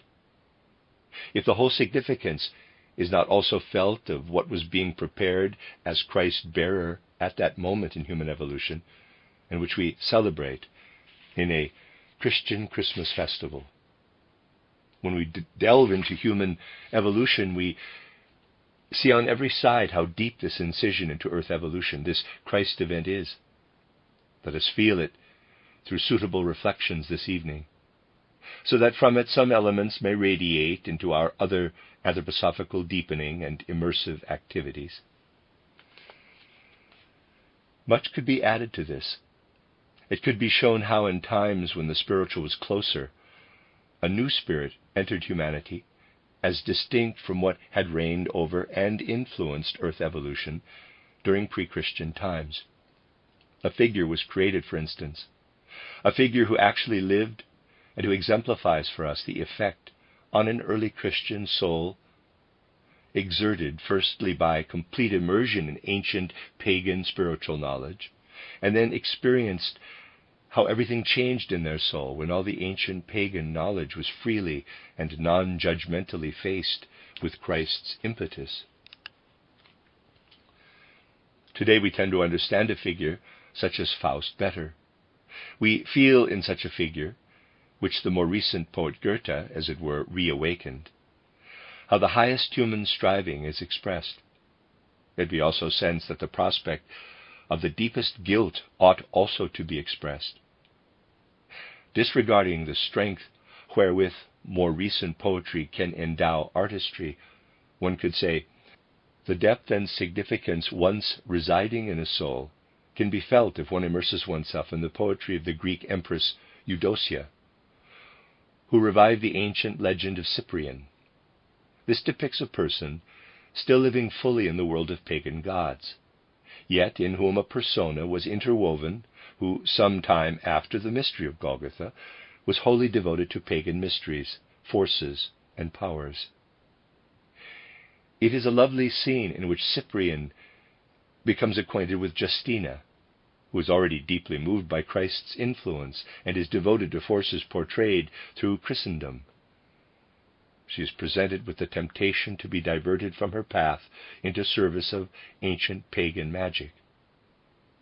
Everything that plays out between Faust and Gretchen is found in the atmosphere of this battle between old heathen practices and Christ motivation. Apart from the spiritual aspect, this is taken from the grand tale of Cyprian and the temptation to which he was exposed by the Christian Justina. Even though Eudocia's poetry is not particularly good, one has nevertheless to admit that in the shattering collision of the ancient pre-Christian world with the Christian world, there is Cyprian, who still feels remote from Christianity and devoted to divine pagan forces. There is a certain forcefulness in the depiction. Only a few passages will be conveyed today as to how Cyprian feels about those magical forces of pre-Christian spiritual powers. Let us hear from Cyprian in the poetry of Aelia Eudocia. Quote, "You who care about the mystery of faith in the exalted Christ, see my fresh tears, so that you may know from whence my deep pain originates. I speak the truth, and I know that you know it. You who delight in unseemly icons, pay attention, because I will point to their deceptions. There is no other human like me, so impious, so in league with demons, such a devotee of worthless idols, as to learn what they are or their strength. I am that famous Cyprian, whose parents dedicated me to Apollo while I was still a child. At a young age I learned the sacred rites of the beast, the stomach-traveling serpent. In my 7th year I was initiated into the Phaeton Mithras, and I lived on the Acropolis of the noble Athenians. I became a citizen, since this was pleasing to my parents who raised me. In my 10th year I lit a torch for the god, and I committed myself to the white suffering of Kor. Also did I accomplish the serpentine initiations of Athena, who lives on the Acropolis, being dedicated as a temple servant. I went to the glen of Olympus, which ignorant people claim is the abode of powerless gods. There I heard the echo and sound of certain words. I beheld herbs and roots. An amazing sight it was, things over which shameless evil demons hold sway, though without effect. In that place I perceived the seasons and the changing winds. I learned about many days, certain rogues, harsh adversaries used to fabricate deceptive illusions. I beheld a choir singing shamelessly, and saw others in a crowd performing deeds of warring Ares. I also saw ambushes of others in their malicious habits, and saw them distraught with fear. I also saw a vast array of goddesses and gods, because I remained there 40 days, and another 8 after that. From there, as if from mighty realms, spirits traveling by air to earth are sent forth to make all nations do whatever evil they wish. I ate a meal from high branches of blossoming trees, once Phaeton had set. Going into my 15th year, I was thoroughly taught about spirits and gods by 7 hierophants, and about empty deeds, the works of lawless demons. My parents were exceeding eager that I learn everything on earth and in the sea, not only things used for the destruction of men, but also matters of lush grass and well-stemmed plants, and things that oppress man's feeble body, and things the evil-minded enemy, the ruler of this earth, discovered, that swift-minded serpent who spitefully disregards the plan of the immortal ruler. From there I came to Argos, the lush pasture of horses. There was a festival of Eos, the dawn, wife of Tithonus, clad in white, and I became there an initiate of the air, of the heavens with its many spheres, of the harmony of the waters and the well-fed earth, from dewy streams to divine air." Close quote. Steiner again. In this way, Cyprian learned all that one could learn when one was initiated, as it were, into the pre-Christian mysteries. Oh, he describes them accurately, those forces to whom those entrusted with ancient mystery records could look up at the time when they were no longer legitimate. He describes them compellingly in all their ill-timed dreadfulness. Quote, "Believe me, I saw the demon himself and looked into his face, having supplicated him with libations and sacrifices. Believe me, when I saw him, I spoke with him and heard his flattering words. Among much else he called me youthful, beautiful in appearance, resembling Jambres, called me an initiate, mighty in deeds, Jambres' equal. He promised that I would become leader of the cosmos by working with him, for he knew the deeds of my life. Honoring me, he granted me a grievous troop of heinous demons, and said to me on my way out, 'Cyprian, you are a strong mortal.' Rising from his chair, he sent me forth to the amazement of the spectators. From that time on, all priests honored me in like manner to him. In appearance, he was like richly worked gold, with flashing eyes and long hair. On his head he wore a garland layered with precious stones, whose brilliance and splendor illuminated that place. His clothing was likewise embellished. When he turned, he shook the earth. Around his throne stood many shield-bearers, bending their gaze to the ground, prepared in warlike formation. He illumined the earth like an Olympian god, gleaming with stars and causing plants to grow. By doing everything that God does, he contends with the sovereign immortal and his saints. That is how he deceives the minds of men with illusion." Close quote. Steiner again. And as temptation approaches him, how all this affects him before learning of Christ's impetus is also described for us. Quote, "When I left the land of the Persians, I traveled to the great city of Syrian Antioch. There I accomplished many wonders through my terrible supernatural skills. For some I provided a cure for love, for others a cure for jealousy, bitter rivalry, and evil afflicting their flesh.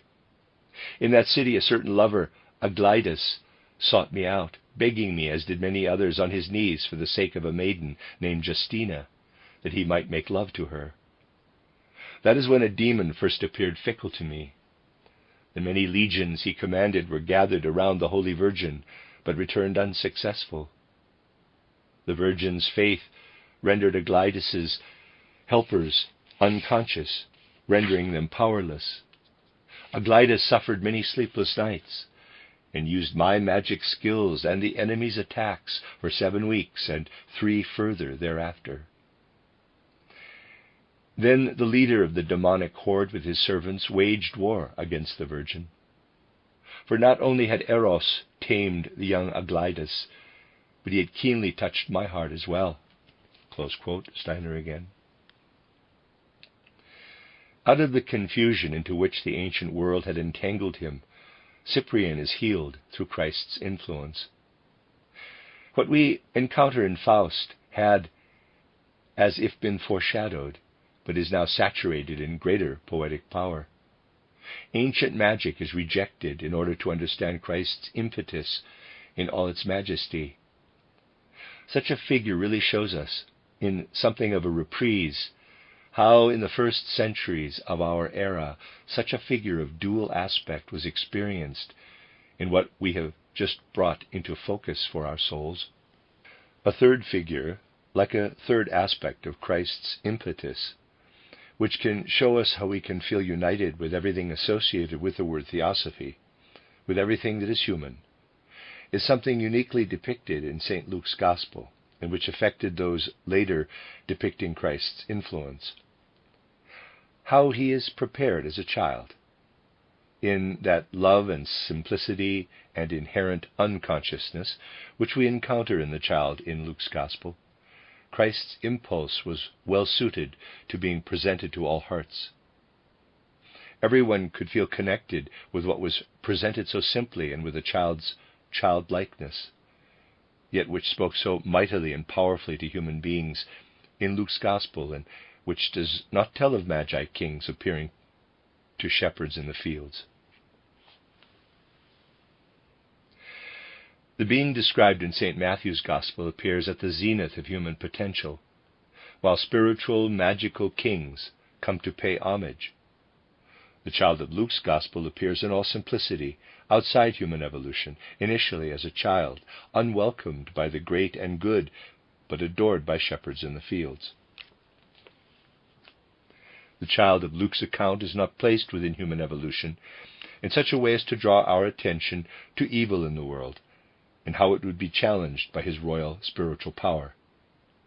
No, what faces us distinctly, if not immediately, is Herod's power and wickedness, that what lived in this child, which was so great, so noble, so meaningful, could not be absorbed into the ranks of humanity, that it existed as poor and outcast from human evolution, as if cast into a corner, yet which by remarkable means reveals to us his superhuman, his divine, which is his cosmic origin. And how inspiring was Luke's Gospel for all those many artists who ever and again created scenes prompted by Luke's Gospel. Do we not feel, when faced with all these portrayals inspired by St. Luke over the centuries, Jesus to be a being with whom every person, including the simplest, can feel related? The most unsophisticated people learned about the great event of Palestine through what lived on of this Luke Jesus child. They learned to feel it as a family episode, something that affected each one personally, much as anything to do with a close relative. No other gospel has affected subsequent humanity in the same way as the gracefully ensouled mood and flow of Luke's Gospel, which creates an intimacy between the Jesus being and human souls. Yet everything is contained within this childlike portrayal, everything which must in fact be inherent to it, the highest quality in the whole world, love. Wisdom is great, is valuable, and beings cannot exist without wisdom, yet love is even greater. The power and the strength underpinning the world is vast, and something without which the world cannot exist, but love is even mightier. You only feel Christ's impetus aright if you recognize love's even loftier standing in relation to power, strength, and wisdom. Particularly as spiritual individuals, we should strive for wisdom because wisdom belongs to divine world stimuli.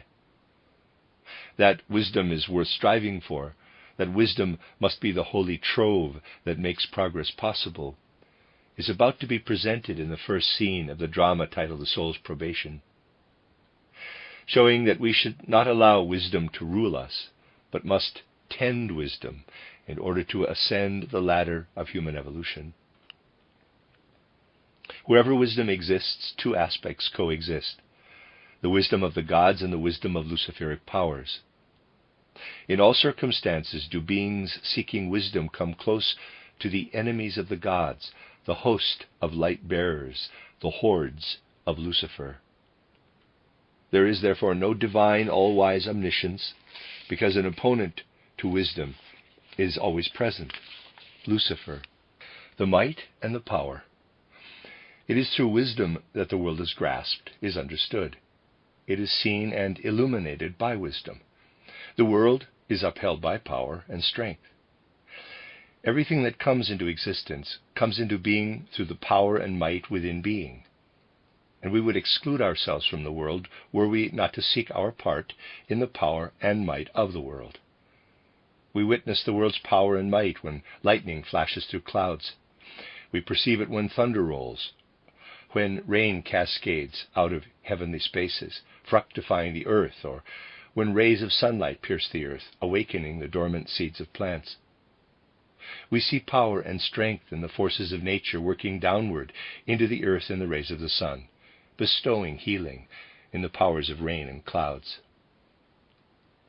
On the other hand, we also see power and might in such as volcanoes, as if they were rising up against earth itself, heavenly force against heavenly force. We look into this world and we know that if we want to be beings in the universe, in the cosmos, then something of this power and might must also be active in us. We need to have our part in power and might. That is how we stand amid the world. Both divine and Ahrimanic powers are alive in us. They flash through us. The Almighty is not omnipotent because his foe is forever against him. Between power and wisdom, love prevails. And we feel, if it is real love, that it is uniquely and totally divine. We can speak of omnipotence, total power, in terms of an ideal, but facing it is Ahriman. We can speak of all-encompassing wisdom, omnicognizance, as an ideal, but facing it is the force of Lucifer. Saying, quote, all-encompassing love, close quote, seems absurd because it is not capable of gradation when truly practiced. Wisdom can be small and can be increased. Power can be small and can also be increased. Hence, all-encompassing wisdom and almightiness are valid as ideals.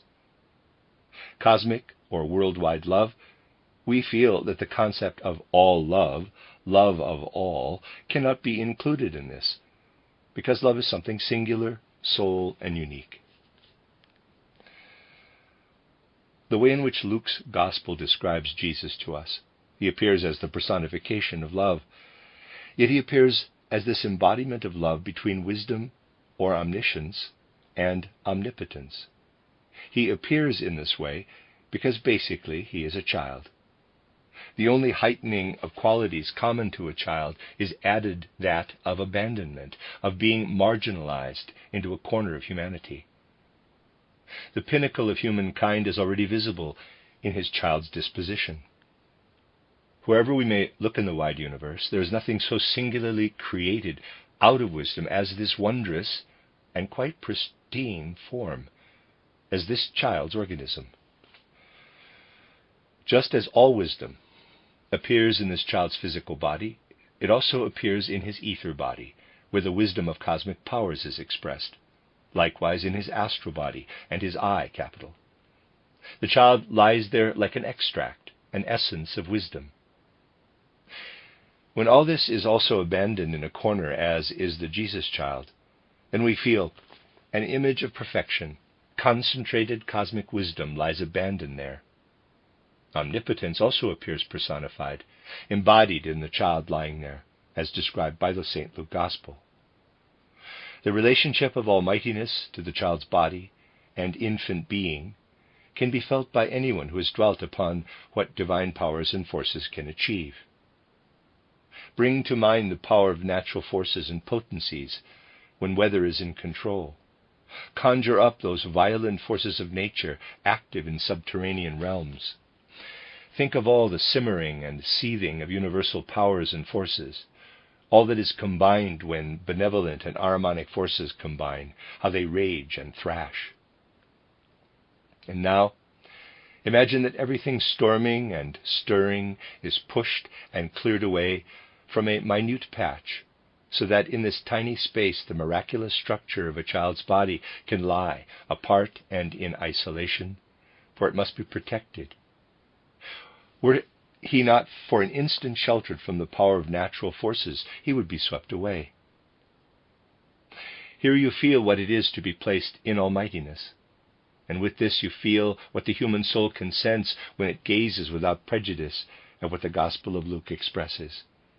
Were you to approach the concentrated wisdom of the child with wisdom, were you to advance toward it with the greatest human wisdom, this wisdom is mockery and stupidity.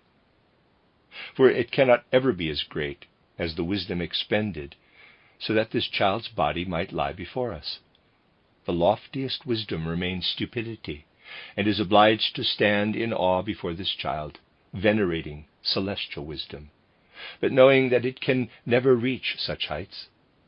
Such wisdom just remains a mockery, and must feel itself rebuffed in its own foolishness. No, we cannot approach the Jesus being described to us in St. Luke's Gospel with wisdom. Can we do so with power? We cannot come near with power either. Using power only makes sense where opposing power is concerned. The child, however, faces us with his powerlessness, whether we want to exert great or little force, and this taunts our power. Such an approach by power would be senseless, with only defenselessness as opposition.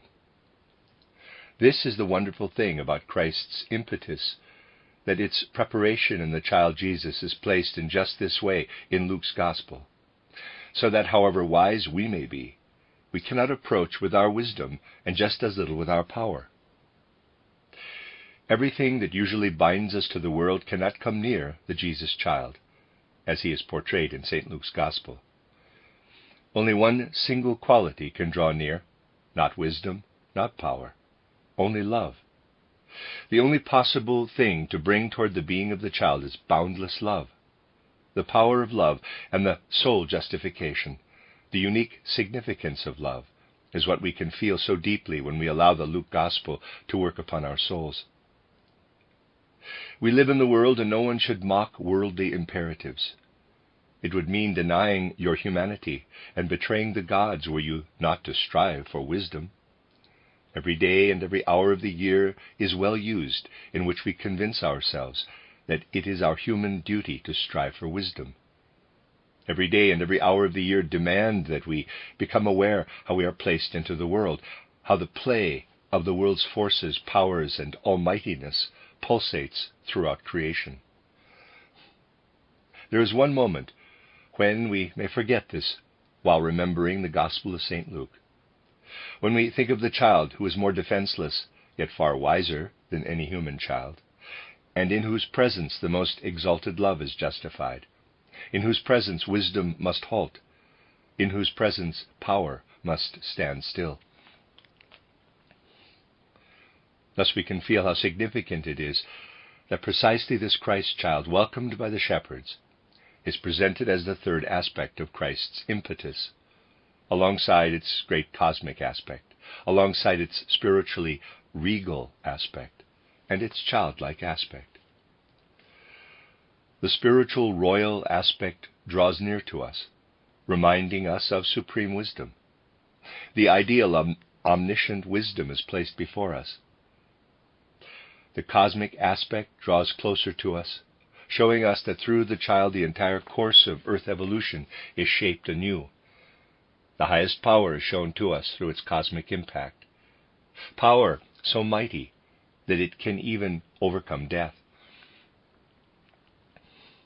What has to be added as a third element to wisdom and power, and which must settle in our souls as something surpassing both these, is presented to us as the very origin of human evolution on the physical plane of earth.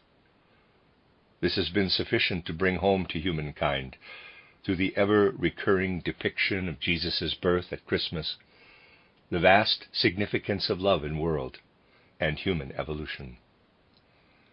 Thus it is on Christmas Eve that we are presented with the birth of the Jesus child, which can be born anew every Christmas by gazing at the birth of this Jesus child in our souls with an understanding of genuine, true, and all-surpassing love. And at Christmas, an understanding of this feeling of love can be fittingly awakened in our souls. And when we celebrate this birth of Christ, that awakening of love in our souls, so that out of every moment that we experience this love, there may radiate into the days and hours of the coming year such wisdom as will bless and permeate the wisdom we pursue on every day and in every hour of the year.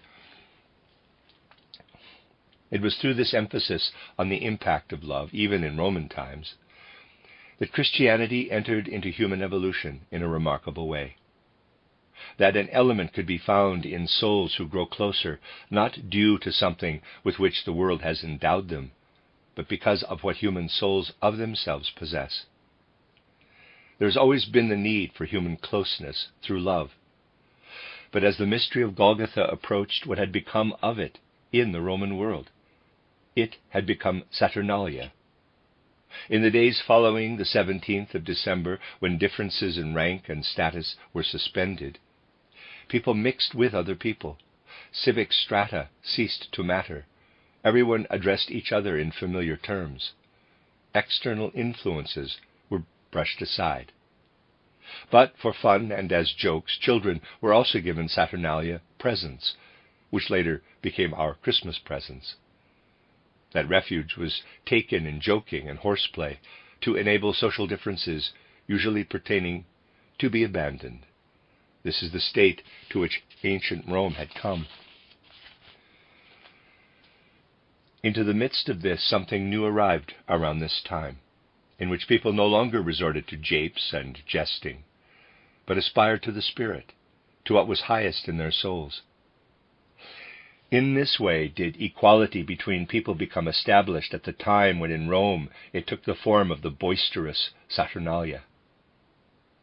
Yet this testifies to the aspect of love, that universal human love, which can hold sway when human beings are fathomed in all their depths. We do this, for instance, when a child on Christmas Eve awaits the arrival of the Christ child or the Christmas angel. How does a child wait then? It awaits the arrival of this Christmas child or angel by knowing that he comes not from earthly lands, but from spiritual realms. It is an understanding of the spiritual world in which children prove to be the equal of adults, because they know, like a child, that Christ's impact has come from spiritual worlds into earth evolution. So it is not only the child in the Gospel of St. Luke who appears spiritually to our souls at Christmas, but also what Christmas elicits from human hearts in the most wonderful way, both in children's and adults' hearts, uniting children with adults. Everything a child can feel, when they start being able to think, is at the one extremity. The other extremity is what we can feel in our highest spiritual states, what we can feel when we devote ourselves faithfully to the highest of stimuli, mentioned at today's outset as the origin of the will we can develop in the impending Anthroposophical Society toward spiritual light. For there too we wish that what is to flow into human evolution be carried by a stimulus from the spiritual worlds, just as a child feels about the Christmas angel who is to bring them their Christmas presents, feeling connected with spiritual worlds in their own naive way. So can we too feel bound to the spiritual element we long for at Christmas, a high spiritual ideal toward which we can strive. If we in this circle can feel bound by a love that can stream toward us when Christmas is rightly understood, then we will achieve, with our anthroposophical ideals, all that must be achieved in our Anthroposophical Society. We will achieve this if in our united work a ray of that love between human beings can fire us on the basis of having understood and given ourselves up to. Christmas aright. For those dear friends who are with us tonight, it is largely a matter of the feelings they may have.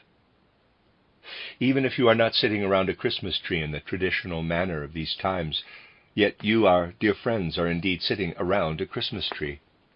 You, my dear friends, as we gather here to celebrate Christmas Eve around the tree, can try to awaken in your souls something of the feeling which can creep up on us when we feel the reason for our gathering, to make real for our souls the impact of love, which one day in the far future must grow ever stronger if Christ's impact, of which we are so beautifully reminded on this Christmas Eve, is to grow ever stronger, ever mightier, and ever more deeply understood, and if it is to intervene in human evolution.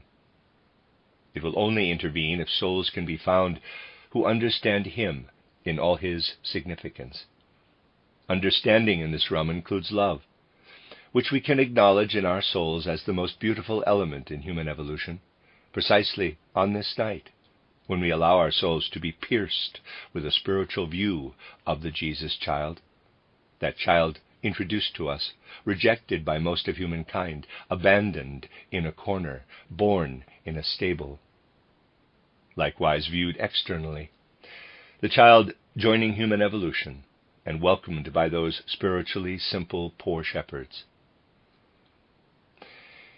If we can allow the love elicited by these images to flow into our souls can beget the strength for what we need to fulfill, for what we will to fulfill, to contribute to the furtherance of the tasks we have set ourselves in the field of theosophy, and which in the anthroposophical field karma has presented as our deep and rightful task. Let us leave today's Christmas reflections by taking with us that impulse of love, not just for a short while, but in the way we have understood them, out of the spirit of our worldview, and for all our intended endeavors. The end of Lecture 13. You are listening to RudolfSteinerAudio.com. As well, you can hear these podcasts at rudolfsteiner.podbean.com. Please consider becoming a patron. There are two publishing houses, steinerbooks.org in America and rudolfsteinerpress.com in England, which are the sole publishers of Steiner into English and have given me permission to do these recordings. Please consider patronizing them as well. This is a reading of Collected Works, Volume 143 by Rudolf Steiner, entitled Three Paths to Christ, Experiencing the Supersensible, 14 lectures, translated by Christiana Bryan. This is the last lecture in this collection, Lecture 14, given in Cologne on the 29th of December, 1912, entitled Novalis, a proclaimer of a spiritually conceived Christ impact. When we hear the resounding heart of our dear Novalis, through which he knew how to announce Christ's mission in such a heartfelt way, we can feel a certain confirmation of our spiritual movement, because we feel it in a personality whose entire being is deeply entwined with all the riddles and mysteries of the world, and we feel reverberating from him something akin to longing for the spiritual world, something which souls more recently arrived have to seek out in worldviews, such as those toward which we strive. It is wonderful to immerse oneself in the heart and soul of a personality such as Novalis, how he grew beyond the depths of Western spiritual life, being himself deeply immersed in capturing the yearning for the spiritual world. If we allow the way spiritual worlds streamed into his youthful heart in this incarnation to affect our souls, and how those spiritual worlds irradiated him with Christ's impetus, we will experience something of a challenge to our souls, to our own hearts, to strive with him toward what appeared to him as a higher light, the light toward which he unremittingly dedicated his most recent short existence. We feel how, in his latest incarnation, he was one of the prophets of what we seek in spiritual realms. And we also feel how best we can be enthused for this search by sharing the enthusiasm in the heart and soul of a Novalis, a soul thoroughly suffused with Christ's motivation. In the present moment of our endeavors, when on the one hand we are seeking to found the Anthroposophical Society, intended to encompass all human riddles, and when on the other hand we wish to observe the light shining so radiantly from the Orient in connection with Christ's impetus, we may be allowed to connect ourselves with what expresses Christ's impulse in this soul of Novalis. We know that once in ancient Hebrew times the great voice of prophecy rang forth in the momentous words of Elijah, welling forth from out of creation. We know that this was the stimulus present when the cosmic being of Christ descended into the body of Jesus of Nazareth. We know that this was the same motivating force which prophetically announced what was about to be embodied in human evolution.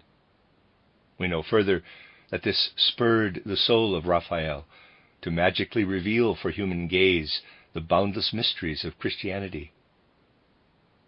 Sensing mysterious enigmas, we turn our longing souls toward the reincarnated soul of Elijah, of John the Baptist, of Raphael, toward Novalis, and we feel with this soul how all its vibrancy is charged and irradiated throughout with longing for a new spiritual life for humanity. And then we feel the courage, sensing that something of this strength comes to us, helping us to live toward humanity's new spirituality. Oh, why is Novalis born into these more recent times, prophetically proclaiming a move that conceives spiritually of Christ? Was it not all around him in his spiritual horizon, like a resurgence of the great spiritual streams in humanity as a whole?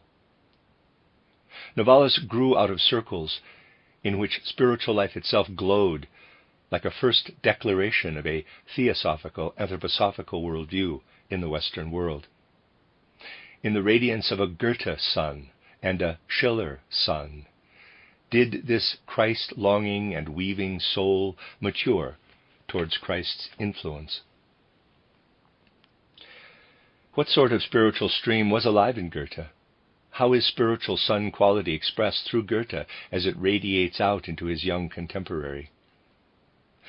Goethe sought in Spinoza's outlook to identify through feeling everything that might calm his hotly glowing, passionate nature, everything that might ensoul him for dedication to the Spirit.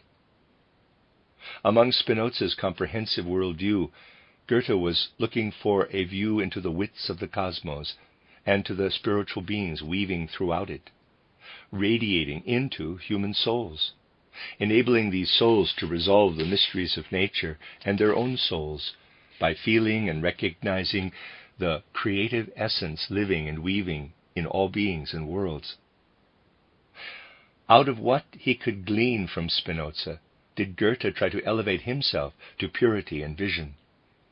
He felt in a spiritual sense something of the monotheistic outlook which resounds and glows across the ages to us from the words of the Vedas.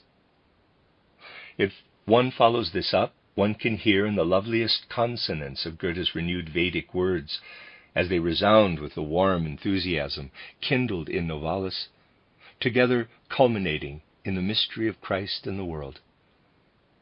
Light streams out toward us in Goethe's Vedic words. Love and warmth flow into light when Novalis's Christ-proclaiming words cascade feeling into Goethe's light-filled words. In other places, if we grasp Goethe, where, in full keeping with the lore of world unity, he recognizes the independence of each soul in Leibniz's sense, then we sense something wafting toward us, not from Goethe's words, yet within the ethos of Western monadology, which is a reiteration of Sankhya philosophy.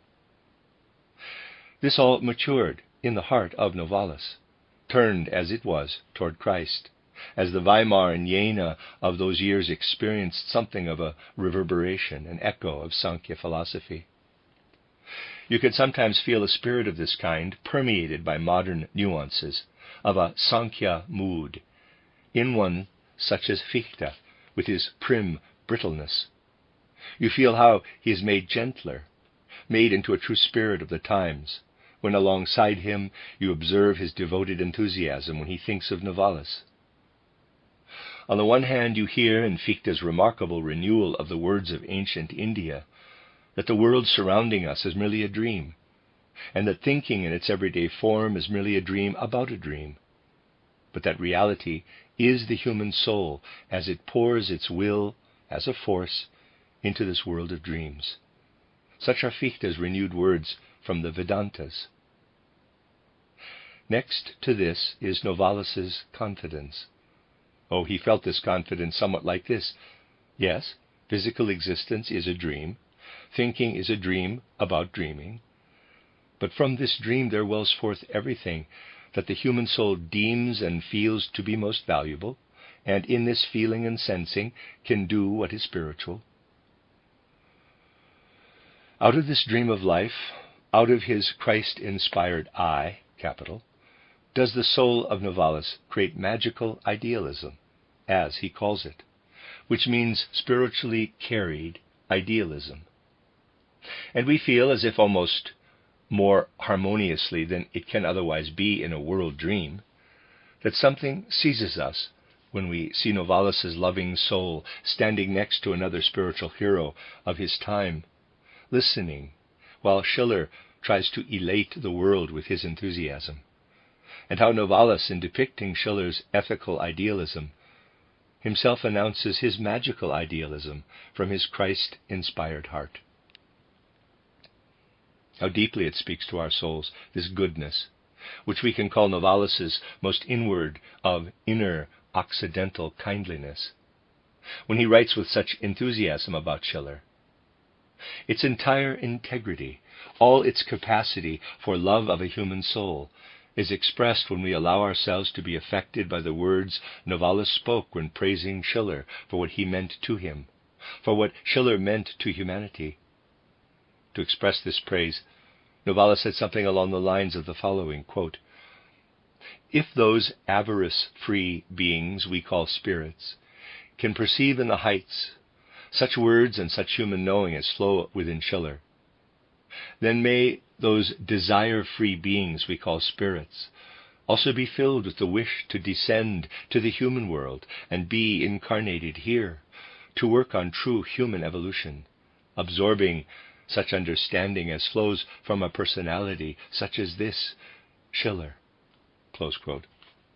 Dear friends, which heart can so revere, which heart can so love, that it is a paradigm heart for all those who wish to surrender to this feeling of genuine, true, devotion-filled reverence and love? Such a heart can express in the simplest words the great mysteries of the world and the human soul. This is why some of the words issuing from Novalis's mouth have such value, as if they lent renewed resonance to what, from out of the threefold stream of humankind, has so longingly, and sometimes in so light-filled a way, been raised to the Spirit throughout all time.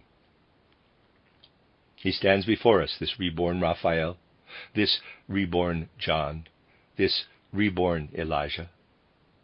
There he stands before us, and we may revere him, and he may be one of many intermediaries who can show us the way toward the Spirit revelations, toward which we work in the stream of our spiritual movement, so that with a true heart, true love, true enthusiasm, and devotion may allow us to succeed in bringing down from spiritual heights what we hope will also flow into the most guileless of souls. Because whatever may be said here or there about the inaccessibility of modern spiritual research, it is primarily those unworldly hearts and minds who will be damaged by lies about incomprehensibility. For it is they who will understand how our spiritual stream seeks to be a downward conduit from spiritual heights. The path from spiritual heights must not be sought only for those among whom some may, to varying extents, have allowed spiritual practices to work on them. We should seek a path for all yearning souls who long for truth and the Spirit. Whilst our preface should be Goethe's axiom, which only has to be grasped in the depths of its simplicity, quote, Truth exists only within truth, close quote. So must our aim be to transform the spiritual life we seek and about which we hear in such a way that through the grace that spiritual powers bestow on us, we frame this spiritual life in such a way that it can find its way to every single seeking soul. That must be our aim. It is our will to work in truth and actively to find ways to all seeking souls, at whichever stage of their incarnation they may be. The mysteries of incarnation are profound, as the path of Novalis's incarnations shows us.